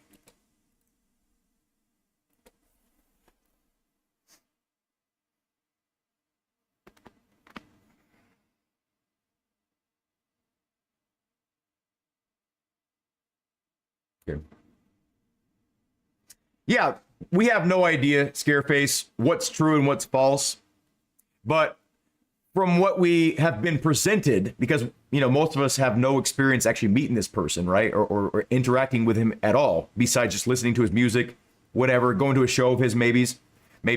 But my point is, even the sort of negative, dirty knowledge that we've supposedly gained from learning more about this person, there's still good to be had in it somewhere. Maybe you have to dig a little bit deeper or search a little bit harder, with a, you know, fine-tooth comb or a magnifying glass, but you can find something good in everything, including the most evil things you can think of. There's always something good to be learned or had from it. Always.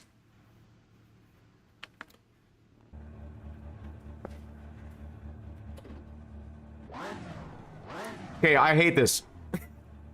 So, but there is good in this stage. There is good in this stage, but I, but I hate this. This is looking like a 1 or a 2 to me. Okay, no collision. Let's see it. No collision on it on the trees. Wow. Okay, this is turning into a 0 pretty quick here. I have collision on a nothing, but I have no collisions on a something. Okay. That's funny. Let's see how far we can get on the outskirts before we hit something. Hey, what do we hit there? I don't know. We're more likely to bottom out on the ground than we are to hit a tree. That's crazy. Hey, whoa, whoa. Okay, so some of the trees have collision. So the ones that are closest to the... Okay. I'm thinking it's a 1 now. What the hell? Maybe that tree didn't have collision. Okay. It's a 1. We're giving it a 1. Korakavi. Okay. Oh. Karakavi. Another fun name, not another fun stage. That's a 1. Okay. We're gonna get through these damn Ks. What time is it here? 7 o'clock. It's still not too late to turn back now. It's not too late.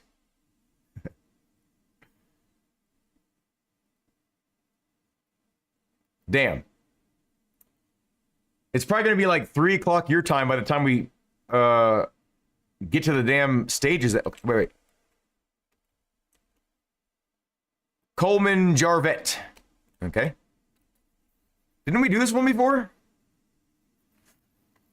It's by Matto22 again. Not a huge fan of his stages.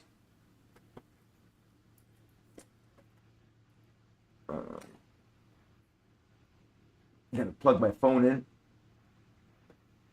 Okay. This looks really similar.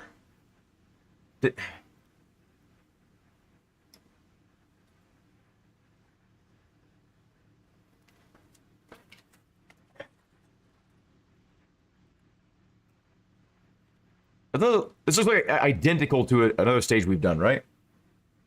Why isn't this plugging in?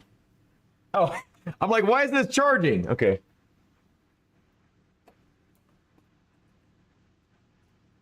Get in there. There we go. Okay.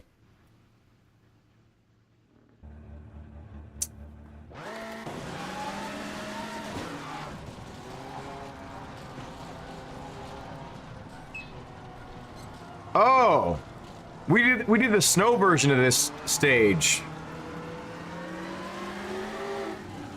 That's why it looks familiar.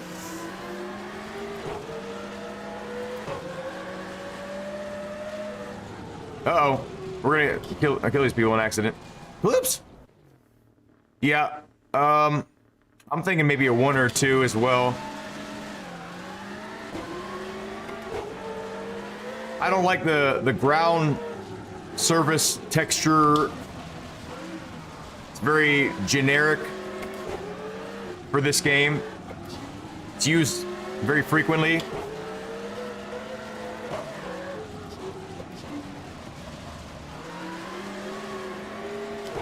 Just driving my eyeballs here. I don't know this stage at all.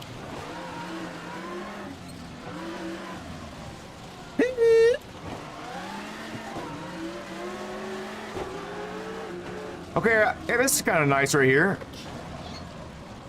Let's take a look at this water here. nice water. Okay. It's kind of some of the best water I've seen at the same time as being some of the worst I've seen. So let me explain myself here. It's the worst I've seen because it looks horrible, but it's some of the best I've seen because we're looking at transparency effects here, I think. Let me see if we can actually get under the water a little bit. No, it's not transparency. It's just an outline, a blue outline. So never mind. It's the absolute worst water I've ever seen. Okay, so we're giving this one on a 1. I think we've already done this one. Let me see.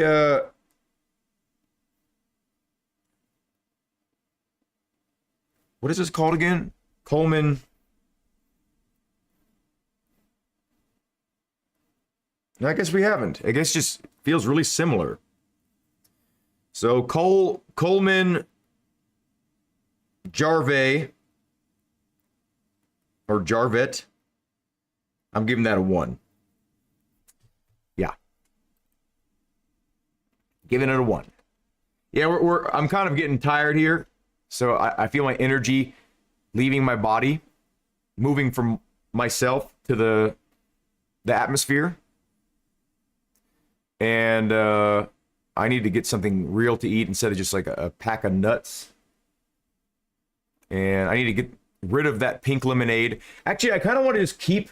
What do you think? Should I just keep this amount of pink lemonade and see? I'm kind of thinking that I should... I keep it for another month and see if it still tastes like lemonade. What do you think? Like just like a little sip to where I won't get sick of it if it's like molding, but just a little sip. What do you think? I need a vote on this. I want to see if lemonade goes bad. Or does it just get better? It's like wine. Okay. Komarov. I know I like this one. And I'm thinking 3 or 4 off the bat. If I remember correctly. I think this is the stage I'm thinking it is. Food poisoning treatment in the US is probably cheap. Okay, I already like this. The helicopter is moving around. The blades are doing some stuff. We got this cool guy on the right. I think he's handsome and he's fit. He's got big old muscles. Road surface looks good. Looks a little bit janky through here, but I think it gets better. 3 so far. Oh no. It's a 3 so far. Does it get better? I don't remember. Definitely one of the better looking stages though overall. I don't know if it's quite 4 tier. The surface of the road is really nice though, like it's the color, the sort of cracks you see here and there, the patchwork. I love patchwork on the roads. Is it gonna be like a big turn coming up here? Yes, that would have been bad. Trees looking kind of weird through here, actually. Definitely not a 4. This is 3 status here. It's a nice stage though. It's yeah, we're gonna give this a 3. Okay. One of my favorite stages though still.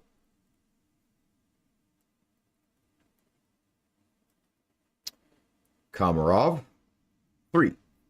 Look at this list we've accumulated here. Let's see. Oh.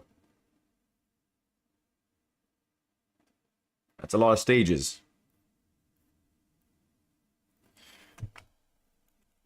We're gonna get through the K's at least, and then we're gonna take off. It's been a good stream though. I feel like we've got a lot done. I got to interact with a lot of you, and I really enjoy doing that. And yeah, 3. You agree? It was kind of like on the upper end of what I think a 3 should look and feel like, but definitely not quite 4 status. Okay. Kamara. Oh, okay. So this is an example where I kind of treat the snow version a little bit differently, because most of the time, I'm just going to agree that if you like Coleman, Jarvet, gravel, you're going to like the tarmac version, right? If you like Komarov paved, you're going to like the snow paved version. But I kind of feel like Komarov snow is higher quality in a lot of ways, feeling, than the dry version. Look at all the people that work on the stage. That's a lot of people. And immediately I am reminded that I'm wrong. Wait a second. Let me see. Is this a stage I'm thinking of or no? Well, let's feel it out a little bit, because maybe oh, swoop. I must be thinking of a different stage here. Let's see. Yeah, I think I am. This is not the stage I thought it was. Okay, yeah, this is not the stage. Never mind. Ignore what I just said. Ignore that. Yeah, we're not even halfway. You're right. Damn it! You're right, Kanto. Okay. We're getting through the K's for you, basically, Kanto. I mean, I just kind of pulled that out of my ass, but you can accept it if you want, though. Out of my ass into your ass. Okay. Yeah, then you can blow it out your ass. Why is that an insult? Blow it out your ass. Get the fuck out of here. Blow it out your ass. What is that? What does that mean? Okay. There's Komarov. Komakori Hill. This reminds me of Koroks. Or Kikori from Zelda. Yeah. Oh, wait. Didn't we have 1-4 on the Ks? Or no? Yeah, we had Kara. Karawa was a 4, but we had a 0. Kidney Heath Snow was a 0. And there hasn't been many of those. So honestly, K's are in the top tier because I don't think every letter has a 4 in it. Let's see. H has 1, 2, 3 4s. Green, G has a 5 and 1 4. F doesn't have any 4s. Oh no, FSO Warsaw has a 4.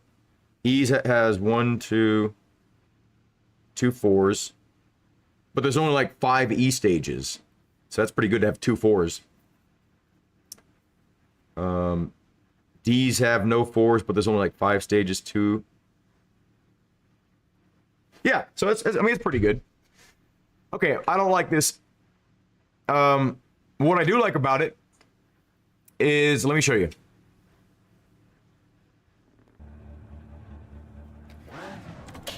I like these little pieces of grass right here. I like all these pieces of grass right here.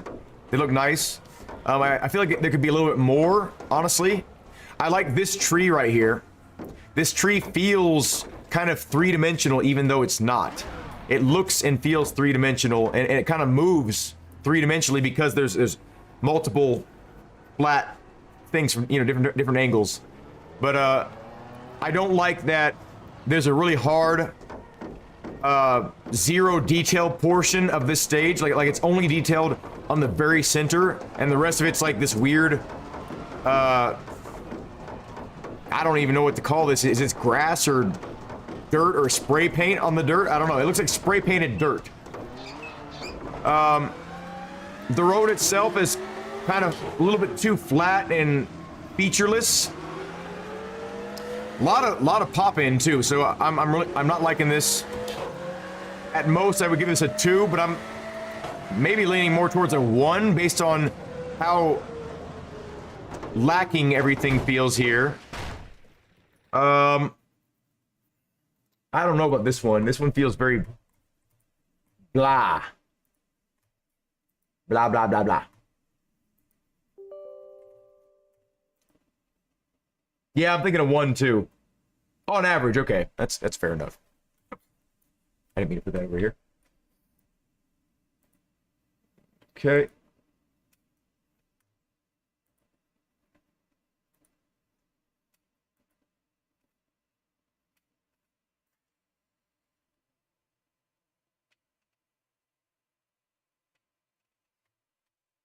Okay. Why can't I game froze?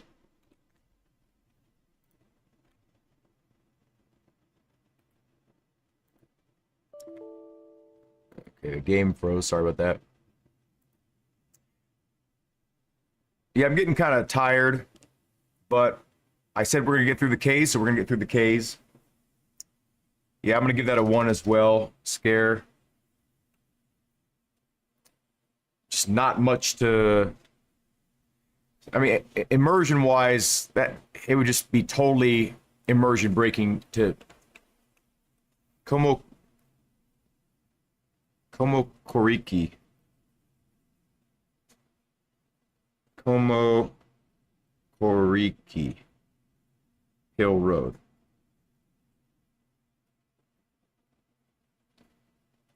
Okay. Are we getting close to the K's being over with? Actually, no, because I think there's some really good ones coming up. Some 3s and 4s, definitely. But we're getting close to the end of the stream here. How long have we been going? Almost 9 hours. Damn! One of my longest streams. Captain Crunch. A lot of K's. Tons of K's.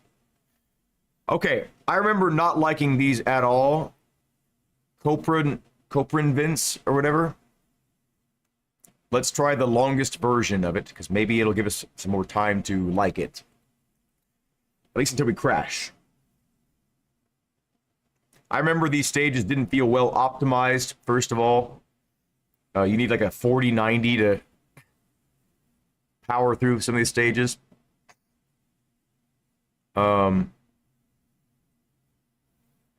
Ooh. I think I'm gonna try to watch some Walking Dead tonight. What do y'all think? Who here is a Walking Dead fan? A 1S. What's 1S? One short?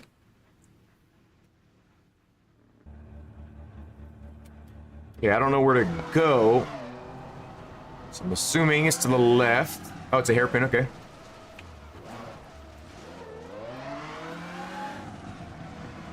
Guess this way. Like, this just feels like, at least this part of the stage, it's like, why would anyone want to drive here on this big open road or piece of asphalt? Like, this is like Rallycross parking lot stuff, you know?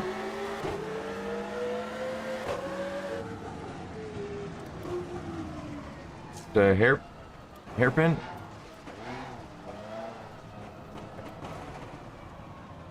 Like, I very much dislike this part. Okay, this. Okay, we got some. Oh, barely any dirt there. Okay. Like, this is horrible.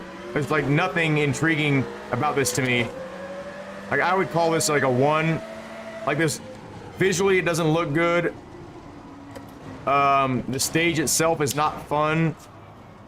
I'd say the best looking thing about this stage is the tire marks on the road.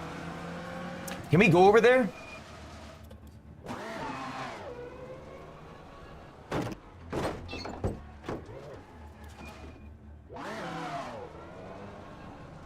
Oh, come on! The one thing that I was actually interested about in the stage and you can't go on it. I mean, look at that. Who wouldn't want to go on that just for fun? Bottom out every 5 seconds. I kind of like the background, even though it's a little bit fuzzy looking. It looks like it's far away at least. The skybox looks kind of nice. Although I can see the clear seam in the skybox right in front of me. So that's not cool. I would say, like, the lines in the road are kind of nice right here. If I'm trying to, like, find some good things about it. I would like to be on that part of the road, not this part, but... Oh, shit! Oh, my God.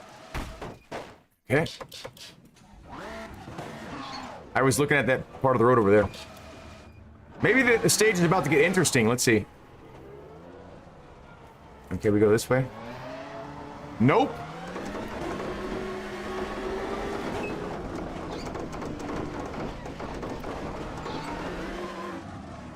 Oh, it's getting a little bit dicey through here.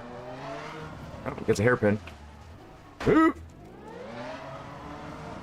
Yeah, I don't like anything about this so far. Like, this is just being a no. Oh, that's a nice kind of tunnel.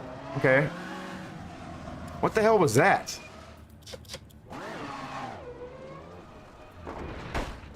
What is this? What are these lines right here? Oh, those are like those are shadows? I don't know what that is. No, there's more right here. Oh, it looks like it's just, I guess, just shadows. Okay. Okay. I think if it was just this part of the stage, I would like the stage better. But I don't want to do all that stuff in the beginning. Like, I would hate that. This part feels kind of nice. Nice road detail. Like, it feels like it's kind of like a little bit.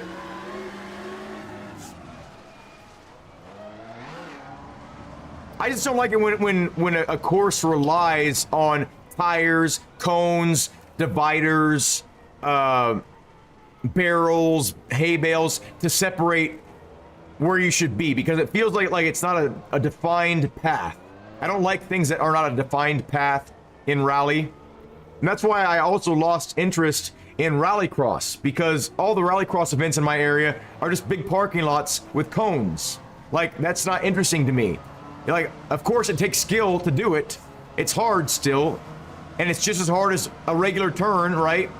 But when it's just cones that stand between you and more of the course, it just feels like it feels like fake or just not good, like artificial.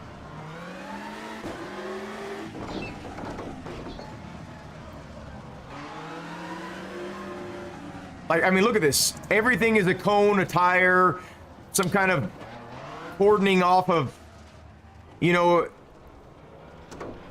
I want the road to be the defining factor of where I should be going.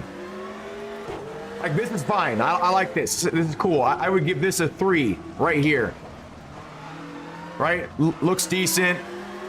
Even, that's fine. We have some things that are cordoned off. That's fine.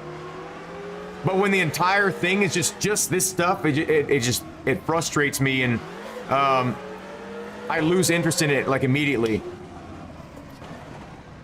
I'm surprised I'm even giving this more of a chance here. I'm thinking like a 1 or a 2. I think it doesn't look horrible. Like, the assets they're using are not bad, and the art is not bad. It's just, in my opinion, a course or a stage that I would never want to do. The engine is getting old. Yeah, the wilderness areas are nice. Oh, thank you, Bose. I don't know how to say your name exactly. Bozakin? I've been calling you Bose. Thanks, man. At least there you go, Nick. There's good to be had. You know, if you believe in the devil, right? You just said he had a good quality. He's consistent. There's good to be had in everyone and everything. So, and that's what I truly believe. You know, even the people that I'm not going to say, there's some people that I've hated. in my life, right? You want to be careful with that word, right? Like you don't want to hate things. You can joke around, but like, I hate that. I hate this, right? But you don't hate it to the point to where like you don't truly hate something unless you really hate something, right? But even the people that I have considered myself to hate or dislike so strongly that I don't want anything to do with them, they have some good qualities. Randy, the person that you probably heard his name more than once here on this channel, he was funny. He had a great sense of humor. He was super sarcastic. I've laughed with him before, right? He has good qualities. He's extremely smart. He's a very intelligent man. He's a great manipulator. I mean, he's good at that. So he's good at something, right? Like he had good taste in women, right? He liked pretty women that I found to be of similar attractiveness. Like I was trying to like find something good in this guy, right? Like he had a great leather jacket. I don't like leather. This is leather. I don't like it. I don't like what it is, but I accept it, you know, and it's better to use it than to throw it away, right? But I didn't really like his leather jacket. I was just saying that to be funny, and it wasn't even that funny. But there are good qualities in him. My current boss that I don't like, I think he dresses nice. I think he dresses professionally. So he looks professional. I think he's got a really nice tan. He's got he's got well-groomed facial hair. I don't. I just let it grow out. I'm like, whatever. I got a big old patch here that never grows in. I don't care. Whatever. When I care about it enough to where it bothers me, I cut it all off. Whatever. Right? But his facial hair looks nice. What else can I say nice about him?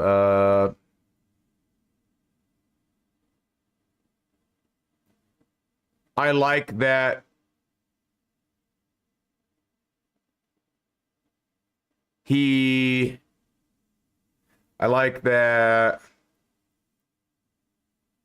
it's harder to find things good to say about people that you don't like. I'm just saying that there's always good to be found. Koprivins.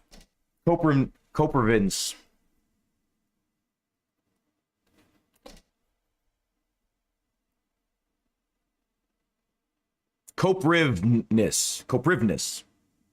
That's a strange word to me. What do we decide on that? A 1? Says, oh, it's a punchline to an old joke. Okay.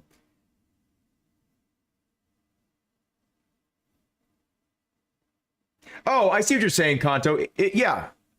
I would 100% agree that it's a very unique stage. So unique that, as a matter of fact, I want nothing to do with it. Like, I mean, Mars it seems unique, but I don't want to go there. I don't want to ever go to Mars. I would go to the moon if I could handle like the G-forces in the rocket or whatever. I would go to the moon right now. I would make sure and say goodbye to everyone first that I knew and loved and liked. But then I would comfortably go to the moon just in case I blew up or something like that. Get your ass on Mars. Yeah. But I wouldn't go to Mars. Yeah, I go to the moon. I was really disappointed to see that they weren't making like some moon bases by now. Like I was expecting there to be people establishing colonies on the moon by now, and I guess that never happened. Futuristic rally tracks on Mars. What do they have like? Does Mars supposedly have like really crazy gravity, or is it less than Earth? Because if it's less than Earth, we can do Star Wars pod racing instead. Problem with the goodness part in such extreme cases, ironically, you can only say that when you've not been at... Yeah, I agree. Yeah. That is pretty ironic. Okay. It is 7:30. We're good on time still. I have just enough energy to finish this up. Honestly, I could go for another 12 hours if I had to, right? But I want to save some of this for part 2 and part 3. Says one part of why Sims suck so much is because they always more of the same since I can't see what you wrote there because this heart is in the way. Decades like a chess game with purple green instead of white black.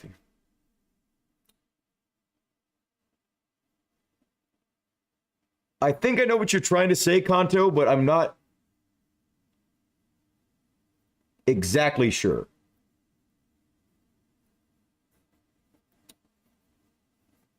I think I know what you're saying. So you're saying like, because there's already established things that are accepted in the genre of sim racing games that companies are afraid to move outside of that for fear of backlash when we could be adopting new standards. Is that what you're saying? Oh, I see what you're saying. Why not race with full physics? Okay, so Kanto, this is what I argued in favor of Assetto Corsa, because when people were arguing with me saying more realistic doesn't always mean more fun or more better, right? And I was like, that's not true. If you want that, it does make it better to that person, right?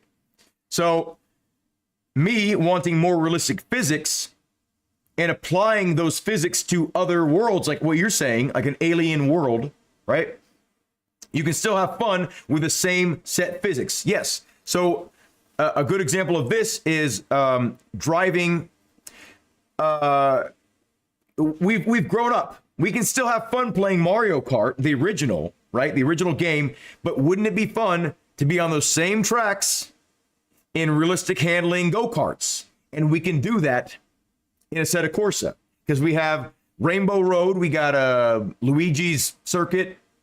We got a few other popular Mario Kart courses with realistic physics, or more realistic than other games, right? And you can apply those physics in a fun way and still have a great time. Or you can another example is the Hot Wheels tracks. Not Hot Wheels, Micro Machines. There's a Micro Machines course that I downloaded, and it's kind of fun to race on it with realistic physics. Like you could drift around on it if you want, if you got really good. Like, yes. And that's one of my main arguments for why it doesn't make sense to me to intentionally nerf your sim racing game from the get-go to make it more accessible to people when you can just make it simply realistic as possible and then add on filters or assists or whatever on top of that to make people have an easier time controlling the car or whatever, you know? So start off with the most realistic you can be, technologically speaking, because we can't do one-to-one because we're not there yet, right? But get it as close as you can, and then add the extras. And then, you know, make the foundation like this. Like you said, we could race on Mars and have a lot of fun in a fantasy track, right? It wouldn't be necessarily welcome in Richard Burns Rally because the community is very closed-minded. They want somewhat realistic looking tracks, right? Courses, stages, right? But why not take these physics and then, you know, have some fun with it, right? I see exactly what you're saying, and I agree with it. And yeah, you know, when I'm looking for an authentic experience, I can go to this. When I want to have a little bit more fun messing with stuff, I'll go to BeamNG, or I'll go to Assetto Corsa and play on some weird fantasy courses on Mars or on the moon. Yeah. Yeah, I am, Dad. I went for the long haul here. I agree, Kanto. Some crazy. Yes, you can. Where is it? Like with certain mods, you can do like rocket cars, stuff like that. Because downforce matters in a lot of these sim racing games, right? Like downforce is calculated and it's as accurate as it can be with the engine they're using, right? So downforce matters. So you can have like a rocket powered F1 car or whatever, and then go on a roof, or go on a ceiling or whatever. That's more of the track, right? And they're working on doing that right now. Actually, I'm positive within the next 5 to 10 years that we're gonna have upside down portions of F1 races or something like that. I think that's fully. What do y'all think? I think that's very possible. Papa Thompson is back.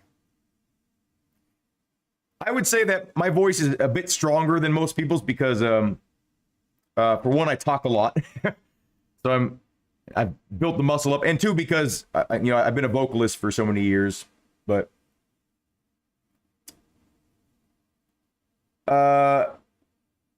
says, I think it's because it's dismissive and crude. I just smile a little when I hear it. Wait, what are we talking about?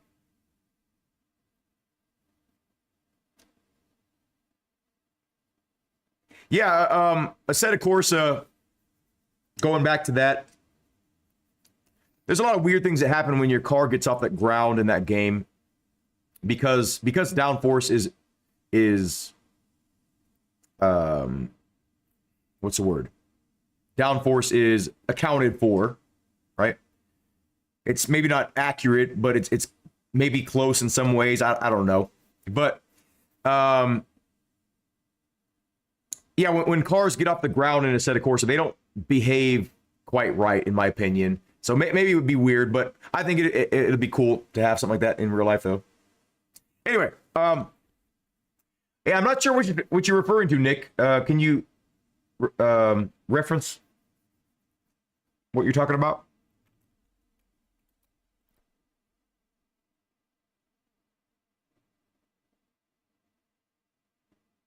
Listen to the silence. It's so pure. Silence for me doesn't exist. It drove me crazy when I was a teenager. I couldn't sleep. I was mentally distressed. And because of the very loud ringing in my ears, tinnitus. I'm sure a lot of you have tinnitus or at least have experienced it to some capacity. If you've like heard a loud noise that, like that's what I experience all day, every day, all night, every night. And when I truly focus on it, I can get really depressed and I can get really angry. But then I come to accept it because it's what it is, and there's nothing I can do about it. That's pretty much all I can do is accept it. I still have good hearing. I can still hear very high-pitched noises. I can still discern things very clearly, but the ringing in my ears is so loud. Like I can hear it now, and I'm in a loud environment. Like you can't hear, but I have two huge loud fans right next to my rig. I can hear obviously my own voice. I can hear my thoughts, but it's so loud, and unfortunately, it's gonna get nothing but louder unless Elon Musk. Elon Musk said the Neuralink at some point in the future is going to be able to cure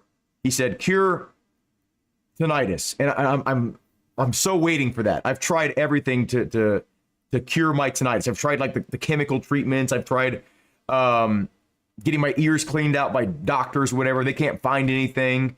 I've tried all these weird techniques by tapping on your head for 15 minutes or something like that. I've tried listening to different sounds to reprogram my brain. I've tried everything. I've tried medications. Nothing gets rid of it.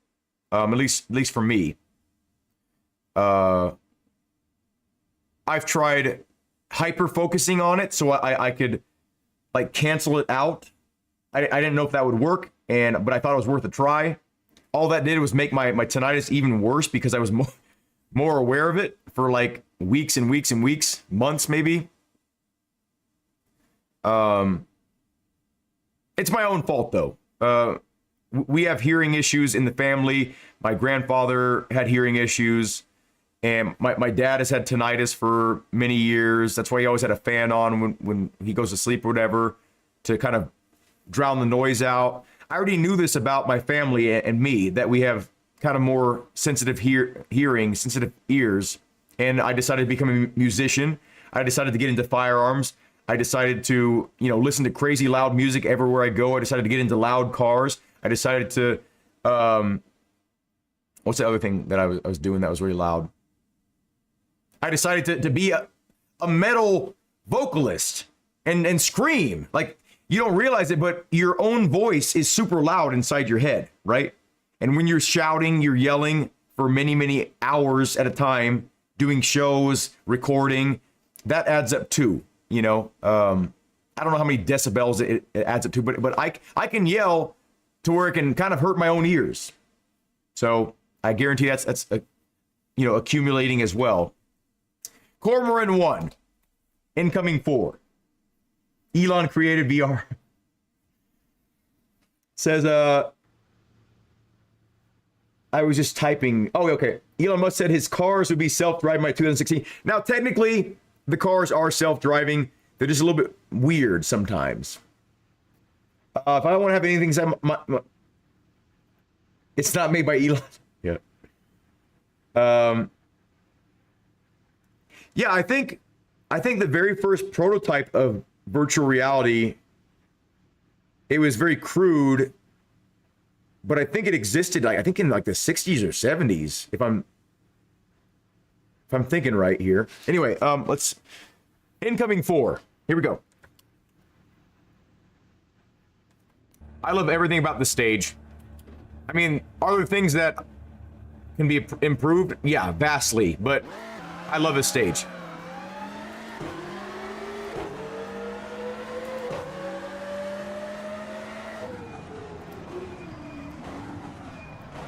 Ooh.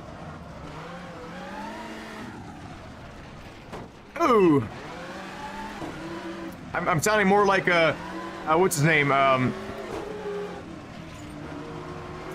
Oh, what's that guy's name? He's like, it needs more cowbell or whatever. Needs more cowbell. Well, I can't even think about how he sounds. Christopher Walken. Yeah. This is the 4. No one can argue with me about this. I mean, you can argue with me, but I'm not going to accept it. This is one of the better dirt stages. And with anti-aliasing set on high, this can look so much better. Because you get a lot of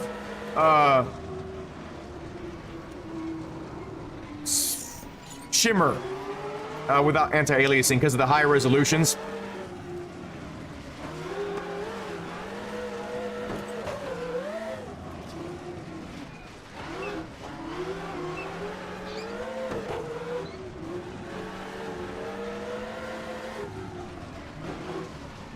Oh. Okay. Let's get a 4.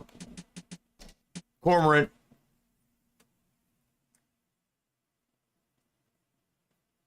Oh, wow. Autopilot isn't allowed. That's crazy.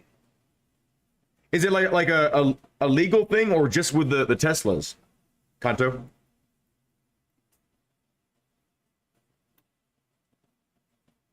What did we decide on the last stage? I don't remember. Shit.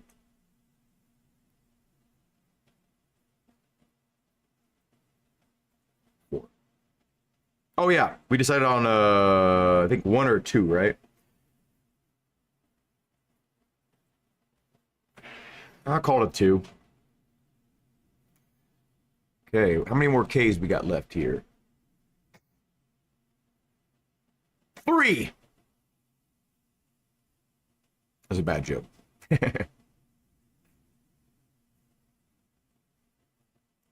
Man, my lips are getting all chapped. Uh-huh. I'm all chapped up. Uh-huh. Cormorant. Corpiajo. That sounds... There are a lot of Ks. That's... I didn't notice it before. Yeah, it was a 2. Yeah, you're right. Because autopilot is fake. Autonomous vehicles are classified in 5, 6 levels of driving. Oh, you mean because it's not true autopilot? Is that what you're saying? Because the infrastructure is not quite ready for self-driving cars. It's more just like Band-Aid self-driving. Is that what you're referring to? All I'm saying is I want some F1 cars in a tunnel driving upside down by 2030. That's what I'm saying. Okay, I love the road texture here. Blending is decent, not the best. Kind of a bland feeling stage.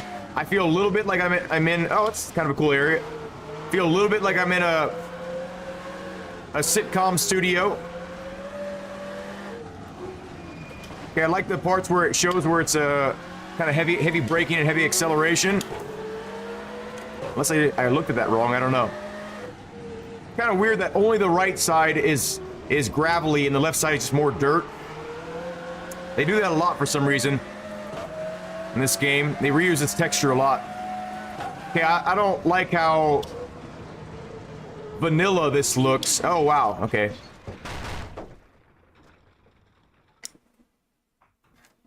It's a 2. Corpiajo is a 2.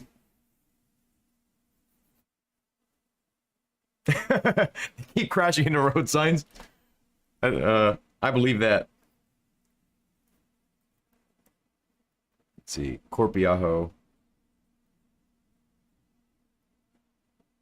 Is that how I spell that? Corpiajo. 2. Okay, now we're moving through it. After I stop blabbering. Yep, I agree. We're on the same mental wavelength right now, rating these stages. I think we've only disagreed like once or twice. Whoa! I just heard my own voice double. Did you hear that? Yeah, no, I got what you're saying. That was weird. Was it just because my voice kind of cracked? Or was it because we're actually in the Matrix? Something malfunctioned there. It was either my voice... Oh, wait. We just skipped a bunch. Or the sound. Something doubled up there. That was weird. Damn, we still got... No. 1, 2, 3, 4, 5... Or wait. 1, 2, 3, 4, 5, 6, 7... Oh, wait, we're on K, not on L. What am I doing? Wait, no, are we? No, we're on K. I was thinking of L for some reason. I don't know why. Okay, okay, we're getting there. We have 1, 2, 3, 4, 5 more. Okay, I can do that. Another snow stage for us. Let's see how this one stacks up. Quandanvara.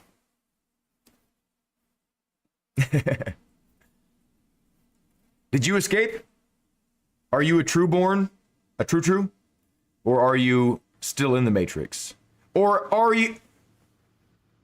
the people in the Matrix that got out still in another Matrix? We don't know.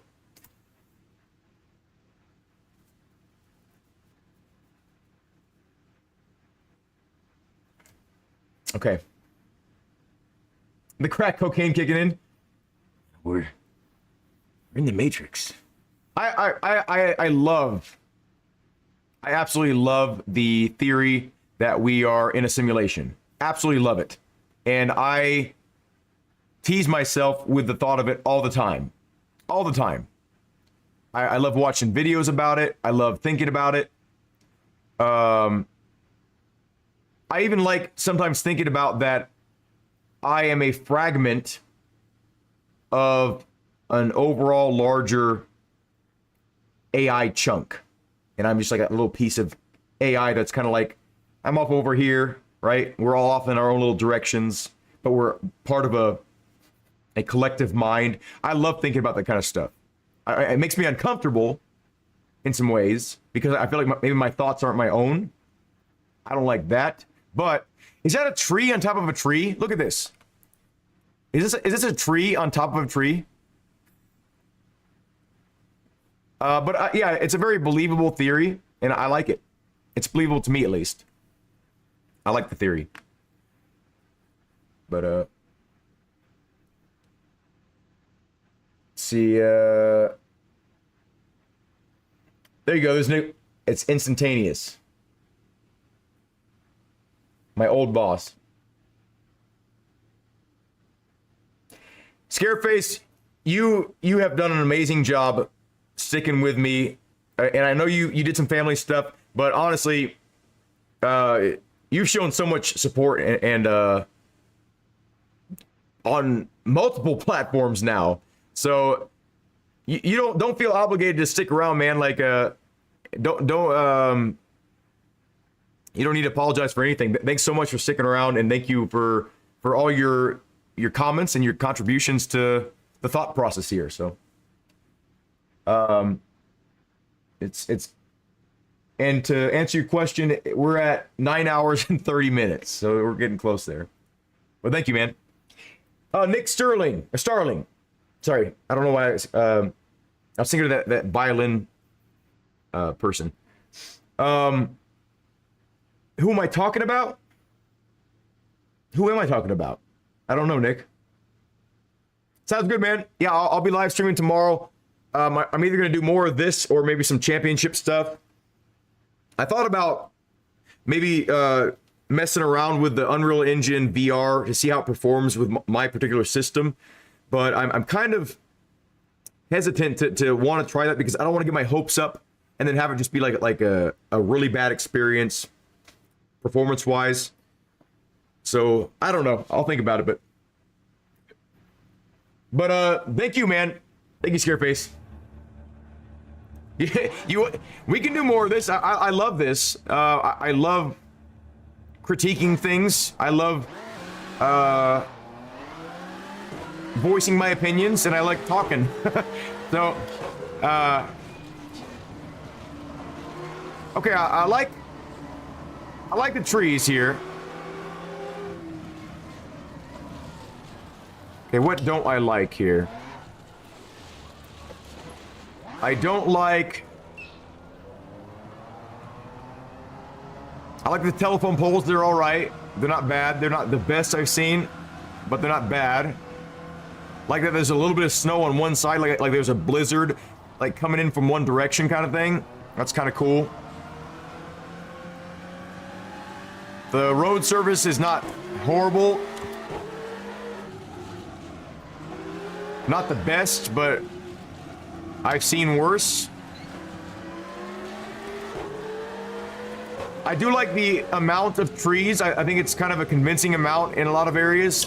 It feels a little bit sparse, like right here, right in front of us. But overall, it feels kind of decent. Like this feels good right here. These telephone or the telephone poles slash lights, they look kind of cool actually. I'd like to see a night version of the stage with the light cone underneath them. It'd be kind of nice. The people on the hill right there, it's a nice touch because a lot of times on big hills like that, you will see large group of people accumulate. I use that word again, but you'll see a lot of people stack up because they can see from further distances. That's a nice little touch there. I like the amount of snow on these sort of dead branches. It's pleasing on the trees. I think the worst looking part of the stage is honestly the road texture. I think it's a little bit too samey. Like even on the aggressive turns where you'd be like hauling ass, you know, really kicking up snow and dirt and mud. It's just the same.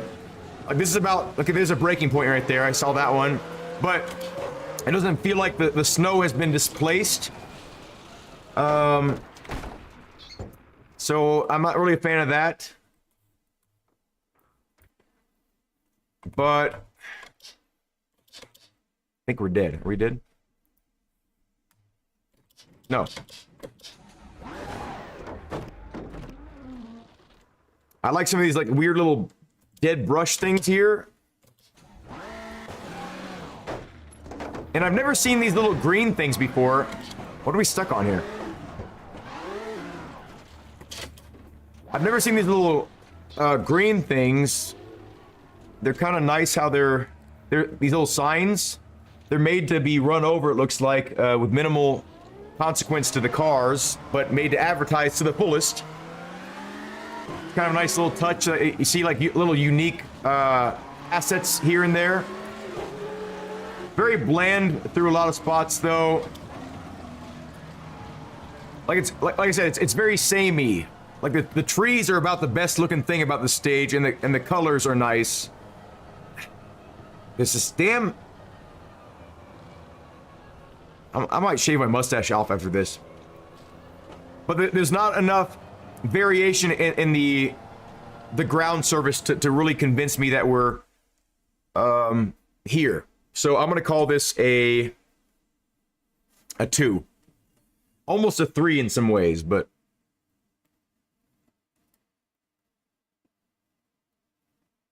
Kua Donvara. 2. Sealer Rant says Scare is number 1.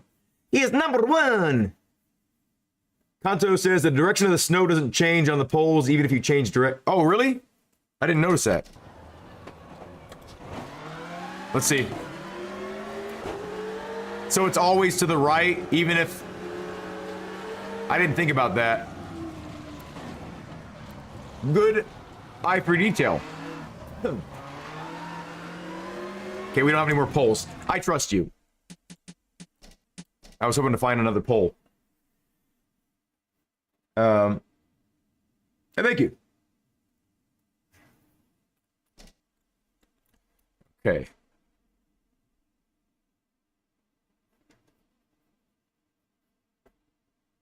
Let's see what we got her. My eyes are kind of glazing over. Like, you know when your eyes are open, but they feel like they could almost be closed too? You're like... Or they kind of like go crossed or kind of wall-eyed, like, and you just kind of like not focusing on anything. And it's almost like the viscous layer on your eyeball is your eyelid. And you don't have to blink for a while. That's how I feel right now. It's not a bad feeling. It just feels a little bit zony. Not like I'm not in the zone. I'm in a zone. To be in the zone would be to do well and to focus. But I'm in a zone. Like, woo! That kind of a zone. What do we do here? This one. Tuho. Did anyone play Legend of Zelda? Legend of Zelda... Not the Wind Waker. It's about the Windfish. The Windfish. What the hell game am I thinking of?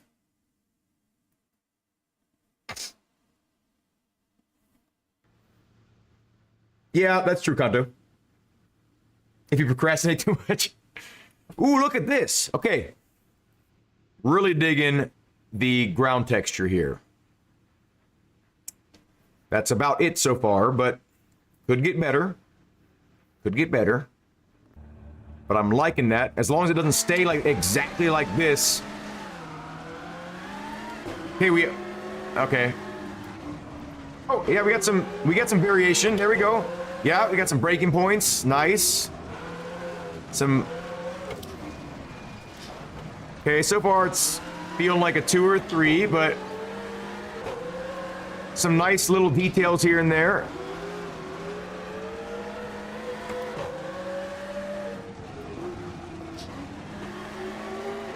Hey, I like that bit of rock on the side there with the moss growing over it. That's a nice little touch. Okay, again right there. this little area right here on the side, besides the grass floating in midair, I hate that, but that felt pretty cool just to kind of drive by it. A lot of variance in the tree trunk coloration too. Like you see white, you see black, you see sort of a light brown, a dark brown, different shades of white. I don't know what types of trees those are supposed to be, but it's kind of visually interesting, stimulating. My eyes are glazed over.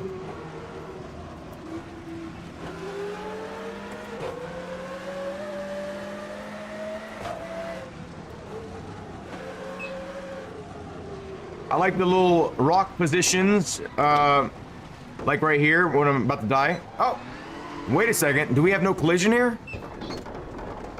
Oh, no, we do. Okay. I guess it just went by the one rock that didn't. Hey, there's a bumper right there. Went by the one rock that doesn't do anything. I like finding like stormtroopers and Chewbacca's in this game. Chewbacca's. Wookiees, I mean. Well, like they're a real creature. Anyway, you know what I'm saying. I like seeing or finding funny things. There's a really funny one on the new Salhati stage, or whatever it's called, where the guy has like 30 cameras on his body. It's really funny.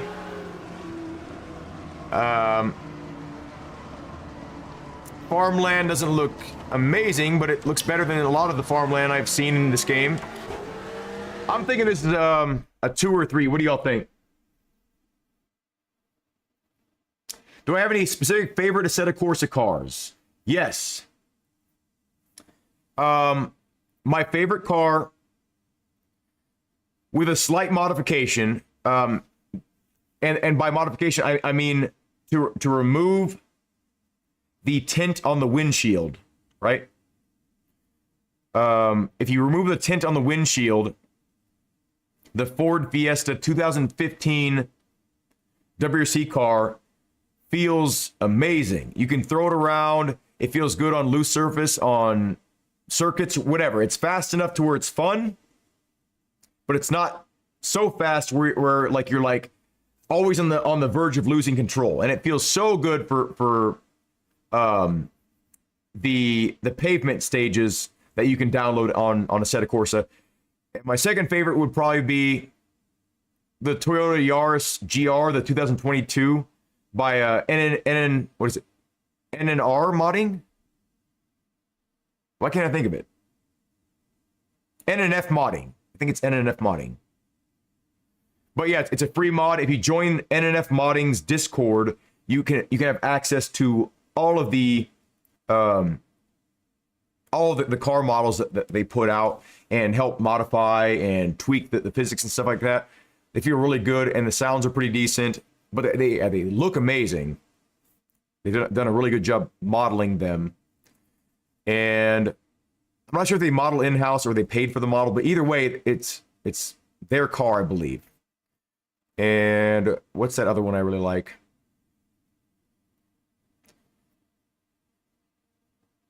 There's a couple cars from the base game that I like a lot. You know, some of the Miatas are fun, right? They're just fun to drive with like an H pattern and whatnot. But yeah, those are my two favorite cars. Yeah, just look up Ford Fiesta 2015 WRC Assetto Corsa. I think it's like a Rally Legends mod or something like that. You think of 3? Kanto? What is a Peel P50? What is that? Oh, you're answering Nick. Okay. I see what you're saying there. We'll go with a 3. There's a fair amount of detail in the road surface that I'm appreciative of. And it's not bad looking. It's not a bad looking stage. And I wouldn't mind doing it again. So, here we go. We're almost through the K's, everybody. And we'll start this back up. I'm going to take a nice bubble bath tonight. I know some people don't like baths because they think it's disgusting. If they're swimming in their own filth. I like swimming in my own filth. I like getting dirty. I like going in the mud. I like I don't like sticking my hands in like rotting flesh or anything like that. I don't like, or like rotten fruit or vegetables. I don't like touching that stuff, right? Like, cause it's like putrid. But I do like getting dirty. I like getting dirt under my fingernails. When I was a kid, this might sound weird, but when I was a young kid, I used to pour sand on my head, in my hair, just to give myself something to get out of my hair. I don't know if it was like a primitive thing to like preen myself, but I used to do that. I used to like to bury myself like in dirt or in sand. I used to like crawling in small places like where there's dust everywhere, because I feel like there's like a little bit of taboo-ness to it, so it kind of feels good to be dirty to me, and I like getting my hands dirty. I like being dirty, like, which is weird because I don't have like a lot of body odor. Like out of all the women I've dated, there hasn't been a single one that said I smell, like that I smell bad. My feet, when I was a kid, my feet were really bad. Like, I don't know if it's like a chemical imbalance or as part of puberty. I don't know. My feet smelled horrible. As an adult, they don't. It's really weird. I can get them to smell bad, like if I like really have some bad, like certain shoes that I wear, like they have this weird chemical reaction with my feet, and I can get them to smell bad then. But if I'm wearing like breathable shoes, like it's really hard to get my feet to smell like they used to when I was a kid. But yeah, I don't really smell. Like my body doesn't smell, which I'm very thankful for. Maybe it's because I have like low testosterone or something. I don't know. Maybe it's a problem, but for the most part, it's been a blessing, and it's made it to where like I haven't had as many awkward situations. I used to know this one guy, a friend of mine in high school, and no matter what, he could just like walk out of the shower, like right after he like soap, really strong like Dial soap under his armpits, and he would just walk out of the shower like during PE, right? And he would just already smell like body odor, right? Like, I don't mind body odor. I would rather someone smell like a body odor than smell like deodorant or like perfume. Like perfume like upsets my nose. Like, I can objectively say that smells good. Like, okay, that smells like floral or fruity or whatever, right? It smells good. But when I smell too much of it, it becomes, it irritates my olfactory, I guess you'd call it, right? Even can irritate my eyes too. My eyes and my nose are really sensitive, or breathing it in, I'm very sensitive to it, and it makes me uncomfortable. So, I mean, even when my wife puts on like deodorant, I don't like it. I don't like how she smells with deodorant. I would rather her smell like her natural body smell, than like heavy perfume. Like, it's one thing to smell clean, right? Like, it's nice to smell clean, right? You're like, oh, I smell like a really neutral or mild soap. Cool. But when what upsets me, my nose, is when like someone like in high school, we had like Axe body spray, and like all my friends were like, and they're like, everywhere. Like, they would spray their clothes before they would wear them. I'm like, Jesus, can you stop that? Right? But that's where it's like too much, right? Like a little bit like on your wrist, okay, whatever. Like, you can smell nice. But when you're like just drenching yourself in it, that's when it upsets my personal nose, right? But yeah, so I would just rather someone smell like some, maybe not like overwhelming body odor, right? Because I mean, obviously, like, it's nice to be clean sometimes, right? Like, you take a shower, you feel good, you feel fresh, you go to bed, you're nice, whatever. But it is still nice to get dirty and to feel dirty. So when you do get clean, it's kind of, the contrast between the two things, it feels kind of nice,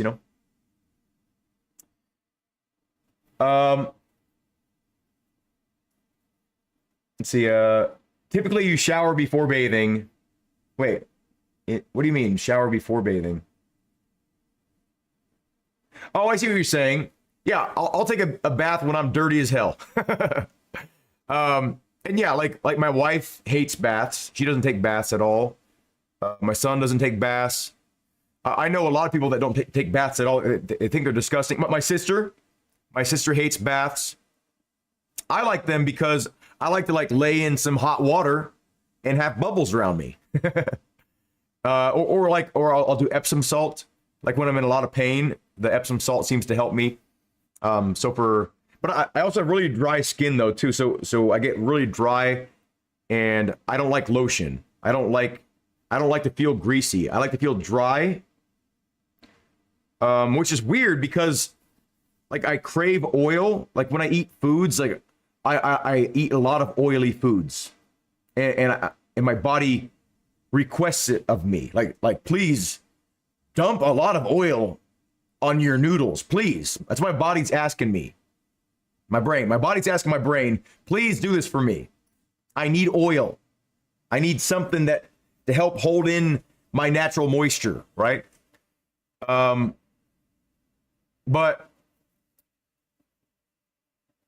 I don't like to feel oily, which is strange to me that I crave oil, like the fucking, the Tin Man or whatever. Like, give me oil,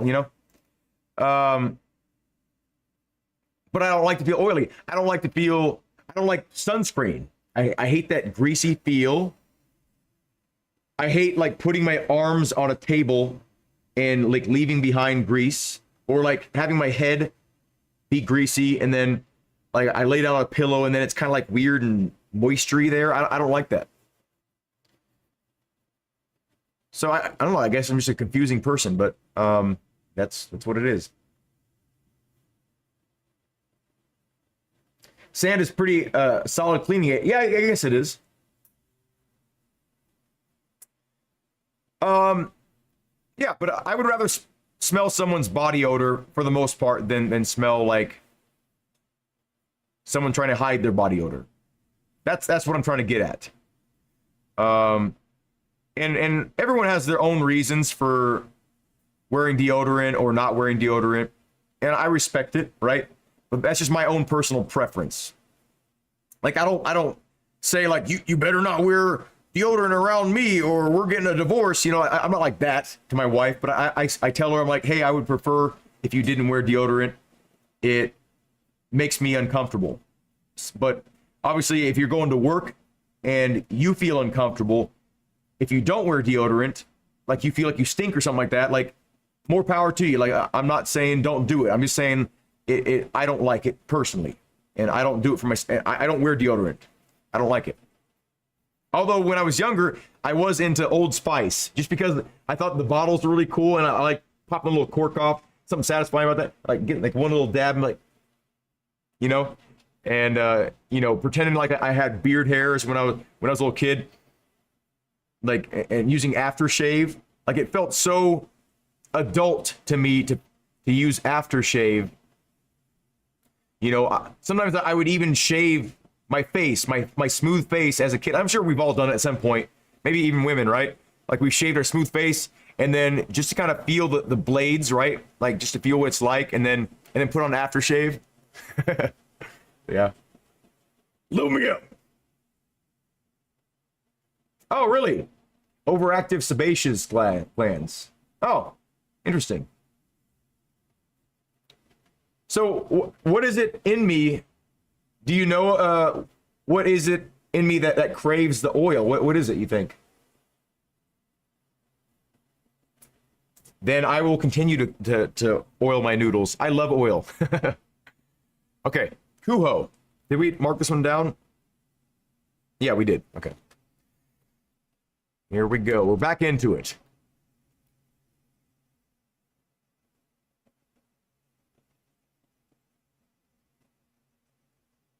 Silence. Silence can be deafening. It can be. Like, when you get into an argument with someone and then that weird awkward silence after you're both like, just stop it. Just stop it. Right? And then you both do, and you're like, but you're your mind is like exploding with thoughts like, oh my God, I want to say something. You know, silence can be deafening. Silence can make someone go crazy. If you have too much silence, it can affect your mental health.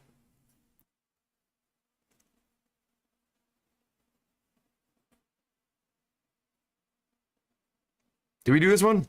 No. Kimosabi. Kimoskopski.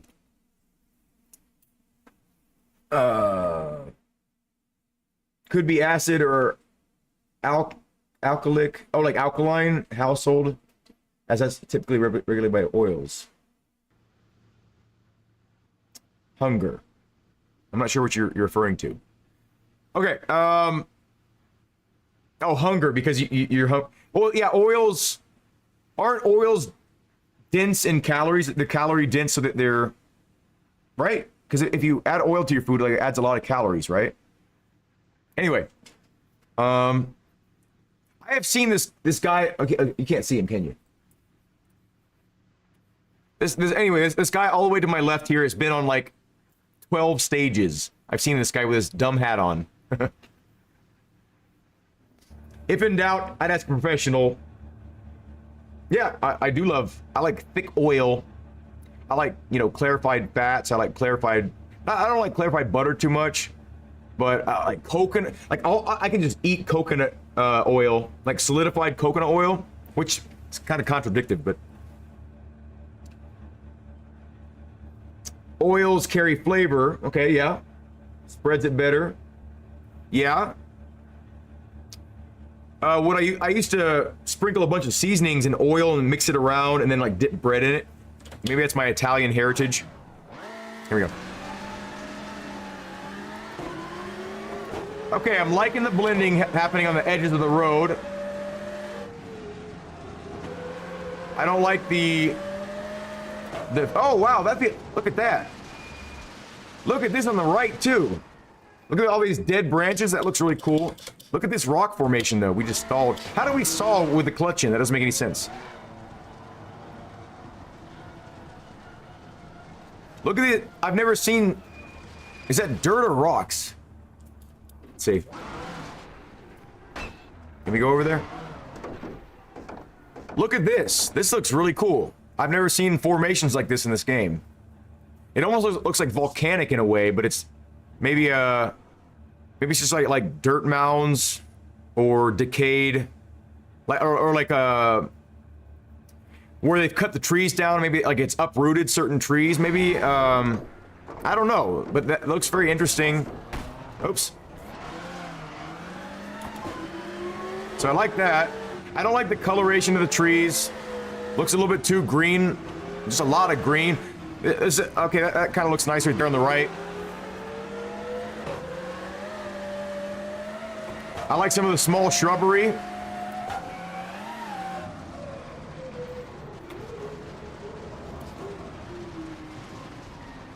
Oh, okay. I'm feeling like this is like a 2. Like I like some things about it, but there's not enough to like about it to where like it gives me an overall feeling of a really high quality stage. It just feels like a good stage. Nice little details of the car there, I guess.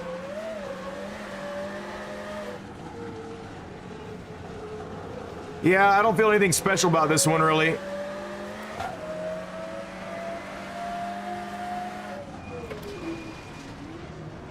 Just another Finland stage.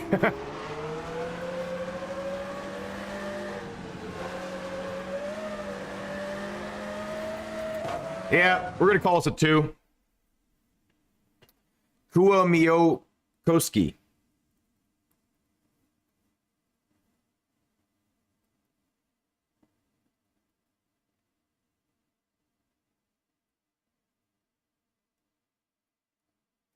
I'd say a solid 2. Not like a really poor 2.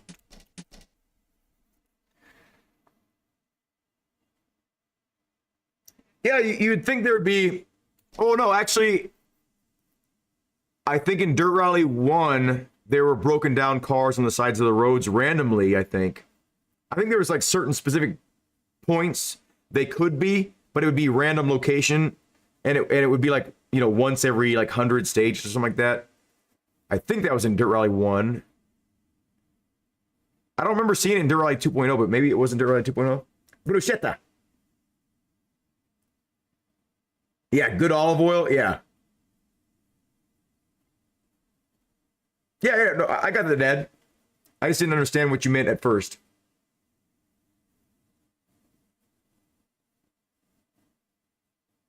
Yeah. She's a 2. Not that 2s don't have their place in the world, because they do. We all have our place in the world. We are all valuable to something. I'm also a firm believer in that. Okay. Wow, we got to the K's really quick that time somehow. Curry Bush. I remember liking this stage. I think this is one of the better New Zealand stages. What time is it? Okay, it's 8:30. What? What? Wait. Whoa! Okay, we just hit 10 hours. Man, I almost want to just... So at 8, so it'd be 10:30 if we wanted to hit 12 hours. Can we do a 12-hour stream? Is that crazy? I don't know. Because it already doesn't look as good as I remember it looking. What the hell? Maybe I'm just thinking of something else. I don't know. Oh, maybe I'm thinking of a New Zealand shakedown. I do like the detail, the how it's like rutted out, where people are launching. Good detail. Because when you first start off on a stage where, like, you know, 10, 20 people have launched their all-wheel drive beasts from, it starts rutting out the ground right there, and it kind of makes you self-center to those grooves, and so that feels authentic, like how that just felt.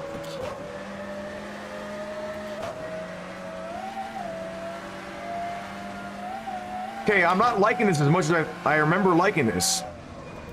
Like, I like the layout, it's a fun stage, but I remember being a lot more fond of this stage visually, and it's kind of lackluster right now. It's almost looking like a 2, at most a 3.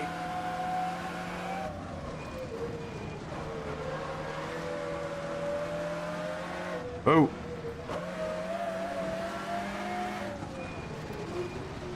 Does it get better? I can't remember. Uh-oh.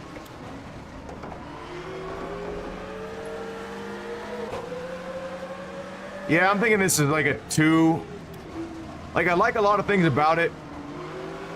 I like the road surface is nice, even though it's kind of a repeating texture, and you can see the repetition pretty clearly. It's a nice balance between enough detail and then a kind of muted detail to where it's not distracting. You're more focused on the road than the uh-oh. That kills everybody. Okay, I'm thinking a 2, maybe a low 3. What do y'all?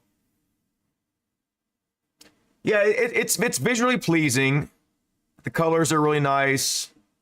There's some like ahead of us, there's some really not very well detailed spots.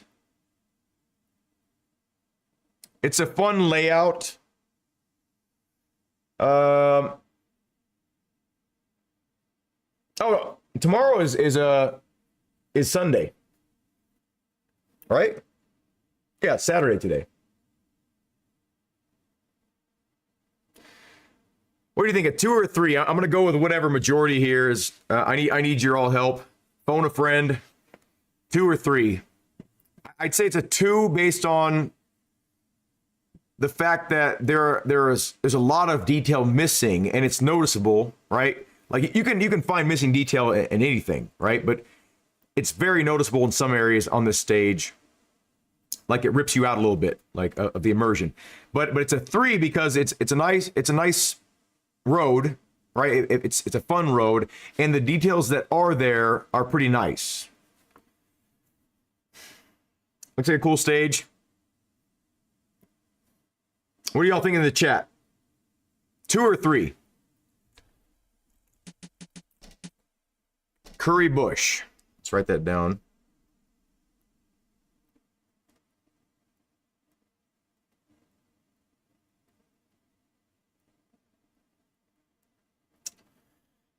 $24975. So it's a 2.4. Okay. I'm gonna say it's a 2. It's 2. I feel like if it was a 3, I would be like, it's a 3. But the fact that I'm hesitant about it means to me that I don't feel like it's a 3. That's fair, Kanto.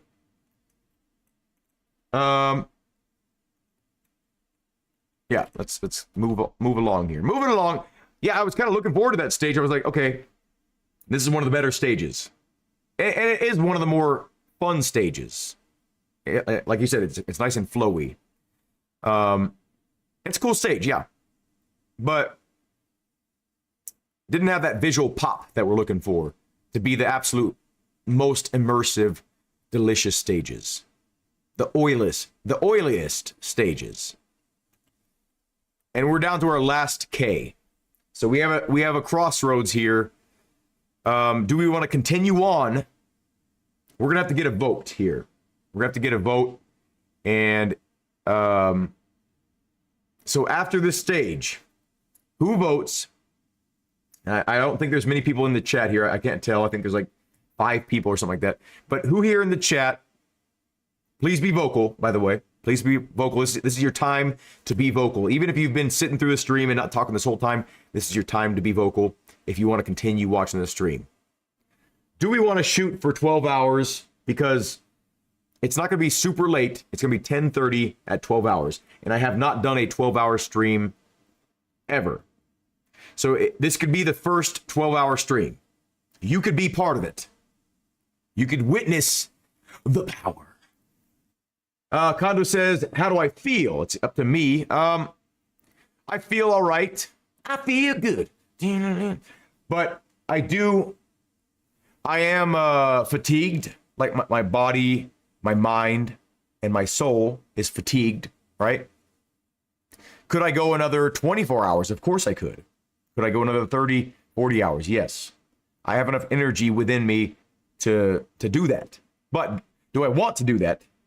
That's the question, and that's exactly what you just asked me. So,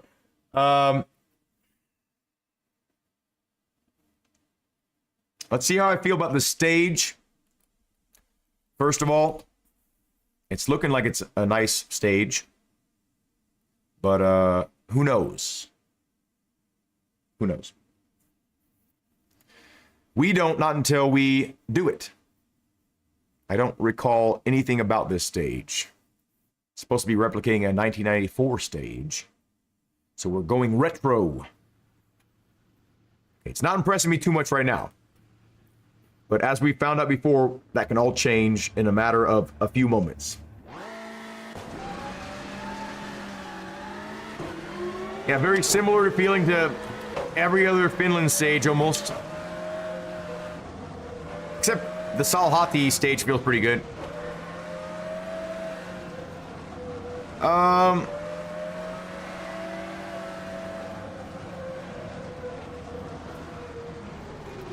Oh, this is made by that one guy. Oh, shoot!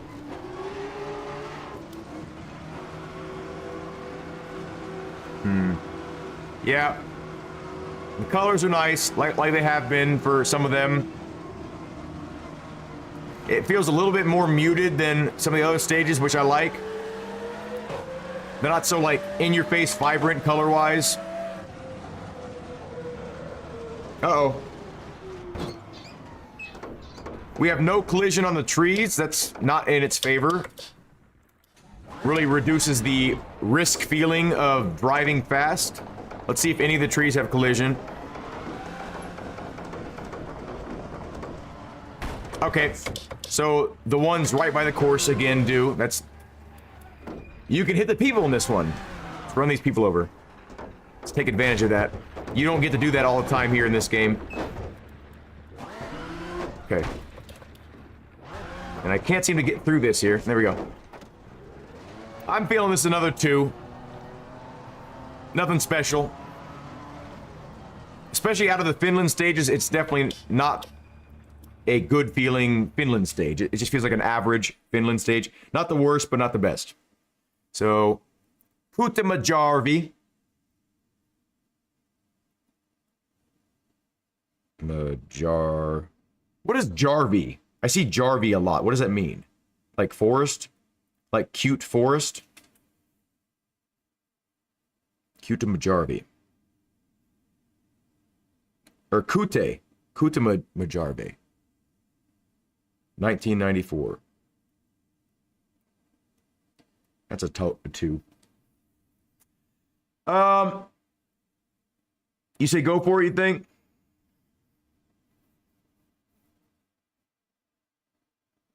I guess let's play it by ear. Now, I think if we're going to continue on, I do want to have a goal. I think I want to have a goal if we're going to go, because I mean, right now I could stop the stream and feel satisfied with the amount of stuff we've been able to accomplish in this stream. We've got pretty far. We made it through all the Ks. I'm not in like a ton of pain. I'm in some pain, so I could stop right now and feel decent. Let me see if some nuts will help us.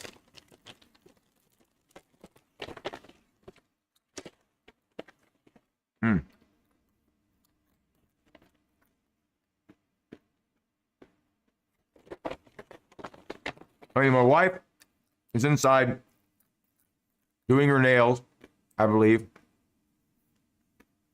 And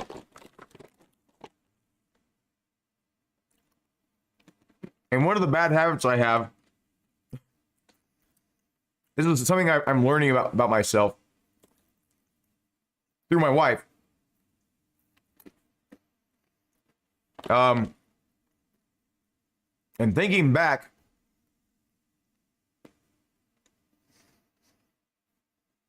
I've definitely done this a lot.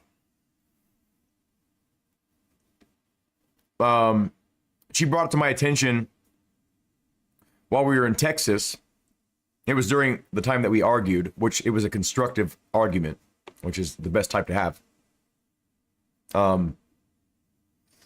She made the point that I'll be in here doing my thing for however long, right? She doesn't care how long I'm out here. She likes the fact that I'm doing what I want to do with my life, right? I'm having fun. I'm choosing to do this, and I'm following through with doing this. You know, that's not what bothers her. She said what bothers her about my behavior is that I'll do this for however long, and then I'll come in and not verbally, but I'll immediately demand attention from her because I'm ready for her to give me attention when she's doing things that she wants to do independently of me. We both understand that in order to have a functional relationship, and this is important for everyone to really pay attention to what I'm saying here. If you want to have a relationship with anybody, doesn't matter, boy, girl, whatever, a love interest or a friend, a family member, you have to understand that, for one, you're two different people. You're not going to agree on everything. But two, that your space is essential because your space is you. That's who you are. The things you do on your own, independently of others, that's who you are.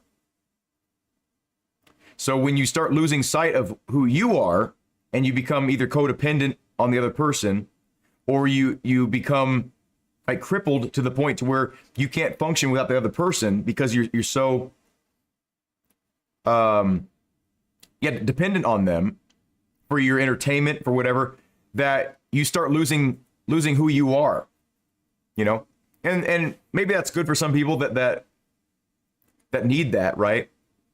But when you have two people like me and my wife, we both value our alone time. We love each other. When we do come together, we embrace each other. We talk to each other. We hug each other. We kiss each other. You know, things that are important to have that physical connection as well as a mental connection, right? We maintain that, but we also maintain our space too. So like if she wants to sew, it's important for me not to come barging in and be like, oh, let's do the things that I want to do, or talk about the things I want to do, or when she's doing her nails, like even if it's something that I don't see value in, right? Because like, look at my nails. I don't care about my nails. So it's hard for me, or it's harder for me to understand why someone would care about their nails when I don't, right? I bite my fingernails. It's disgusting. I know it. Whatever. That's what I do. I don't like file my nails. The closest I've ever come to maintaining my nails is when I would glue a fake fingernail in there so I could play finger style on my guitar. And then even that was probably disgusting because there's probably a bunch of stuff under my nails, whatever. But it's something that's important to her. She takes solace in doing that. It's important to her. It's a point in her day when she's able to decompress, to even express herself in some ways, right? Because she's doing artsy things on her fingernails. She's making little patterns. She's making them nice, making them look nice, right? She's peacocking. She wants to look a certain way. She wants to present herself a certain way. So that's what she's doing, and she's enjoying it. She's enjoying the process. And just because I don't see value in it doesn't mean it doesn't have value. Right? Get off there, little ants. Holy shit, there's 3 ants right there. 4 ants. What the hell is going on there? Hopefully they're not making like a little colony in my aluminum extrusion. But basically what I'm saying here is it's important to retain yourself, to value your time when you're being independent. Go out and do things for you. Right? Obviously do things together too. You come together still, but it's essential to have, at least from my experience, it's essential for a long lasting relationship to understand each other's needs, but also to, just be aware that you can't always be together. If you are, not only do you get frustrated with each other because, it's just too much. Anything that's too much is too much. Right? You can have too much of a good thing. You can show too much love, and then it gets creepy. But having those moments where you're in your own head doing what you want to do with your life at that moment is very important. And so what I realized about myself through her communicating with me is that a lot of times I would come in and immediately demand her attention, and then she would have to stop what she's doing to focus on me. And she does it too with me, right? Like I'll be doing my thing and she'll come in and then like she wants some hugs and she'll want to be affectionate and stuff like that. And I'm like, I'm doing something, So we both do it, but I didn't recognize it as much within myself up until recently. So I'm really taking it to heart now. And then when I come in after what I'm doing right now, eventually, if she's watching a TV show, it's rude of me to come in and then start talking over her TV show. Of course, that makes sense, right? It's logical. But in my head, I was like adding energy to it. I was trying to make it fun for her, funny, like trying to make her laugh. And of course, I can accomplish that sometimes, but I'm still being rude by even attempting that sometimes when she's trying to do something specific and I'm interfering with that. Right? And she loves me enough and likes me enough to where she'll be more accepting of that maybe than someone else would. Instead of saying like, fuck off, buddy, I'm doing this, right? What are you doing? She'll be calm with me she'll turn to me and then give me her full attention. And that's one of the reasons why I didn't feel like I was imposing on her. But it was so good to understand that about her, because when she told me about that, I started thinking back to all the times, and I'm like, damn, I've done that for like 2 years now. And the fact that she's been tolerating it for so long is impressive, for one. But two, it's possibly been damaging our relationship, and with me not being aware of my own actions. So it's very important. You try to be aware of yourself as much as possible. And my dad always tried to get me to be aware of myself, and I would ignore a lot of what he said a lot of times. And then as an adult, of course, we always find out that our parents were right about so many things. And it's a common thing, like, oh shit, my mom was right. Oh shit, my dad was right. You know, like, it's how it goes. It's nature. But the sooner that you do figure that out for yourself, to actually absorb that and start applying it to your life, the better. You know, the better you'll have relationships with your coworkers, your friends, your family, random people on the street, just interacting with random people, just, you know, having respect, mutual respect. It's beneficial. So just be aware of that, or at least be aware that that's a possibility, that you're doing too much and you're not being aware of yourself. So what did I miss here? Give and take, compromise and balance. Yes. Codependent, loss of identity. Yeah. Yes. Yes. Ants go to where food is. I mean, wait, is this? No, they're not on here. I don't see any food here. I think they were trying to create a path up to the lemonade, because one ant found that lemonade, probably brought it back. But yeah, so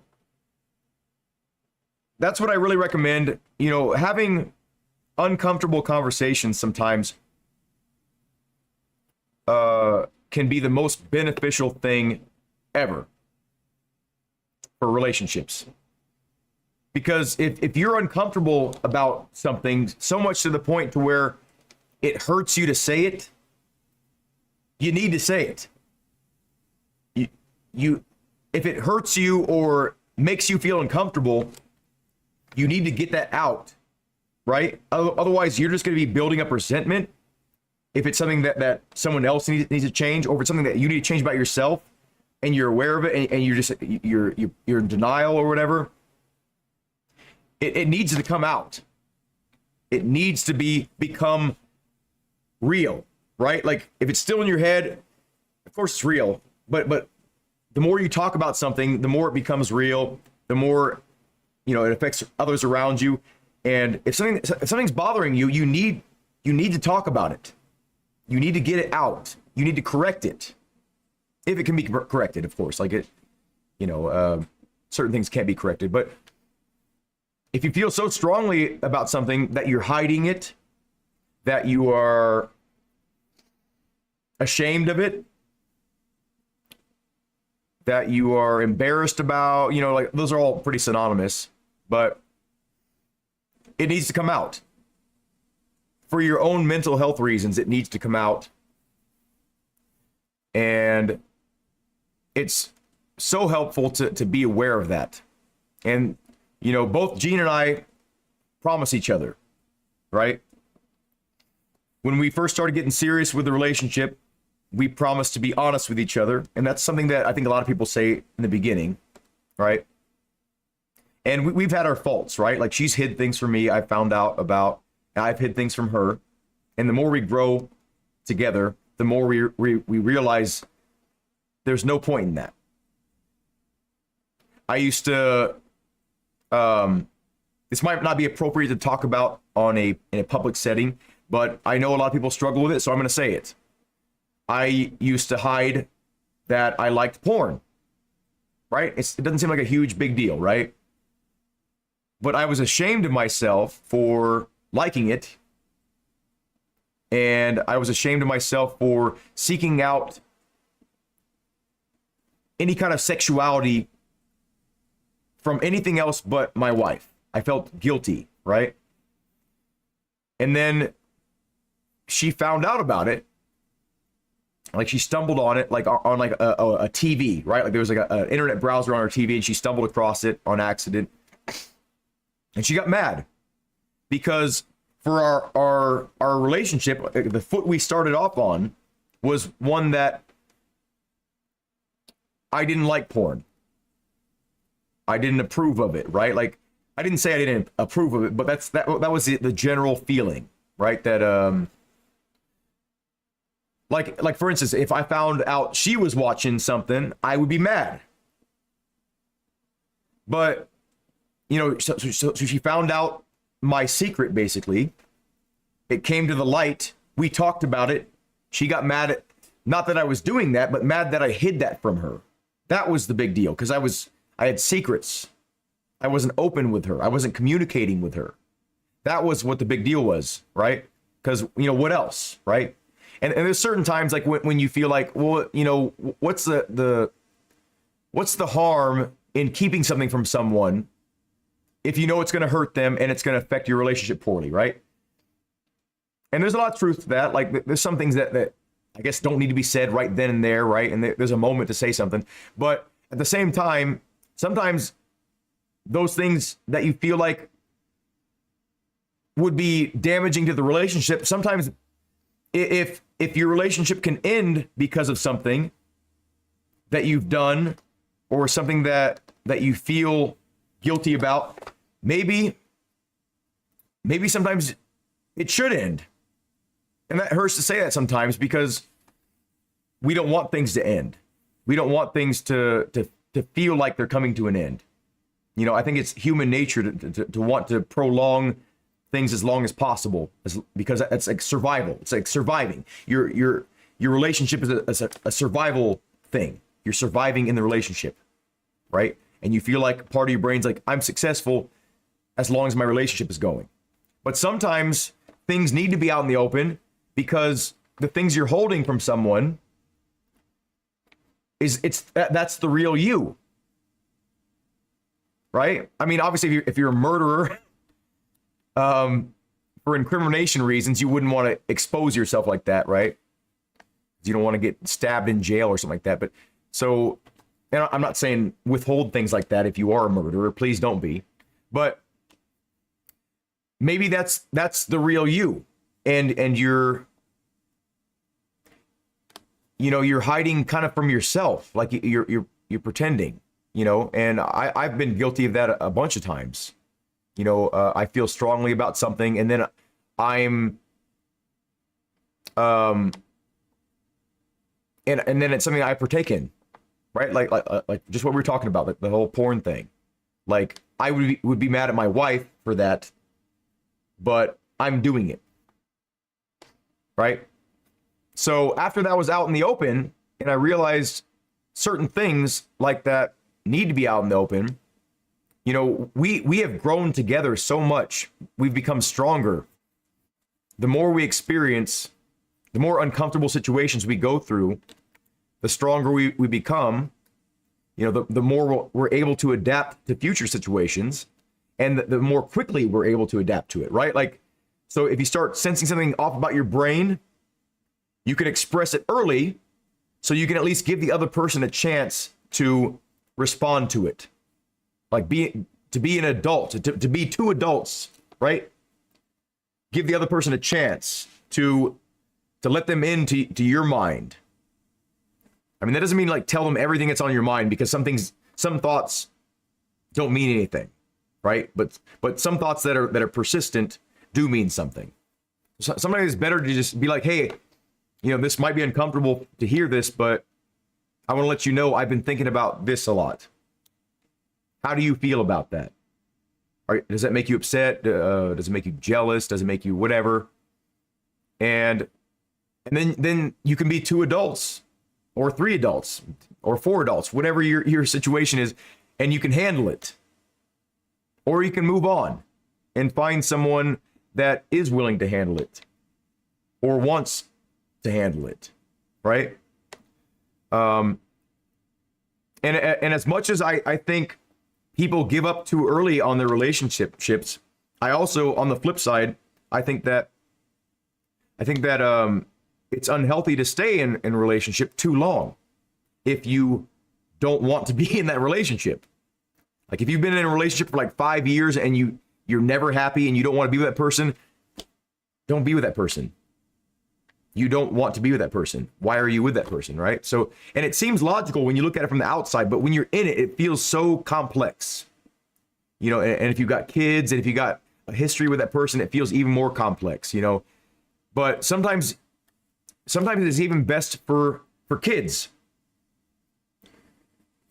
to have a split relationship with their parents, right? Like to be with their mom for a week, to be with their dad with a week, because at least they see what happiness can look like if what's making that person unhappy is being with that person they don't want to be with, right? So, you know, as much as I don't like seeing divorces in general, like it seems like an end of a potentially good thing if they would have stuck it out. Sometimes it can be the healthiest thing, you know. You got to really determine that for yourself, though, and outweigh the benefits, you know, or, you know, weigh out the benefits.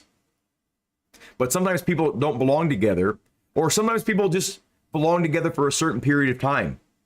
And that's a really hard concept to understand when we've been raised to be with someone forever, for the rest of our lives.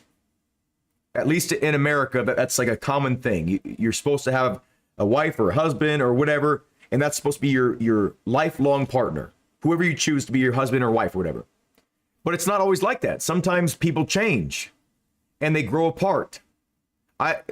For instance, why is it okay to have a friend for 5 years and move on from that friend and appreciate the time you've had together, the time you spent together, and then realize you two have grown apart and still appreciate those moments that you had in the past? It's a relationship. A friendship is a relationship. A band is a relationship. I loved the moments I had with the bands I've had. I'm sad that they ended, but I know ultimately in my head that it would not be feasible, it would not be smart, it would not be healthy for me to still be in those bands where we didn't agree to the point to where we broke up, right? So, but it's still good that it happened. I'm still glad I had those experiences. So even with marriage, sometimes it doesn't have to be for the rest of your life.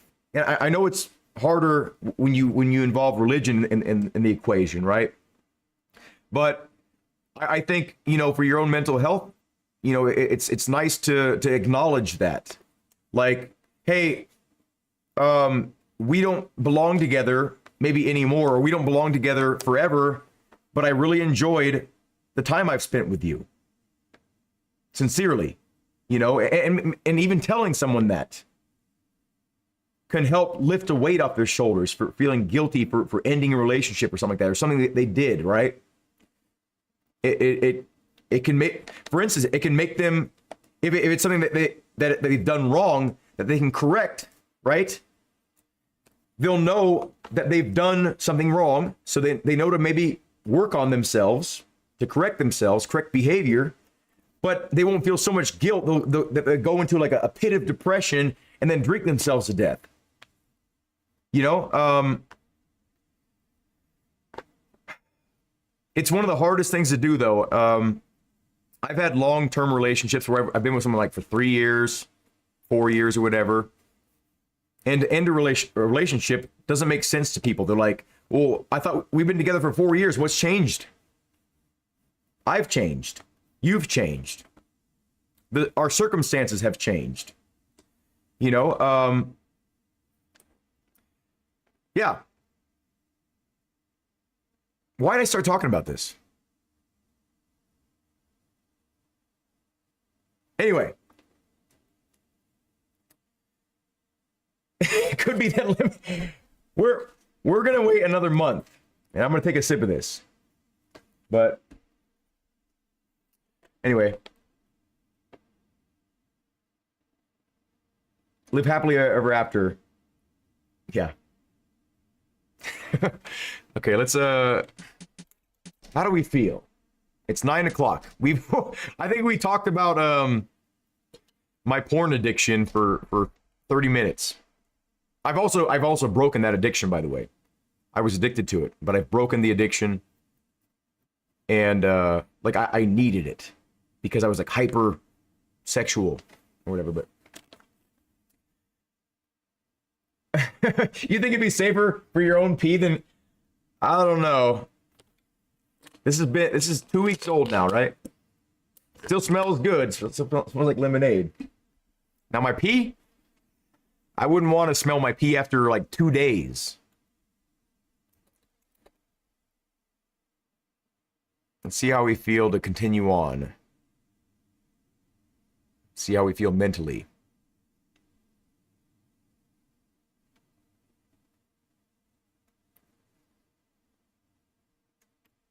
Wait, are we on H's? Yeah. I'm having trouble alphabeting right now. Ooh. Okay. La Italia. The sugar contents are through the roof, but you never know what else is... Yeah, I was kind of debating on... Like, you see, like, little particulate. Let me see here. See, I don't know if you can see... Like, there's little chunks of stuff in there, and I'm assuming it's just, like... Like, I don't know what the little black chunks are. I know what the little, I mean, the white chunks I think are just like, little lemon. I don't know, but some of them are flat. Like, how are they flat? I don't know. Hopefully lemons, yeah. Wow, this looks bad. There's oddly some really nice looking aspects of this though. Like, you don't really see that dark green color very often. Everything just looks really flat and smooth. I think that's what I don't like about it. It doesn't feel like it has any depth to the textures.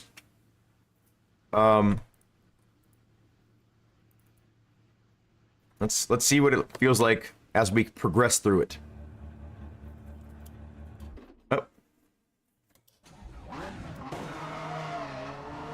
This is like the best quality road I've ever seen in life. Okay, the shadows are kind of nice that you go in and out of the shadows. That's cool. Some of the tree models themselves are nice, but they're very sparse. Mostly three-dimensional trees, looks like. The textures in the faraway distance are not good. I do like the colors. The colors are really nice. You don't see that weird like agave or aloe vera plant very often in this game, so it's probably a custom asset.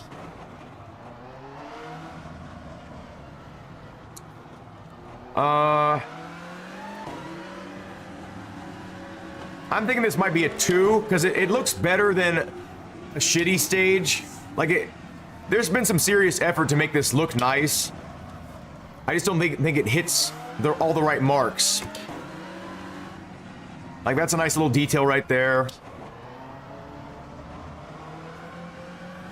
This stage could look a lot better with better textures and better shadows. Because the shadows are kind of lacking definition. Like, they're there, but they're lacking definition. I'm gonna give it a 2.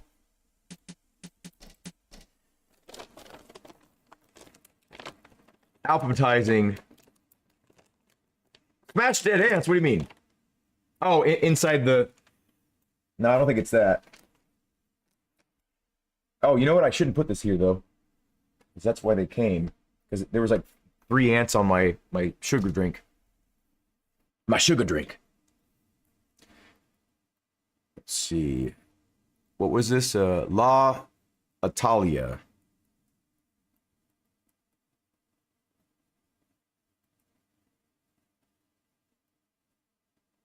Two.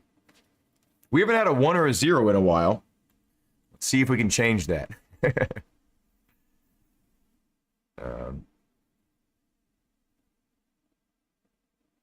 Oh, you liked my term alphabetizing?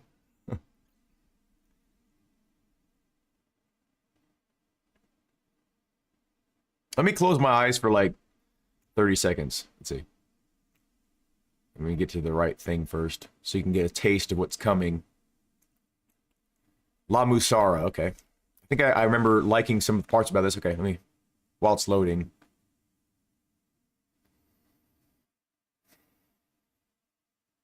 I'm gonna center myself.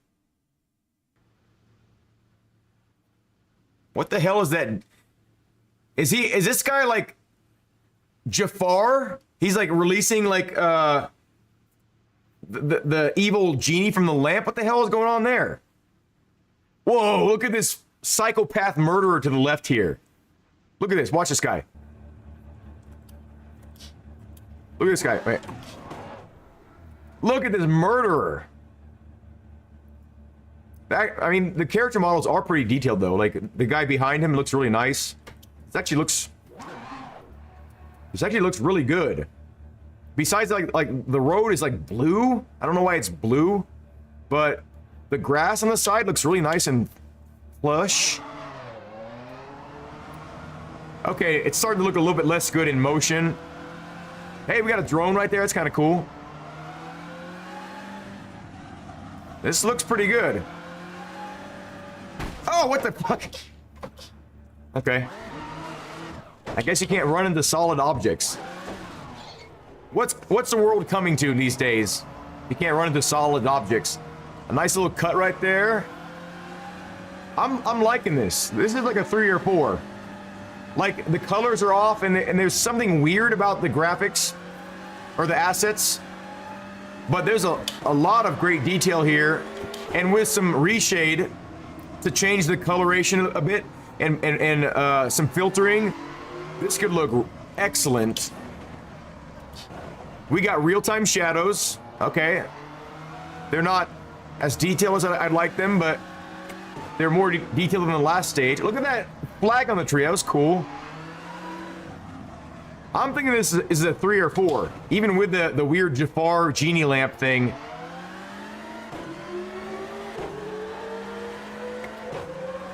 Not a ton of detail in the road itself, but what is there is kind of pleasant. The lighting is pretty good in a lot of the areas. Like it seems like when you're in daylight, it looks kind of like daylight, and when you're in the shadows, it looks like you're evil, and you should stay there. But I think this might be a 4.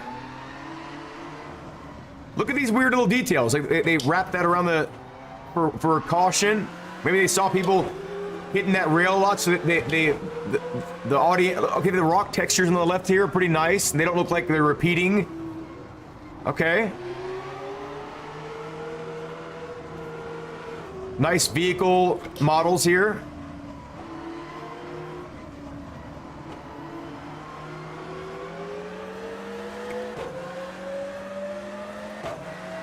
My car is messed up, by the way. It's pulling pretty hard. Okay, there's a little bit weird looking through here. Nice little monolith thing or whatever it's called.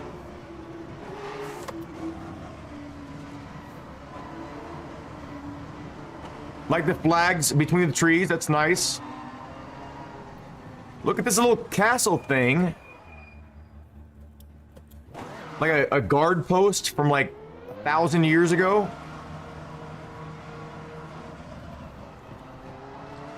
I think this is very well done. I'm gonna give this a 4. It's not quite top tier, but I'm gonna give it a 4. La Musara Shakedown.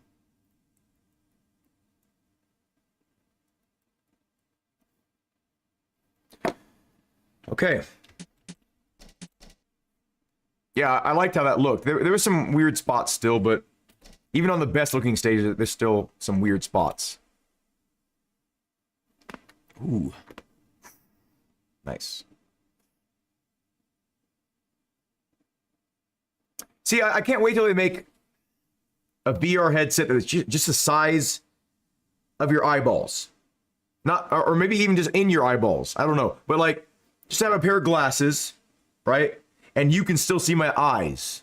So you can still have that connection with me. Because when I'm in VR, I feel like I'm losing connection with the audience, and it bothers me. Even though my experience is better, like my visual experience is so heightened. Like I'm like, oh, this is awesome. I feel so disconnected, and I think other people do too. I'm not sure, but that's how it kind of feels. Okay, La Roca, I like this stage, but let's see how I feel about the details of the actual, like how it looks and how it feels. What is your opinion for like all two of you that are still probably in the chat here after almost 11 hours? We're doing it. We're going to 12.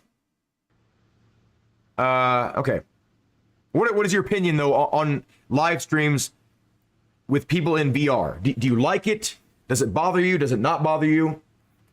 Do you prefer it for some reason? What about it do you have thoughts on?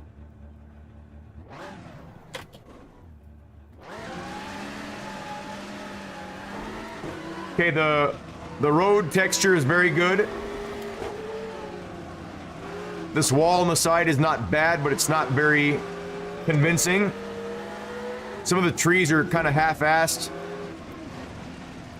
Yeah, so far the standout feature is the road surface and how non-linear it feels. It feels like there's no set width or whatever. It feels like a natural road. Yeah, the trees are definitely weak, but it's not unpleasant looking. Like it looks good.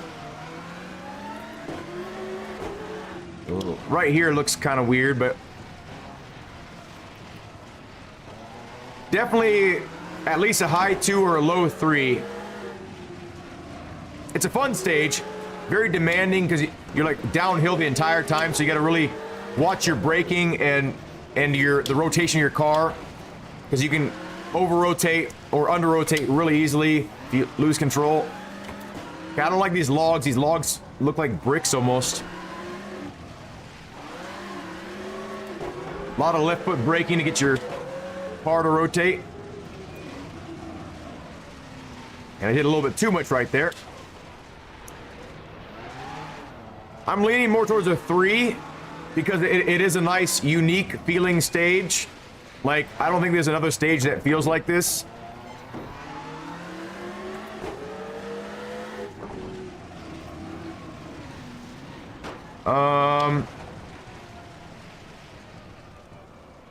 Go for 12. Playman, what's up? I follow another sim racer, Cubits, who plays RBR and VR, and I think it's weird. Says, if you wear a foxtail and make your hands like fists and put them up. You wear a foxtail.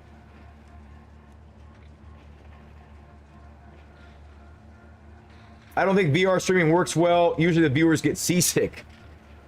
You know, I haven't actually watched some of my recent live streams back to make sure like the audio and the visual quality is good. Maybe I should watch the VR one and see what... Like, I can turn on more stabilization, but maybe just keep the VR stuff for special occasions. I don't know. I don't mind racing on a monitor, but I do prefer in VR, and you feel a lot more connected with the car. But again, that's... Oh, is there no collision? Okay, yeah, there is. I'm gonna give this one a 3. La Roca. It's too complicated to get working right, RK. Yeah, I think so too, Dad. It's a weird anime thing they do. They emulate pause. Oh, okay, yeah. I know what you're talking about. You don't have eye contact, although you can see the camera lens. But for us, it's better. Okay. Wait. Are you... If you don't have eye contact, although you just see the camera lens. Okay, so you're in favor of the standard monitor. Really? Yeah, from the player, yeah. My dad has raced in VR quite a few times and done some horror games in VR on PSVR and maybe not on PC VR, but he's going to be able to do that soon with his new headset. By the way, it's coming on Monday, so 2 days from now, be on the lookout for that package. It's in a Camus box, Dad. So look out for a Camus box. And I put Richard Locker Thompson. So what are we doing here? This is La Roca. We'll give it a 3. I haven't had a 1 or a 0 in a long time here. Yeah, like when I first tried out VR, my first experience with VR was, I think it was Dirt Rally 1. Yeah, because I was playing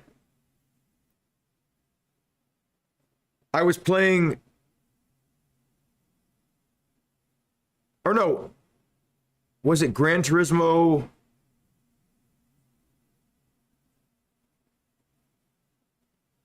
Maybe it was Gran Turismo, that one VR version or whatever. And then yeah, it was, I think, because I remember I was getting back into racing games, and I think Gran Turismo was like on sale or something, or a friend like gifted it to me or something like that. I got hold of Gran Turismo, and I went from a controller to a wheel. I got a Thrustmaster T150 combo, like the pedals, the 3 pedal set, and the wheel and wheelbase.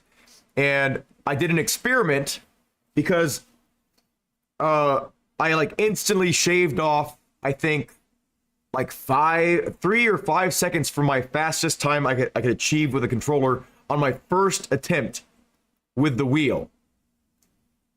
So, and then I found out that there was a VR mode, and I was like, damn, I would love to experience this in VR. And so I got, no. I think it was Dirt Rally first. Yeah, it was Dirt Rally 1 first, because I didn't have a wheel at all when I first played Dirt Rally 1. It was with a controller, and then I got a PSVR headset. Yeah, I got a PSVR headset, and then I was like, damn, this is amazing. I can play the full game in VR. That's crazy. And then I bought Gran Turismo thinking that I could have another realistic experience, but you could only be on the track by yourself or with like one other car, and it was lame. But and then I got a wheel for Gran Turismo, and then I went back to Dirt Rally 1 to play with the wheel, and it was amazing. In VR and with a wheel. I was like, whoa. So, and then I got a rig after that to mount everything to it. Those are good times. Like discovering sim racing for the first time in so many years, because I knew about it, right? Like, because you could go to the arcades and have a simulation experience in like an F1 cockpit and be moving around, and it would have like semi-realistic physics, right? And you could play like Gran Turismo 3 on a wheel with a shifter and pedals and stuff like that. And my dad bought me one of those when I had a PlayStation 2, like back when I was a teenager, when I was a young teen, right? So I knew about sim racing, but I had no idea how far it had come, like just how advanced things had become. And so when I rediscovered it, I should say, when I rediscovered it, I was like, whoa, I got to get into this. This is amazing. And then I got into VR, and then it was like, it was over. Like I spent like all my funds that I could towards it, or all my funds that I could justify towards it, rather, because, you know, I didn't spend every dime I had irresponsibly, but, you know, if I could afford it and still do, you know, pay all the bills and everything, whatever, I went for it. So yeah. Love you, Dad.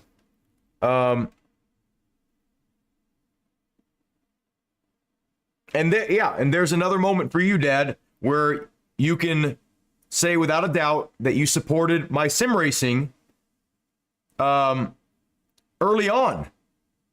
I had a force feedback wheel. It was very rudimentary. It felt horrible. Thinking back to it, like it felt really high tech, but thinking back in comparison to what's available today, it felt horrible. It was a Logitech Driving Pro Force or something like that.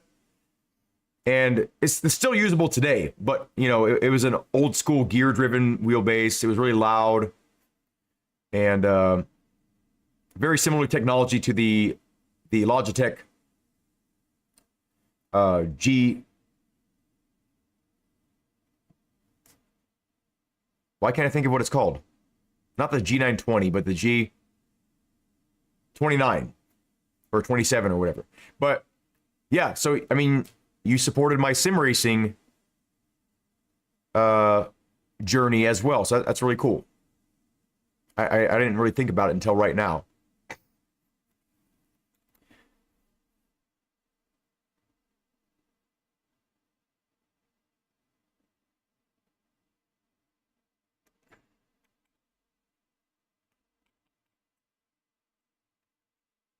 Okay. Oh, this one is an amazing stage. This one's a 4. We almost don't even have to do this, but just to show you, you know, for people that haven't had any experience with the stage, this is an amazing stage. Yeah, that's what it is, RKC. I don't know why I couldn't think of that. Oh, did I find the hair that's been bugging me? No. What the hell? It's so annoying. I can't find the hair that's like going into my nostril every time I talk. Really frustrating. Okay, what are we at here? We're at almost 11 hours in 4 minutes. We got 1 more hour to go, basically. Sparks did a 24-hour stream. Like, I don't know. Like, that's crazy. Thank you, Dad. Okay, look at the quality of the road, first of all. And the colors. The authenticity of how it feels. Now, if you look off into the distance, you can see some imperfections, of course. Look at that. See that real flash? When I drove by that guy, that was a real flash. Like it was actually in motion, not just like a picture of a flash. Look at the really detailed cuts. The vegetation looks like almost like manzanita or something like that. All the tire marks and dirt on the road in logical areas. A lot of detail went into this stage here. Yeah, definitely not like the cream, the top compared to some of the newer stages, but definitely up there with the greats. Like this is another stage that I could call a benchmark stage with no qualms.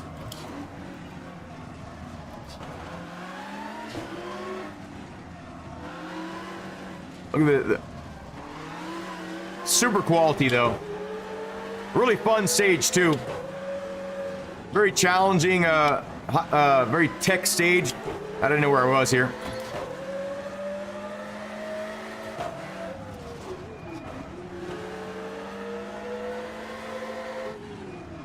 Oop.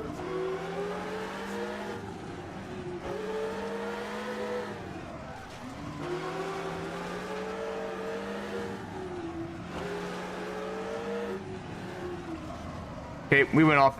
Anyway, really cool stage. One of my favorites. Hard to do without pace notes because I don't know where I'm at, but yes, and I appreciate it. La Serra de Alamos, 4.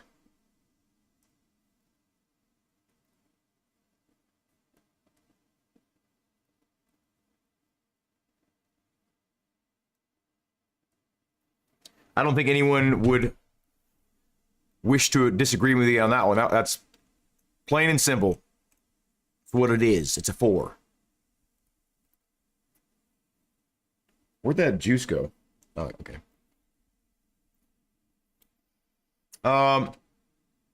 What time is it for you, Dad? Oh, it's 8. It's 8 for you, right? It's 1 hour earlier, I think. I was thinking it was like 10 something. I was like, damn, you're up late.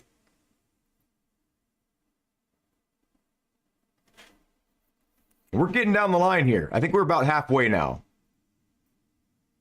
Which feels crazy to say that after all the stages we've done. Okay. This one's looking pretty bad. I think I remember what this one is.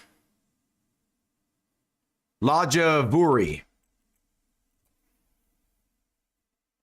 Hey, okay. Well, if it looks anything like that, looks awesome.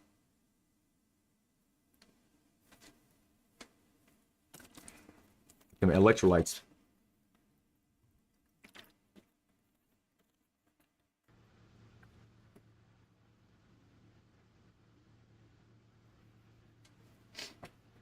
Okay. This doesn't look bad.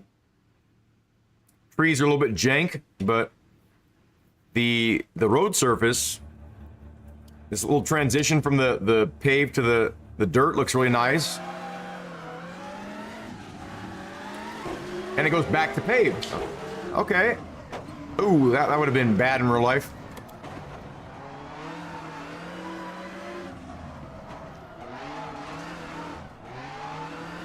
You know what? This is not as bad as I thought it would be. I'm thinking this might be a 3. Another surface change. I like that a lot. And it's not a bad looking surface change either. Like it's pleasing. Whoa, I shouldn't have cut there. Okay. A hairpin to a hairpin. That's tough. Look at this cool little sign thing or whatever this is. That's cool. What are those, bridges? I'm digging this stage, actually. I think I'm gonna give this one a 3. The surface has changed like three times, 4 times now.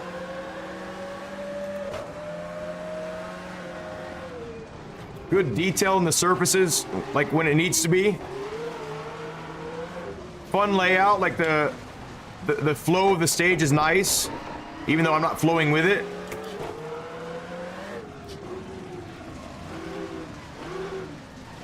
I'm not ebbing and flowing. Oh. Understeer City right there. Didn't want to give it too much gas though, because I was really close to the edge. Yeah, it's a fun stage. I like this one. Like, there feels like there's something special about it over top of some of the other ones that we've done that are similar to this. And it could be that because that the introduction to the stage was so strong in terms of the visual presentation, or the visual impact, rather.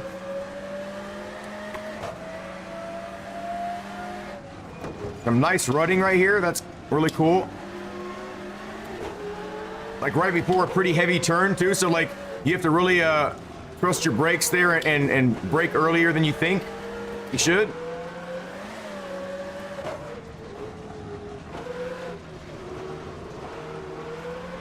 Yeah, I like this stage. I'm gonna give this a 3. Oh. What was this called again?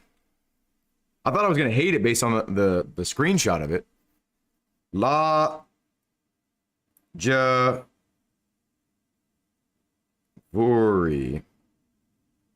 3. Okay.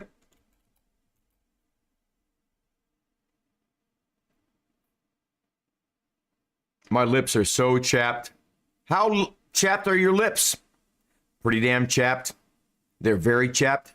They're extremely chapped, and they're getting raw. Let's just say.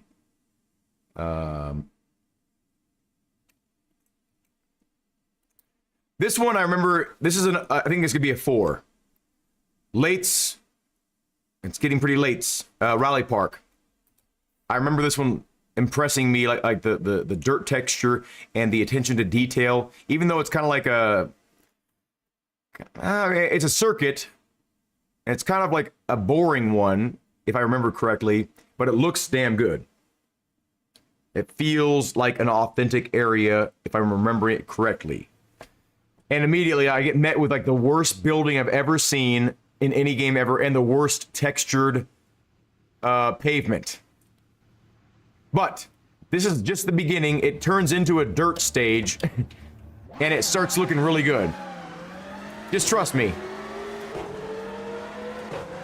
Right here. Okay. Oh. And it feels really good, too. Like, the car handles on this surface in a way that makes sense. I mean, I'm not doing good because I have no idea where I'm going, but Yeah, I really like the look of this stage. Where am I going? This way? Oh, I thought it was a bigger turn than that.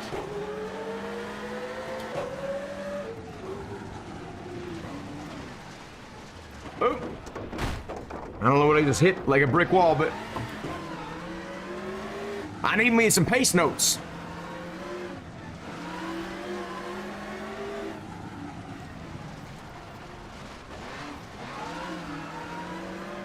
Ooh. A little bit too early there. Let's see if we can get this one. Yep. And it's fun. Like, you can throw the car around once you get used to where you're going. Like, I don't know where I'm going off the top of my head here, but watch that a little bit there. I think it's a right. Yeah, okay. I like the dirt or whatever's on these red and white blocks. I really like how like if you look at these, where is it? Maybe not these. Look at these. I like how the texture's kind of like worn away, even though it's in a predictable pattern, and they're the same on each one. I like that the paint has worn away. Like, it looks like it's been repainted a couple times.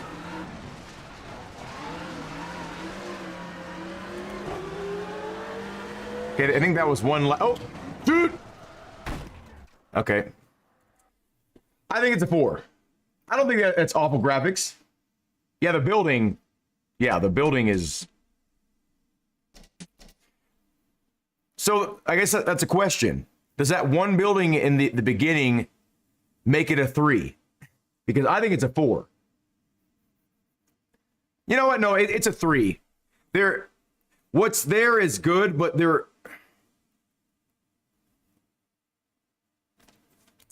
let me try that again. Like, my first gut feeling was it's a 4. But there are some 3 kind of aspects about it.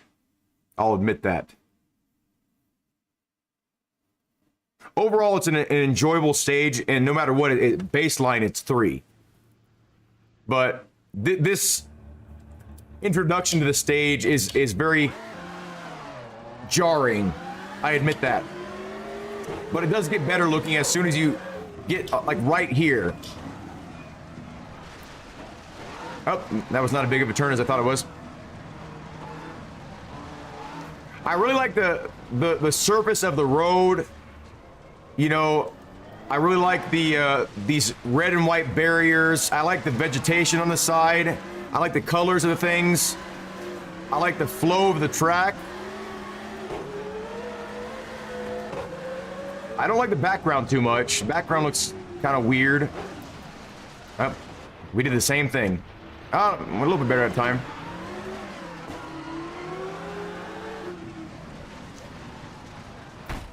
Those are devastating. I don't know. Like, it feels like it has a lot of authenticity to me, but it also is screaming a little bit of 3 vibes too in a lot of ways. But I don't. We're gonna need to vote on this one. Oh,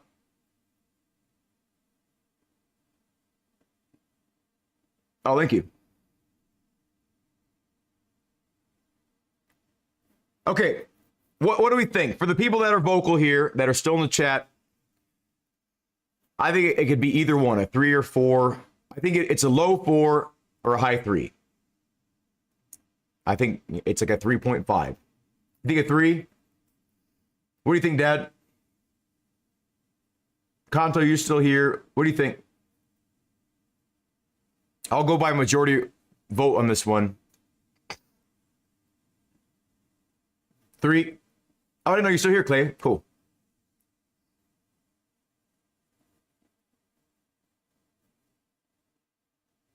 It's looking pretty unanimous. Like, the fact that I'm having hesitations about it being a 4 means it's probably a 3.9, right? It's a 3. I'm sad to say that because I do like the stage a lot. But with me doing 3s and above for the video, this will still make it in the video. So that's nice.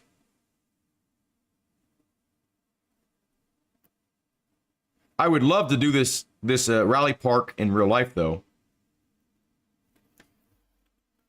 3.49. Oh, damn. We have to round down. It did have some really nice looking features, though. Obviously, because otherwise it wouldn't be a 3 or a 4. Or even be considered for a 4.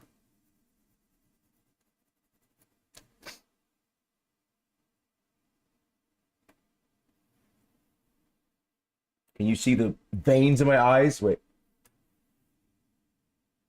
I don't know. I feel like you could if you looked hard enough. Past K's, we're in the L's now. Lantosk Lucerum. This is a fun stage. I think it's one of the better stages in the game, and it's also a nice looking stage. Let's see how I feel about it with a critical eye, though. You think so too, out of 3? It's unanimous. A 3-3. It's a 33.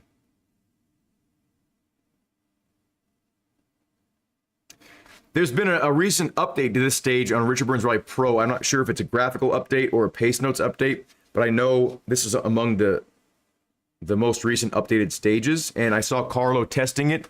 So maybe it's a test for Reshade 5. Because before it's just like a general... Anyway. Okay, it looks better when you get further up here. It starts looking good around the first dip in the road right here. Give me strong. It's looking better. It's like 3 definitely, but borderline 4 in some spots.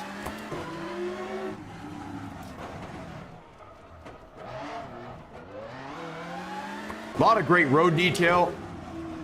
Like it looks like it's a very abused road, like the snow hits it a lot, and then the cold and the heat expansion from the sun melting the snow, and the brutal weather. It feels like an abused road to me. It feels like a well-maintained abused road, though. I'll say that.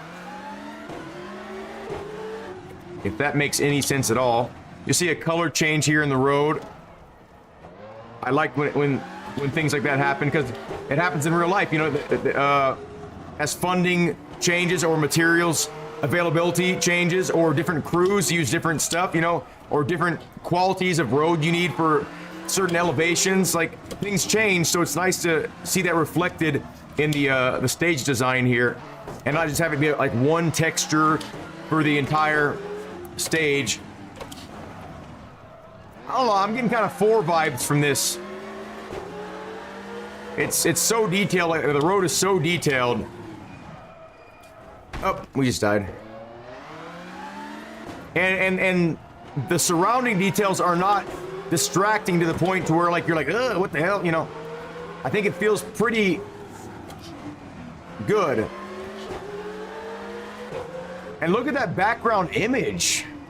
That is an absolutely gigantic image in the background there. That's pretty impressive. It doesn't feel like the trees are standing straight up in the picture, but it's still a nice high resolution background that you don't see too often in backgrounds in this game.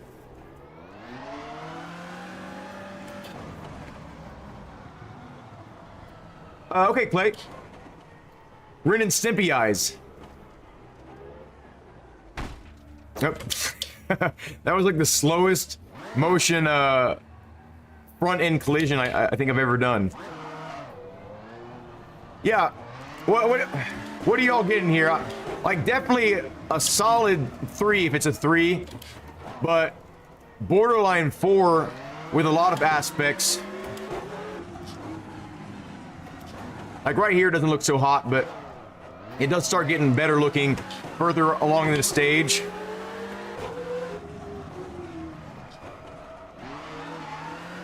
like another huge scenery change here. Like these kind of scenery changes like really make a stage for me. Like I as I said before, it feels like I'm actually moving through the stage. I'm getting somewhere. And that's what you want to feel like in rally. You don't want to just feel like you're just going around in circles when you're going in a straight line.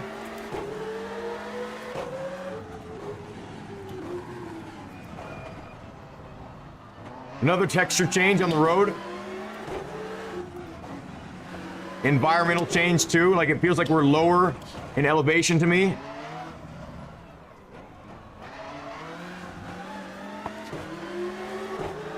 Nice challenging complex corners, combinations and everything.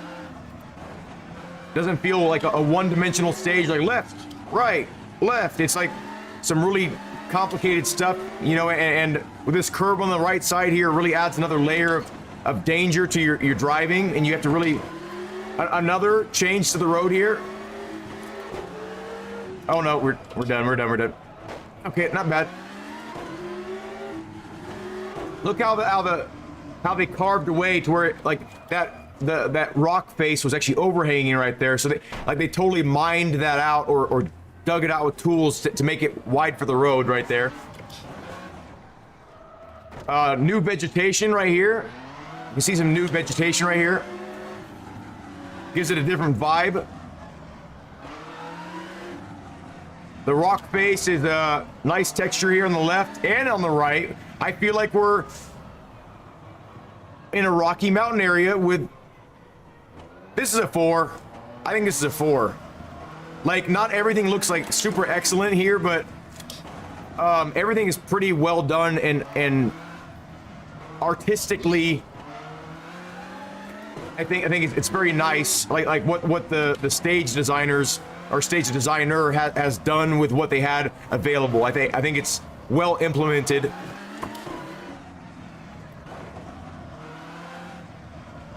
Yeah, look at the lighting change there. Where the sun would be hitting the side of the mountain there on the right. Like we're kind of still in the shadows right here in the shade of the rocky canyons. And then look at how the light's shining through on that background right there. And I haven't seen a single low resolution background texture yet. Like this is a very... Okay, now I just saw one. Okay, there's one right there in the middle of that valley right there. See it in between that valley? Still not as bad as some of the other stages, though. Yeah, this is a 4. Looking like most of you agree. My dad says it's a 3. I'm saying 4 in that one. What kind of bumps it up to at least a 4, in my opinion, is the stage is a lot of fun. And it's very... another unique stage. Lantosk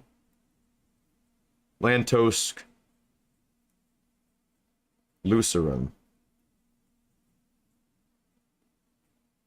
4.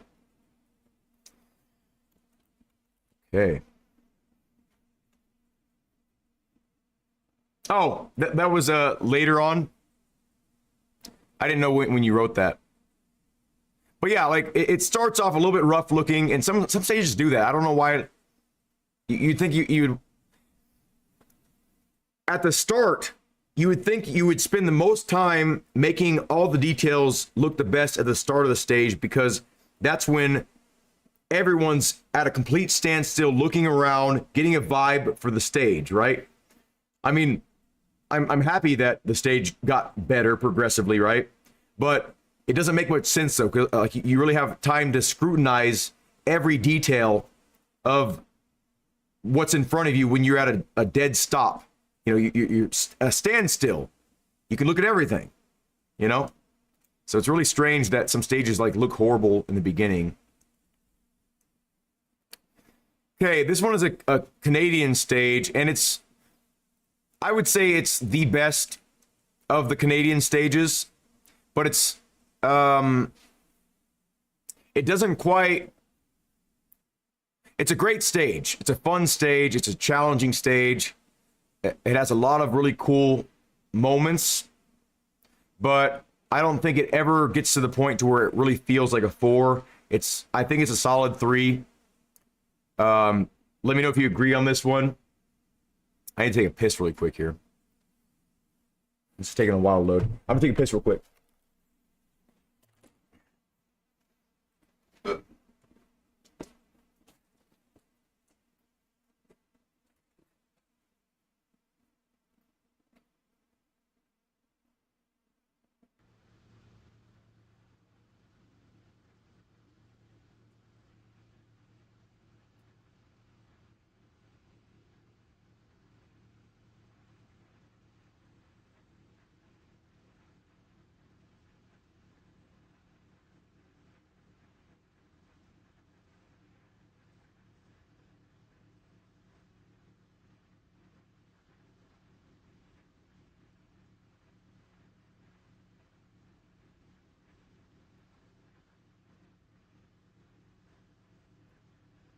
And yes, Dad, I know you're gonna say it.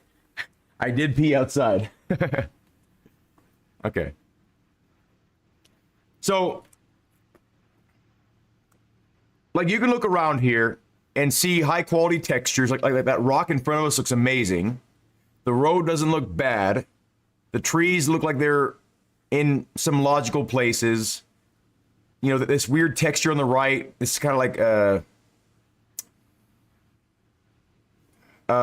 pine needle, kind of dead pine needle, kind of padded ground. Doesn't look bad. Like, the assets look good, right?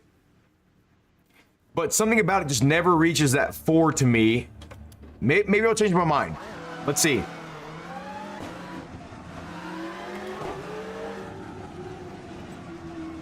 Oh, wow, that was devious.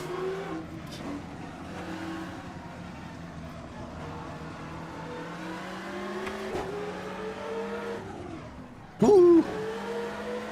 Like, this is a really big off-putting thing. The texture on the left here, it's very nice if you just see just one chunk of it, right? Like, it looks amazing if you just see one chunk, but when you see it in a big row, you see the pattern emerge just clear as day. So I wish it wasn't as noticeable that the pattern repeats. Or maybe just like flip the textures around every once in a while, you know.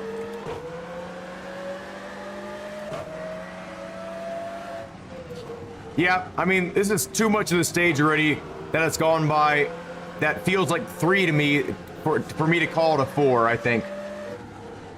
Oh, no shadows. That's what it is. You're right. There's no shadows. That's one of the things looking weird about it. Let's see if there's shadows in the sort of canopy area and then through the tunnel. I think the tunnel's kind of close to here. It is darker here, so that's acceptable. But yeah, there's no direct shadows. It's kind of like indirect shadows.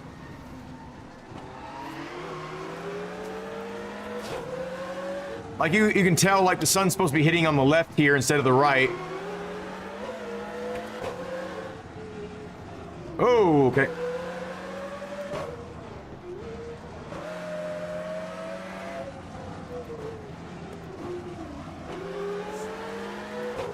Yeah, it just doesn't feel like it hits that 4. It's a 3. Great stage, really fun stage. Highly recommended to try it out if you haven't.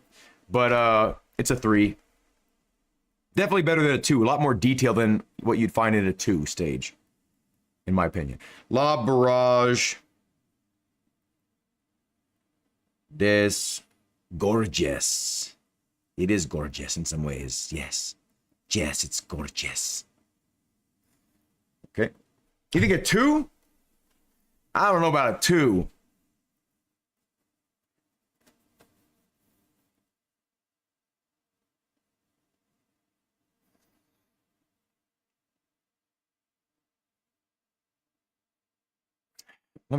Now you're making me second guess my 3 here.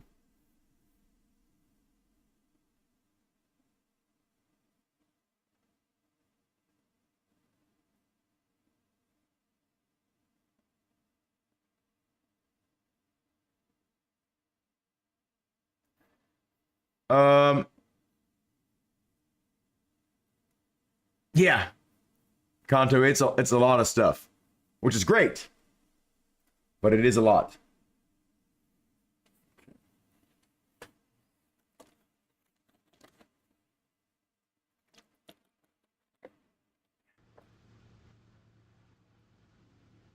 Yeah, I mean, the shadows,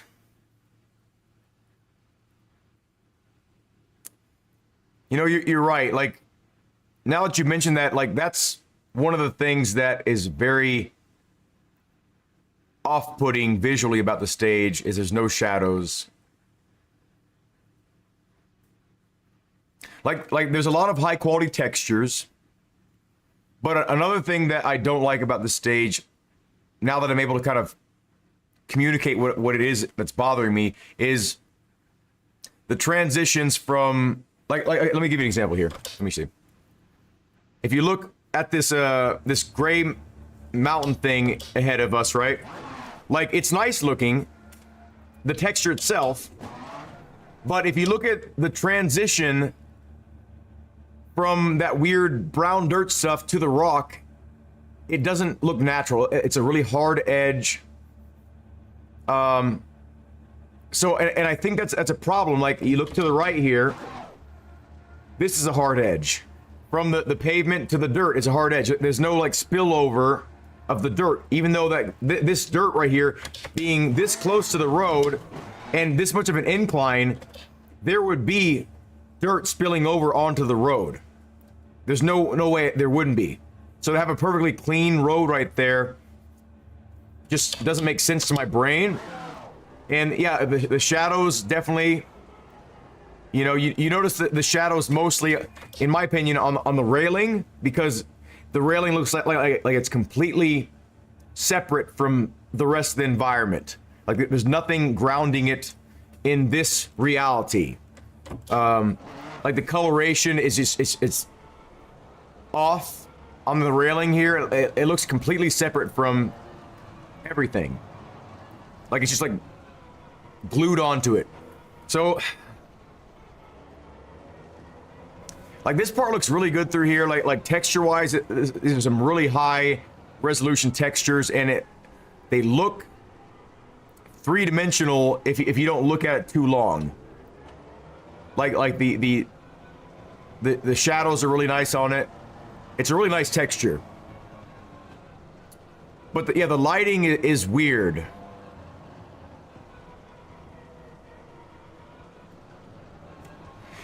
Yeah, I think you're right. Let's go with a 2. That's sad because I like this stage, but we're gonna go with a 2.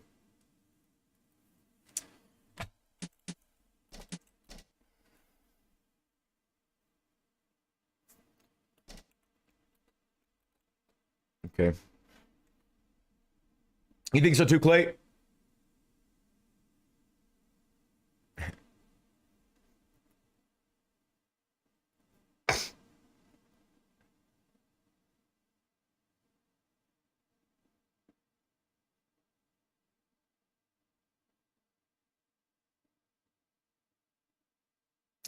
We're getting pretty deep here. Okay, now it might be best for us to go from the other direction. Lebanon Rally Super Special Stage RPM. It's another circuit. 2.5. Yeah, I mean, 2.5, if it's not, you know, I'm not rounding up, I'm rounding down. So if it's anything less, it's going in the pile here. Okay, this looks interesting. Very strong red there. It doesn't look like the red has much depth. The color doesn't have much depth. Looks very flat.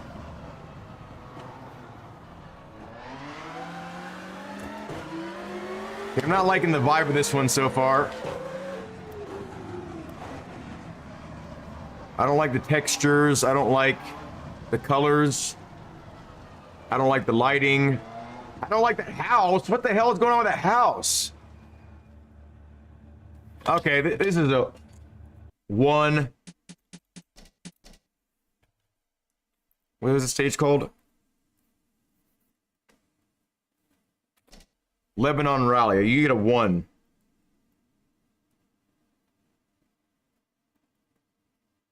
SSS. Okay. That was easy.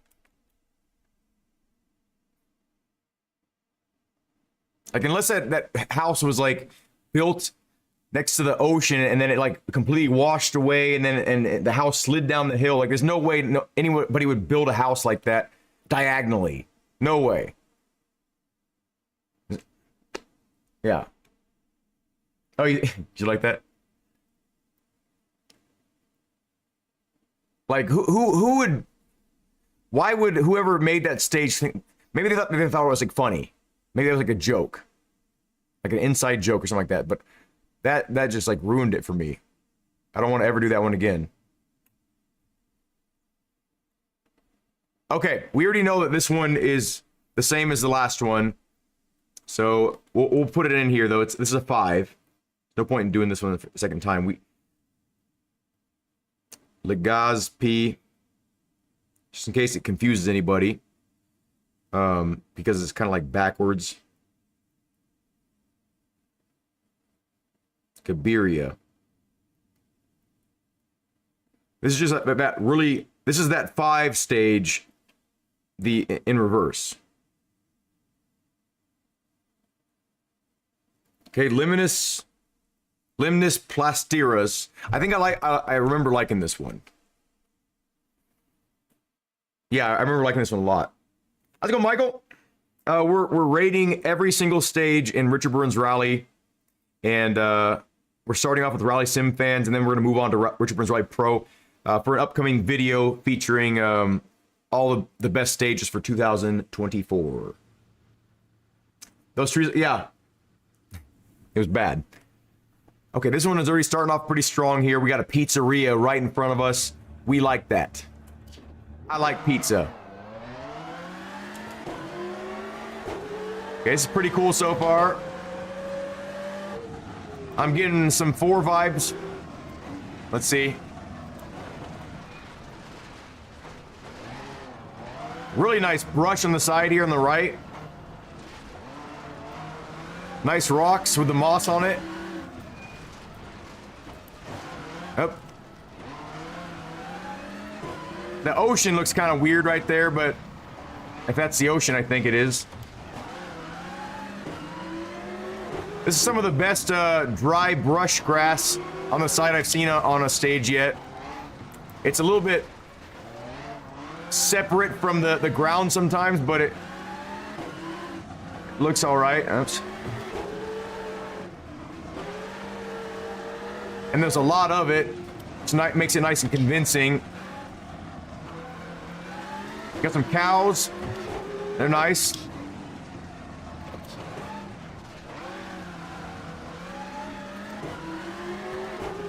Yeah, I like this one.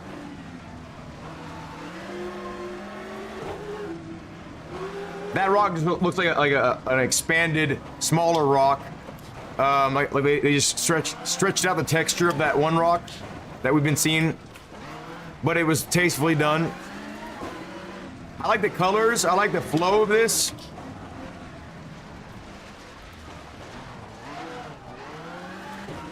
It feels like a sort of a natural environment in a lot of ways.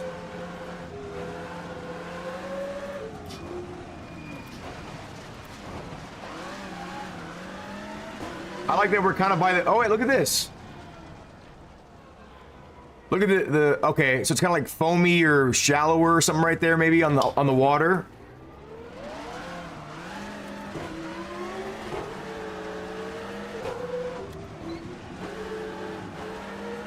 Nice fire truck there. That's for you, Scareface, even though you're not there anymore. Oh, that was too aggressive. Got some little pebbles in the road. That's nice. Nice little touch.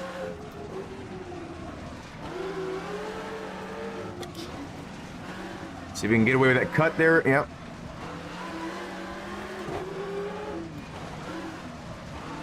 I like this stage. Real nice flow to it. Looks really good. Not top quality, but is it? Oh shit.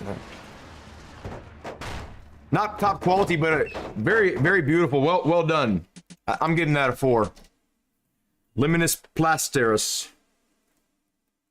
or limnus.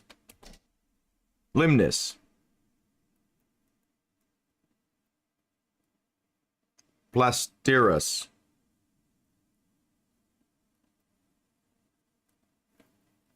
Yeah, you think so too? I don't know, Clay. Yeah, there were a lot, Michael.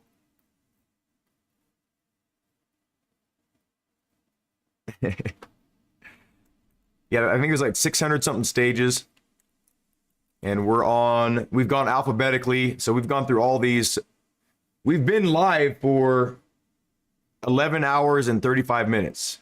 This is my longest ever live stream already. Our previous last long one, I think, was 10 hours.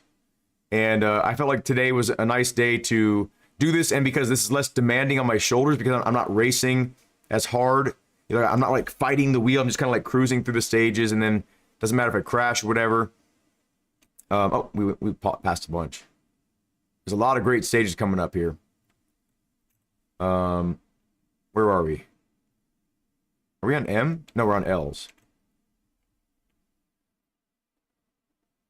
Liptikov. This one's a great one, if I'm remembering it properly. This is one of my favorite stages, I think. And it's a really good-looking stage. I'm thinking definitely a 3. Maybe a 4. I don't know. Let's see. If I did all the stages in this one stream, that would be insane. I would have some kind of record for doing every single stage or something like that. I mean, I didn't do every single stage to completion, though, so that maybe it wouldn't count, but... Okay, love the little chunks of rock here and there. That always kind of gives you a little bit of a gravelly feel. Oh, was I supposed to go? Oh, I was supposed to go the other way. Damn it.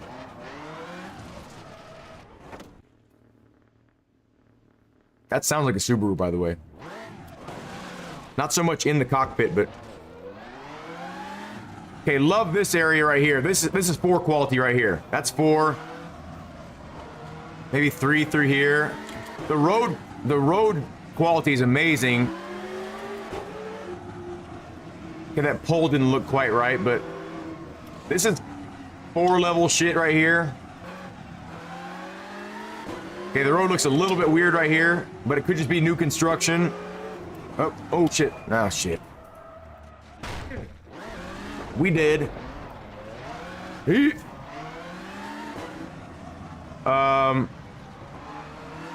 Yeah, this is gonna be 4. It's so much detail here.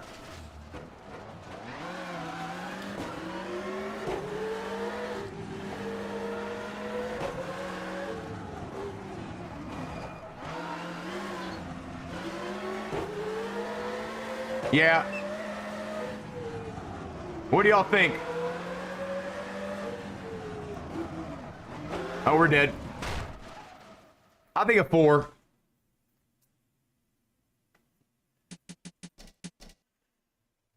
You agree, Clay?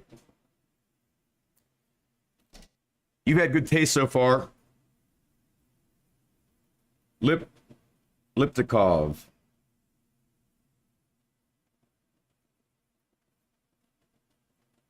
Okay.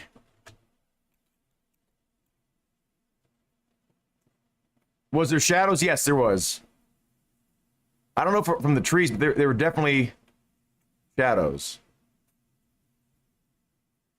Now you got me wondering. Let me see if we can see it in the screenshot of it. Yeah, we've done so many stages. Now you got me second guessing myself again.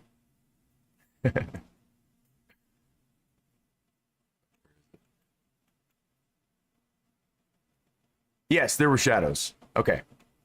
They're not the best shadows, but they were present. Okay, Livadia. Lividja.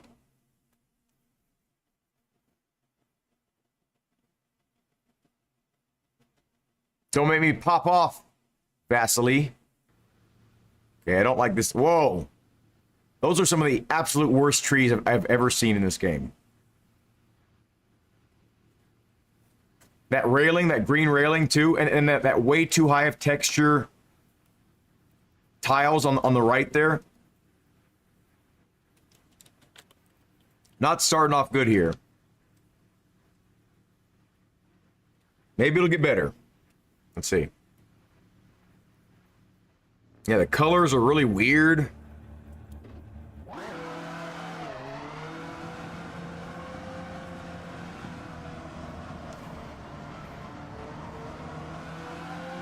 That house looks, or that building looks horrible.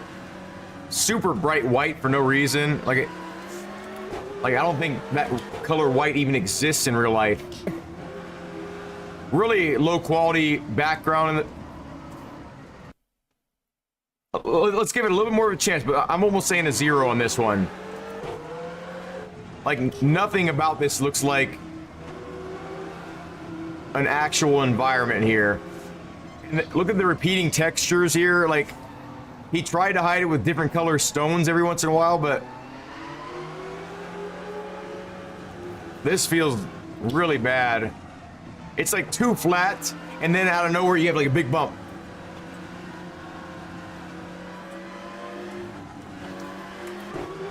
Yeah, this is a 0. We haven't had many of these, but this is a 0. Yeah, the color's bad. I agree. What is this called? Live did ya? Live a little bit, did ya? Live did ya? Live did ya? Yeah. 0. That might be too harsh, but we're going with it. Oh, I didn't mean hit start stage. I don't want to ever see the stage again, and now I got to see it again. Well, let's confirm if we are too harsh. Let's see if it has shadows. No shadows. It's a 0.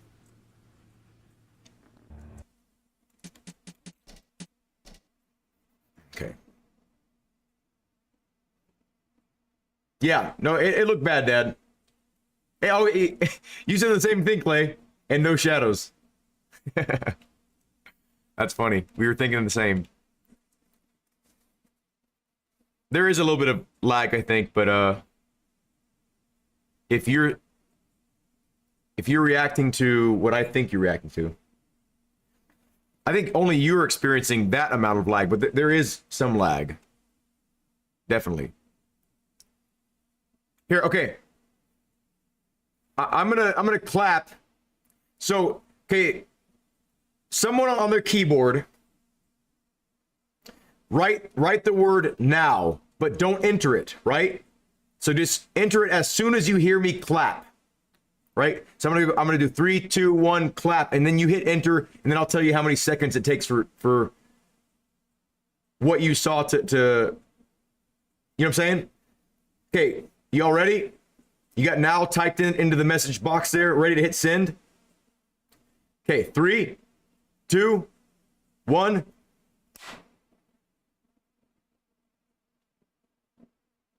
Now, there you go. So it was probably like a 4-second delay, something like that.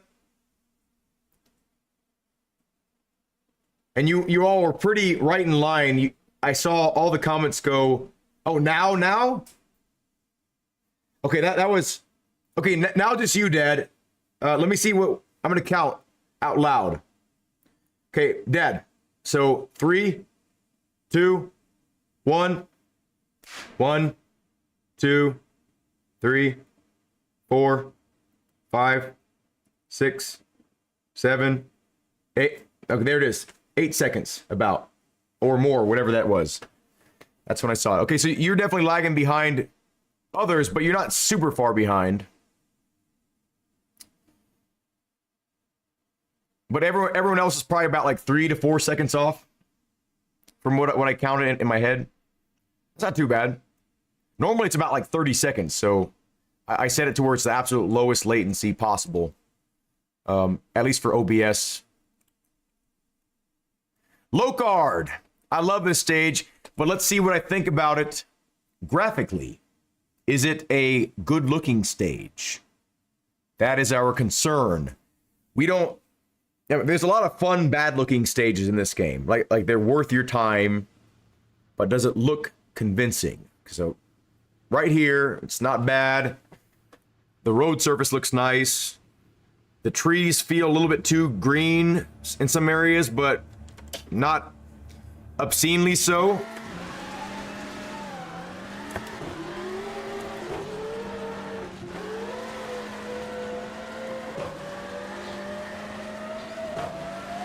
I mean, it looks pretty good. Not a 4, I don't think, but definitely a 3.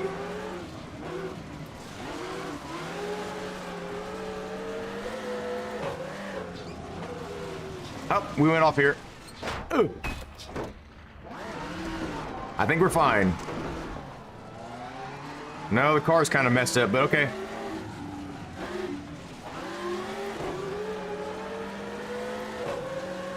Yeah, I'm thinking a 3. What do y'all think?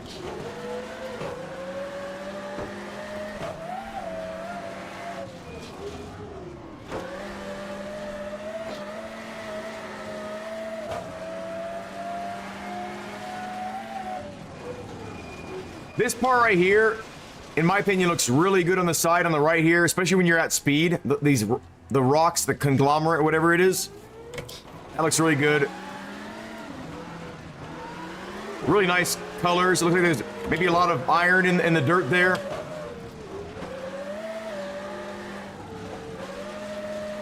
A little bit samey on the dirt texture here on the road sometimes, but a lot of the shadows make up for it. Makes it, kind of breaks it up a little bit. I'm thinking like a 3. What do you think? 3, yeah. You think not a flat road, yeah? We all agree it's a 3. Low card, great stage, really fun. Definitely download this, even if it's not the best looking stage. It is definitely a really fun stage. And it looks a lot better in VR, in my opinion. It does get more changed up, Dads. It does change up a lot more. And there's some big openings that feel really cool. And like you can go flat out in some of these really cool twisty spots. You just cut through all the corners. It feels awesome. And there's like a huge jump. Not huge, but pretty big when you're going pretty fast on it. Like, and it makes you feel like a badass when you do it right. Sorry I didn't do more of that. I just realized you wanted to see more after that. But I've done that stage a bunch of times. I almost know it by heart. Not all the turns, but a lot of them.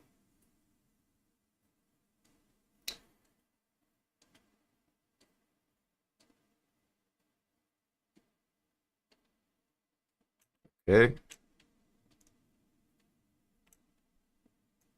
So Lusada. Now I remember really disliking these stages at first because I got so confused as to where to go, but they're actually really nice looking stages. And once you learn the layout, they can be really fun. And it's one of the better looking super special stages, in my opinion. Now it might not look that great right here, but it looks better than a lot.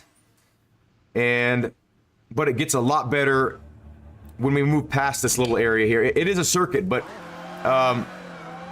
you'll see what I'm talking about here. There's a hairpin.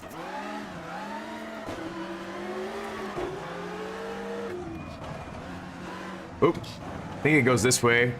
And then it takes like a hard left, I think, right here. Okay, I guess it wasn't the right way. There's like 3 different layouts of this course, so I get confused as to which one I'm on. Look at the density of the crowd there. That looks really cool.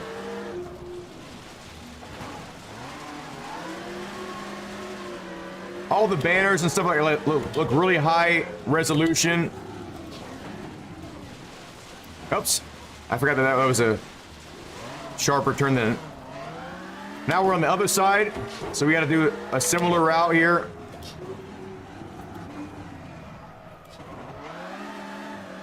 This is a cool little part where you go over this little mound here. And I think we go to the right this time. Okay, this tightens up right here, I think. Yeah.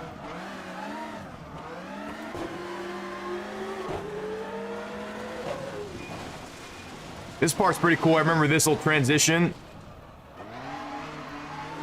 You can get a little bit of extra grip right there. And there's a hairpin, I think, right here, yeah. Really tight, acute hairpin right here. And then that's 1 lap. I'm thinking no less than a 3, but I think a 4. Maybe a 3? Let's see.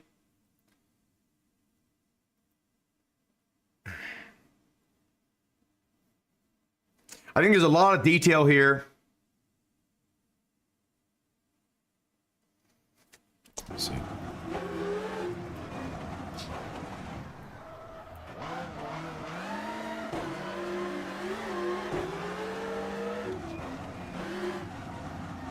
Maybe it's a right here.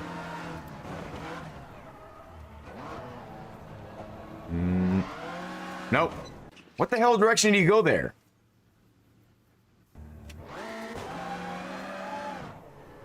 Oh, you go straight. Okay. Yeah, that makes sense. Oh.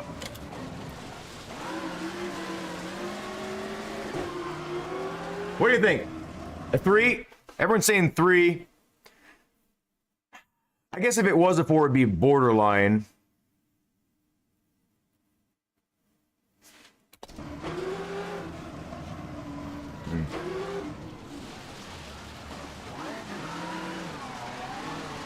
That's the widest possible hairpin I could have done there.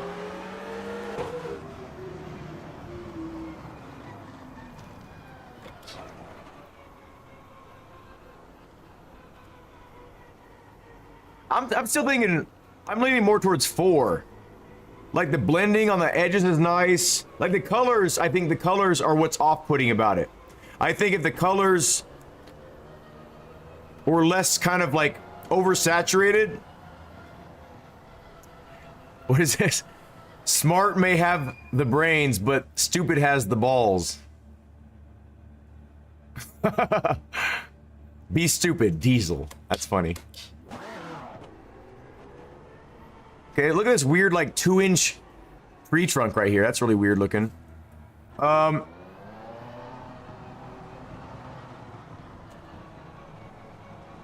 don't know. Yeah. Oh, you know what? You know what it is, folks? I know what's off-putting about the colors and the light. Let me see if I'm right here. Wait. I'm wrong. Okay, there are shadows. Yeah, no, it's definitely the colors and I think the saturation that's throwing this off. If it were more muted looking, I think this could look a lot better. So it's fixable, I think, with reshade. But I think it has everything that you would want in a really high quality looking stage.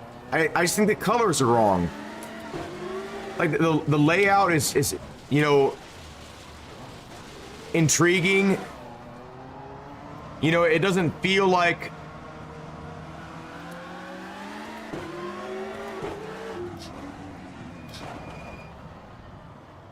this one's tough for me.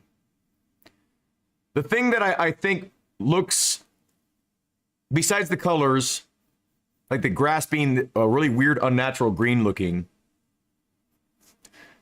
I think the rumble strips are a little bit off-putting. Like, they don't look quite blended into the environment.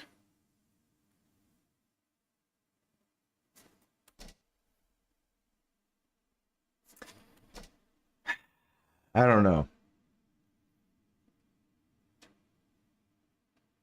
We'll go with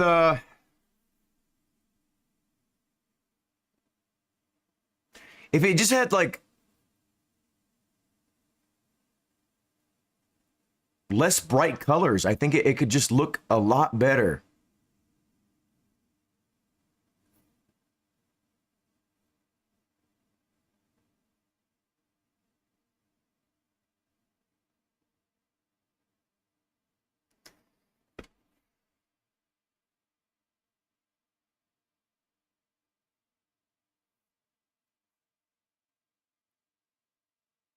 Wait a second.